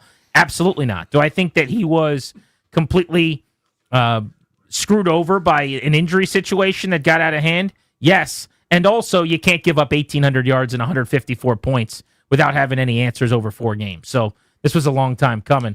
We're getting your reactions. Bill's in Alexandria. What's up, Bill? Hey, man. Yeah, thanks for taking my call. While I'm like a lot of other fans and callers, I'm very disappointed in this season. But I think Dan Quinn made the right decision to take over the play calling duties, and I think it's more than just that. I think, as he said, all that position requirement would entail. To me, that means that he's also going to draw up the game plan and take a hands-on approach to players being in, carrying out certain responsibilities. I think that's also going to light a fire under some of the players because now the head coach is in there, devising your game plan, making sure that you're in the right position or in the spaces that you're supposed to be in. So, so I think we're going to see, hopefully see a better performance and a better effort out of the players on the defensive side of the ball, just from that standpoint. But I think, Dan Quinn, this is supposed to be his strength, defense. He went to 3 Super Bowls as a defensive coordinator, 2 with Seattle, and he won one of them, and he took Atlanta to the Super Bowl when I believe he called the defensive plays there as well. And we saw the success he had in Dallas as a DC. So I think, I think it's a natural move, and I'm glad to see him do it. Thank you, Bill. Appreciate you. Yeah, something had to happen. And this is kind of my only point throughout. I didn't really care what it was. You don't get to go through a historically bad stretch because people just going, they lost 4 in a row. They lost 3 in a row last year. You didn't want people fired. You understand, right? You see it, that every time someone goes, this has not happened since, and then the time period isn't a month. It's not 1 season. It's 5 years, 20-some years for this franchise. It is a historically bad collapse. And I understand the injuries. This is such a simple thing to me. Like, I feel like I'm taking crazy pills if there's anybody sort of offering any resistance in any kind of way. Something had to happen, whether it was a demotion, which is what happened finally. I think a little late, but it finally happened. A trade, somebody losing their gig, which you don't love to see, but fans don't love to see this either. Like, when you're historically uncompetitive, worse than the team that's going to pick first or second or third in the draft is. Like, this is worse than all the bad teams. You right now, this week, were the worst team in the NFL. That was true last week, and it was true the week before. 4 straight weeks. 4 straight times. 4 weeks in a row. You were the worst team in the NFL. As I said, you can't just do that. At the start of the show, this entire weekend was nothing but teams outperforming their record. Whether it's the Raiders only losing by 3 to Denver in a divisional game 10-7, or the 2-7 Giants being up by 10 in the fourth quarter over the Bears, or the 3-5 Texans coming back to beat the Jaguars, or the 2-7 Dolphins hanging 30 on and doubling up the Bills. The whole league is just teams that find a way to do what they're not supposed to do every week. And every single week for a month, this team has showed up and gotten bludgeoned. There's none of that. There's just getting dominated. Where is their inspiring effort where they win the game they're not supposed to? It just hasn't happened. Our Beltway Blitz is next. Also, as soon as we return, we're giving away Caps tickets right here on Grant and Danny.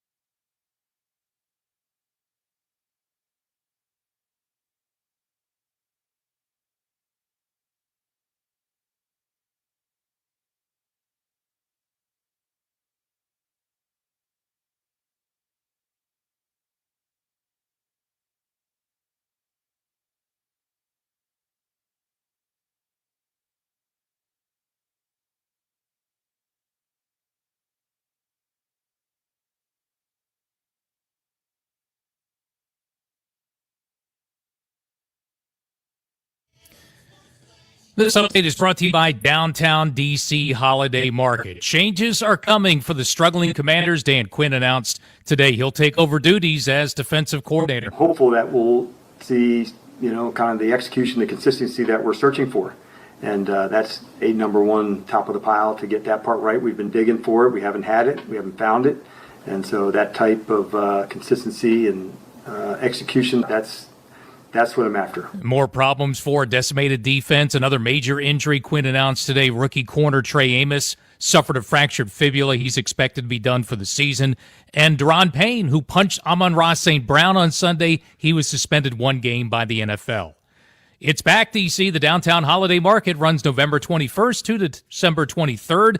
Noon to 8 daily. Shop local, grab treats, and feel the holiday magic between 7th and 9th Streets Northwest, downtown DC, holidaymarket.com. From the Crop Metcalf 5-Star Sports Desk, I'm Earl Forsey on The Fan.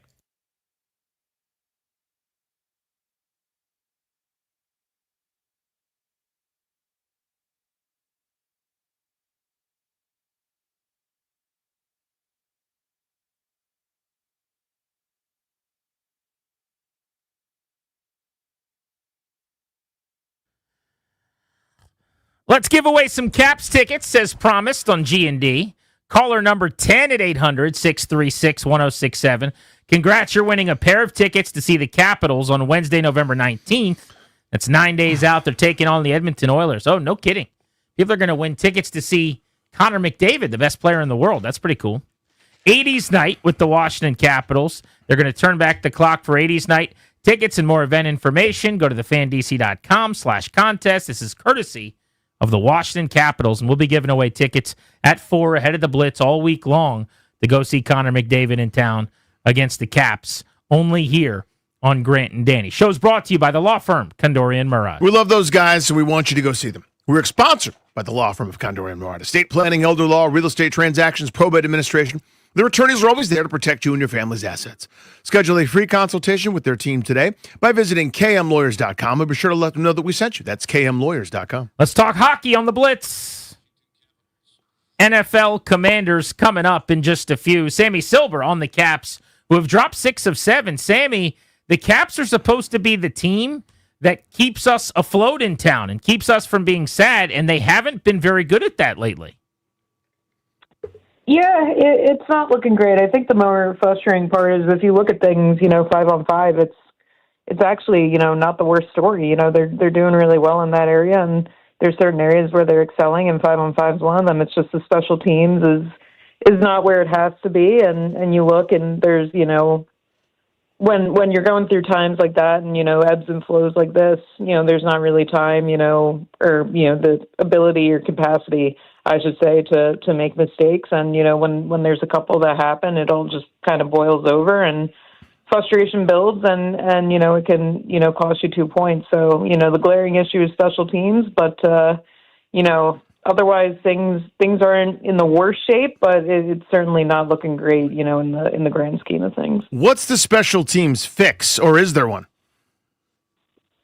Yeah, I mean, it's a good question, right? And I think if we knew it, we'd see it by now. But I think a lot of it is trying to balance, trying new things and flipping things around and experimenting with, while also trusting in that process, because there is something to say about especially having talked to Carberry about it last week and why the unit, especially that top one, is kind of staying together. It's kind of a thing of they've shown in the past that they can get the job done, and when you need to get the job done, that's the unit you go back to, right? So I think looking at it, it's just trying to, thread the needle between trying things new and trusting in that process. But, with Dubois out long-term now and things not looking good and, the same results night in, night out, it might be time for a shakeup. Sammy, you mentioned special teams kind of being the stalwart here. I just wanted to drill down deeper on that. They've had a shakeup on the coaching staff. With the departure, how different are the obligations or the roles? And, have they lost someone that was an answer in that regard? What can you tell us there?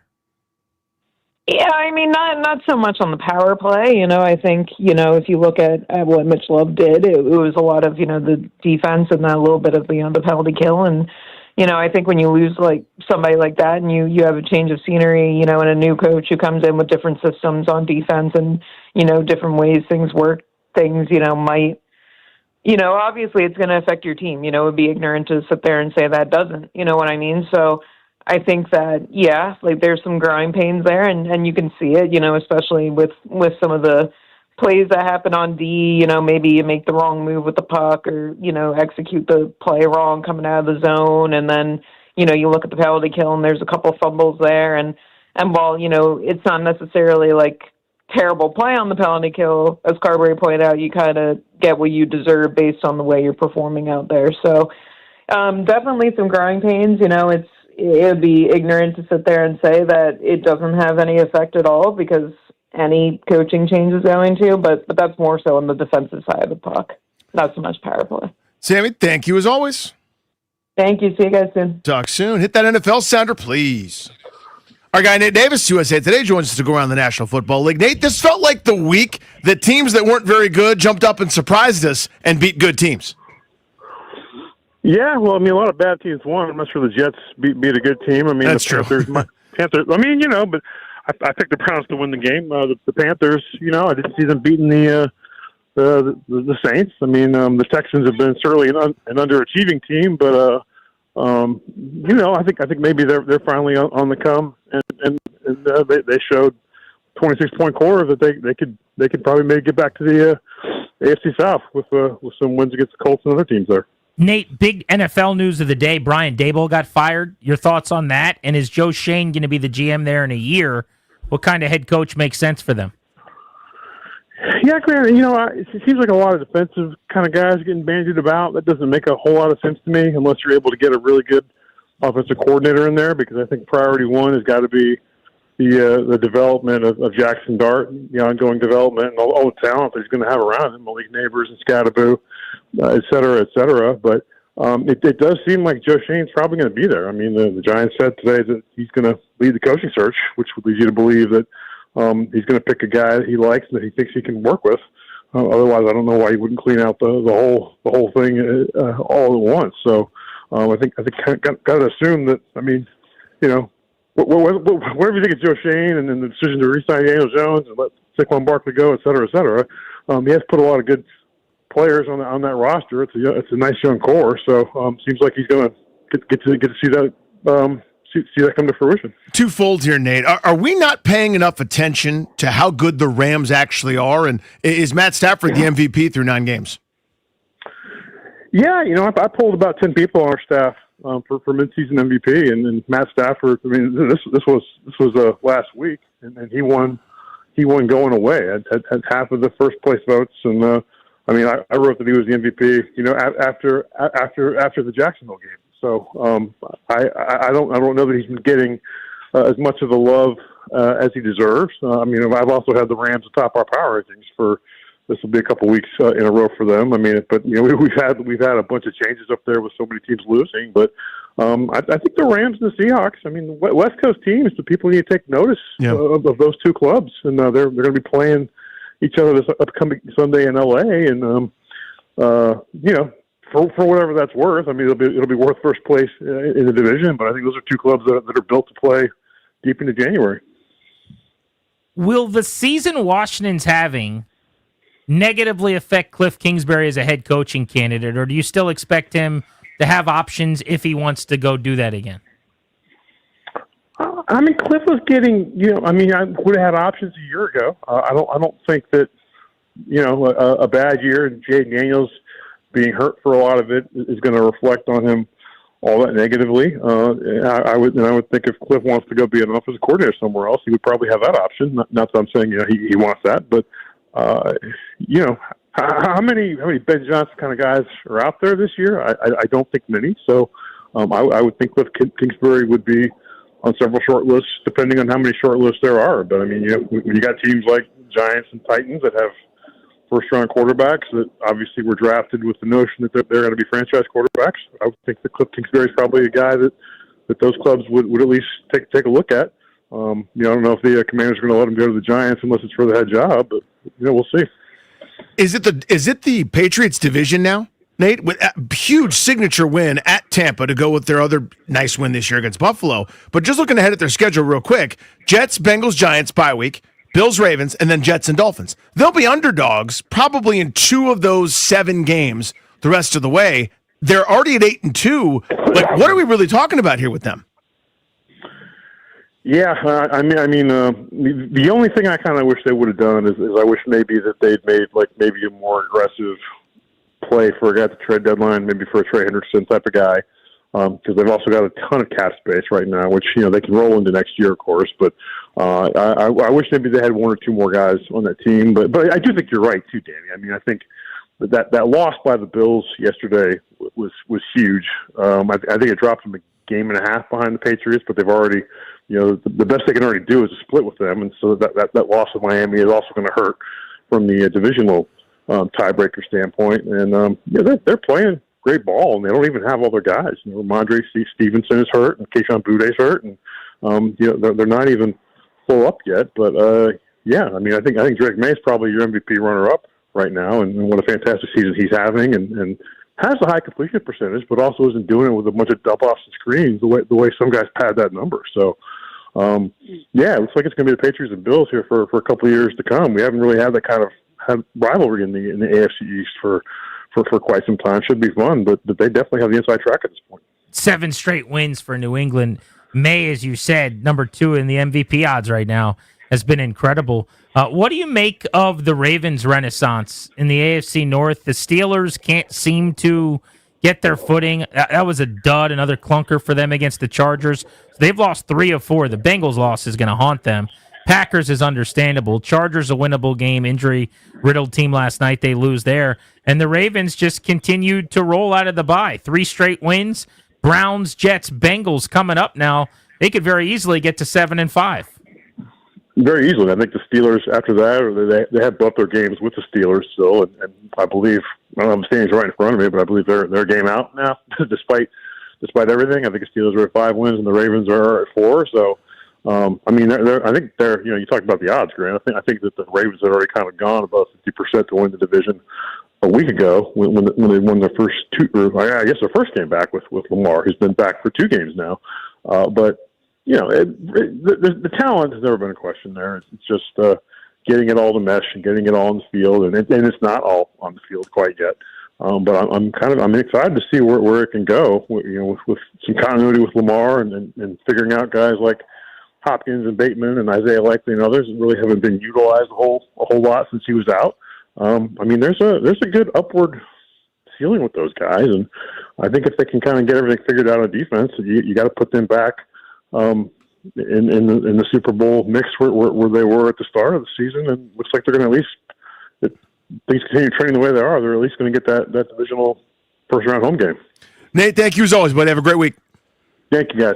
See you, my friend. Hit that local 53 sounder, please. Our guy, Nick Ackridge, Pro Football Focus. Nick, good heavens. What do you even say? Yeah, there's not much to say. It just keeps kind of getting worse and worse, especially on the defense. There's really not much else to talk about outside of the defense. I think the offense did about as well as it could, but with how the defense is playing, they have to almost be perfect, and they weren't, and you saw the result. Who played well? It was all offense. So I think our top-graded players were Laremy Tunsil, 83.6, Marcus Mariota, 79.6, Traylon Burke, 79.1. Those are the top 3 guys. Defense, there was only 1 guy that played at least 15 snaps that had a grade over 65. Wow. So it just kind of tells you all you need to know. Good Lord, yeah. And that matches, everyone always wants to yell about your grades on PFF, but that matches the eyeballs, as does the offensive numbers. I thought Mariota was really good, but Traylon Burke stood out. 3 targets, 3 catches, used his size, made a nice catch down the field as well. Former first-round pick. Color me intrigued here, Nick. Yeah, no, there's definitely something there. I like them taking a swing on him. Like you said, former first-round guy, there's clearly something, talent-wise there for him. And, yeah, he's definitely played pretty well in these 2 games that he's had so far. And he's definitely going to get some opportunities with all the injuries that keep stacking up. So just kind of like to see him continue on it, and hopefully that's a nice, swing, a low swing that he made, and you kind of knock it out of the park. I generally don't want to put too much stock in like an individual, like a GIF or something, like a 2-second video that someone's going to make where like a guy makes a business decision or, the effort isn't great on a given play. Like I just have no idea, Nick, and I don't know what I don't know. But there's plenty of those going around really this week of moments in this game in particular where whether it's Frankie Louvu seeing Penei Sewell come around the edge going, no thanks, I'll move to fight another down. Or, a number of guys just sort of out of position, sort of not really doing what they're supposed to do.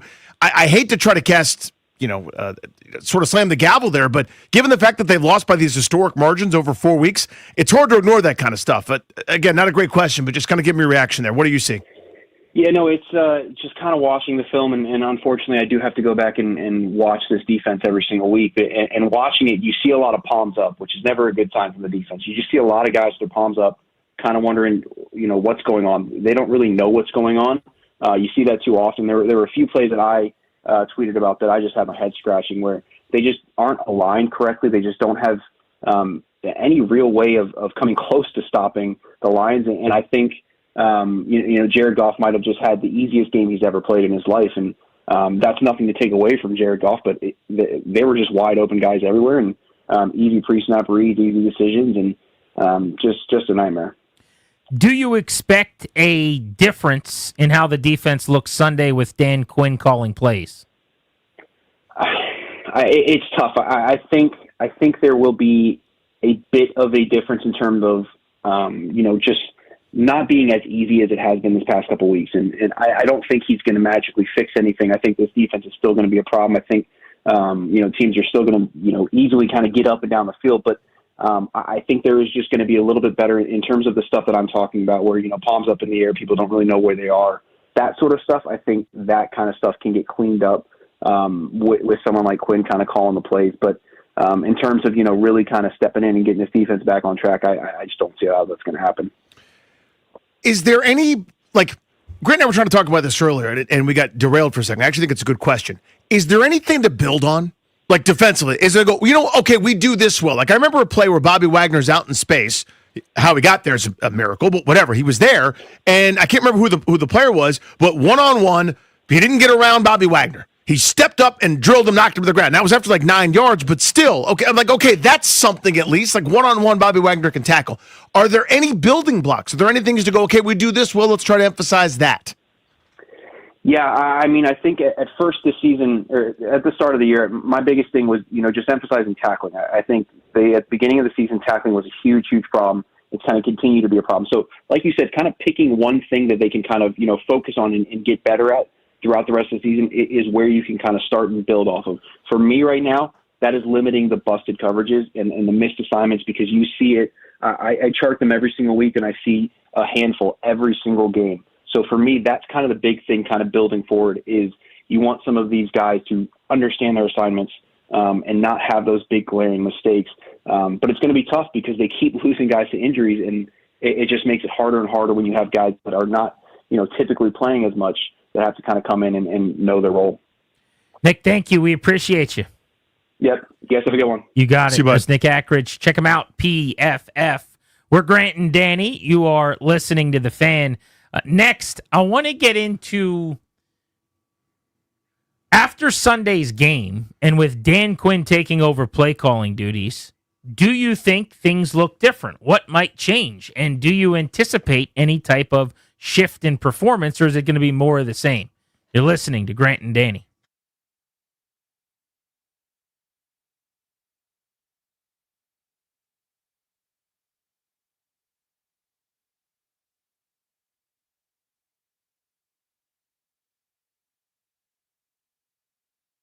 What's up, guys? Danny Rouillet here. Let's take a look at the latest Pro Football Injury Report presented by Fanatic Sportsbook. Monday Night Foosball tonight. Two really good teams going at it. Philly, Green Bay, you know the deal. First, for the Eagles, Nolan Smith, Azeez Ojulari are out for Philadelphia. Okay, A.J. Brown, receiver, is questionable. Saquon Barkley is questionable with a groin. And center Cam Jurgens, maybe this affects tush-push related props and things like that. Cam Jurgens is questionable. He is their center. For Green Bay, Matthew Golden is questionable with a shoulder. They're really beat up, Green Bay is, at the receiver spot. Dontavian Wicks is questionable with a calf. Tucker Kraft, their star tight end, out on IR. Jaden Reed is out on IR, and this maybe affects here what Philadelphia might be able to do in the passing game. Nate Hobbs, cornerback, is listed on injured reserve as well for Green Bay. That is today's injury report. Listen all season long for weekly injury updates presented by Fanatic Sportsbook, the home of fair play. Download the app today. Football is in full swing, and let's be real, there is simply no better place to bet than Fanatic Sportsbook. So don't wait for a bad beat with some other sportsbook. Switch to the home of fair play, where they protect all pro player prop bets across straights, parlays, and same-game parlays across any first-half injury. Some books protect your bet for just the first quarter, some do nothing at all, but not at Fanatic Sportsbook, where they flip losing bets into winning bets on every football game day. Whether it's QBs, running backs, receivers, any eligible player prop, Fanatic Sportsbook's fair play policy gives you the edge when it comes to cooking up that parlay. That means if your player gets injured in the first half, your bet will play on with all the remaining legs, meaning a loss can be turned right around into a win. You can also track your player performance right there in the Fanatic Sportsbook app like I do every weekend, and the payout speed is lightning quick too. So bet with the book that always has your back. Fanatic Sportsbook. Winning hits different here. Must be 21 plus. Gambling problem? Call 1-800-GAMBLER. MD visit mdgamblinghelp.org.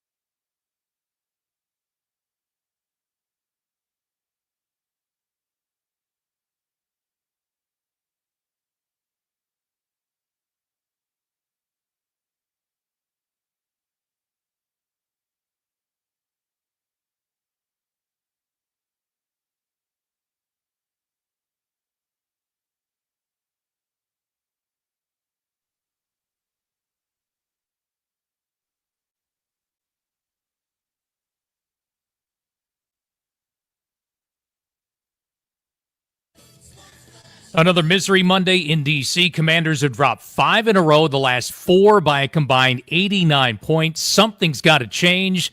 Just a few minutes ago, a short time ago in Ashburn, Dan Quinn says it will. You know, when something's not working, we shift from the question of why isn't it working to what do we need to do to get right. And right now that'll call for some change. And I'll take over the role as the defensive coordinator and all that entails. Quinn said Joe Witt will remain on the coaching staff overseas for the international games Sunday morning in Madrid against Miami. That decimated defense will be even more shorthanded this weekend. Defensive tackle Daron Payne suspended a game for punching Lions wide receiver Amon-Ra St. Brown yesterday. And another injury, rookie corner Trey Amos suffered a fractured fibula, likely out for the season. NBA tonight, Wizards hoping to snap an 8-game skid. They'll play Detroit 7 p.m. here on The Fan. From the Crop Metcalf 5-Star Sports Desk, I'm Earl Forsey on The Fan.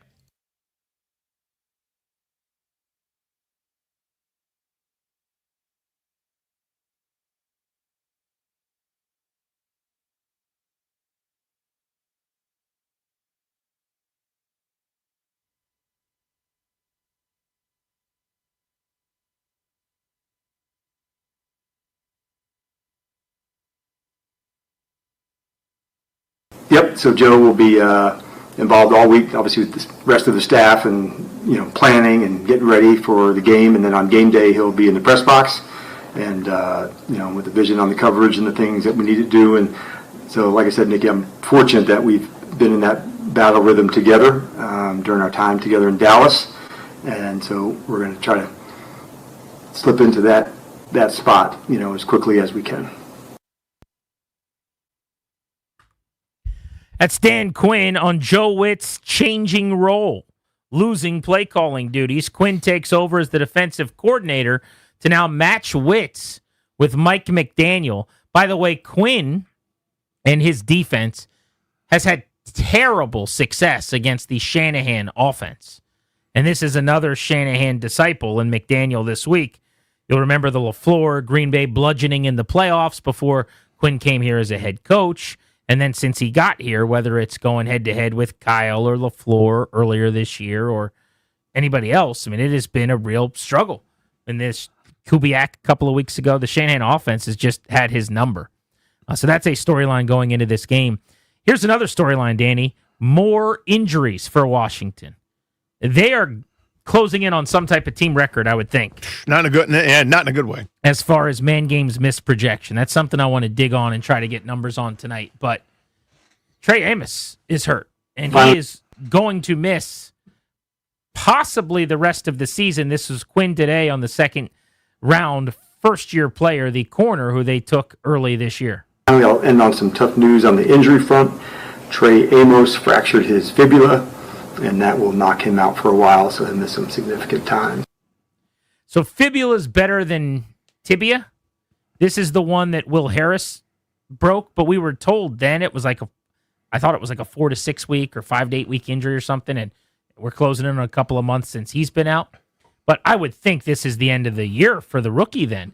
Amos, who in a terrible secondary on a dreadful defense, has been a bright spot. I'm not going to say he has shined or been great. I don't think that's the case. But he looks like what a high-end corner plays like as a rookie. To me, if you were to tell me 2-3 years from now, he's a guy you want to pay a second contract to because he's become a really legitimate quality starting corner in the league, that would not surprise me at all. I think he's that type of player. I do too. He is a bright spot relative to the rest of this dull, lightless black hole universe that is their defense. But you don't feel like every time they throw it at him, it's, oh no. Yeah, like I like him. He's pretty good. I think they found one there in the second round. So I'm hoping there's not a San Ristil-like regression next year. But it does seem like that's a good player. So who knows what the timetable is? His might actually be the 4 to 6 weeks. It might also not be. It might be the Will Harris version of it. But again, you just kind of go down and look at it. The guys that are on IR, mentioned Will Harris, Marshawn Lattimore, Dorrance Armstrong, Dietrich Wise, Austin Eckler, Noah Brown, and Luke McCaffrey. These were all people that they were counting on. You know what I mean? And we haven't gotten to Terry McLaurin, who's going to miss, game 7 out of 8, or is it 6 out of 7? I can't remember which one it is. But the injuries have devastated this group without a doubt. Why does no one care about the McLaurin thing anymore? They're just over it. They're just bored. McLaurin was a week-to-week Brian Fantana Panda Watch situation when he originally hurt his quad. He missed 4 games. He came back against Kansas City. Then he got hurt again, and initially, and still, I guess, to this moment, nobody has said how serious it was. They just said he was hurt. But Dan Quinn, when he got hurt against the Chiefs, never said he's going to miss a bunch of time, that he's out another 2, 3, 4 weeks. He just said that they were going to check in and monitor him. And then right away, they shut him down for that game. And so we said, oh, if they're doing it this early in the week, maybe he's not going to play next week. But they've never said he's going to be out for a month. But it seems like nobody cares anymore. This is going to be the 3rd game in a row that he's missed since he re-aggravated it. So it was 4 he didn't play in, then comes back for the Chiefs. Now it's 3 that he's not going to play in. They ruled him out today for the Dolphins game already. But it just seems like there's no more passion, no more energy for that story. I agree with you, and I think this is why. 1, Daniels. 2, the season is over. And the idea, once McLaurin coming back. You said Daniels. Yeah, Daniels is hurt, which supersedes anything else, any other injury. It's not as important to get him back for Marcus Mariota as if Jaden was out there and they're trying to help Jaden? More Jaden's the brightest star in the universe, and without the sun, I don't really care about the rest of the stars and the planets. I think that. I think some of it might be that the passion for the team and the season and just all of it is worn off. Well, that's my part, too, is the season's over. Now everybody knows it. The point of, once McLaurin coming back is, God, do we have a chance? Like, if we get him back and we rip off a couple wins, nope, nothing matters. It's over. So he can come back, he can not come back next year, training camp, week 12, week 15, I don't care. Seriously, I'm not interested anymore. I mean, the season's over. He lost this season. Yeah, it's a lost year. Lost year for Terry McLaurin. Now missing his 7th out of the last 8 games, and he's going to go into week, I don't know, whatever week after the bye is going to be. 12? 12, I guess, at 13 catches. Basically a catch a week. My God. This NFL season. What a lost season. That's the biggest nightmare of the year outside of Jaden Daniels' injury situation. The fact that Jaden's been hurt 3 times, that now there's durability questions, and that you've got to wonder about his ability to stay on the field going into next year. By far the biggest regressive, terrible storyline of the season. Second on that list is just the lost season for McLaurin that seems like was operator error before it ever began. And we'll never know. We won't. We won't know if he would have gotten hurt had he done everything that he always did. Because there is no reality to it. There's no way to know. There's no definitive proof, and there never will be. So the defenders who just want to, automatically, I guess, defend him in the hopes maybe they get to go to dinner with him in one Loudon one time or something like that, will be able to never be proven wrong in a court of law or public opinion such as it is. But I just know that we got a pretty good correlation. The guy that was always good to go, that may have been nicked up here and there, but was able to play hurt and play through some stuff, always did X during the offseason and lead up, did not do X, and is now pretty much hurt and his year is shot. Here's a fun little convo I want to have on Grant and Danny as we kick off what is going to be the final 2 hours of the show here tonight. We're taking you up to 6:30 on the Fan. I believe Ja'Cory Krosky-Merritt, who's normally on with us at 5 o'clock, by the way, is going to be on the show tonight at 6. Because they're literally flying. Oh, they're getting ready to go across overseas tonight, red eye style. They're going to fly through the evening to Madrid. So Bill's going to be outside of the United States of America. Going to be hard to get him on the phone. So we're going to do that today at 6 p.m. So make sure you're listening for Bill coming up in about 90 minutes. But what phrase are you over, or what term do you not want to hear anymore? Like, what have you had enough of from a lexicon, Sergeant slogan standpoint, if you will, at 800-636-1067, 800-636-1067. I'm going to give you one here. 800-636-1067. You want to hop in on Grant and Danny. What terms, what phrases are you over at this point? Number one, because I hate the word anyway, and I want everyone to acknowledge that it doesn't mean anything, okay? Because that's empty. I would like to never, and I mean ever, hear about the commander tag ever again. That sucks. That's stupid. That's eye roll. That's cringe. Stop it. The commander tag? Name someone that's had the commander tag. Deron Payne punched a guy in the face. What else you got? A guy that you paid a bunch of money to was like, but someone else started it. Javon Kinlaw talking trash to Jared Goff after he committed a penalty to go down 21. Ben Sinnott Commander tag. Do you have a commander tag? Mikey Sanderstill, commander tag. I'd like to never Johnny hear that Newton, phrase. commander tag. Again, does commander tag mean you get outsnapped by Sheldon Day? Packer tag. Does that sound better? Panther tag. I mean, you just hate it because the word commander's in it. That's a big part of it. I hated it before, but now I really hate it because those guys with those tags don't do diddly or squat. Here's one. I don't want to hear any more about their culture right now. Now, I'm not going to prohibit them from ever saying culture again, but they over-talk about culture. Culture is something that exists. Culture is something that is. Culture is something you do. Culture is action. Culture is how you live. Culture is lifestyle. Stop talking about culture. Teams with great cultures don't talk about culture. The Lions weren't chirping about culture yesterday as they somehow didn't punch you, as they somehow didn't commit a million penalties, as they somehow dealt with all their injuries and just went next man up on the offensive line with a fill-in guard and a fill-in center and fill-ins at tackle. That's what a culture is. But a culture is not something you tell us about. It's something you show us. By the way, you don't get to preach culture, and then have your team captain punch a guy in the helmet. If you do have a culture and that's happening, it's not a good culture. You don't get to preach your culture and then have the teammate of the guy who punched someone in the helmet, who's the team captain, say, well, you guys have to understand. A guy said something mean to him and punched him first. That's not what a culture is. A culture is about accountability. A culture is about not waiting until it's too late to not fire, but soft fire and take away the play calling duties of the coordinator whose unit has given up almost 2,000 yards in 4 games. Culture is after a guy punches someone in the helmet and gets kicked out, and I'm sure Dan Quinn said this because he says the right thing all the time, and he's a leader of men in that way at the podium. You say, that's not us, that's unacceptable, we're going to clean that up, that's not who I want to be. Dan Campbell, by the way, did that. Remember when Brian Branch got suspended? Yeah. He got ejected from a game. He went up. Who was he beefing with after the game? He went up and tried to fight someone. Was it Mahomes or somebody with the Chiefs? Juju Smith-Schuster, I think. He went up and he got into Juju's face and swung on him or something. And right after the game, Dan Campbell goes up to the podium and goes, that's not how we operate. He goes, I love Brian Branch. I think he's a great young man. He's a great player. That ain't it. And you want to do stuff like that, you won't be on our team anymore. So we're going to talk to him and we'll fix that. You won't see that again. That's culture. But you don't tell us with, lights flashing and a big sign, culture. No, you just do it. You just make the point and it never happens again. Not in your locker room. I don't want to hear any more about their culture. I'd like to take a bat like we're hitting a piñata, except this bat's got spikes on it, like when I'm in the Warriors in the 70s. And the piñata that I'm hitting is the word standard. The standard. I want to beat the standard to a bloody, deceased pulp. The standard implies if the standard is not met, something happens. This is similar to what you're talking about. What was the standard? Well, everybody was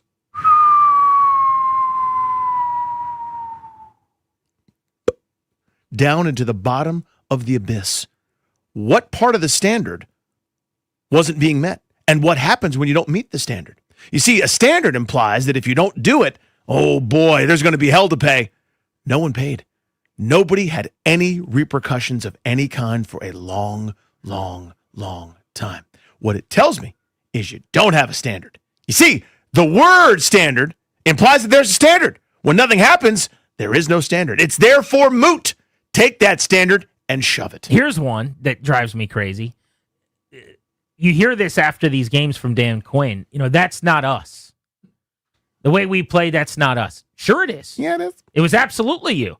Unless you're telling me that a bunch of imposters put on uniforms wearing Commanders helmets and jerseys and ran out there on the field. Well, that's not us. It's quite literally you. Yeah.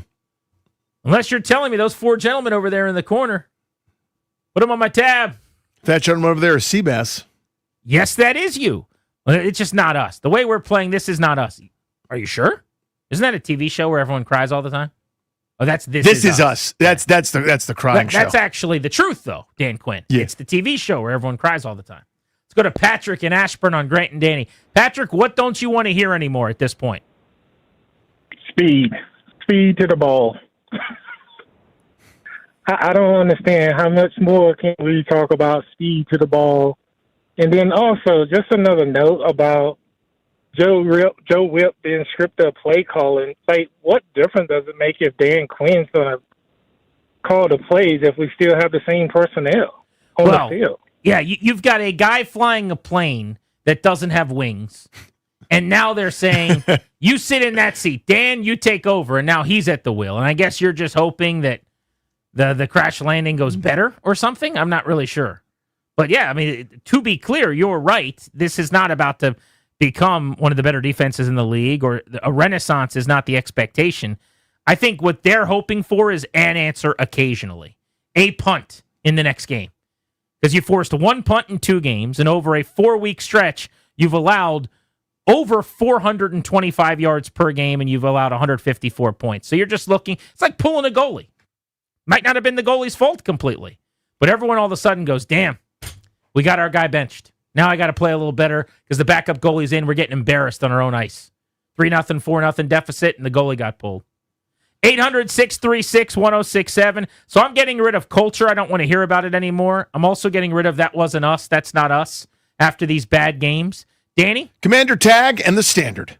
Firebombed. What don't you want to hear anymore is the question on the Fan.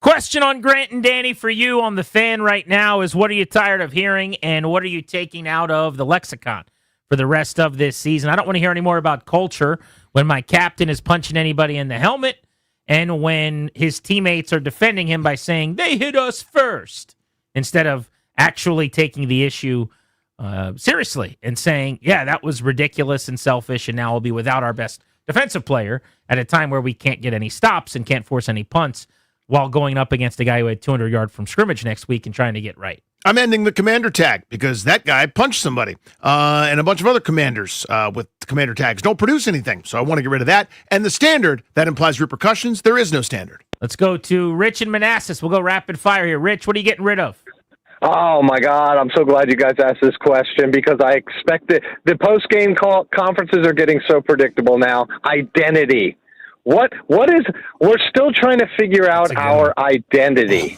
You know what? How about we do this? How about after we lose by 34 points every single week, we start figuring out how we can win games. I'm envisioning the coaches sitting around with a Ouija board or some, I don't know what they're doing. Maybe Dr. Phil, hey guys, what's our identity? We got to figure out our identity first. Then we'll get to why we can't cover in the secondary, why we have no pass protection, why we can't put pressure on the quarterback. Right. I don't get it. What's our identity? We all know what our identity is. That's a really good one. That's a great one. It does seem like it bothers Quinn. I think it's a chicken or the egg thing to him. What's the problem? We don't have an identity. If only you had an identity, then you'd be 7-3. Let's go to Andre in South Florida listening on the Odyssey app. What's up, Dre? What's happening, man? Thank you for taking my call. Hey, bud. My biggest pet peeve with this guy is when he gets in front of the podium and he says, we have the right people here. We're going to win with the guys. We're going to succeed with the guys that we have. You couldn't succeed with this group of guys if you were playing a Pop Warner team. The roster is brutal. The coaching is grotesque, okay? And the real conversation that should be starting here is last year Jaden pulled 6 games out of the fire, or else last year we were an embarrassment, but he had a rookie quarterback. This year is who he really is without Superman under center. So, honestly, the next couple weeks the conversation should be, when does Dan Quinn start going? Because the culture is brutal, the coaching is brutal, the team has no identity. It's just a mess. And if I hear him say one more time, ball is life, you haven't had a turnover in 2 seasons. You're dead. yeah, exactly. I mean, ball might be life. You just aren't breathing anymore. Right. Because the ball is life. You have been pronounced dead at this point. If the ball is life, you're not living. Sorry. You had one game where you had a... I like that guy's pipes, by the way. Has he called before? I'm not familiar with it. his work. Yeah, there's not a Florida original. I think there's a transplant situation happening that's there. a New Yorker in Florida calling about the Commanders. There's a lot there I didn't understand. Sure, there's a lot of wires crossing. But I like that guy. I like the cut of his jib. I have said since the hiring, and everyone got very mad about this and hated it and told me I was wrong, and maybe I will ultimately be proven wrong. But to me, Dan Quinn and Ron Rivera are very similar guys. Now, I will tell you that I do think Ron Rivera is not as good a coach as Dan Quinn, and Dan Quinn just has more energy, and what he did last year, getting to the NFC Championship game, was a gigantic victory and all these things. But with Ron, people just take away his best years by saying, oh, you had Cam Newton. And they just dismiss him outright like that. Like, Ron Rivera's a jag of a head coach, and when Cam Newton was an MVP, he got to go to the Super Bowl. Why do we do that with him but not other people? Like last year, Dan Quinn was so responsible for Washington. Jaden Daniels is why they got to the NFC Championship game last year. Now you're going through it right now without him, and you got to find some answers. This is where coaches make their money. This is where coaches got to show their wares. When you got a quarterback playing at an MVP level, Matt Ryan won an MVP the year Dan Quinn got to the Super Bowl in Atlanta. Jaden Daniels last year, top 5, 6, whatever it was in that category. You win 12 games. A lot of defensive-minded head coaches can do well there. How do you handle years like this? That, to me, separates the really, really elite ones from everybody else. Let's go to Mike in Fairfax. What's up, Mike? Hey, what's up, man? Before I give my idea here, I love Jay Daniels. I'm a huge fan. I always will be. But until he's healthy, until he gets back on the field and he proves himself again, I just don't want to hear dynamic I don't want to hear game changer. You know, he's awesome, but let's hold off for now. You know, thanks for taking my call. Appreciate you. Make sure all those doors and drawers are closed. There's so many doors when closed. you're in the middle of that call. But no, I appreciate it, dude. Yeah, I get it. It's frustrating. It's been taken away from us because we got to see it. We saw the electricity. We saw the thing, right? The monster that everybody's afraid of. We have it. It's ours. Talking about Jaden Daniels, what he was doing to everybody last year, snatching hearts. Tampa Bay probably should have won that playoff game. Nope, we got him. You know what I mean? Philadelphia probably should have won that. Nope, we got him. Like, it is awesome, and now it's been ripped away from us. It's a little too painful to talk about right now. David's and Tyson's. David, we're trying to put together of lists of things we don't want to hear anymore. What do you got? The Brotherhood. There it is. There it is. Show me Brotherhood. Brother. Oh, my God. No, thank you. Just, yeah. Like, No thank you's a good bit. You won't say that Yeah. after they say Brotherhood next No, time. thank you. No thank you. Check, please. No No. thank you.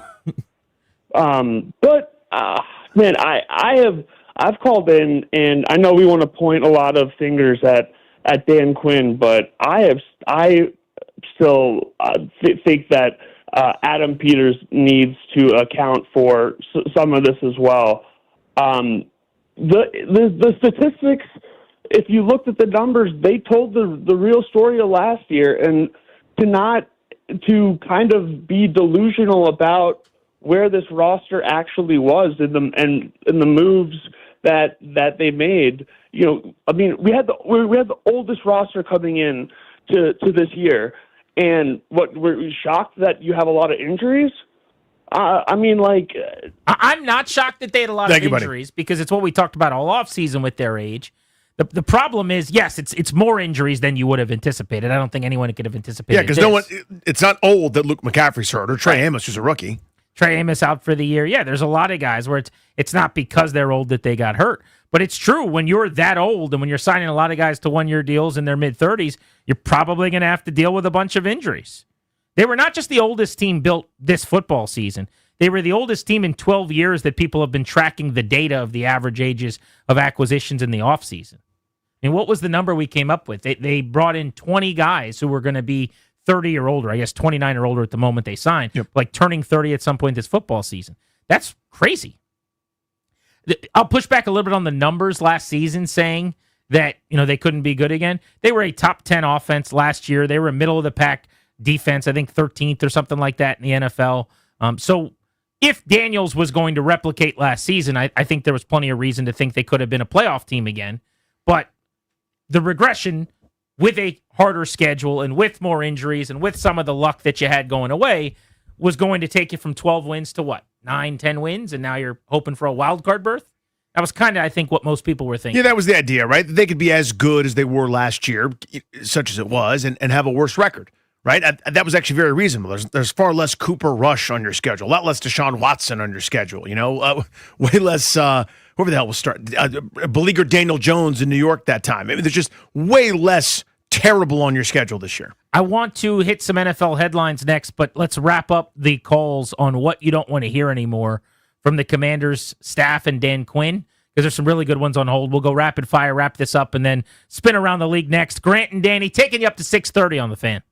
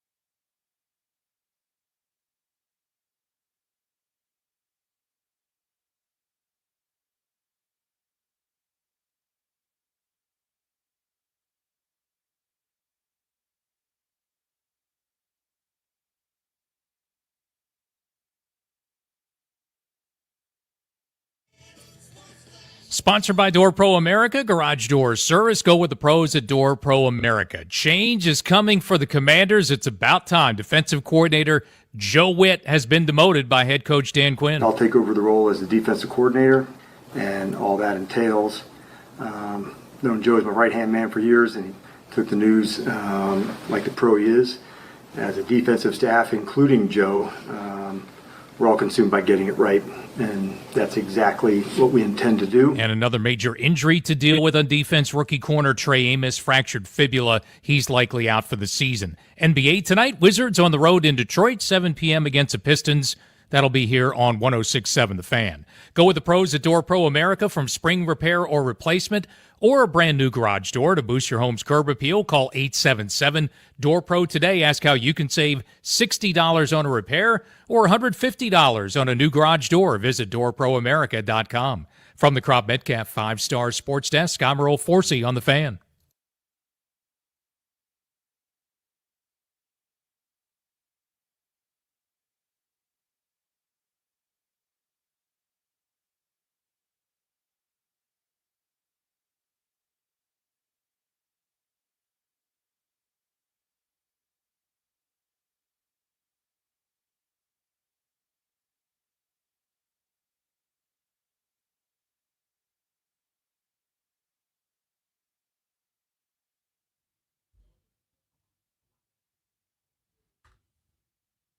We'll take you up to 6:30 on The Fan. Coming up in our final segment at 6, you'll hear from Bill, Ja'Cory Krosky-Merritt, and we've got Dan Quinn's full press conference from today over in Ashburn, right here on Grant and Danny.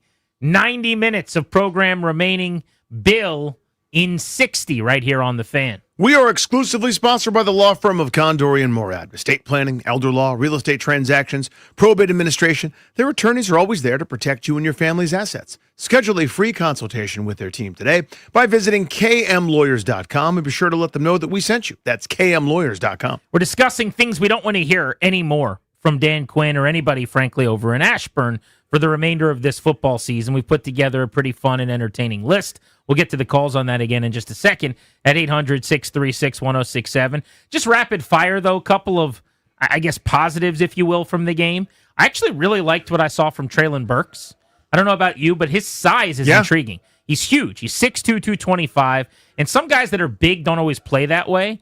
On all three of his targets, including 2 underneath catches, middle of the field, and then the deep ball, the 37-yarder that he caught, he used his size to either box out or fight through physicality in a way that is really, really enticing, to the point where even if he wasn't a former first-round pick, if I'm watching that game, I'm going, who's this dude? I noticed that dude. Someone that big and that strong that moves around that well, I will be patient with. You can tell why he was a first-round pick. Yeah. Now, I have no delusions of grandeur. If I had to bet, I'd bet on 2 years from now us going, remember when Treylon Burks caught 3 balls in that one game? Not like him being a major piece here for an extended period of time, but I've gone from, oh, that's kind of cool that they signed him, to now interested in wanting to see more of him and wanting to feature him. Let's dial some stuff up for him in preseason style. I hate to say it that way, but let's see what he is. Let's run stuff for him and see where he is for the rest of the year as a piece that could possibly be a building block. Yeah, why not? What are you going to do, lose? Yeah, we got you. We're all good there. This is a discovery period where I less Zach Ertz, more Ben Sinnott. Name that young player. There aren't many, but I'm going to find out. After weeks of telling you how much I love Jalen Lane, last week I told you I was on a 1-week probation. I wasn't allowing myself to say anything nice or to talk about him after back-to-back weeks with catastrophic kickoff plays. Danny, I got a deep ball to Jalen Lane. Jalen Lane. I did it. Finally. Cliff, where the hell has this been? A post. He ran a really good route. Did he not? Routed a dude up. 41-yard completion. Made a sure-handed catch. Jalen freaking Lane. So you are, this is generally true, more forgiving than I am. Yeah. I'm still on you owe me a lot more than that with him. So he's still operating at a huge deficit for me. Like I am not going to think about, talk about, discuss for another couple of weeks. But that was good. That was good. That was good. Here's another unequivocally one. good. Ben Sinnott is alive. Ben Sinnott, everybody. Ben Sinnott. Ben Sinnott is alive and well. Caught a pass. Second career touchdown. That's right. He catches touchdowns. The only thing more amazing than him catching a touchdown yesterday is there was one before this last year at some point. among his 5 catches that came in one of their blowouts. I mean, think about it. 40% of his catches are touchdowns. He would have 40 touchdowns. You throw him 100 balls. Think about that. 8 career catches, I think. What's also amazing? His only 2 touchdown catches are from Mariota. That is also very interesting. Is it? I guess it is true. The other one was against the Panthers last year when Mariota took over for Daniels. In the 40-point performance in the blowout win over Carolina. But more Ben Sinnott whenever you're ready. I know he's not the same as Zach Ertz. I know they run different style routes. I know one is bigger and slower and the other one is Ben Sinnott. I'm kidding. But guess what? I don't care about any of those details. Well, you see, Ben Sinnott's role is more Ben Sinnott, less Zach Ertz, whenever you're ready, please and thank you. You know what they actually did this week? I called for this all week, and they did it. 12 and 13 personnel. Let's go. Do the thing Seattle and San Francisco and the Rams, more than anybody, and every other good offense in the league is doing with their quarterbacks slicing and dicing teams. 2 and 3 tight ends, heavy formations, play action shots. They did the thing. Way to go, Cliff Kingsbury. This is what I ask for. Yeah, when your receivers are terrible and it's Moore and artist formerly known as Anderson and Traylon Burks and whoever, you got 3 healthy tight ends. Your tight end plan has actually been unaffected so far, which is remarkable considering Zach Ertz's health history. So when I got Bates going, I got Sinnott going, I got Ertz going, put them all on the field, let's figure it out. You emphasize what you're best at, and it's not a great best right now. Their best is not as good as everyone else's best, but it is your best. Best foot forward. Let's go to the phones. What does Brian in Fairfax not want to hear anymore from Dan Quinn until they win a football game? What's up, Brian? Hey, what's up, guys? I love that idea. 3 tight ends. Let's do it. Yeah, why not? I want to get rid of I'm an artist, man. This is how I see things. This team has no visual identity right now, and I'm done with this gladiator aesthetic thing they're doing. You know, before the game, before the Seattle game, they've got a video production on the Jumbotron, and it's like they filmed Gladiator 3 up there. And I'm thinking, take all that money that you put into that production and go buy a safety with it. I'm done with all of that. It has nothing to do with the team. Doesn't look like them, doesn't feel like them. They certainly don't play like gladiators, so get rid of that. So I get it. I'm not going to tell you you're wrong. I actually kind of love the bit. Because I think it's going to work its way eventually all the way back to them wearing the old 70th anniversary Redskins gear. Like Grant's got this idea, and it's a pretty good one, by the way. It's an educated opinion, informed speculation, whatever you want to call it. Yeah. What you're doing is you're like the detective show, because this is what you would do if you weren't a radio host. You'd be a detective. I would be a detective who solves crimes. Yeah, you're walking around, you're looking at clues. Well, they stepped on this leaf this way. This killer was clearly in a hurry. They left this behind, and this is what you do. You panic when you're in this kind of situation. You all of a sudden have intimate knowledge of the cardiovascular system, and you know that someone with a heightened perspiration would leave more here, and next thing you know, boom, the killer works at the library. You're following clues right now, and you're going, I think we end up with a spear. We're going to end up with a spear helmet and the 70th anniversary Redskins jerseys, and we're going to have this weird, elongated story that doesn't actually mean anything about why it's not offensive to Native Americans to protect all the people that are going to get really upset for Native Americans, not the Native Americans who most of them don't really care that much based on all the polling. But that's a whole nother story for a whole nother day. But the point of the dude's story, Danny, is that it's 2 different departments. You know what should happen is the business people should do everything they can to get people as hyped up as possible in their seats. So that money that they're spending on that video, and I know he's kind of being funny, it's not going to a safety. It's not coming out of the same department. By rule, it can't. There's a salary cap. It would be the equivalent of me going over to CK and saying, CK, you're telling me you can't give me a raise, but we've got Coca-Cola Classic in the market right now? Why don't we have some RC Cola, spend less money on the Coke, and then give me a raise? It's 2 completely different things. By the way, good. Let's go. Let's get Safeway Select brand sodas and save there, and then we get more money. And then we give Ryan and Darius some more cash. Yeah. It's just not the same way to different budgets. But I like an answer, and I like a phone call. Joe in Fairfax, you're on G&D. What don't you want to hear anymore? Hey, guys. How's it going? Come in. Yeah, before I get to my point, I agree with you, Danny. I see too many similarities between Rivera and Quinn. The only difference is that Rivera had to try to go 500 while having to answer for every single PR disaster from his ownership the entire time he was here. But the one phrase that I would want to remove from Sargent's slogan would be anyone, anywhere, anytime. I mean, the only way that makes sense this year is if they add arm tackles to the end of that phrase, because leaders like Martin and Luvu specialize in that, which leads to opposing offenses scoring on us anywhere and anytime. Yeah, not a single team at no place at any point. Yeah, nobody, nowhere is what my buddy texted me during the game. Nobody nowhere is a good one. That's a great one, by the way. Yeah, I mean, there are other differences between Rivera and Quinn in terms of the era. If Dan Quinn was in charge of everything, including like helping with the rebrand and picking every player, and then couldn't be bothered to go to various times where you could scout players, I would say it's similar. I mean, they're similar in their retread defensive minds that having the greatest of track records, but there are some similarities, but there are enough differences in the regimes. Let's go to Luke in D.C. One of them got to the NFC Championship game. That is true. Hey, Luke, what's good? Hey, boys, how are you? Hey, dude. Yeah, I'm out on Tell the Truth Monday or whatever day. Oh, that's a great one. Oh, I like that. I was out last year when we were good. I'm even more out this year. Right. Just freaking lie to me at this point, right? Yeah, let's do that. Yeah, lie to my face Monday. That's a great one, Luke, because that one's never sat well with me. It just the word cringe feels like you're a child talking about their dad or something. But Tell the Truth Monday is tough. How about let's just pretend for a second like something could be fixed at some point Monday. Or yours sounds better, maybe. An economy of words. Lie to us Monday. Let's go to Pat in Mechanicsville. Pat, what don't you want to hear anymore? What's up, Pat? Man, I'm gonna tell you what the one I don't want to hear anymore is.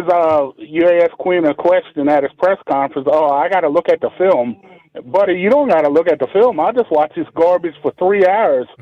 I mean, it's terrible. Yeah, call Pat. I got another one. Pat? If he phones a friend, you're like, hello, this is Pat. Well, instead of I got to look at the film, he goes, I got to call Pat in Mechanicsville. I got one more for you. If Payne had to spend more time trying to tackle somebody than hitting them with his fist, we might have a halfway decent defense, and I'd suspend him 2 more games when he came back. Thanks. Appreciate Pat. you, dude. Pat was on a heater. He did a little bit of a heat check there across the timeline. His first sing better than his second sing. I preferred the first to the second. But the second But one good call, Pat. Yeah. You go 50% from the field, you're entitled to a couple shots. Alex Sarr at Pat Sarr. You're doing just fine. And it wasn't like the second one was terrible. It's just the first one was really good. First one was great. Chest was out. Cock of the walk. Feeling himself a little bit. Heat check. Yeah. That's all. Yeah. Let's go to David in Lusby on G&D. David, last word here. What are we getting rid of? We're getting rid of, I missed it. I missed the block. I missed the catch. I missed the first down. I missed the tackle. I'm tired of it. This defense has got to change. Well, I don't want to completely get rid of I Missed It because I had fun with our I Missed It segment that we did last week. Yeah, the people loved that. But I see his point where it's just sort of like... Well, stop missing things. Yeah. Let's make things. That's what I tell my kids. Are they're learning. They're young people, obviously. But it's nice to get the apology. Yes, thank you. I need the thing you're apologizing for, though, ultimately, to stop. I need that correction. The correction goes a lot further than the apology because the correction isn't just, whoops, I got caught. The correction shows we learned something and we're different and we're growing and we're better. We're working on that. I'd like him to work on that, too. All right, let's go around the NFL with some of the big storylines outside of the Commanders game yesterday. Handful of things, observations, takeaways from some of the games that I watched. We'll start with the Bears beating the Giants 24-20. Chicago's offense rallying late, 91 and 53-yard touchdown drives, capped by Caleb Williams' 2-yard toss to Rome Odunze, and then a Caleb Williams 17-yard run. The Giants were up 10 and blew another double-digit fourth-quarter lead. That's why Brian Daboll got fired. I saw a stat somewhere today, Danny. The 3 games where they blew their leads of more than 10, including one of the craziest losses ever to the Broncos a few weeks ago. Yep. The chances that a team goes 0-3 in those 3 games mathematically, 1 in 60,000. 60,000 times you put that into a computer. One time you go 0-3. That's why Brian Daboll got fired today. Ben Johnson and the Bears didn't have a great offensive game. The Giants actually shoved it on them for much of the day, but they're 6-3 despite having a bottom 3 defense in the NFL right now. Pretty incredible. The turnaround, such as it is, when you win some of these games against bad teams, even if it's gross, it still matters. You stockpile those wins. But yeah, I think you touched on it with Dable. It's just a bridge too far. 20, 40, and 1 in his 3+ years. You lose 2/3 of the games by my rudimentary math. That's not good enough. And some of them are like this. This astounding, galling, are you kidding me with this loss? I think I'm ready to slam the gavel on Trevor Lawrence, by the way. I have long been in he's not very good, but I don't think he's bad camp. Like, I would have no problem with him as my starting quarterback camp. I think I'm good on that now. They were up 29-10 yesterday after a Travis Etienne 6-yard touchdown run. So with 13 minutes to play, they're leading by 19 points. They lose to the 3-5 Texans. So it's 36-29 final, despite having a 29-10 lead. 26 unanswered against that Jacksonville defense, which is all of a sudden leaky. In the game, Lawrence just 13 completions, touchdown and a pick for $158. I know they don't have a great receiver room, but come on, man. Like, make a play or two. Number 1 overall pick. You make $50 million a year. It's not that big of an ask for him to put away a team like Houston with a couple of big-time throws. That, by the way, was one of the more stunning results of the weekend. Dolphins want to hold their beer. Well, just what I mean in terms of we were at our flag football team party. I'm watching that game kind of on the peripheries. Everybody's hanging out, eating pizza with our friends at Pupatella, and I look up, it's 29-10. I've got it chalked up in my mind. Oh, there's a Jaguars win. What a huge divisional win that is for a team trying to put Houston away. That's awesome. Good for them. I get home not that long later, and I see 36-29 final in the other direction. Stunning. Dolphins beat the Bills and actually blew them out. They led 16-0 in the fourth quarter of that game. They end up winning 30-13. Washington has them this week. The Ravens have won 3 in a row to get back to 4-5. They're now on the verge of overtaking Pittsburgh in the North because the Steelers lost to the Chargers. J.J. McCarthy crashed back down to earth in that game with a couple of picks. Lamar Jackson was held in check as a passer, ran for just 36 yards. The Vikings defense is playing a lot better right now. Not looking forward to that part of the Washington-Minnesota matchup a few weeks from now. The Patriots, we said all week long, here's a revealing test. By the way, they got manhandled and outplayed in terms of yards and efficiency. If you look at, there's like a metric that tells you, it's almost like the who should win of any weekend. You can make the case based on just offensive efficiency that the Bucs had the most lopsided edge over a team that won of anybody yesterday. But the Patriots just find a way. Drake May, 2 more touchdowns, 270 yards, some huge big-time throws for him. And then on accident, because New England has not let Trevion Henderson run the ball or start, there's an injury there, so he had to get 14 carries, and he ripped off touchdowns of 69 and 55. I don't know why teams do this, where they try to make Ramondre Stevenson happen and Henderson doesn't get the ball. This dude is a weapon. Hopefully they use him more now going forward. Yeah, what a show-me win for New England. I mean, for Tampa, they'll be fine. They're so beat up.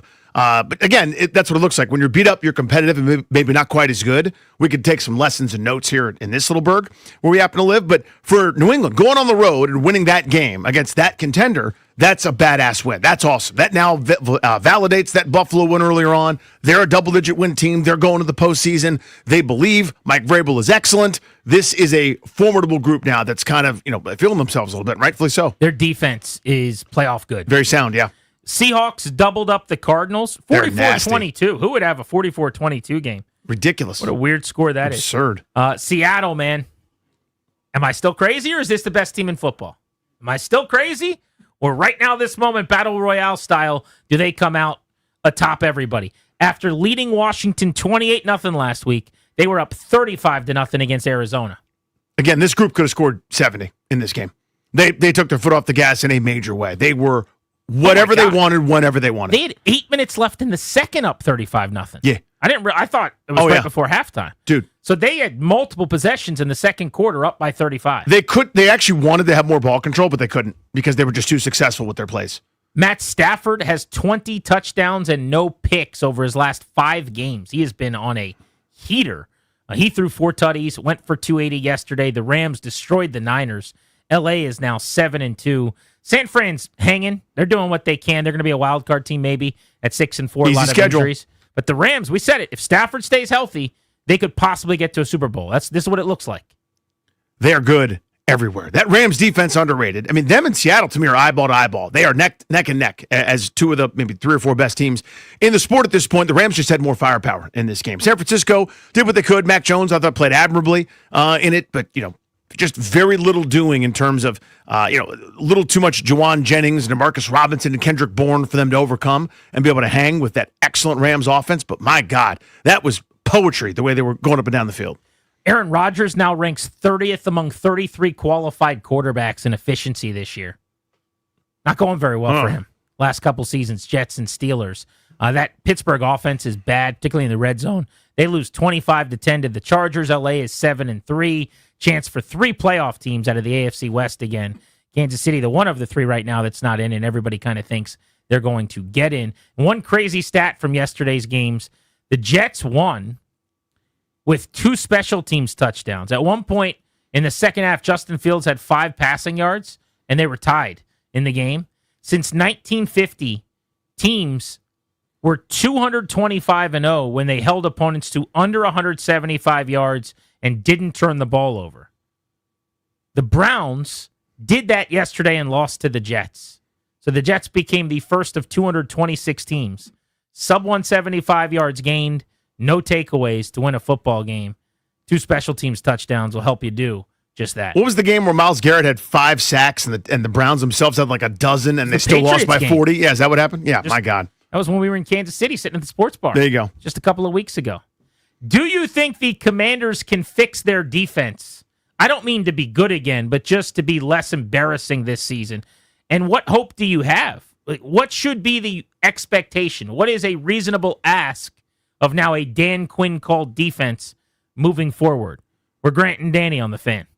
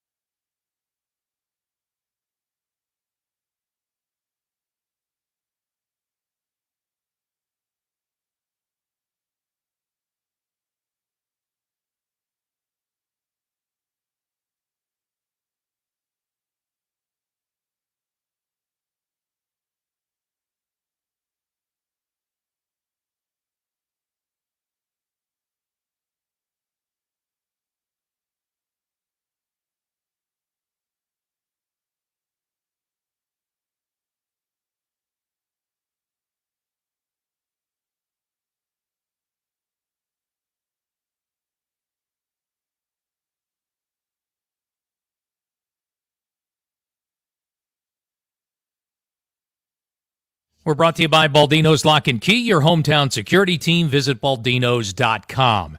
Change is needed in Ashburn in a lot of areas. Certainly defense is one. So Dan Quinn today demoting defensive coordinator Joe Witt, who will remain on the coaching staff. Quinn, though, taking over duties as defensive coordinator, with the Commanders headed overseas to play the Miami Dolphins Sunday morning in Madrid.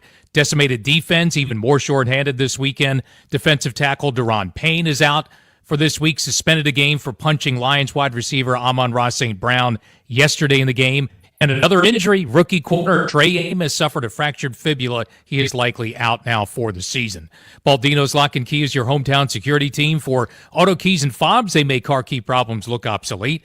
With 9 area locations throughout Virginia and Maryland, stop by one near you today, or for more info, visit baldinos.com. From the Crop Metcalf 5-Star Sports Desk, I'm Earl Forsey on The Fan.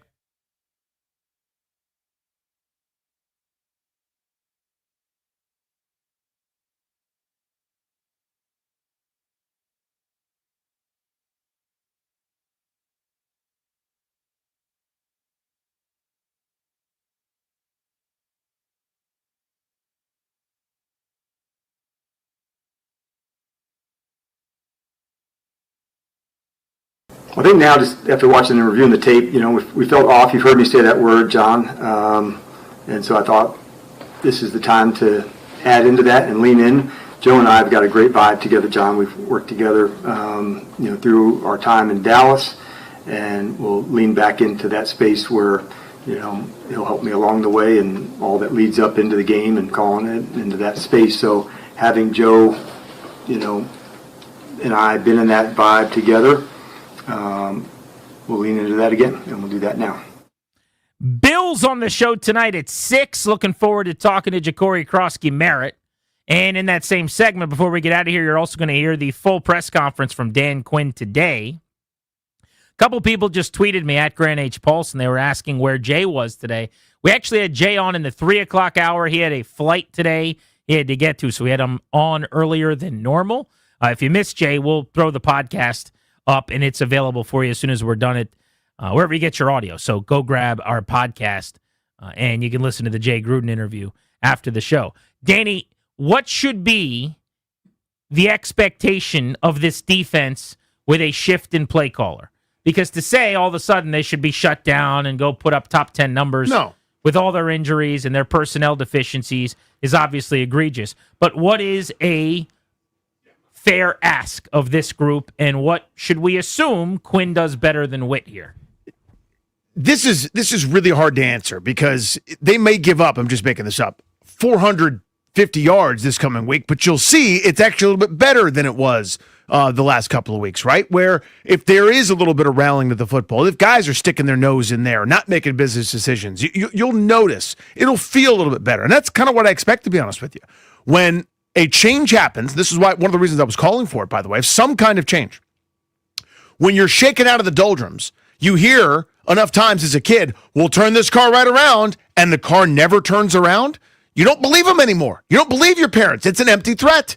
So once you finally make some kind of substantive change, it awakens everybody. It shakes them out of the doldrums. And what was acceptable no longer is. We've got to get back to what we do well. So you might see a dead cat bounce for a little bit.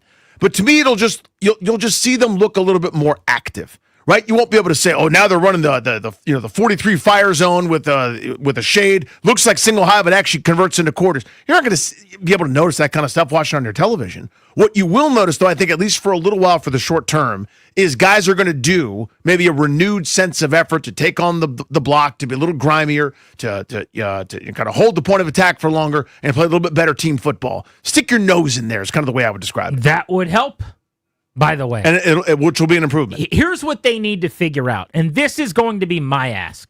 My expectation for this defense when you're under-talented is that you do your damn job. That's my expectation. I don't need you to do a great job. I don't need you to do an All-Pro or a Pro Bowl job. I need you to carry out your assignment. This is Pearson Prolu days. This is Greg Williams stuff. This is having the number 9, the number 12, the number 13 defense in the NFL without stars, because you're doing exactly what you're coached to do. You're in the exact right spot at all times. Their run fits defensively are awful. Their inability to just gap up, be in the right gap and be assignment sound against the run and to be in running lanes is terrible. And that's sometimes really good players that aren't guys playing because of injuries. But even the guys that are, by the way, even the guy that are in the game because of an injury, that are getting a rare opportunity, that are playing above their skis, that aren't going to be overly productive because they're backup type players, Danny, what I would say to that player is being in the right lane is not hard to do. If you're not getting doubled and pushed out of your assignment area, just be there. It's like covering a kickoff. If you're out of position, they go for 40 or 50 yards. If you're there, they've got to find another path. The run game, especially on the interior, is unacceptably bad right now because guys are not doing their job and they're not executing their very minimal assignment. And that's not a talent thing. That is coaching. That is execution. And if the coaches see that it's happening and they don't adjust it or critique it, then they're allowing it to happen. But that's where I stop short of like the injuries. There's a lot of dudes that are part of the plan all along who are in the wrong spot or getting moved too easily or playing too high with bad technique and bad pad level and these types of things. And I'm not sitting here trying to act like an offensive coordinator. Like, these are the types of things you hear from coaches that you ask and talk to and folks that study this thing at a level and an acumen that's above me. So these are the types of things they got to fix. And with Dan Quinn, I hope that starts to happen. It's just a chance to breathe down the back of their neck a little bit.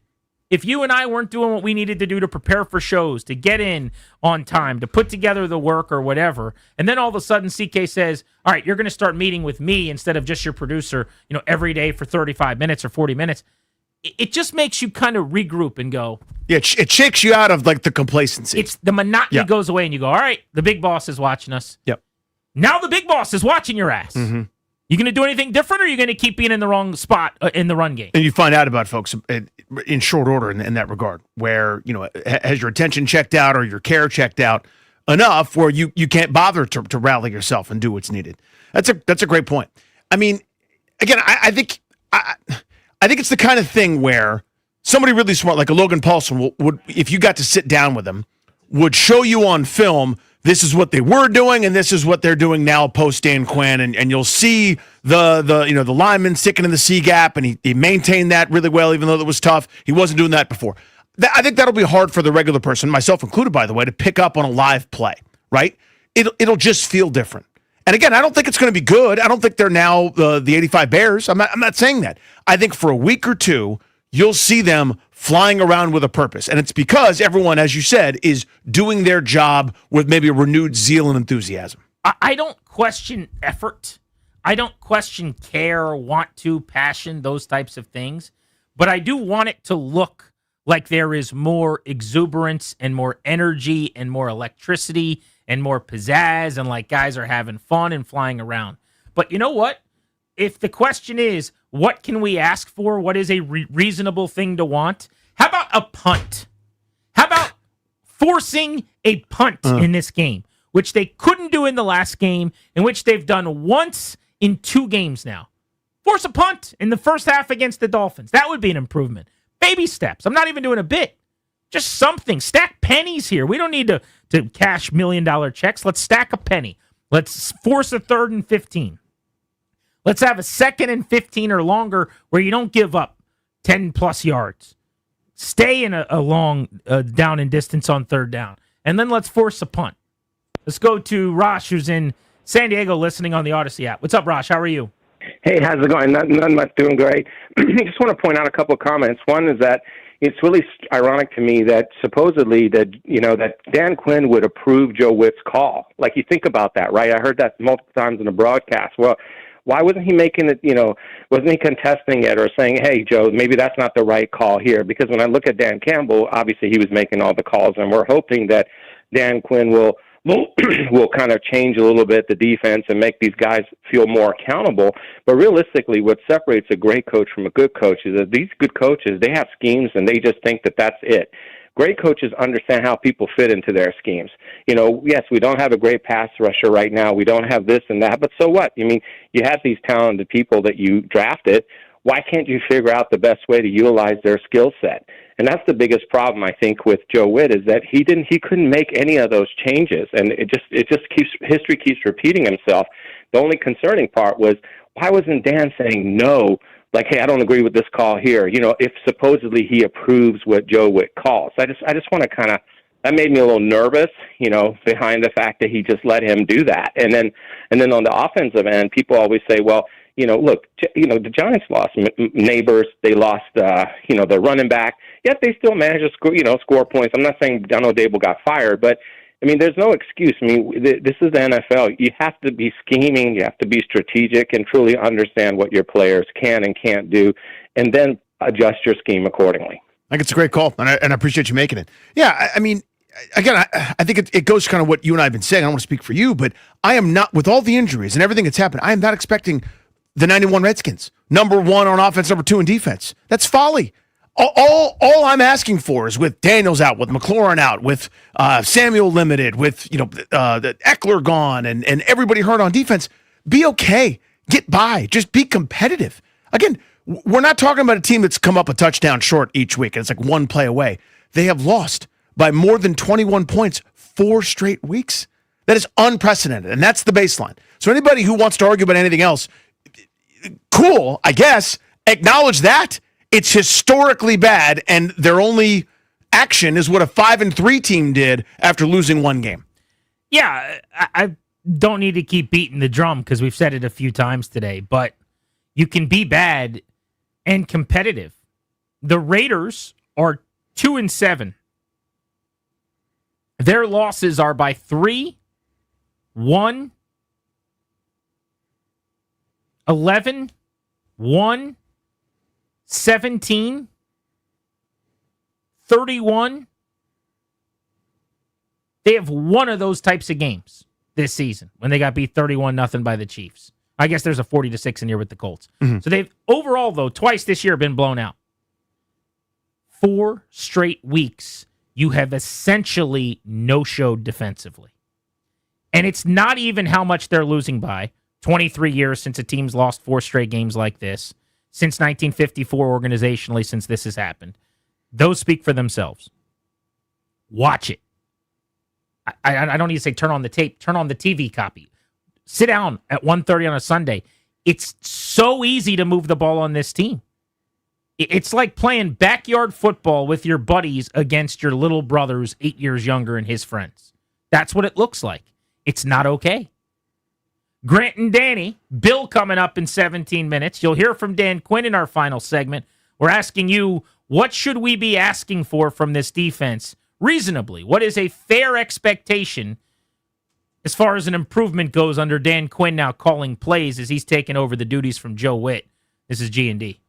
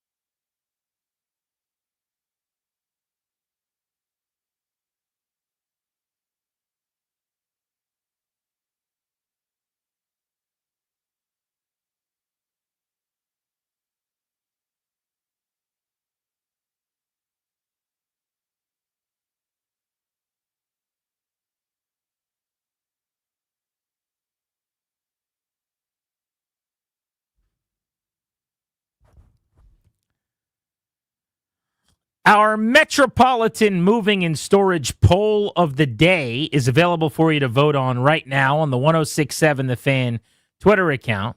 Dan Quinn announcing this afternoon that he's going to take over play calling duties from Joe Witt. Do you expect this will make an improvement to the defense? 69% of you are saying no.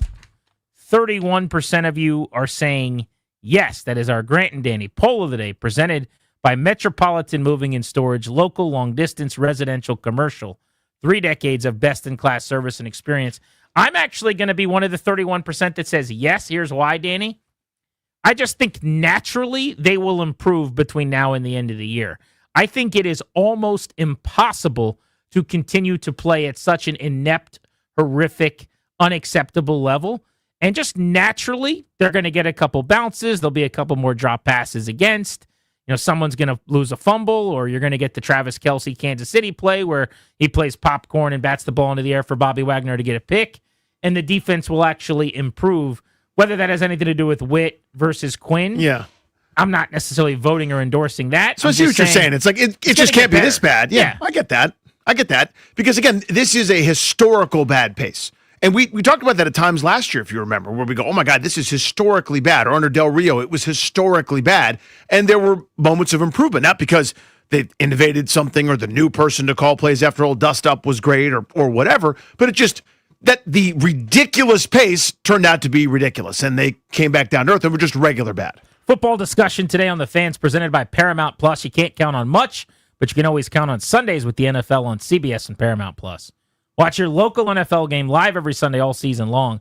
Visit ParamountPlus.com/NFL to get started today. Let's go to JP in Centerville. JP, do you think it'll make a difference that Dan Quinn's calling plays? Hey, what's up, guys? Hey, man.